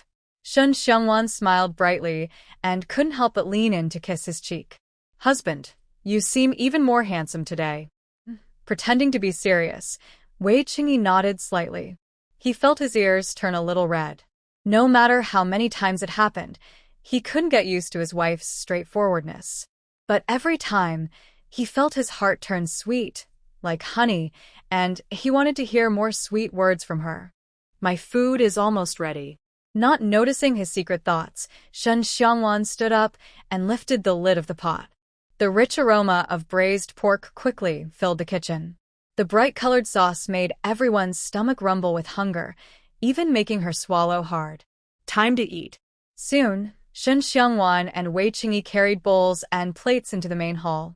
Zhou Wuxuang had already arranged 3 large round tables with the help of the servants. Everyone from the Wei and Yan families was gathered there, including Yan Lang and Ji Xiaohan, who had gone out earlier to explore the village. A variety of delicious dishes were served one after another. Besides the steamed pork intestines, garlic-flavored ribs, and braised pork that Shen Xiangwan made, the cook also prepared stir-fried lamb, spicy crispy fish, cold shredded chicken, sour radish duck soup, and 2 small spicy dishes. Although there weren't many types of food, the portions were large, nearly filling the entire table. In addition, Shen Xiangwan brought out several bottles of her homemade grape wine from her space. She also asked Yuaning to bring glass cups from the workshop and poured everyone a glass. What kind of wine is this? Why is it still purple-red? Holding the glass, Ji Xiaohan was curious and gently shook it a little. The purple-red liquid swayed, making it look even more tempting. As a wine lover, he couldn't resist taking a small sip. This is grape wine, brewed by myself. Shen Xiangwan smiled slightly, not planning to explain in detail. After exchanging glances with Wei Qingyi, the couple raised their glasses together. Master, Madam, Uncle Yan and Junling welcome. Eat well and drink happily. If it's not enough, the kitchen will make more. Cheers first, everyone, help yourselves. Cheers. The young couple drank, so how could the others not join? Whether men or women, including the little ones, all raised their cups and drank.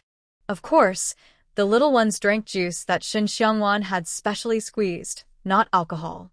Everyone, please don't be shy. Just treat it like your own home. Sitting back down, Shen Xiangwan picked up her chopsticks and started serving food.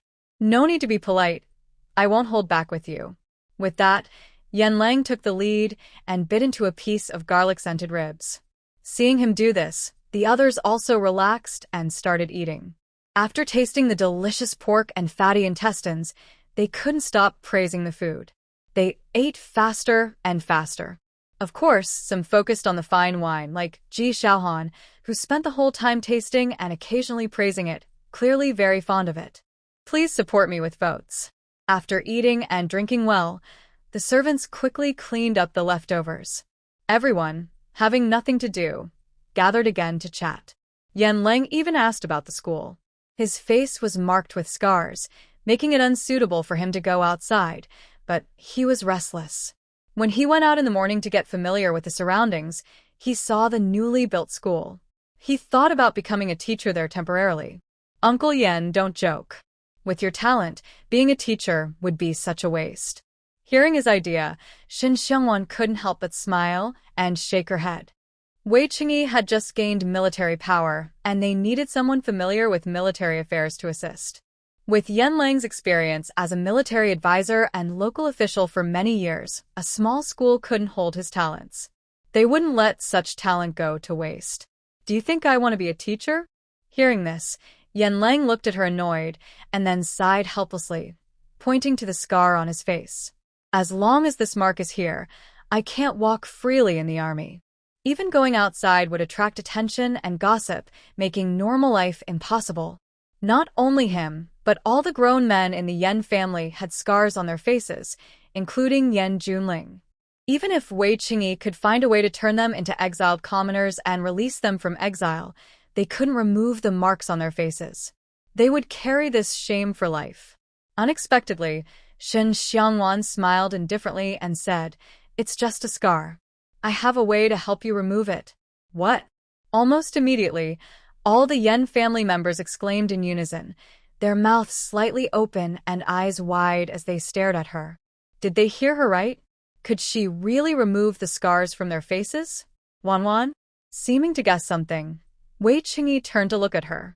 She reached out and clasped his hand, then faced Yan Lang and the others, saying, "Don't you wonder how my mother and I managed to transform so completely in such a short time? I developed a special potion. When taken for the first time, it can remove impurities from inside the body and repair hidden injuries. It makes ordinary people healthier, helps martial artists improve, and can even extend life and increase longevity. The tattoos on your faces are caused by external injuries, and after taking the potion, they can be removed. Shen Xiangwan didn't hide anything and directly explained the method. Since Wei Qingyi returned injured, she decided to use the spiritual well water to further strengthen their abilities. This time, she not only wanted to remove the tattoos from the Shin family members' faces, but also wanted all the guards to drink the spiritual well water. Only when everyone becomes stronger can their safety be better protected. Is that true? Yan Lang was so excited he jumped up, his eyes wide like bells. Could he really get rid of the shame of the tattoos on his face and appear confidently in front of others again? Yes. Nodding at his eager look, Shen Xiangwan paused for a moment before continuing. I heard that you were injured in your dantian before and couldn't gather true energy, which caused your martial skills to decline. If I'm right, the potion I made can not only remove the tattoos but also heal your old injuries, helping you become a top innate martial artist again. Really? Truly? If Yan Lang was just shocked before, now he was truly frightened. His eyes turned slightly red, and he understood better than anyone how big the gap is between falling from a top innate expert to a martial artist. If it weren't for that, he wouldn't have left the army to become some official in Pengzhou, nor would he be now falsely accused and exiled to the border. Wanwan, can the potion you made really heal old injuries? On the other side, Ji Xiaohan asked seriously. Few people knew this now. His wife, Yunmingyi, had suffered a very serious injury. Although she survived, she lost her ability to have children. That's why they still have no children. As a martial artist, he didn't value children as much as ordinary people, but he knew his wife felt very sad and longed to have her own children. If Wanwan's potion is truly effective, could her body also be restored? It should be possible. Turning to meet his eyes, Shen Xiangwan didn't speak with complete certainty. So far, only Qingyi has used the potion. My mother and I haven't suffered serious injuries, so I can't judge accurately. But I think the effects won't be bad. Everyone can try and see for themselves. She clearly understands the usefulness of the spiritual well water, but she hasn't had many chances to use it yet. If she speaks too confidently, they might ask questions, and she wouldn't know how to answer. Anyway, since they all need to use it, they should find out soon enough. All right, then give a share to me and your master's wife too. After exchanging a long, meaningful look with her, Ji Xiaohan withdrew his gaze. He didn't know when Yunmingyi, who had already sat beside him, reached out and held his hand. Tears flickered in her eyes. She knew he was asking about her. Martial artists age more slowly than ordinary people. Even though she was over 40, if her past injuries could be truly healed, she could still become a mother. She really wanted to have a child of their love, even just one. Okay. She nodded, and Shen Xiangwan decided to stand up directly. There's no better time than now. Let's try it right away. Qingyi, gather the nearby guards who are resting. They all need to take the medicine in turns. He had already guessed that she would be so straightforward about it, and that the guards would be involved. Wei Qingyi didn't refuse. All the guards were his brothers who had fought alongside him. He also hoped they could become stronger. Master, mistress, Uncle Yan, wait a moment. After saying this, Shen Xiangwan didn't wait for their responses and turned to leave the main hall. Wushuang, ask the kitchen to prepare more hot water. We might need it later. Zhao Yuping, who had previously taken the spiritual well water, hurriedly ordered. She still remembered how her body expelled impurities and how foul she had smelled back then. Yes. Wushuang didn't ask anything and bowed to leave. Everyone close to them knew that the second young master and lady were capable people. A small village like Yong'an couldn't hold them back. But she never expected that the second young master had already involved himself in military affairs in Qinzhou. Though it was somewhat rebellious, she felt a faint thrill inside. If the current ruler wasn't so foolish, how could her husband have been exiled? Why did her children all die tragically on the way to exile? Meanwhile, Qingying, who had been waiting in the house, didn't need Wei Qingyi to give special instructions. She respectfully whispered a few words and then left. They all knew that after the second young master and lady took the medicine, their strength would improve. They had been waiting for this moment. Only by becoming stronger could they better protect the second young master and lady, preventing another tragedy like last time, when several people were lost at once. Please support with votes. Shen Xiangwan's medical skills have long been recognized by everyone. Since Wei Qingyi and the others have all used her medicine and seen clear effects, even if they were still surprised, they chose to believe in her. Soon after, Shen Xiangwan came down from the building, carrying 2 large baskets filled with water sacks. At the door, Yuan Yu and Yuan Ning quickly went to greet her. After her deliberate disappearance, both of them had deeply reflected. Now they are the lady's people, and everything should be prioritized for her. That many? Before they could put down the baskets, Yan Lang stepped forward immediately. The process of refining and making the medicine isn't hard. I've been idle lately, so I made some more, Shen Xiangwan said with a slight smile, casually making up a story. Can we drink it directly? She nodded. Yan Lang picked up a water sack, fighting the urge to just tilt his head and drink it immediately. He knew this potion could not only remove the tattoos on his face but also possibly repair his body's injuries, helping him become an innate martial artist again. He was only in his 40s, still in his prime. If he recovered, he would have many chances to go to the battlefield and continue fighting for glory. All right. She nodded again. Shen Xiangwan bent down and handed 2 water sacks to Ji Xiaohan. Master, mistress, this medicine should be very effective for you both. Through Wei Qingyi, herself, and Wei Qinghe's tests, she had already discovered that Lingjing water had a particularly strong effect on martial artists. The most obvious sign was that their martial skills would improve. That's why she had everyone use Lingjing water. Then we won't hold back. Ji Xiaohan took the water sacks and made a move to return to his room with Yun Mengyi. Shen Xiangwan quickly said, Master, I suggest you soak in the bathtub to take the medicine. The impurities your body releases are really foul. Huh? Foul? Not only Ji Xiaohan and his wife, but everyone else was surprised to hear this. However, after receiving their own portions of the medicine, each person took a few buckets of water to avoid any awkward situations. Meanwhile, all the guards staying in the village came one by one. The main hall was crowded, and many people stood in the yard. Wei Qingyi briefly explained the situation to them. Qingning, Yuan Xiao, and others took turns handing out water sacks to everyone. Old Master Ji, Yun Mengyi. The first to return to the main hall were Ji Xiaohan and his wife. In less than an hour, they had changed dramatically. Even though everyone had seen it before, Zhao Yuping and her children still couldn't help but stare with wide eyes. They were all older, and no matter how well they took care of themselves, their faces showed signs of age. Especially Ji Xiaohan, who usually looked untidy and sloppy, like a worn-out old man. But now, he looked completely different. His skin was smooth and tight, very fair, with no wrinkles to be seen. He looked at least 20 or 30 years younger. If someone told you he was in his early 20s, you would believe it. Did I scare you? I was surprised myself, Yun Mengyi said with a smile, touching her face that looked young again. She was shocked when she looked in the mirror after washing her face. Women love beauty, and she was no exception.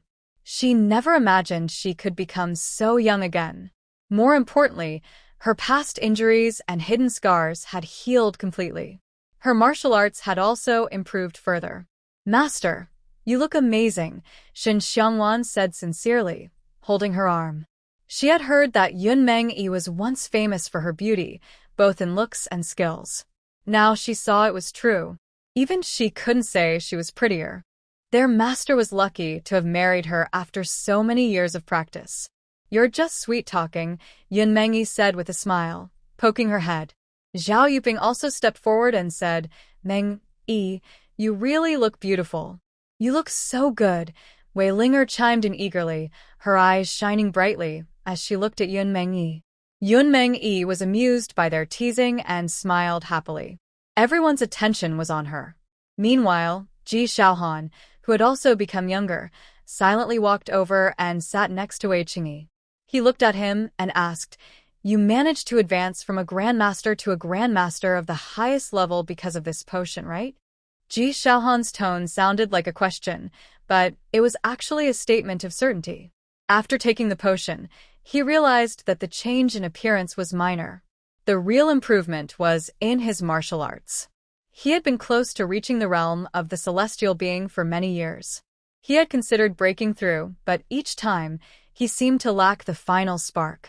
Now, just as his body expelled impurities and his hidden injuries healed, he suddenly broke through to the realm of the celestial being. Wei Qingyi did not deny it. He already sensed that his master seemed to have reached a state of returning to simplicity. His body no longer showed any signs of martial arts aura. To those who didn't know, he might just appear as an ordinary person. If nothing unexpected happened, he probably had already crossed that dangerous hurdle and become a legendary expert at the heaven-human realm. Ah! A bold, loud laugh suddenly rang out. Everyone looked over and saw a tall, handsome man walking in confidently. He looked to be in his 20s. It was Yen Lang, who had been reborn after cleansing his bones. Along with him were the Yen family members. The tattoos on their faces had disappeared, and each of them had changed significantly. "Uncle Yen, how do you feel?" Sitting back beside Wei Qingyi, Shen Xiangwan looked at them with a smiling face. "Good, very good." Yen Lang strode into the main hall and said loudly. As she had said earlier, the injury to his dantian had really been healed. Becoming an innate martial artist again was just a matter of time. "Wanwan, you're amazing. You even managed to make such a potion." Mu Yunran, who had entered with them, quickly walked to Shen Xiangwan. Her face was full of surprise and admiration. Her transformation was remarkable. The scars left from exile and the hardships of the exile camp had completely disappeared. Her skin became fair and tender, like a young girl who had not yet married. Most importantly, she had directly become an innate martial artist. In the future, she would be able to protect herself without relying on her husband or father-in-law. "I'm glad it helps you." Even though Shen Xiangwan was thick-skinned, she felt a bit embarrassed to take credit at such a moment. The real hero was not her, but the spiritual well water. "Please vote for me. Wanwan, can I learn medicine from you?" After a moment of thought, Mu Yunran whispered as she linked her arm with Shen Xiangwan. Her desire to learn medicine wasn't just because Shen Xiangwan had created such an incredible potion. She had always had this idea. She knew what her husband and others wanted to do. She was not an ordinary woman and didn't want to stay at home doing chores in the backyard, waiting anxiously every day. She wanted to do something within her ability. "Why do you suddenly want to learn medicine?" Shen Xiangwan was surprised and then asked with curiosity.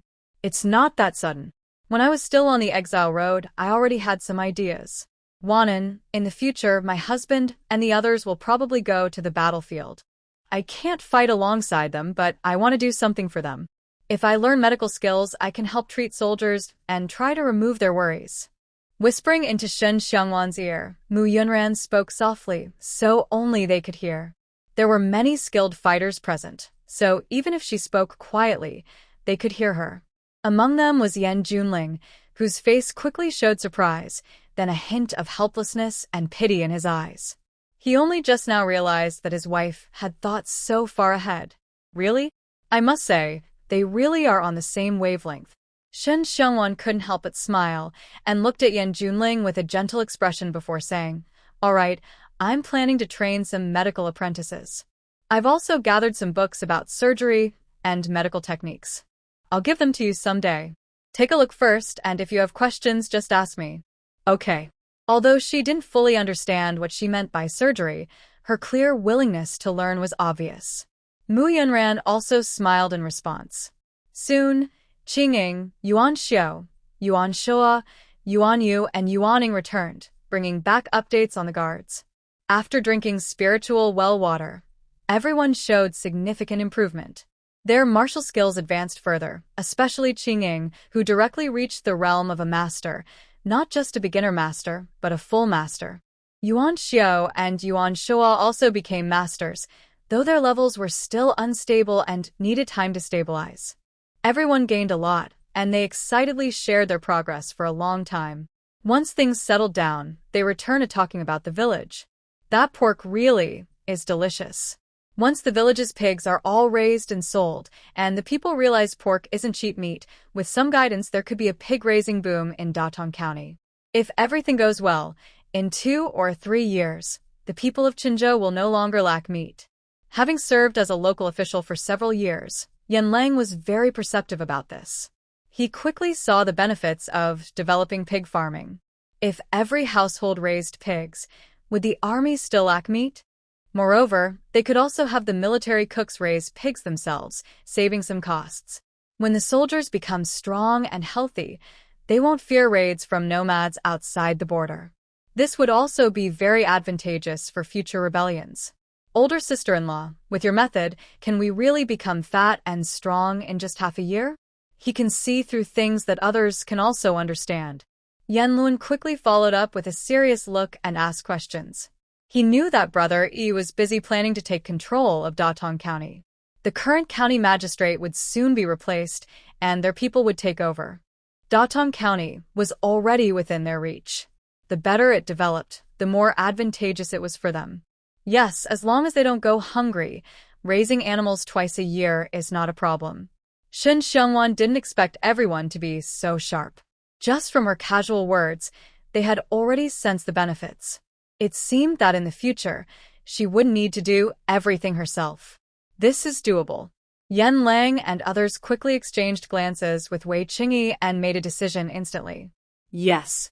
Although everyone thought it was feasible, they still needed to discuss how to promote it carefully.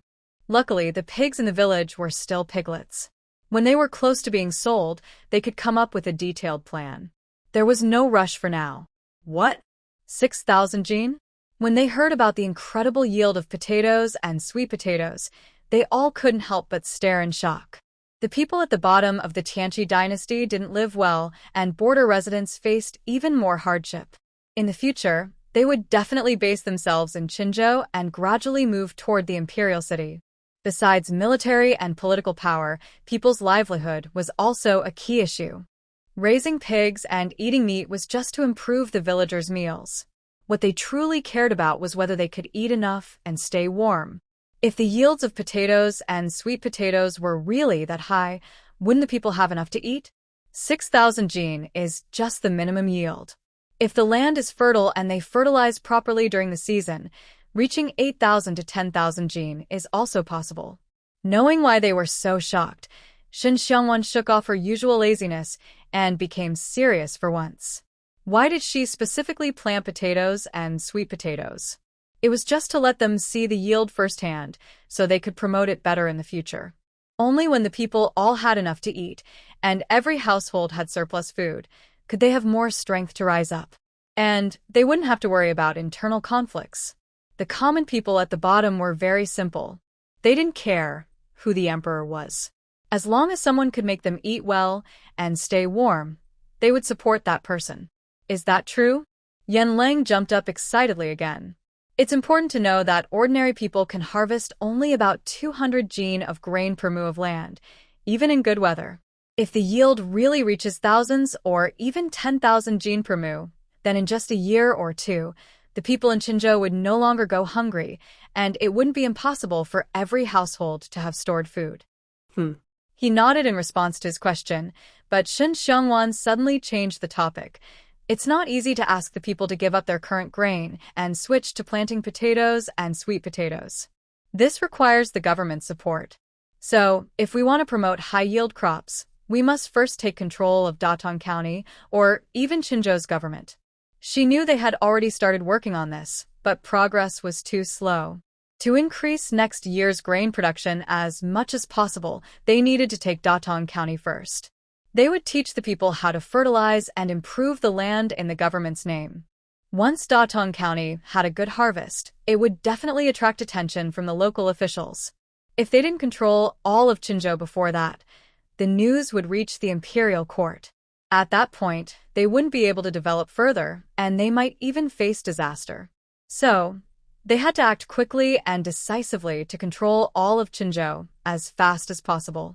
No one present was foolish. They understood Shen Xiangwan's meaning. Even Wei Qingyi's face showed a heavier look. If they didn't promote high-yield crops, it was fine. But if they did, they wouldn't have much time to seize control of Chinzhou's government. Who could stay calm after learning about crops yielding thousands of gene per mu and do nothing? The conclusion was clear. They really needed to act fast. Please support me with votes. That day, no one paid attention to the chaos outside. After dinner, everyone gradually left. Shen Xiongwan had promised Wei Qingyi they would share a room, so she didn't bother to go back to her own room. Instead, she went with Wei Qingyi to his room. After a simple wash-up, they quickly ignited a fire, like dry wood meeting a flame. Wait. Just as her clothes were about to come off and Wei Qingyi was about to lie her down on the bed, Shen Xiongwan suddenly remembered that the house wasn't soundproof. If they made too much noise, even someone without martial arts skills might hear a bit. She wasn't interested in performing loud, sound-only scenes for others to listen to. What's wrong? Even though the moment was almost at its peak, Wei Qingyi still relied on his strong self-control to stop. His voice, filled with deep, hoarse passion, carried a seductive charm. Does it hurt? Shen Xiongwan playfully asked as she reached up to touch his face.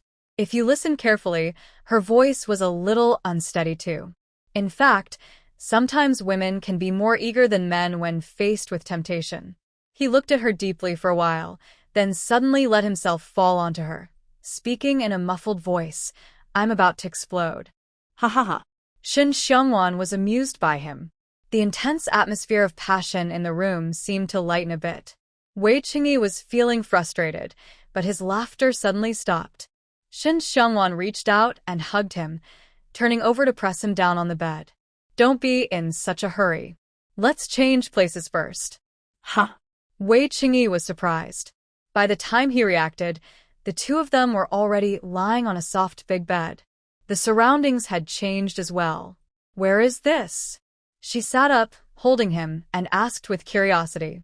In a space about 50 square meters, besides the big bed and bedside table beneath them, the left side was taken up by a wardrobe covering an entire wall.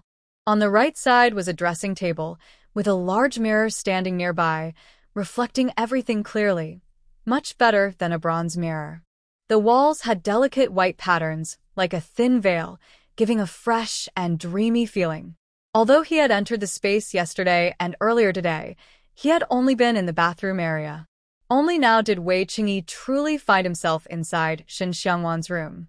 This is my room. While speaking, Shen Xiongwan quickly untied his waistband and took off his clothes. Since detoxing, his body, which was a bit thin before, had become more muscular, with perfect muscle lines. It looked a little chubby with more flesh and too thin with less. His abs and V-line were especially tempting, making her saliva almost flow out. She couldn't help but touch him several times. Wan. Just as she was about to remove his pants, Wei Qingyi, shirtless, suddenly grabbed her hand, turned over and pressed her down on the bed. His lips moved to her small, red lips and kissed her firmly. Shen Xiongwan not only didn't refuse but also raised her hand to hold his neck, actively responding to his kiss. The fiery passion from earlier was reignited, and both of them were eager and intense, seeking each other passionately. As a beginner driver, it's natural to have some difficulty controlling the speed. The couple stayed up late into the night, and Shen Xiongwan was exhausted from the night's activities. Wei Qingyi took her to the bathroom to wash up, and then she fell into a deep sleep. Wei Qingyi lay on his side in bed, propping his head with one hand, watching her with a satisfied smile on his lips. The next morning, Shen Xiongwan, still not fully awake, frowned and let out some unspoken sounds. The cool blanket couldn't hide her body, which was marked with purple and blue bruises. Wei Qingyi, who had been watching her, leaned over and kissed her. His fair, jade-like fingers gently brushed her forehead, smoothing out the wrinkles. Even in her sleep, he disliked seeing her frown. Good morning. Her long, thick eyelashes fluttered softly, and her tightly closed eyes slowly opened. When she saw him, she didn't feel surprised.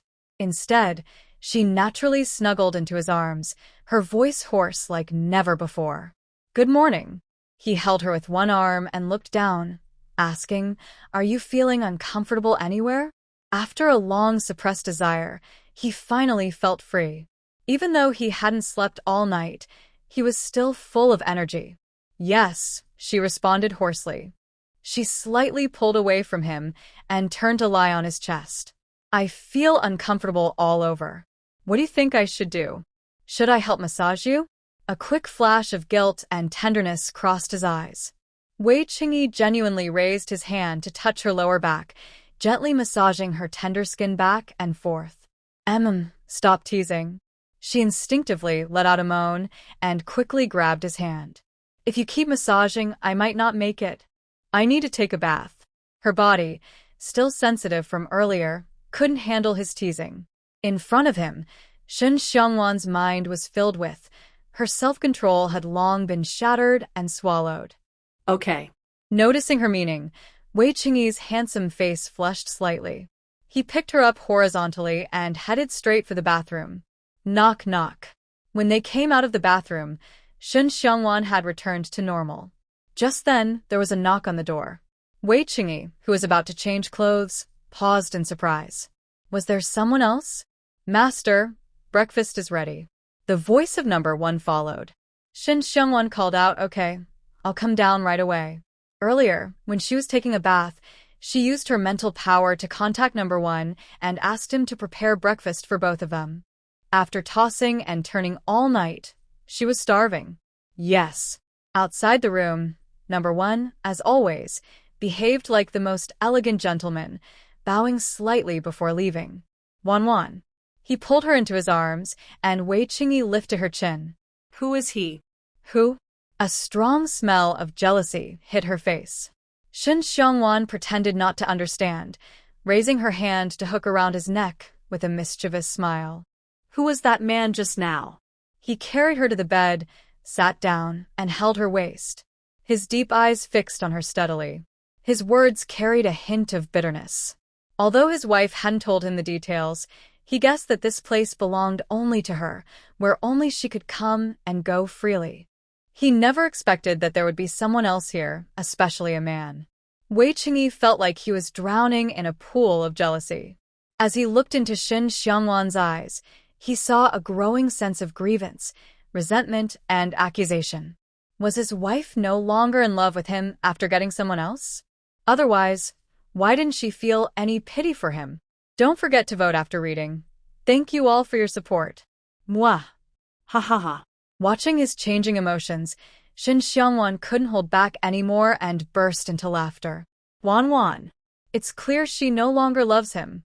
Wei Qingyi felt upset and wanted to cry. All right, he's my butler. Seeing him look more and more aggrieved, Shen Xiangwan stopped teasing him, but didn't clarify further. You know I'm not asking about that. Leaning against her chest, Wei Qingyi, like a deeply wronged little wife, precisely touched Shen Xiangwan's soft spot. Okay, I won't tease you anymore. Even though she knew he was pretending, Shen Xiangwan gave in. After slightly pushing him away, she sat on his lap and said, Stop being jealous. He's not a person. Not a person? He raised an eyebrow, still dissatisfied, signaling her to continue. Helpless, Shen Xiangwan shook her head and said, Simply put, he's just a pile of iron scraps. I explained, but you wouldn't understand. Just know that he's the butler. Seeing that she wasn't intentionally hiding anything this time, Wei Qingyi didn't probe further. Instead, he looked around the room and asked, Where exactly is this? My space. Leaning her head on his shoulder, Shen Xiangwan slowly said, This place is my home and the foundation of all my savings. I can grow any crops and raise animals here. Later, I'll take you out for a walk.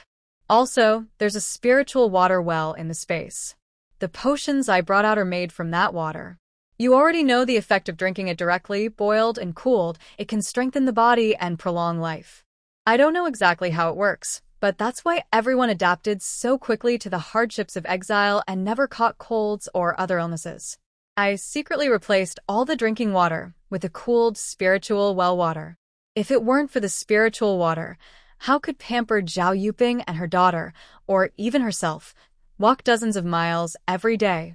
Didn't you see how many people from the division and the Shin family died along the way? Even boiled spiritual well water has incredible effects. I see. Wei Qingyi finally understood.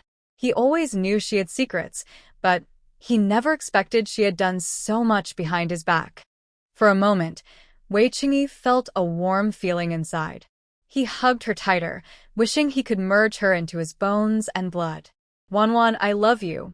In this life, I only love you.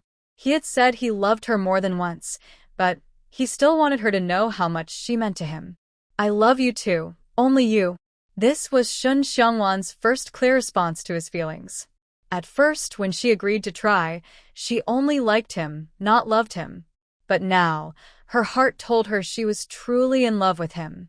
That's why she naturally brought him into the space and agreed to be with him intimately. Wanwan.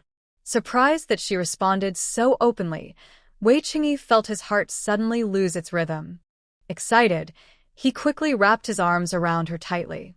His little rascal finally said she loved him. At that moment, he felt like he owned the whole world.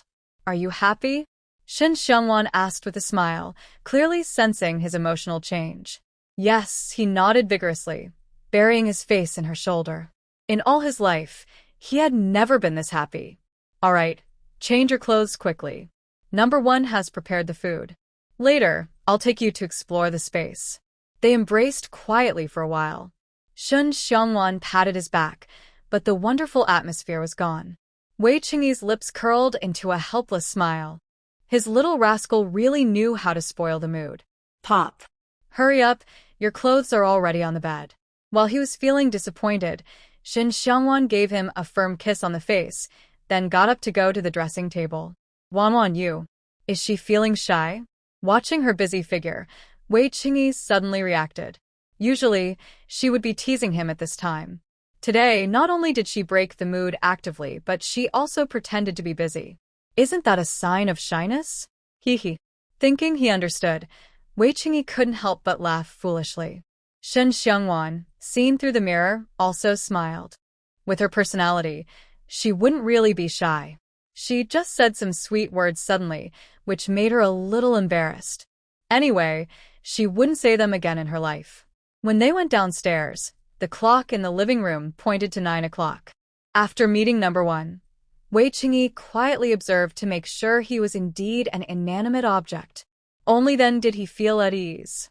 The two of them enjoyed a delicious breakfast prepared carefully by number 1. Over there is the planting area. Besides the medicinal herbs, everything else is potatoes, sweet potatoes, and corn. Crops grow very fast in the space, about once every 10 days.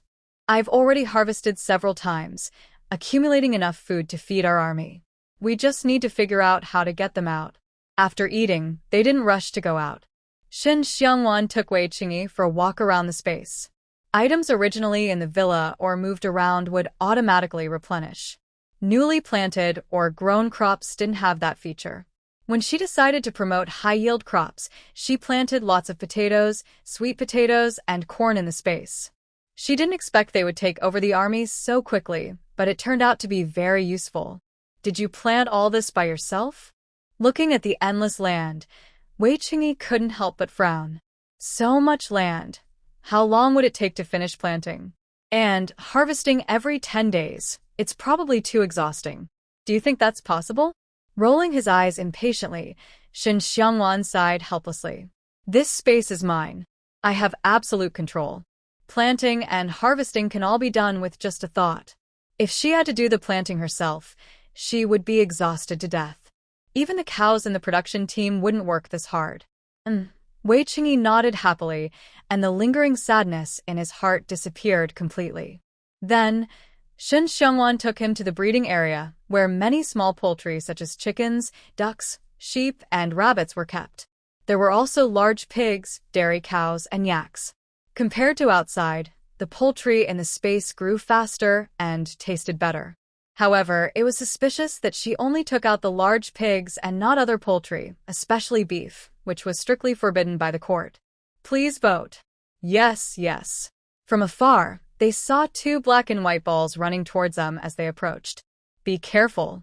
Wei Qingyi instinctively pulled Shen Xiangwan into his arms and kept a close watch on the approaching black and white balls. It's fine, they're my pets. Smiling, Shen Xiangwan pushed him away and caught the two bear spirits that had pounced on her. All right, look at your size now. I can't handle your enthusiastic pounces. Yes. The two bear spirits seemed to understand her words. Their round heads kept leaning in for cuddles. The bare paws she held also rested on her shoulders, one on each side. Just know how to act cute. Feigning annoyance, she gently poked their heads and kissed them separately. Are you satisfied now? Be good and listen. I want to introduce you to a new friend. Yes.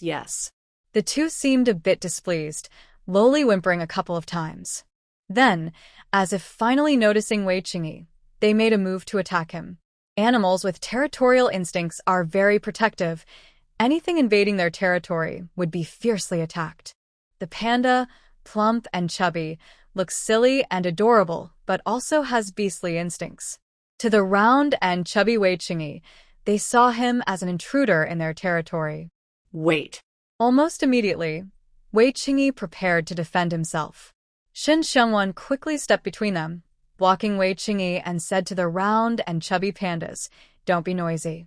His name is Wei Qingyi. He is my husband and also the friend I want to introduce to you." Yes. The two still looked displeased, glancing at Wei Qingyi and then calling out to Shen Xiangwan.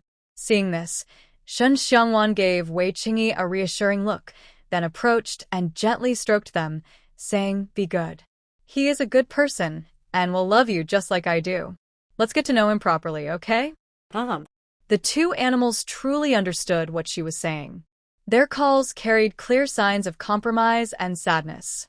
Shen Xiangwan hugged them again and said, "All right, today I'll let you have an extra bowl of milk." This time, both animals looked visibly satisfied, their calls filled with cheerful happiness that couldn't be argued with. Two little bears. She gently tapped their heads, feeling both amused and helpless. Shen Xiangwan then stood up and called Wei Qingyi over. "They are called Yuan Yuan and Gun Gun. They are my pets and also my family." In fact, Yuan Yuan wasn't really her pet. She had been caring for it because her childhood friend had left it with her. Since she couldn't return it anymore, she didn't bother to explain much. Yuan Yuan and Gun Gun had grown up in her space. When she was tired from research, she would play and interact with them. To her, they truly felt like family. She looked at her and then at the two animals. Wei Qingyi reached out his hand voluntarily. "Hello, I'm Wei Qingyi, Juan's husband. If Juan liked them, he would like them too. Since Juan treated them as family, he would love and care for them as well." The two animals not only understood his words, but also responded. They even extended a paw to shake his hand, as if greeting him. He had never seen such intelligent animals before. Wei Qingyi smiled and gently patted their heads, just like Shen Xiangwan did. "Good boys. Thank you for always staying with Juan." The two animals responded again, and the couple exchanged a happy look. Honestly, they found these creatures quite healing. At least their mood was very good now. Master. Soon after, number 2 hurried over. He had been cleaning the animals' living space and hadn't noticed their arrival. Seeing him, the two animals immediately turned and pounced on him. Unlike Shen Xiangwan, who often avoided them, number 2 easily caught them and gently stroked their fur, making them feel very comfortable. Seeing this, the couple couldn't help but laugh again. Shen Xiangwan led Wei Qingyi forward. "Number 2, this is Wei Qingyi. He's my husband." "Sir." Number 2 respectfully bowed to Wei Qingyi, temporarily ignoring the two animals. No need for formalities. He had already sensed that Wei Qingyi was just like number 1, an inanimate object. Wei Qingyi was no longer jealous and was very relaxed in his attitude. It seems like they're trying to remind them of something. The two bear spirits approached again. Shen Xiangwan was surprised at first, then helplessly smiled and said, "Number 2, today give Yuan Yuan and the others extra meals. Let each of them drink an extra bowl of milk, with some well water and honey added." "Okay." Their favorite is always milk with well water and honey. The two excitedly called out to her repeatedly. "Yes." She gently patted the two bear spirits, and number 2 also happily agreed. Then they spent a long time playing with the big pandas until they started asking for more food. The couple, still feeling satisfied, continued wandering in the space. What is that? Holding hands, the couple strolled to the back of the villa. Wei Qingyi pointed at two rusty cars parked in the yard with a puzzled look. Those are off-road vehicles. They work like carriages, but they are much faster and more comfortable than carriages. She instantly teleported between the two off-road vehicles, patting the front of one. Since crossing over, she hadn't driven a car. In her previous life, her friends were always worried she'd get too absorbed in her research, so they often took her out traveling. They mostly drove themselves. She bought the off-road vehicles during those trips. Only one was hers, and the other belonged to a friend who was a security officer. The government provided her with cars, so her own was kept in her space. How do they move? Wei Qingyi looked around the off-road vehicle, but didn't understand, then asked curiously, "Come on, I'll take you for a ride." She suddenly pulled out the car keys, opened the passenger door, and gestured for him to sit inside. "Big sister?" Wei Qingyi didn't sit but raised an eyebrow with a teasing look. Was she feeling confident, or was his relationship with her unsteady? The little rascal dared to call her big sister in front of him. "What's wrong?" "Not allowed?" Shen Xiangwan was surprised but then puffed up her chest and pretended to be confident as she asked back. She had called him brother many times. What's wrong with calling herself big sister once? Considering her age in her previous life, she was more than qualified to be his big sister. Big sister. A flash of sharpness crossed Wei Qingyi's eyes. He wrapped his arm around her waist, pulled her close, and their bodies instantly pressed tightly together. Not stopping there, a mischievous smile appeared at the corner of his mouth. He tilted his head and gently kissed her ear, lowering his voice in a teasing tone and calling out, "Who the can stand this?" The man's voice was so charming that Shen Xiangwan felt a tingling, numbing sensation spreading from her ears throughout her body. If Wei Qingyi hadn't firmly held her waist, she probably would have collapsed on the ground. The man was already quite alluring normally, but his deliberate teasing made her feel even more restless, like a living hormone. It really touched her young girl's heart. Clearly sensing her reaction, Wei Qingyi couldn't help but laugh. Sometimes his little mischievous side was quite useless, but he liked her that way. "Stop laughing and let go of me." Finally regaining her composure, Shen Xiangwan glared at him angrily. Even with her thick skin, she was starting to feel embarrassed. Wasn't it too shameful? "Older sister." Can't I just be wrong? Why do you keep calling me that?" His deep voice, with a deliberately stretched ending, was simply deadly. Shen Xiangwan felt like crying. She had to admit she was wrong. Don't blame her for having weak willpower. It was mainly because this man was so good at teasing her. If he kept calling her, she wouldn't care about going for a ride anymore. She'd probably take him back to her room for a long, intense battle first. "Be good." Wei Qingyi was satisfied and gently patted her head like he was comforting a child. "Get lost." She pushed him away without hesitation. After a while, they both got into the off-road vehicle. After fastening his seatbelt, Shen Xiangwan turned the key in the ignition and said, "Sit tight, we're leaving." Vroom vroom. As the engine roared, the off-road vehicle slowly backed out of the yard and sped off into the open space. At first, Wei Qingyi was tense, but when he realized it was as fast and comfortable as Shen Xiangwan had said, he gradually relaxed, enjoying the fresh wind brushing against his face. "How is it? Isn't it way better than a horse-drawn carriage?" Turning to look at him, Shen Xiangwan asked with a big smile while controlling the steering wheel. How does it move like that?" Wei Qingyi nodded with a smile, but didn't deny it. The off-road vehicle was indeed incomparable to a horse-drawn carriage. If they could take it outside, traveling would be much easier in the future. Well, about that. What should she say? Shen Xiangwan suddenly felt a bit headache. She didn't know whether to start explaining the engine or share some basic knowledge about energy. In this aspect, there was definitely a generation gap between them. Not sure? She didn't seem unwilling to explain, just unsure where to start. Wei Qingyi raised an eyebrow, then kindly said, "If you don't want to say, that's okay. Can you teach me how to control it?" Sure. This time, Shun Xiangwan didn't hesitate. She slowed down the car, and once it stopped, they quickly switched places. Learning to drive isn't hard, especially in a time when traffic safety isn't a big concern. As long as someone guides you and you have a car, you'll learn quickly. Is that so? Following her instructions, Wei Qingyi cautiously pressed the gas pedal. The car, which had been stopped, slowly started moving and gradually gained speed. Brother E is really good.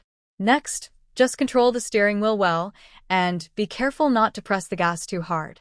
Just accelerate a little at a time. Sitting in the passenger seat, Shun Xiangwan cheerfully gave him a thumbs up, watching his actions and teaching him how to gradually speed up. At first, his movements were a bit stiff, but he soon became more skilled. He held the steering wheel firmly, keeping the car steady and moving forward smoothly. Wanwan, I got it. He looked like a happy child, with a handsome face full of smiles. This feeling was hard to describe in words. Wei Qingyi couldn't help but feel a surge of pride, as if he owned the whole world, feeling very accomplished. You're so awesome, Brother E. She leaned over and kissed his cheek, playfully praising him in a teasing tone. He was truly the fastest learner she had ever seen. He tightened his grip on the steering wheel and turned to look at her. A faint blush appeared on his face. He liked being praised by her and enjoyed her indulgence and affection, even if it was mixed with playful teasing. Are you happy? She leaned back lazily, her gaze soft as she looked at him. As a man, he was easily satisfied. As long as she showed a little care, he would give her everything in return. If she were a troublemaker, she might have been overwhelmed by him. He was worth more than that. Maybe she should make a mental bond with him, truly becoming one. At that moment, Shun Xiangwan's mood changed again. She wanted to spoil him, give him more, and make him the happiest man in the world. With a smile on his lips, Wei Qingyi nodded honestly, never shy about sharing his true feelings with her. Let's go back. I have a surprise for you. It was as if she had made a decision, and Shun Xiangwan took a long time before speaking again. Surprise? She raised an eyebrow. Wei Qingyi looked a little confused, but Shun Xiangwan didn't seem to want to explain.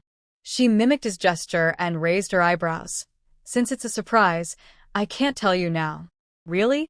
I'm looking forward to it. He turned his head to look at her, and his smile grew wider without him realizing it. He secretly started to look forward to it. What is this? When they returned to the backyard in the car, they saw another identical car parked where their previous one was. Wei Qingyi was full of questions and couldn't understand what was happening. As long as it's something originally in the villa area, it will automatically be replenished after use or movement. Seeing this, Shun Xiangwan also couldn't help but rub her forehead. She had been busy driving earlier and had forgotten about this matter. Really? She was sure she wasn't joking? Even with a strong ability to accept new things, Wei Qingyi didn't know what to say. In the end, he could only tell himself that the existence of this space was extraordinary. Everything here should not be judged by normal rules. Just park outside. Shun Xiangwan said helplessly. Although the backyard was large, it was already full of 2 off-road vehicles, motorcycles, or electric bikes bought by her friends when they played in the space, as well as barrels of fuel and some miscellaneous items. There was no room for another car. Okay. He nodded, turned off the engine, and took out the key. The 2 of them got out of the car one after another. Thinking about her previous decision and wanting him to understand her better, Shun Xiangwan took Wei Qingyi to visit her upstairs laboratory. For her, the most important part of the space was the laboratory, which was her passion. Having traveled through for so long, she had learned a lot. In this small world, she considered herself second in medicine and poison. No one dared to say she was first. Please support with votes. This is a basic gene potion. After injection, it can give a person special abilities. She picked up the gene potion on the lab bench and handed it to him. Seeing his confused face, she snapped her fingers, and a stream of water shot out. This is a special ability, water element. My space also involves space-type abilities. Besides that, there are common 5-element abilities like metal, wood, water, fire, and earth, as well as rare ones like wind, thunder, ice, air, and other special abilities, including enhancement and mental powers, among many others. There are many types of special abilities. There is nothing they cannot do. The levels of these abilities are limited to 10, but each level is twice as hard to reach as the previous one. As you go higher, it becomes more difficult to improve. Of course, higher levels also have greater effects. After reaching level 10, one can inject intermediate gene medicines to unlock the second genetic lock and gain a second type of ability. Similarly, when the second ability reaches level 10, advanced gene medicines can be used. Human potential is unlimited. As long as we keep exploring, greater abilities can be awakened. Can I also use it? He took the gene medicine from her hand and examined it carefully. She had explained everything clearly. He had gone from shock to understanding and calm. His deep eyes sparkled with eagerness, clearly interested in developing his abilities. It's not greed. Who wouldn't want more life-saving skills? If he could develop a combat-type ability, fighting others, especially skilled opponents, would be much easier. It could catch the enemy off guard and become a key to winning or staying alive. Of course. Shen Xiangwan didn't deny it. She pulled him to the living room downstairs, as if she had gone through some mental struggle before continuing. Abilities are controlled by mental power.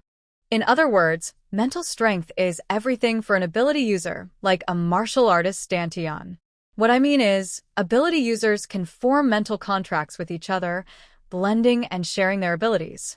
For example, I have space and water abilities. If I form a mental contract with you, you can freely enter and use my space and water powers. The most important part is, once the contract is made, if one of us dies, the other will die too. It's truly a bond of life and death. Usually, unless they deeply love each other, ability users wouldn't form such mental contracts. The reason she told him so much was to indirectly show that she was willing to form a mental contract with him. This is her way of showing affection. She's willing to give him everything she has and make her deepest feelings clear, giving him absolute security. Wan. Realizing what she truly wanted to say, Wei Qingyi opened his arms and hugged her tightly. He was excited and whispered in her ear, Wan, I'm so happy. I want to develop my abilities and form a mental contract with you. The melodious and charming voice trembled with undeniable emotion. Wei Qingyi never expected that his little rascal would be willing to give him everything. From this moment on, he would no longer hesitate or worry about gains and losses because his lover gave him an indescribable sense of security. He was the happiest man in the world. He raised his hand to hold her back. Shen Xiangwan closed her eyes, a bright smile on her lips. She knew she wouldn't choose wrongly. Wei Qingyi deserved more. From now on, they would have everything together, completely connected, so that even death couldn't separate them. Help me. They embraced quietly for a long time, as if their love would last forever. Finally, Wei Qingyi gently released her and handed her a gene serum. She nodded and took the serum, pulling him to sit on the sofa. She rolled up his sleeve and injected the gene serum into his vein. Unlocking genetic awakening powers isn't painful. It just makes the whole body tingle and feel a bit floaty, like drifting in the clouds. Wei Qingyi couldn't help but let out a soft moan. Even though he was sure the serum was safe, Shen Xiangwan watched him carefully, afraid something might go wrong. Boom.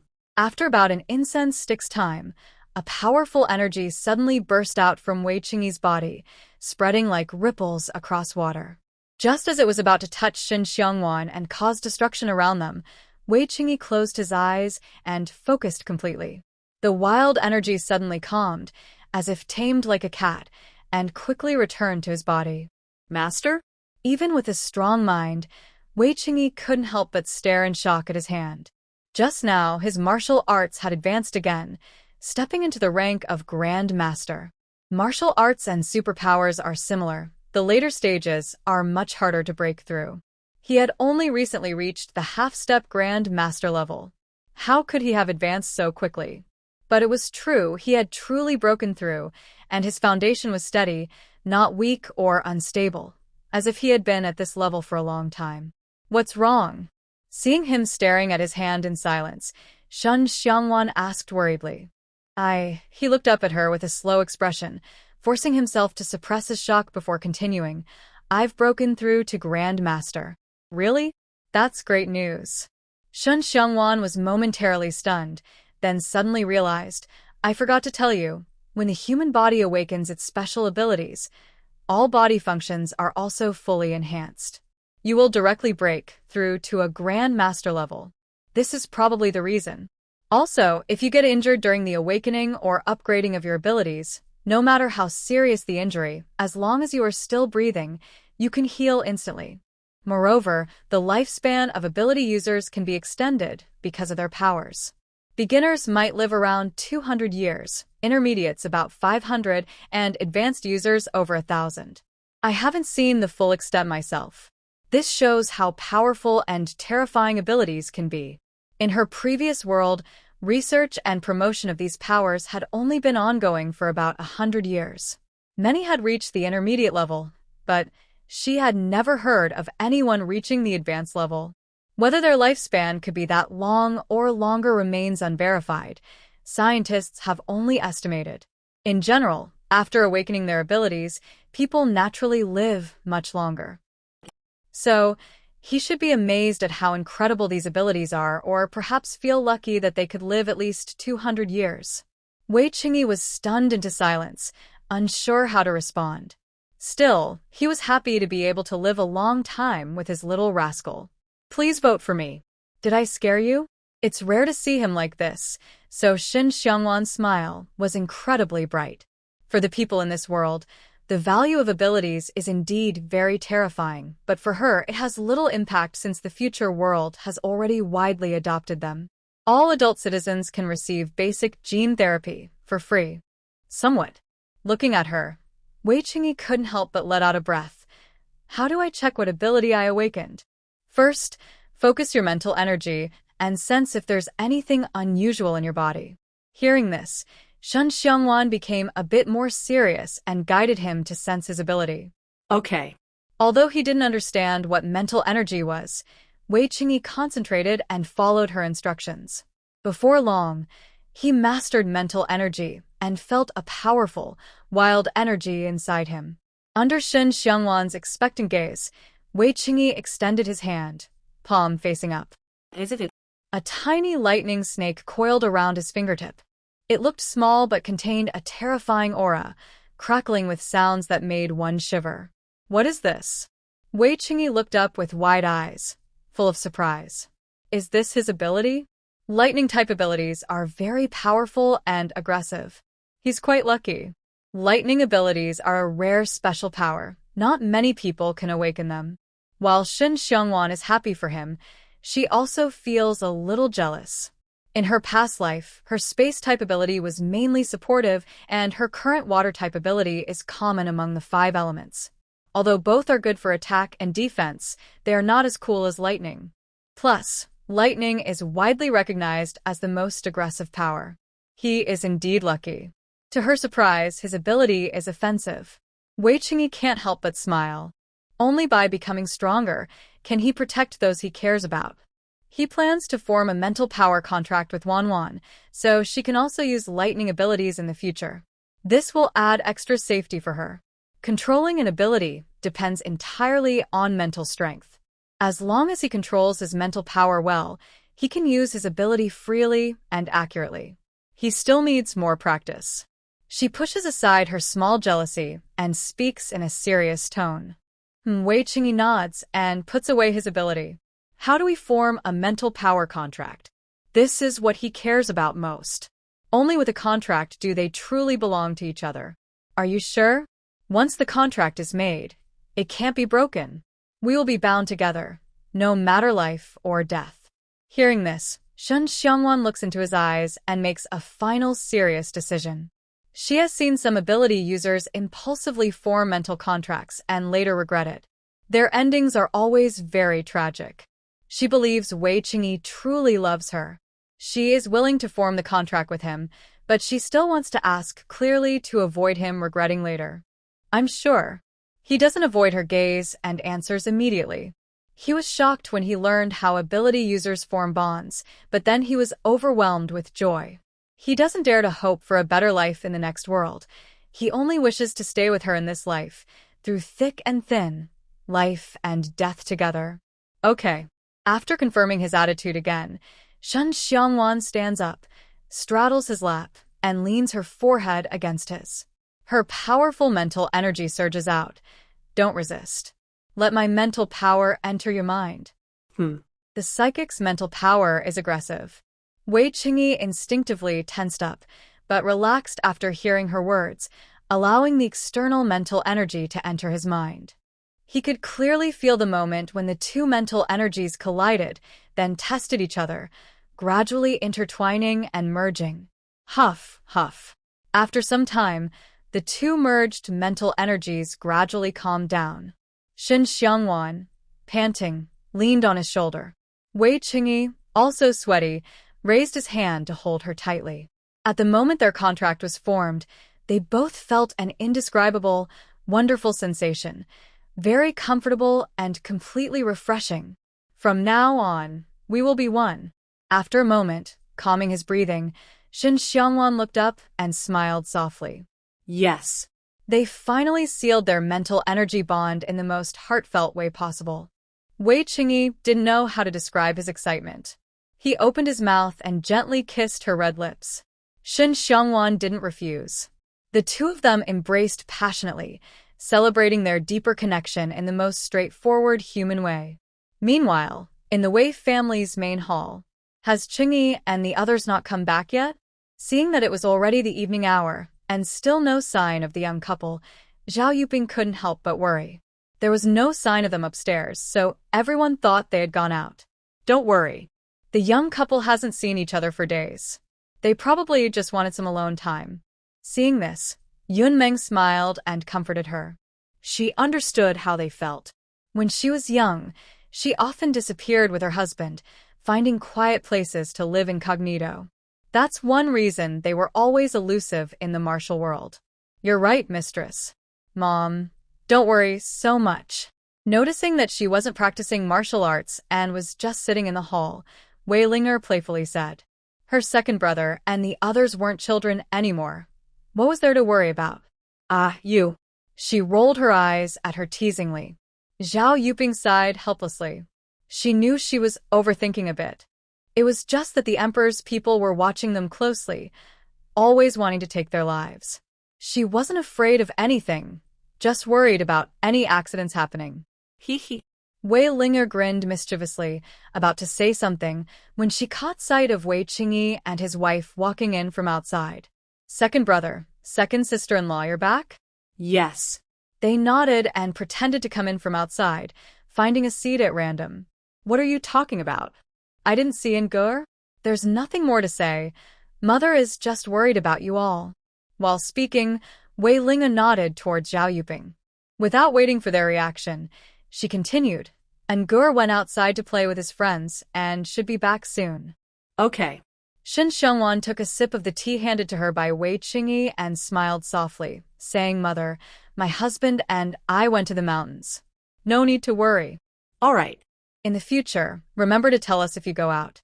I didn't see you come downstairs at noon, so I thought something happened. We're at our own home. Nothing could happen. The couple exchanged a knowing look, their eyes shining with a secret mischief only they understood. This time, they had indeed stayed too long in the space, but just playing by themselves wasn't very interesting. In the future, she would help everyone she trusted awaken their special abilities. Once everyone had powers, they wouldn't need to hide the space anymore. Please vote for me. For 2 days, they didn't worry about outside affairs. Wei Qingyi started busying himself again, along with Qing Ying and Yanlang's father and son. They needed to consolidate control over the newly acquired army, quickly take over Dazhong County's government, and plan the entire Qinzhou region. They were so busy they hardly had time for anything else, leaving all household matters to Shen Xiangwan and Mu Yunran. Uncle Zhao, is he at home?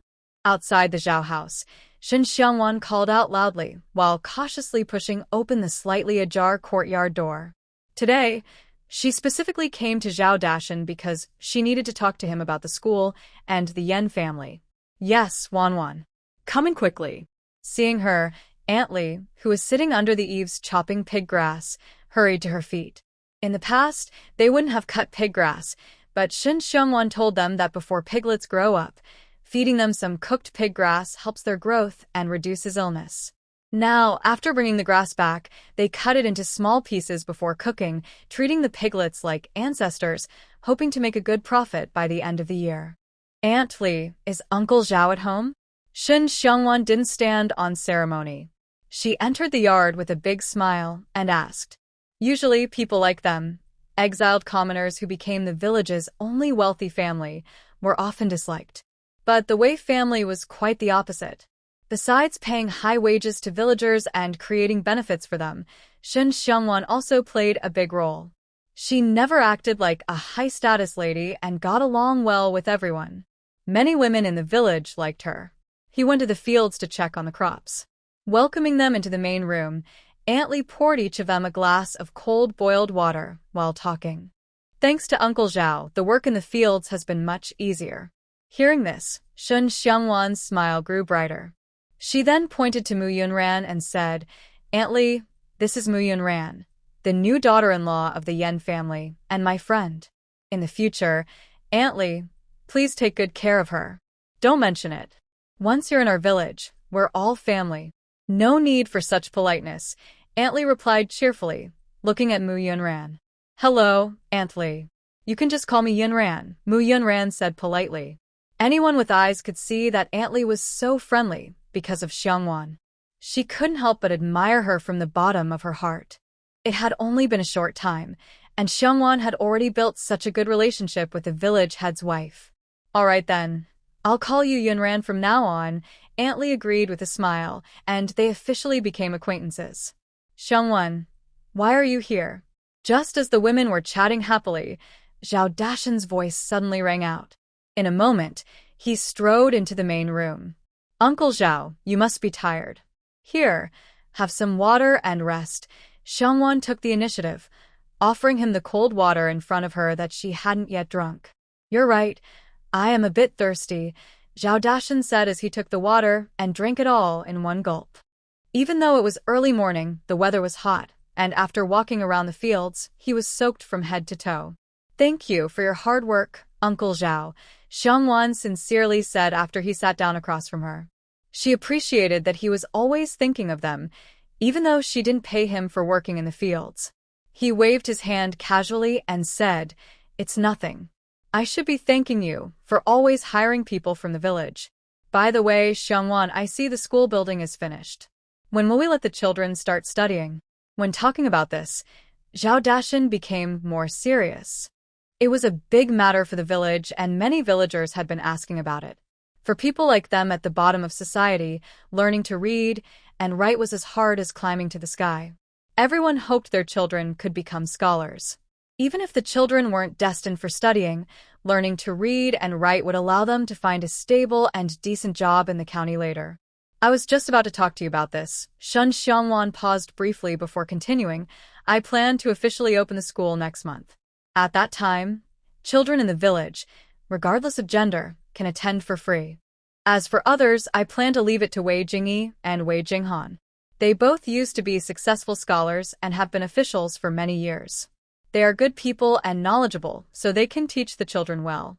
The school is fully prepared, just waiting for Yuan Xiao to produce glass tiles and windows to replace, as well as the movable type printing technology Zhou Chongqing was working on. They would print their first batch of books. Of course, they also needed a large amount of ink and brushes. She had already given Wei Jingyi and Wei Jinghan 200 taels of silver to handle the purchases. That's good, that's good. Seeing that she had everything arranged, Zhao Dashan quietly sighed in relief and then asked, Wanwan, what about the children in the neighboring village? To be honest, a few days ago, the village head of the nearby villages came to me. He was asking about the school, whether we would accept children from other villages, and how much the tuition would be. You once said that the children from the villages borrowing our oxen could attend, but you didn't give many details. I don't dare speak carelessly about the specifics. Even if you don't come today, I was planning to come find you and ask.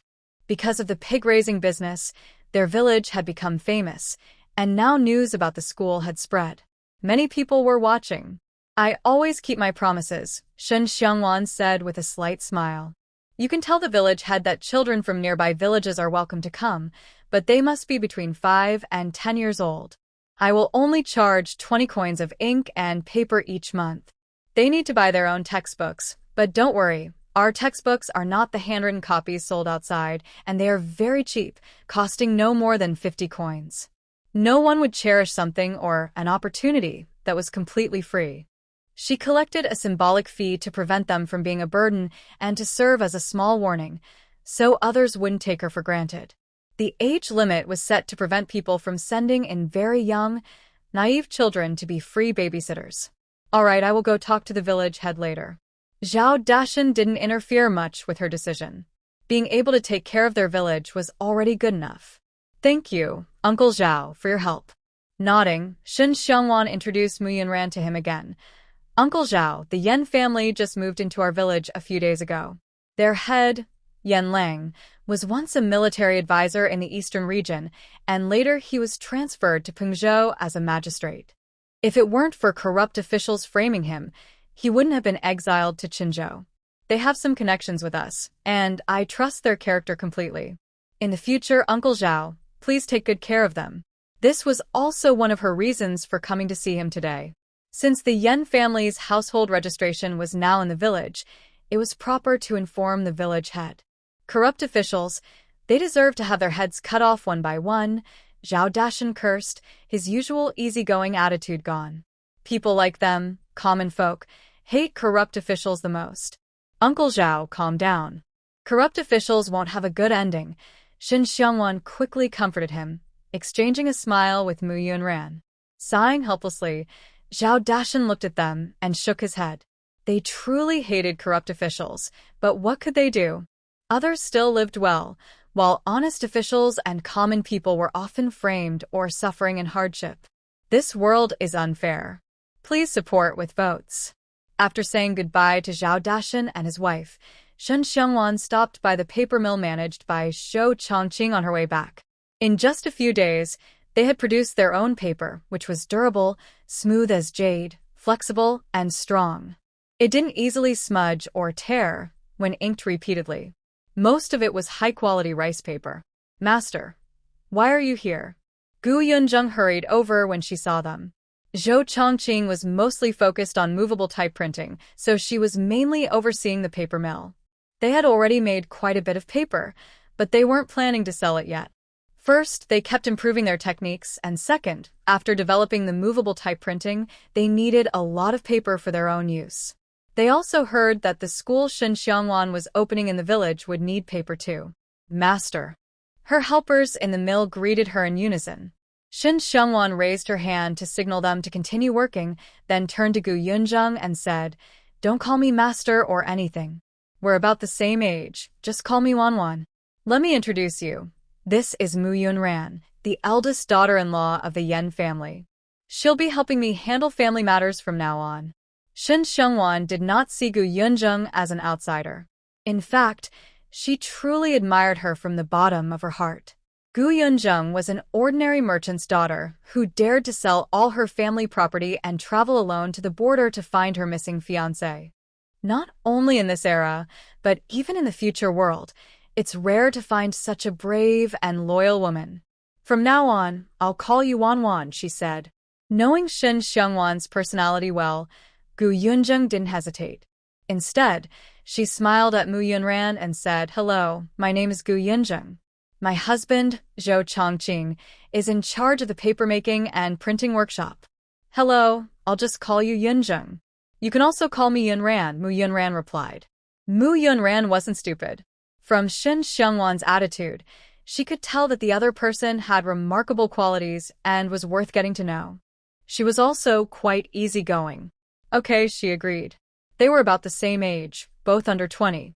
Since both wanted to get closer, they quickly became familiar through conversation. Shen Xiangwan then took Yuanyu to check the papers they had already made.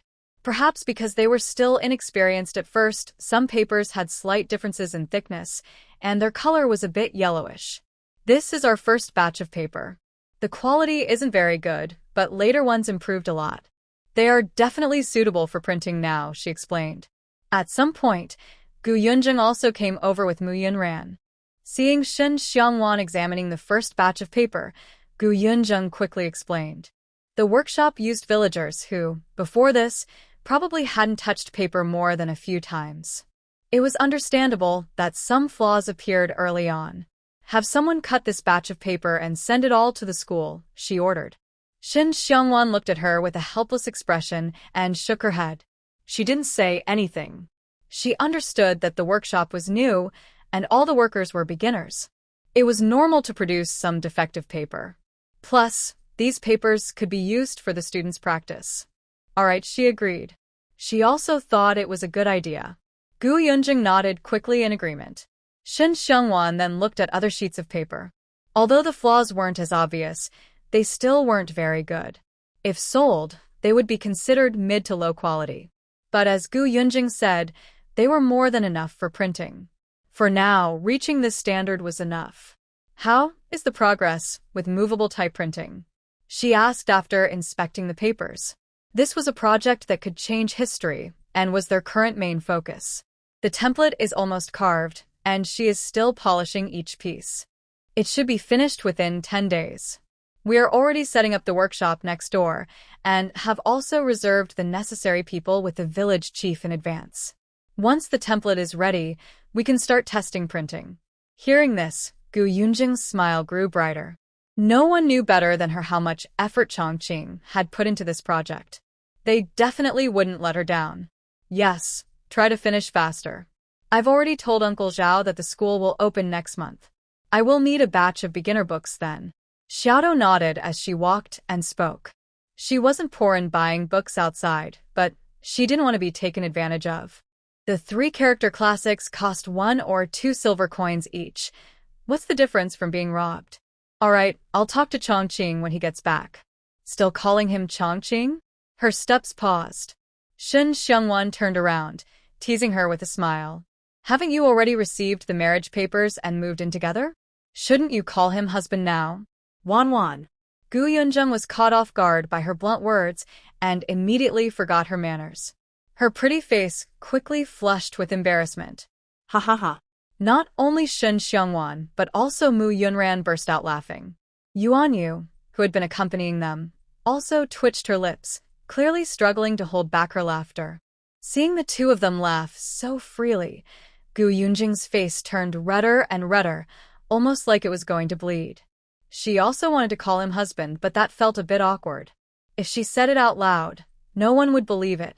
They lived together, shared the same bed, but they still hadn't had a proper wedding night. The more she thought about it, the redder her face became. Shen Xiangwan and Mu Yunran exchanged glances and patted her shoulder. All right, I was just joking to relax. If you keep blushing, you might burst a blood vessel. Humph. She touched her hot cheeks and pretended to be proud, huffing softly, which made Shen Xiangwan and Mu Yunran smile happily. Enough, no more teasing. Given their current relationship, they shouldn't go too far with jokes. After some light teasing, Shen Xiangwan's expression grew serious. The papermaking workshop and printing workshop are now your responsibilities. If you're too busy, train a few more managers. If you encounter problems you can't solve, come to me or find Yunran. Understood. Hearing this, Gu Yunjing's expression turned serious, and the redness on her face gradually faded, returning to her usual capable look. I have to go now. She nodded at her again, then turned and left the papermaking workshop. Gu Yunjing personally saw them to the door. Until she watched their figures cross the stone bridge, she turned back to the workshop to continue supervising everyone's papermaking. She was so bold. On the way back, Shen Xiangwan briefly told Mu Yunran about Gu Yunjing and Zhou Chongqing. Mu Yunran was quite surprised. In this era, women faced many more restrictions than men. Even men rarely reached such heights. She didn't expect Gu Yunjing to do so. No wonder Wanwan was so friendly to her. Even she couldn't help but admire her. Not just bold, Shin Xiangwan crossed her arms lazily behind her head, a faint smile on her lips. It takes a lot of courage and strength. Seeing her side profile, Mu Yunran nodded firmly in agreement. If it were her, she probably couldn't do it. Please vote for me. This is some information about surgery. There are also a few diagrams I drew of human blood vessels and internal organs. You should get familiar with them. If you have questions, just ask me. In the small study, Shin Xiangwan pushed a thick stack of books and diagrams toward Mu Yunran. She had been preparing these gradually when she decided to train the medical apprentice. The content covers almost all knowledge related to surgery. Mu Yunran's goal was to help in the future, so starting with surgery was the best choice. Once she mastered surgical skills, she could systematically learn observation, questioning, auscultation, and palpation, which would make her progress even faster. That much? Mu Yunran gasped instinctively, then casually picked up the top book and flipped through it. She really didn't expect Wanwan to care so much and to organize so many materials. Is that considered a lot?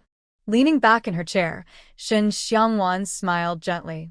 When she was learning medicine, her books were at least 10 or 100 times more than these. Back then, she really felt like a bookworm. It wasn't until she immersed herself in applied medical research that she gradually stepped out of the sea of books. She advanced step by step, eventually earning the title of the youngest medical doctor through research and innovation. Thank you, Wanwan. Closing the book, Mu Yunran sincerely expressed her gratitude. What are we being polite for? They were friends. Being too polite would make things seem distant. Then I won't thank you anymore. Ha ha ha. Mu Yunran quickly changed her tone to be agreeable. Shin Xiangwan couldn't help but laugh, her laughter faintly reaching outside. The women from Zhao Yuping, Yunmingyi, and the Yen family, who were gathered in the main hall, also began to smile. After their encounters and mutual support on the exile road, and now their reunion and shared struggles, along with the harmonious relationship between the heads of both families, their bonds have grown even closer. What are you all laughing at? Wei Qingyi's voice suddenly sounded. Led by him, Yan Langsun, Qi Ning, Yuan Xiao, and Yuan Shu entered the small study one after another. Nothing much. Have you finished your work? Slightly sitting up, Shin Xiangwan asked with some curiosity. Over the past few days, they had been discussing matters almost from morning to night. The guards often came and went, probably sent out to deliver or carry out their orders. How could we be done? Just taking a break for now. He pulled a chair to sit beside her, rubbing his forehead in frustration. The study was too oppressive. That's why they decided to go for a walk. Have you all discussed anything? Is there anything I can help with? Leaning forward, resting her elbow on the chair's armrest, Shin Xiangwan slightly frowned, her eyes flickering with concern she couldn't quite hide. She trusted their abilities. They seemed to be facing a big problem, judging by their expressions. It's mainly about the army. Hearing this, Wei Qingyi's headache deepened. It was only after taking over the nearly 50,000-strong army that he realized how useless they were. No wonder they couldn't intimidate the nomadic tribes outside the border, leading to yearly raids and brutal killings of border civilians. They were discussing major troop cuts and how to quickly replenish their forces. The army? Hearing this, Shin Xiangwan's brow furrowed even more. Was it a food or money problem? Or perhaps the soldiers were of poor quality. Yes, currently the army has fewer than 50,000 soldiers. About 1/3 are old, weak, and disabled. The rest are new recruits, with discipline and fighting ability at their lowest. They can handle ordinary mobs, but they are completely incapable of facing the nomadic tribes outside the border. Moreover, the court is unwilling to allocate more grain and funds. The Qinzhou government keeps crying poor. The army hasn't received pay for months, which has made the soldiers very unmotivated. The military horses needed to fight nomadic tribes were very important, but also very scarce. The army of over 40,000 people had fewer than 10,000 horses, most of which were old or newly born foals. We estimated that only about 3,000 mature horses could actually go into battle. There was nothing they couldn't talk about openly. Wei Qingyi didn't hide anything. Nearly 50,000 in supplies and military pay were not small amounts. Even though they had some savings and had made good money from selling ice recently, it still wasn't enough to fill the endless hole. The soldiers' morale was low, so how could they become an unbeatable army? As for war horses, to fight nomads, they needed cavalry. Where could they find so many horses in a short time? Having enough soldiers is less important than having good soldiers. There are old, weak, and disobedient soldiers. If they need to be dismissed, just do it. Why keep them around? It seemed the army's problems were many. After a brief pause, Shun Xiangwan continued, "As for supplies and pay, I can help you think of a way. For the war horses, let the soldiers raise the foals well. They will grow up eventually. The old horses can be sold to civilians, which would bring in some income. If only 3,000 horses are available, why not train 3,000 cavalry? Also, try to buy good horses from civilians." She didn't know much about military affairs, but she understood that for armies like theirs, big reforms were necessary. Otherwise, their situation wouldn't improve and might even worsen, dragging them down. Those tens of thousands of soldiers wouldn't be a force for victory, but a curse. Feeding nearly 50,000 people is no small task. Wei Qingyi already said that the court has stopped supplying food and military supplies and owes soldiers several months' pay. Whether we cut the army or train them, we must first pay their wages, and do so every month to keep their morale high. Wei Qingyi was not the only one worried. They all were. Yan Lang helplessly took over the conversation.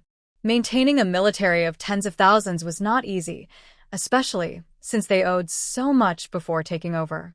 To truly win the soldiers' loyalty and become an unbeatable force soon, they had to cover all expenses, including what the court owed. They had already invested a lot during this time, but it was like an endless pit. Even if they had some savings, they couldn't spend recklessly. They had to keep some reserves for emergencies. Additionally, madam, you might not understand well. Training 3,000 war horses can only produce about 1,000 cavalrymen. Regardless of whether good horses can be bought in the market, even if they can, the price would not be cheap. Moreover, we don't need just 1 or 2 horses, but thousands. This is not a small expense. In the end, Qing Ying felt helpless. He knew Shin Xiangwan was wealthy, but what they lacked was not a little money, but mountains of gold and silver. So, from the beginning, he never considered Shin Xiangwan bearing the costs of military supplies and grain. Please vote for me. Training only 1,000 cavalry with 3,000 war horses? Is the loss that high? Shin Xiangwan frowned slightly, almost unnoticed. Training isn't fighting, so where does such a big loss come from? Wei Qingyi nodded. Seeing her look even more confused, he explained further, cavalry training is different from infantry. War horses suffer a lot of wear and tear. Each person needs at least 3 horses. Why? He hesitated to explain, but once he did, Shen Xiangwan was even more puzzled. Training isn't real combat.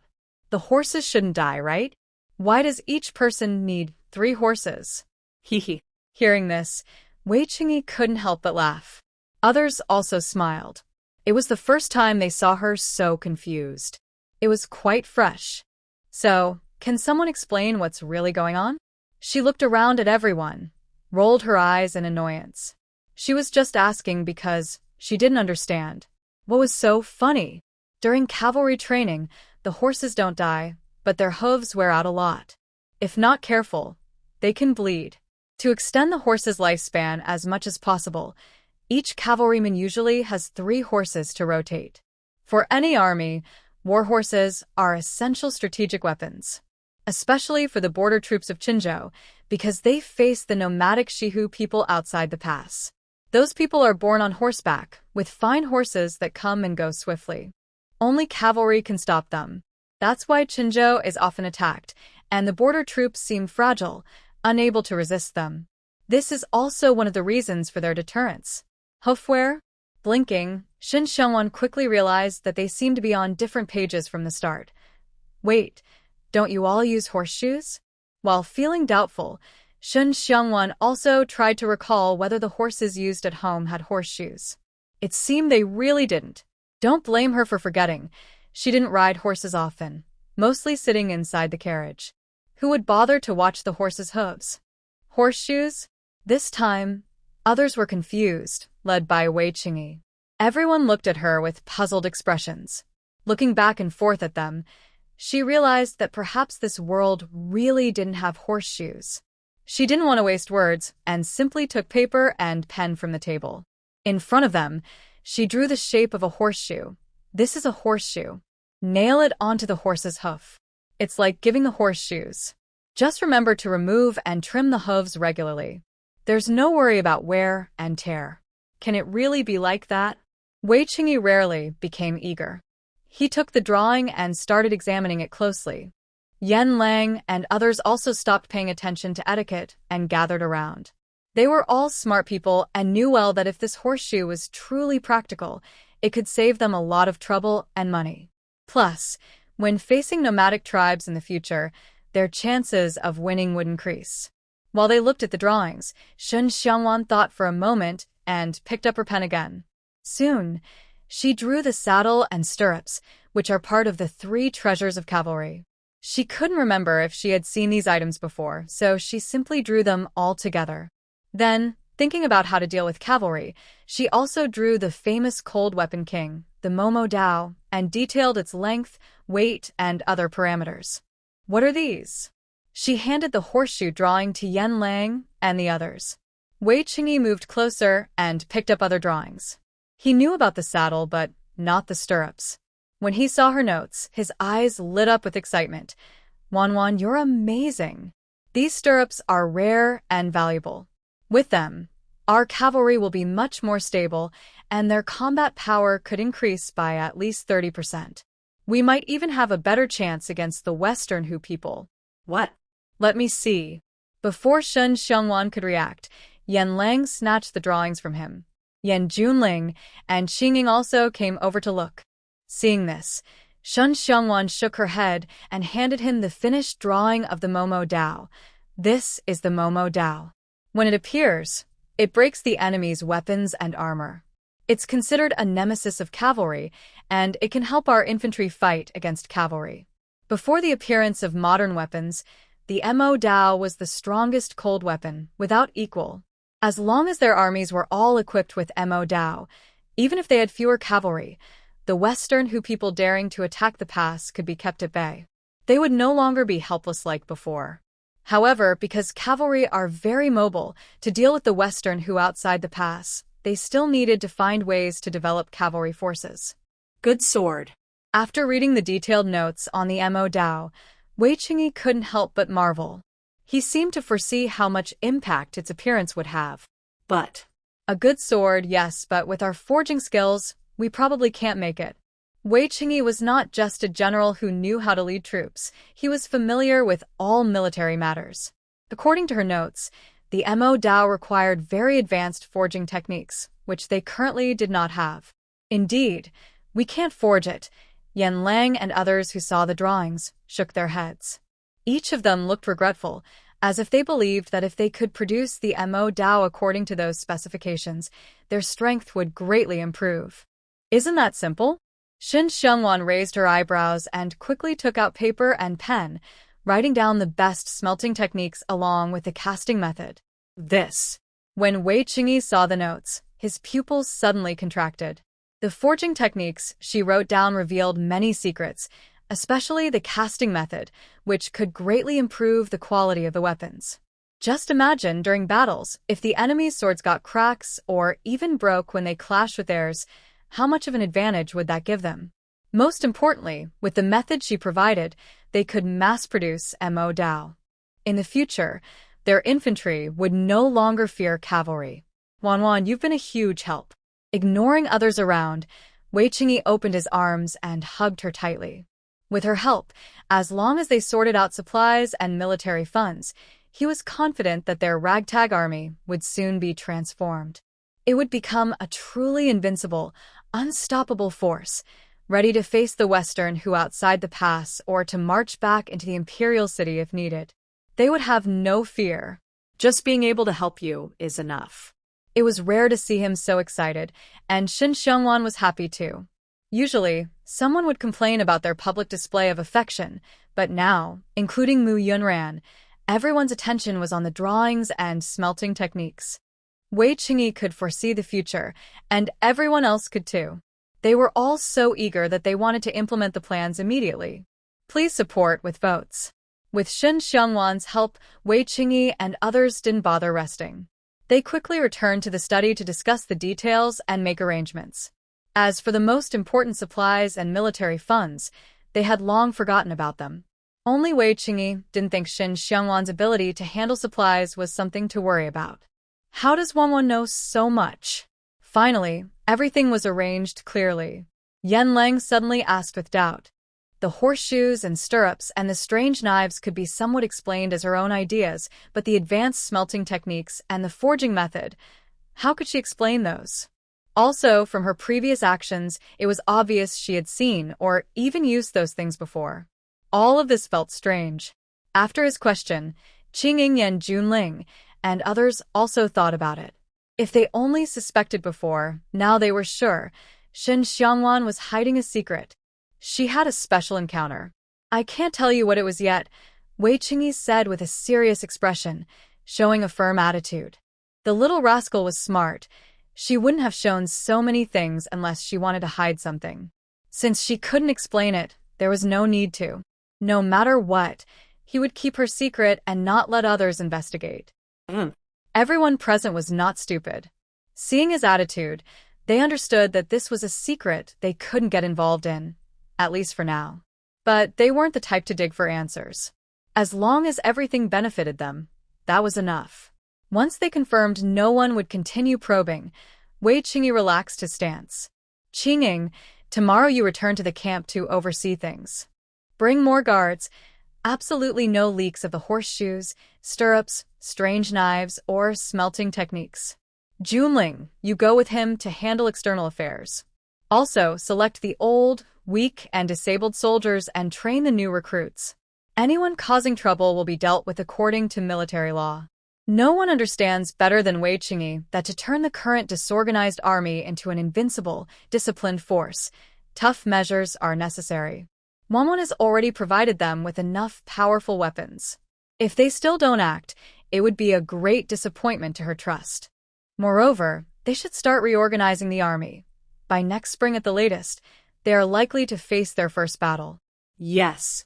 Qingying and Yan Junling nodded in unison at the call. Yan Lang, standing nearby, frowned and asked, "Are you planning to dismiss all the old and weak soldiers? How will we handle their overdue pay? They are not lacking courage, but the army owes soldiers a lot of wages. Dismissing them would require a sum of money for severance pay, which is not small. They can't spend all their funds on this. Without money, how will the army operate in the future? It's important to remember, they want more than just military power. This matter isn't urgent right now. I need to discuss it with Wanwan first." Wei Qingyi raised his hand to stop Qingying and others from speaking. He seemed calm, but was actually firmly silencing them. Others might not know, but he knew Wanwan's space was full of food supplies, and as for money, he wasn't sure exactly how much there was. That's why he needed to talk to her. As a husband, he wouldn't care about saving face or suffering embarrassment. When he needed help from his wife, he wouldn't hold back. Everyone looked at each other, confused about why he wanted to discuss matters with Shen Xiangwan. Could she really solve the problems of food and wages? Don't blame them for not trusting. The problem was that the gap was too big, like a bottomless pit. Otherwise, how could they be so troubled? That night, Wei Qingyi told Shen Xiangwan about the food supplies and wages. When he saw the mountain of gold and silver treasures in her space, he was stunned. The next day, Wei Qingyi left with Qingying and Yan Junling. Yuan Xiao, who had been guarding the place all along, also left with them. He brought a large batch of glassware made in workshops, planning to discuss selling them with Cheng Yusheng, who was responsible for business. "We need to find a way to make money." In the small study, Shen Xiangwan lay on a lounge chair, squinting her eyes. Since crossing over, she had never lacked money. The countless small transactions had accumulated her wealth. Just a few days ago, she gave Wei Qingyi 1,000,000 taels of silver. She also let him produce as much food as he wanted. Even though she wasn't short of money, she was beginning to think ahead and prepare for possible difficulties. By the way, how is Huanqi Tower? Suddenly remembering this matter, Shin Xiangwan casually asked.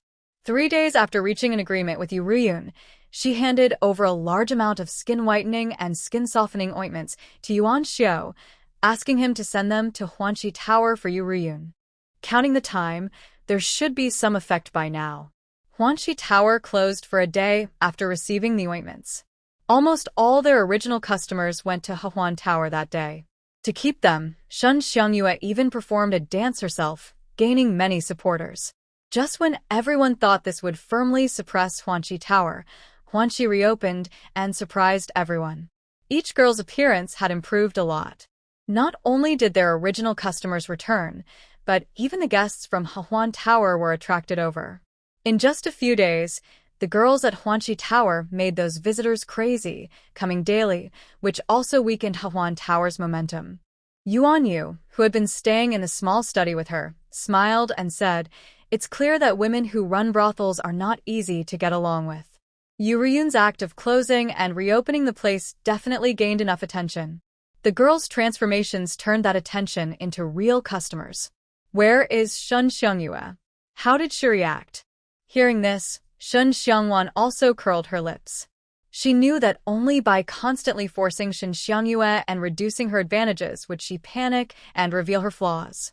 Once she confirmed the identities of those trying to kill her, she could root them out completely. According to the messages sent back by her guards, her mood has been very unstable these days. She's already killed several maids in a row. Xia Yunyan, who was sold into Huan Tower with her, is now barely holding on. Yuan Yu truly despised someone like Shen Xiangyue from the bottom of her heart. However, she still had to say, also, the son of the magistrate's deputy, Huang Jingshu, who is the most loved by the magistrate, has fallen in love with her at first sight and has expressed multiple times that he wants to help her buy her freedom. The guards are investigating whether he is the one who sent people to kill you. Oh. The magistrate's deputy's most beloved son? Raising an eyebrow, Shen Xiangwan's eyes flickered. She didn't expect it to involve someone from the magistrate's office. Things seem to be getting more and more interesting. Please support with votes. The female protagonist is still herself, even though she has fallen into a brothel. Surprisingly, the son of the local magistrate instantly fell for her. Shen Xiangwan decided to go big and made a quick call to Mu Yunran, then took Yuan Yu and Yuaning to the county town. Their carriage headed straight for Huanqi Tower. No one knew what she planned to do. The only certainty was that she didn't care whether going to a brothel would affect her reputation. Huanqi Tower and Huan Tower are on the same street, each occupying a corner, one on the left, the other on the right. "Madam, we've arrived," Yuan Yu said as the moving carriage slowly stopped. Shen Xiangwan opened the carriage door, jumped down, and looked up at the two-story building in front. Above the main door, the words Huanqi Tower were very eye-catching. Usually, the brothels only open at night, and even though Huanqi Tower's door was wide open, not many people came and went. Anyone who saw her was stunned, simply because she looked too beautiful. This is quite interesting, she thought. She turned to look at the opposite Huan Tower, a slight smile on her lips. She knew both brothels were the biggest in the county, and that they were rivals. But she didn't expect them to be right across from each other. No wonder both sides wanted to suppress the other. "Madam, are we really going in?" Yuan Yu asked hesitantly, holding a bamboo basket she had taken from the carriage. She and Yuaning looked at each other. If the second master found out, they might be severely punished. "Let's go," Shen Xiangwan said, giving them a deep look. She decided to go in since she was already here. How could she not? The two women looked at each other again, then reluctantly followed her. They knew their lady didn't care about rules, but they didn't expect her to be so reckless. Places like this were not for casual visits. With her outstanding looks, she would definitely leave a deep impression on others. If she kept going down this path, they dared not think further. Wow, such a beautiful young lady. I wonder if I'll get a chance to be close to her? How did she get in? Is she one of your girls? Her looks are as good as your boss use. Beautiful. After a brief moment of surprise, the three quickly became the most eye-catching people inside and outside the building. The young women looked at Shin Xiangwan with mostly fear and caution. The guests, on the other hand, looked at her with greed and mischievous intent, eager to invite her to join them. Luckily, it was still daytime, and there weren't many guests, nor were they all drunk like at night, so they still had some sense of reason. Otherwise, many might have tried to approach her openly. "Young lady, please stop. This is a brothel, and we do not serve women." The madam, who hurried over after hearing the news, blocked their way. Although she wore a polite smile for her guests, she was actually quite shocked. Besides the owner, she had never seen such a beautiful woman before. "My name is Shun Xiangwan. I'm here to deliver something to your boss." As she spoke, Shun Xiangwan deliberately glanced at the bamboo basket carried by Yuan Yu and Yuan Ning. It was filled with small jars, each about the size of a palm, containing creams for whitening and skin beautification. "These. Please follow me." She immediately recognized the jars as identical to the ones they had received not long ago. Once she realized what was inside, the madam's expression changed instantly. She turned sideways and made a gesture inviting her to follow. Shin Xiangwan didn't bother to be polite. She continued walking forward, trying to avoid causing a bigger disturbance. The madam quickly led her and the others to a private courtyard belonging to Urian. Before that, someone had already gone to inform Urian, who was still asleep. "Madam Wei, why are you here in person?" Urian had barely managed to put on her clothes and had just thrown on a coat before coming out. Her long black hair was casually draped behind her, making her already charming face look even more enchanting and alluring, like a fairy who draws people's energy. But at this moment, she looked surprised and confused. She truly didn't expect her to come herself. After all, this was a brothel. Was she not worried about her reputation? "I had nothing to do, so I came," Shin Xiangwan replied with a gentle smile, sounding quite indifferent. Urian wanted to ask if she wasn't afraid of gossip, but seeing her casual attitude, she couldn't say anything. She could only walk over and sit beside her in frustration. Shin Xiangwan immediately saw through her thoughts, but chose not to expose her. Instead, she looked around at the tastefully decorated hall. "This place is quite nice. What woman would praise a brothel for being good?" Urian couldn't find the words to reply, and could only helplessly say, "This is not a place you should come to." Although she knew she didn't deserve him deep down, she had already regarded her as a friend. Otherwise, she wouldn't care about her reputation. "Really?" Raising an eyebrow, Shin Xiangwan said casually, "For me, there's no right or wrong, only whether I want to do something or not. Anyway, I have something I want to ask you today." Despite her cheerful smile every day, she seemed easy to get along with. In some ways, she was also very assertive and strong-willed, but she didn't show it openly, so most people wouldn't notice. "What is it?" Seeing this, Urian had to temporarily put aside her worries. She gracefully picked up the tea brought by her maid and took a few sips, calming her emotions. Gradually, she returned to the composed appearance of a brothel owner. "I heard someone named Huang Jingshu wants to help Shin Xiangyue buy her freedom?" Shin Xiangwan didn't bother to beat around the bush and went straight to the point. Her intuition told her this matter could be used to her advantage. That's why she was so open and came personally. She wanted Shin Xiangyue to realize that she was helping the joyful house to set her up, deepening her resentment, and forcing her to do her best to catch Huang Jingshu.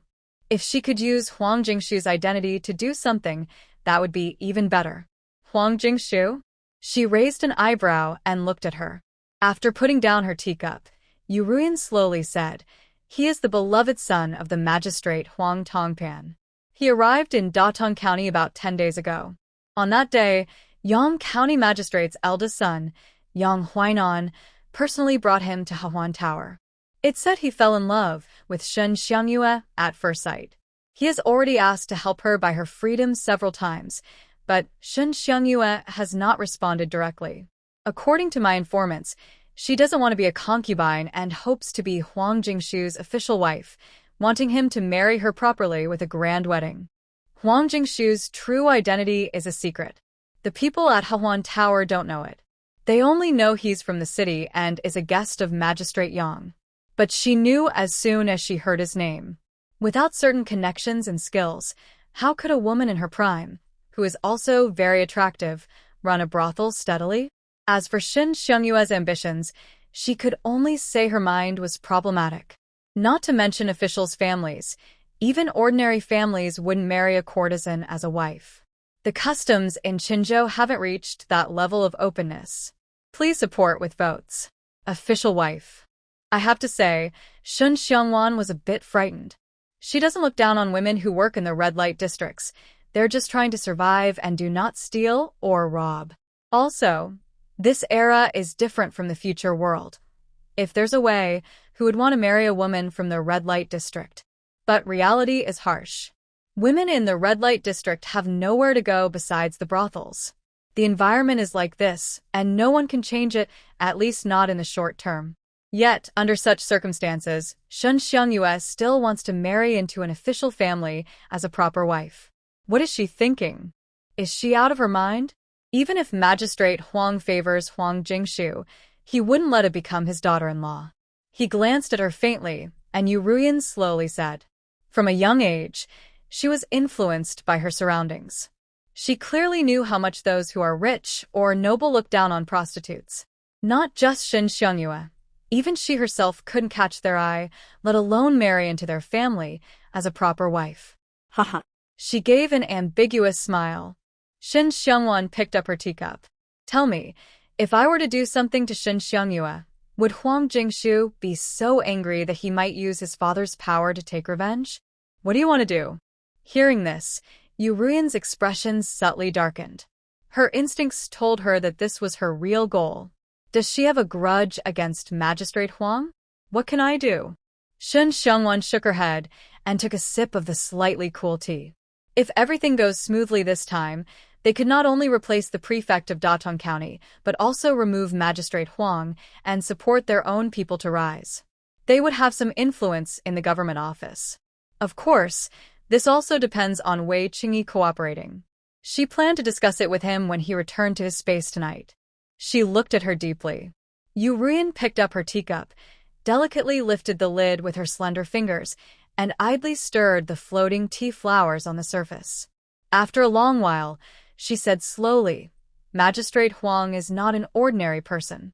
He has been managing the county government in Qinzhou for 20 years. Other officials change every few years, but he remains in his position. Some might think it's because there's no one above him, so he can't be transferred or promoted. But in fact, he simply doesn't want to leave. After 20 years of managing the area, the Huang family is deeply rooted in Qinzhou. They are like local tyrants, and even the successive prefects don't dare to offend them easily. There's no need for them to move elsewhere. He's not someone easy to deal with. There was never a time when no one dared to provoke the Huang family, but without exception, all failed and suffered a terrible end. She told her this not to discourage her from confronting the Huang family, but to remind her that if she couldn't root them out completely, she must not act rashly, or she would face a fierce backlash. Is that so? It seems the Huang family is more difficult to deal with than she thought. Shin Xiangwan was not overly arrogant. After hearing this, she lowered her gaze and pondered deeply. Seeing this, Yu Ruyan no longer spoke, trusting that she was smart enough to know what to do. Nearby, Yuan Yu and Yuan Ing exchanged subtle glances. Until now, they finally guessed that the lady's purpose in coming to Huanqi Tower was quite bold. They hadn't even taken Datong County yet she was already planning for the position of district judge. Meanwhile, Huan Tower. A very beautiful woman? How beautiful. The madam who received the news approached Shen Xiangyue again, but she was unimpressed. She was very confident in her appearance and talent, and she didn't take others seriously. The only person she was somewhat wary of was Yu Ruyan, the owner of Huanqi Tower. It said she's on par with Yu Ruyan. The madam looked worried. If the new girl at Yu Ruyan's place was true, they probably wouldn't have a chance anymore. On par with Yu Ruyan? Hearing this, Shen Xiangyue's brow furrowed slightly, almost imperceptibly. How could there be another woman as beautiful as Yu Ruyan in such a remote border town? Could it be that outsiders haven't seen real beauty and are just boasting wildly? She nodded. The madam continued, I haven't seen her myself, but everyone who has says she's stunning. I hear her 2 maids are also rare beauties. The maids in the brothel, if they are good-looking, usually end up becoming courtesans in the house. Since the women of Huanqi Tower suddenly became more beautiful, they've stolen many customers. Now she's most worried about more beautiful women appearing. Send someone to find out her background.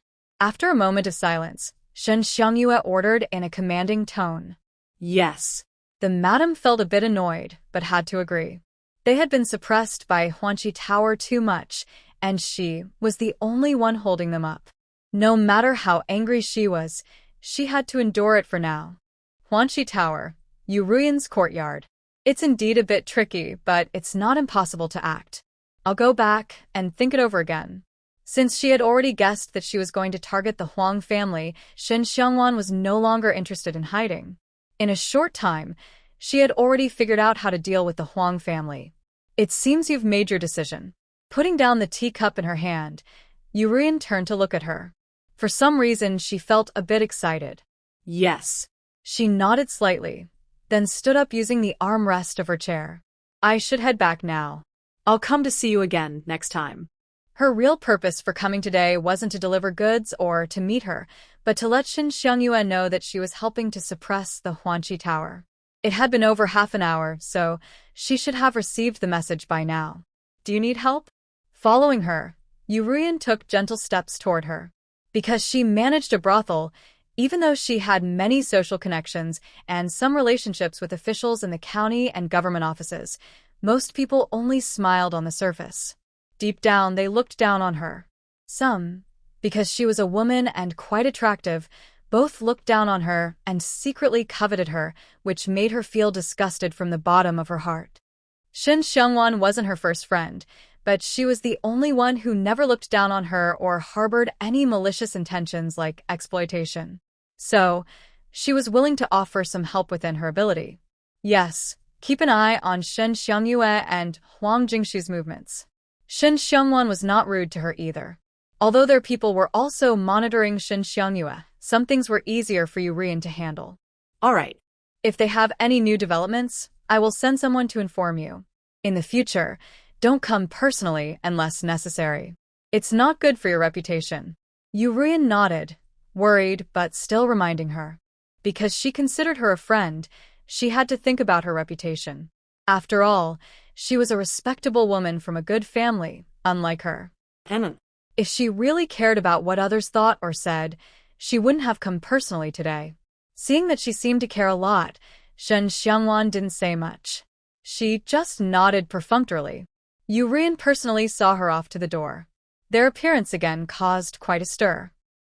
Just as Shen Xiangwan was about to get on the carriage, she suddenly felt a surge of intense resentment and murderous intent. Instinctively, she looked up across from her, right into a pair of eyes that had no time to hide. However, the other person quickly withdrew, not giving her a chance to see clearly. Finally out, she thought it was worth her trip. A smile appeared at the corner of Shen Xiangwan's lips. Did she think she could hide her identity just because she was quick? Besides Shen Xiangyue, who else would look at her with such hatred and murderous intent?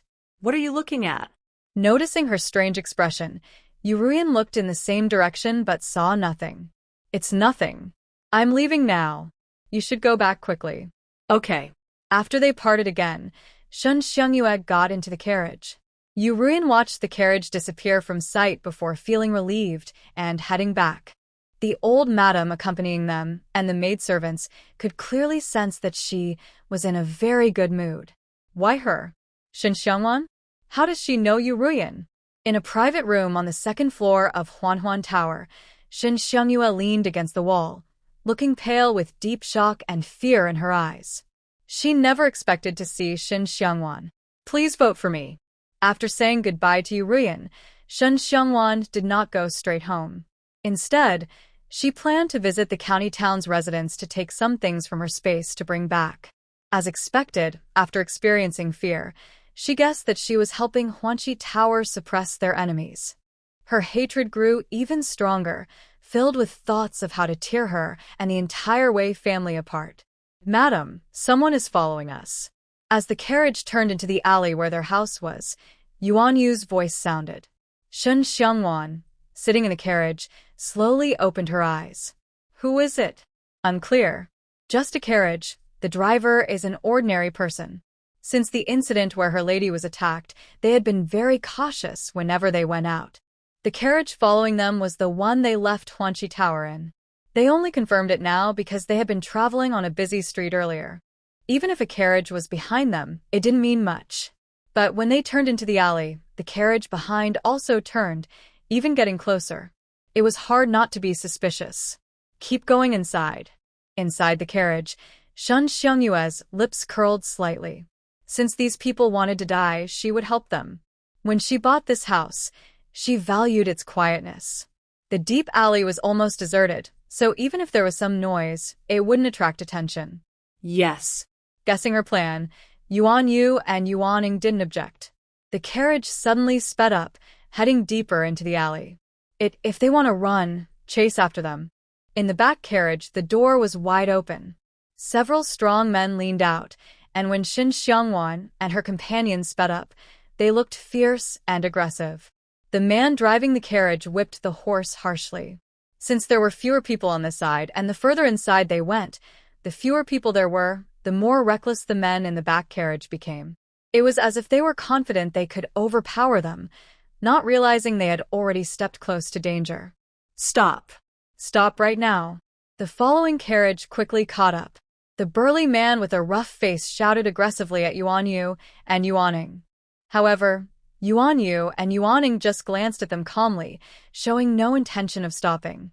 Anyone with eyes could see they weren't afraid. But the men, thinking they were stronger because they were men, ignored them completely. "You women, I told you to stop, stop now." The alley was too narrow for two carriages to pass side by side. To force them to stop, the rear carriage pressed close, as if they might crash into each other at any moment. "Let's see what happens," Shen Xiangwan said coldly, lowering the curtain. "Yes," someone replied. The carriage gradually stopped. The men behind didn't expect them to really halt and almost collided. Fortunately, the driver quickly pulled the reins tight. "Stupid women." Before the carriage stopped completely, the men cursed loudly and jumped down, each holding a thick stick. They quickly surrounded Shen Xiangwan and her friends. "What are you trying to do?" Yuan Yu looked at them coldly. With her martial skills, she could tell at a glance that they were just some bullies and not even skilled fighters. What else could they do? "Young women, if you're smart, just follow us quietly. Otherwise..." The man didn't finish his sentence, but waved his stick suggestively. Unfortunately, his threat was childish in Yuan Yu and Yuan Ying's eyes. They ignored him and helped Shen Xiangwan down from the carriage. "You."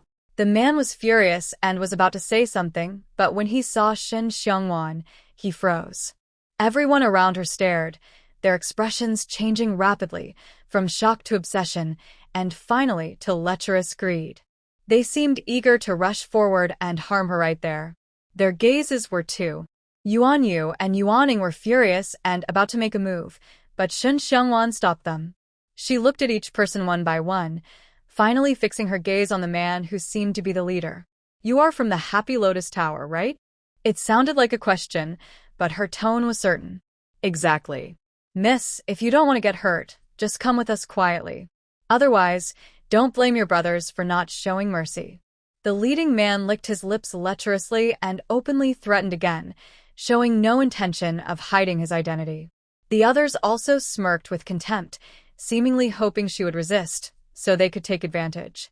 In broad daylight, under the clear sky, they dared to openly rob decent women.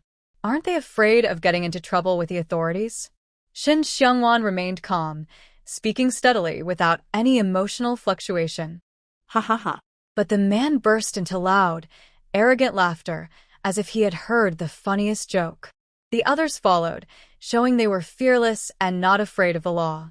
Shen Xiangwan narrowed her eyes slightly, lowered her head to straighten her sleeves, and continued calmly, "It seems you are in cahoots with the officials." From their reactions, she knew this wasn't the first time they had done such things. She had suspected as much, so she wasn't entirely surprised. Still, she felt a surge of anger, especially towards the county magistrate. As a local official, he should be helping the people, but instead, he colluded with brothel workers and persecuted honest women. That was simply unforgivable. So, what if it is? Miss, you'd better behave. Seize them. Yes. The men still wanted to shout and threaten, but Shen Xiangwan didn't want to waste more words. Yuan Yu and Yuaning, impatient, stepped forward quickly. Each kicked a man away. Ah. Stupid woman, you're asking for death. Ah. The kicked men crashed into the wall with loud thuds, accompanied by screams of pain. Seeing this, the others became furious and grabbed sticks, rushing to attack them. But they were just a mob and no match for Yuan Yu and Yuaning. The two moved so fast that every punch or kick sent a man flying, and screams of pain kept ringing out. Ah. Do you think you are worthy to covet my wife? He kicked one man hard in the chest. Yuan Yu looked unimpressed. If they weren't sure of their identities, she wouldn't tolerate their shouting. Please vote for me. Spare me, please. Lady, have mercy. Woo-woo. Please don't hit us anymore. No. Stop hitting us. Woo-woo. Seeing her companions' chests seem to cave in from the kicks and blood spurt from their mouths, the others' pupils shrank in fear. They almost fainted from fright and begged for mercy. They never thought they would encounter such trouble. Those two fierce women wouldn't show mercy, or they might end up badly hurt or worse. Good-for-nothings. Ah. Yuaning kicked the strongest man closest to her. He flew back several meters and hit the wall with a loud crash. His screams sounded like a pig being slaughtered, mixed with the others' screams, very harsh to hear. Ignoring their suffering, Shen Xiangwan stepped forward to the leader. She squatted in front of him and asked coldly, "Did Shen Xiangyue send you? What is your purpose?" Even though she guessed, she still wanted to hear them say it directly. As for the Happy Lotus building, if they dared to offend her, she had ways to shut it down for good. No, it's not, the man stammered, looking at her with fear. He continued nervously, "The boss and the madam told us to come. They said if we tie you back to the building, they have ways to make you obey. With your looks, even without talent, you could become a top courtesan alongside Shen Xiangyue, or even surpass her. If that happened, we could not only destroy the Happy Lotus building and steal all their customers, but also weaken Shen Xiangyue's confidence. It's all the boss's idea. It has nothing to do with me. Please let me go. Please. Ah. By the end, the man's voice was hoarse as he begged fiercely. He even reached out to grab her foot, but Yuan Yu, who had been watching closely, didn't hesitate. She kicked his hand, breaking his bones. The man immediately cried out in pain, clutching his hand and rolling on the ground. The others were shocked and forgot to beg for mercy. Are they the owners of the Happy Lotus building? Not caring at all about the man's miserable state, Shen Xiangwan's lips curved into a slight smile. Anyone with eyes could see that her smile didn't reach her eyes. She only wanted to deal with Shen Xiangyue and had no intention of attacking Hehuan Tower. Since they were so eager to die, she would help them fulfill their wish. "Madam, shall I go and kill them?" Yuan Yu asked with a stern face. The scoundrels dared to think about her lady. Are they tired of living? No need. Shen Xiangwan turned her head and refused. If they died so easily, it would be too kind for them. Weren't they trying to kidnap her for money? Then she would make sure they lost everything. Go, and tell the people watching Shen Xiangyue to withdraw today. Huh? Yuan Yu was stunned, a bit slow to react. Shen Xiangwan didn't bother to explain. Go, I have my reasons. Yes. Seeing that she wasn't mistaken and hadn't misheard, Yuan Yu bowed and responded. But she didn't leave immediately. Instead, she looked down at the people still lying on the ground, crying out in pain. What should we do with them? Kill them, Shen Xiangwan said coldly, her gaze faint. Judging by their previous behavior, they probably weren't new to doing such things. Better to die and be reborn, maybe in the next life, they could be good people. Yes. No, we're just following orders. Please spare us. Please. We know we were wrong. We won't do it again. Please have mercy. Please. Spare us, young lady. Yuan Yu and Yuaning both bowed and accepted the orders, feeling no guilt about killing them. But the strong men who overheard the conversation were terrified, their hearts trembling as they begged for mercy. They were truly scared. If they could survive, they would never do anything harmful again. Take them outside the city to kill. I'll wait for you at the house. As if she hadn't heard their pleas, Shen Xiangwan turned and headed toward the nearby house. Watching her enter the house and confirming there was no danger around, the two men then individually knocked out the captives, carried them onto 2 wagons, and drove away. Meanwhile, in the back courtyard of Hahuan Tower. Boss, they should be back by now, right? The flamboyantly dressed madam, unable to hide her excitement in her words, said, when that person left earlier, I also went outside to watch. Just as others said, she looks incredibly lively, much more beautiful than Shin Xiangyue. If I can get her smoothly, I won't have to always watch Shin Xiangyue's face in the future. Yes, it's time to go back. A man around 40, dressed in blue silk but looking quite ordinary, nodded with a smile. He is He Wanshan, the owner of Hahuan Tower. Although he hadn't seen Shin Xiangwan's face himself, the madam's words about her being as beautiful as Yu Ruyun made him very hopeful. With her looks, she will definitely attract many men. Congratulations, boss. Soon, our tower will have 2 top courtesans. The madam looked eager, as if she already saw the glorious scene. She never thought they would fail. After all, this wasn't their first time doing such things, and every time it went smoothly. Wanshan also smiled. With 2 courtesans in the tower, they no longer had to fear tricks from Huanli Tower. Moreover, Shin Xiangyue would probably listen a little more.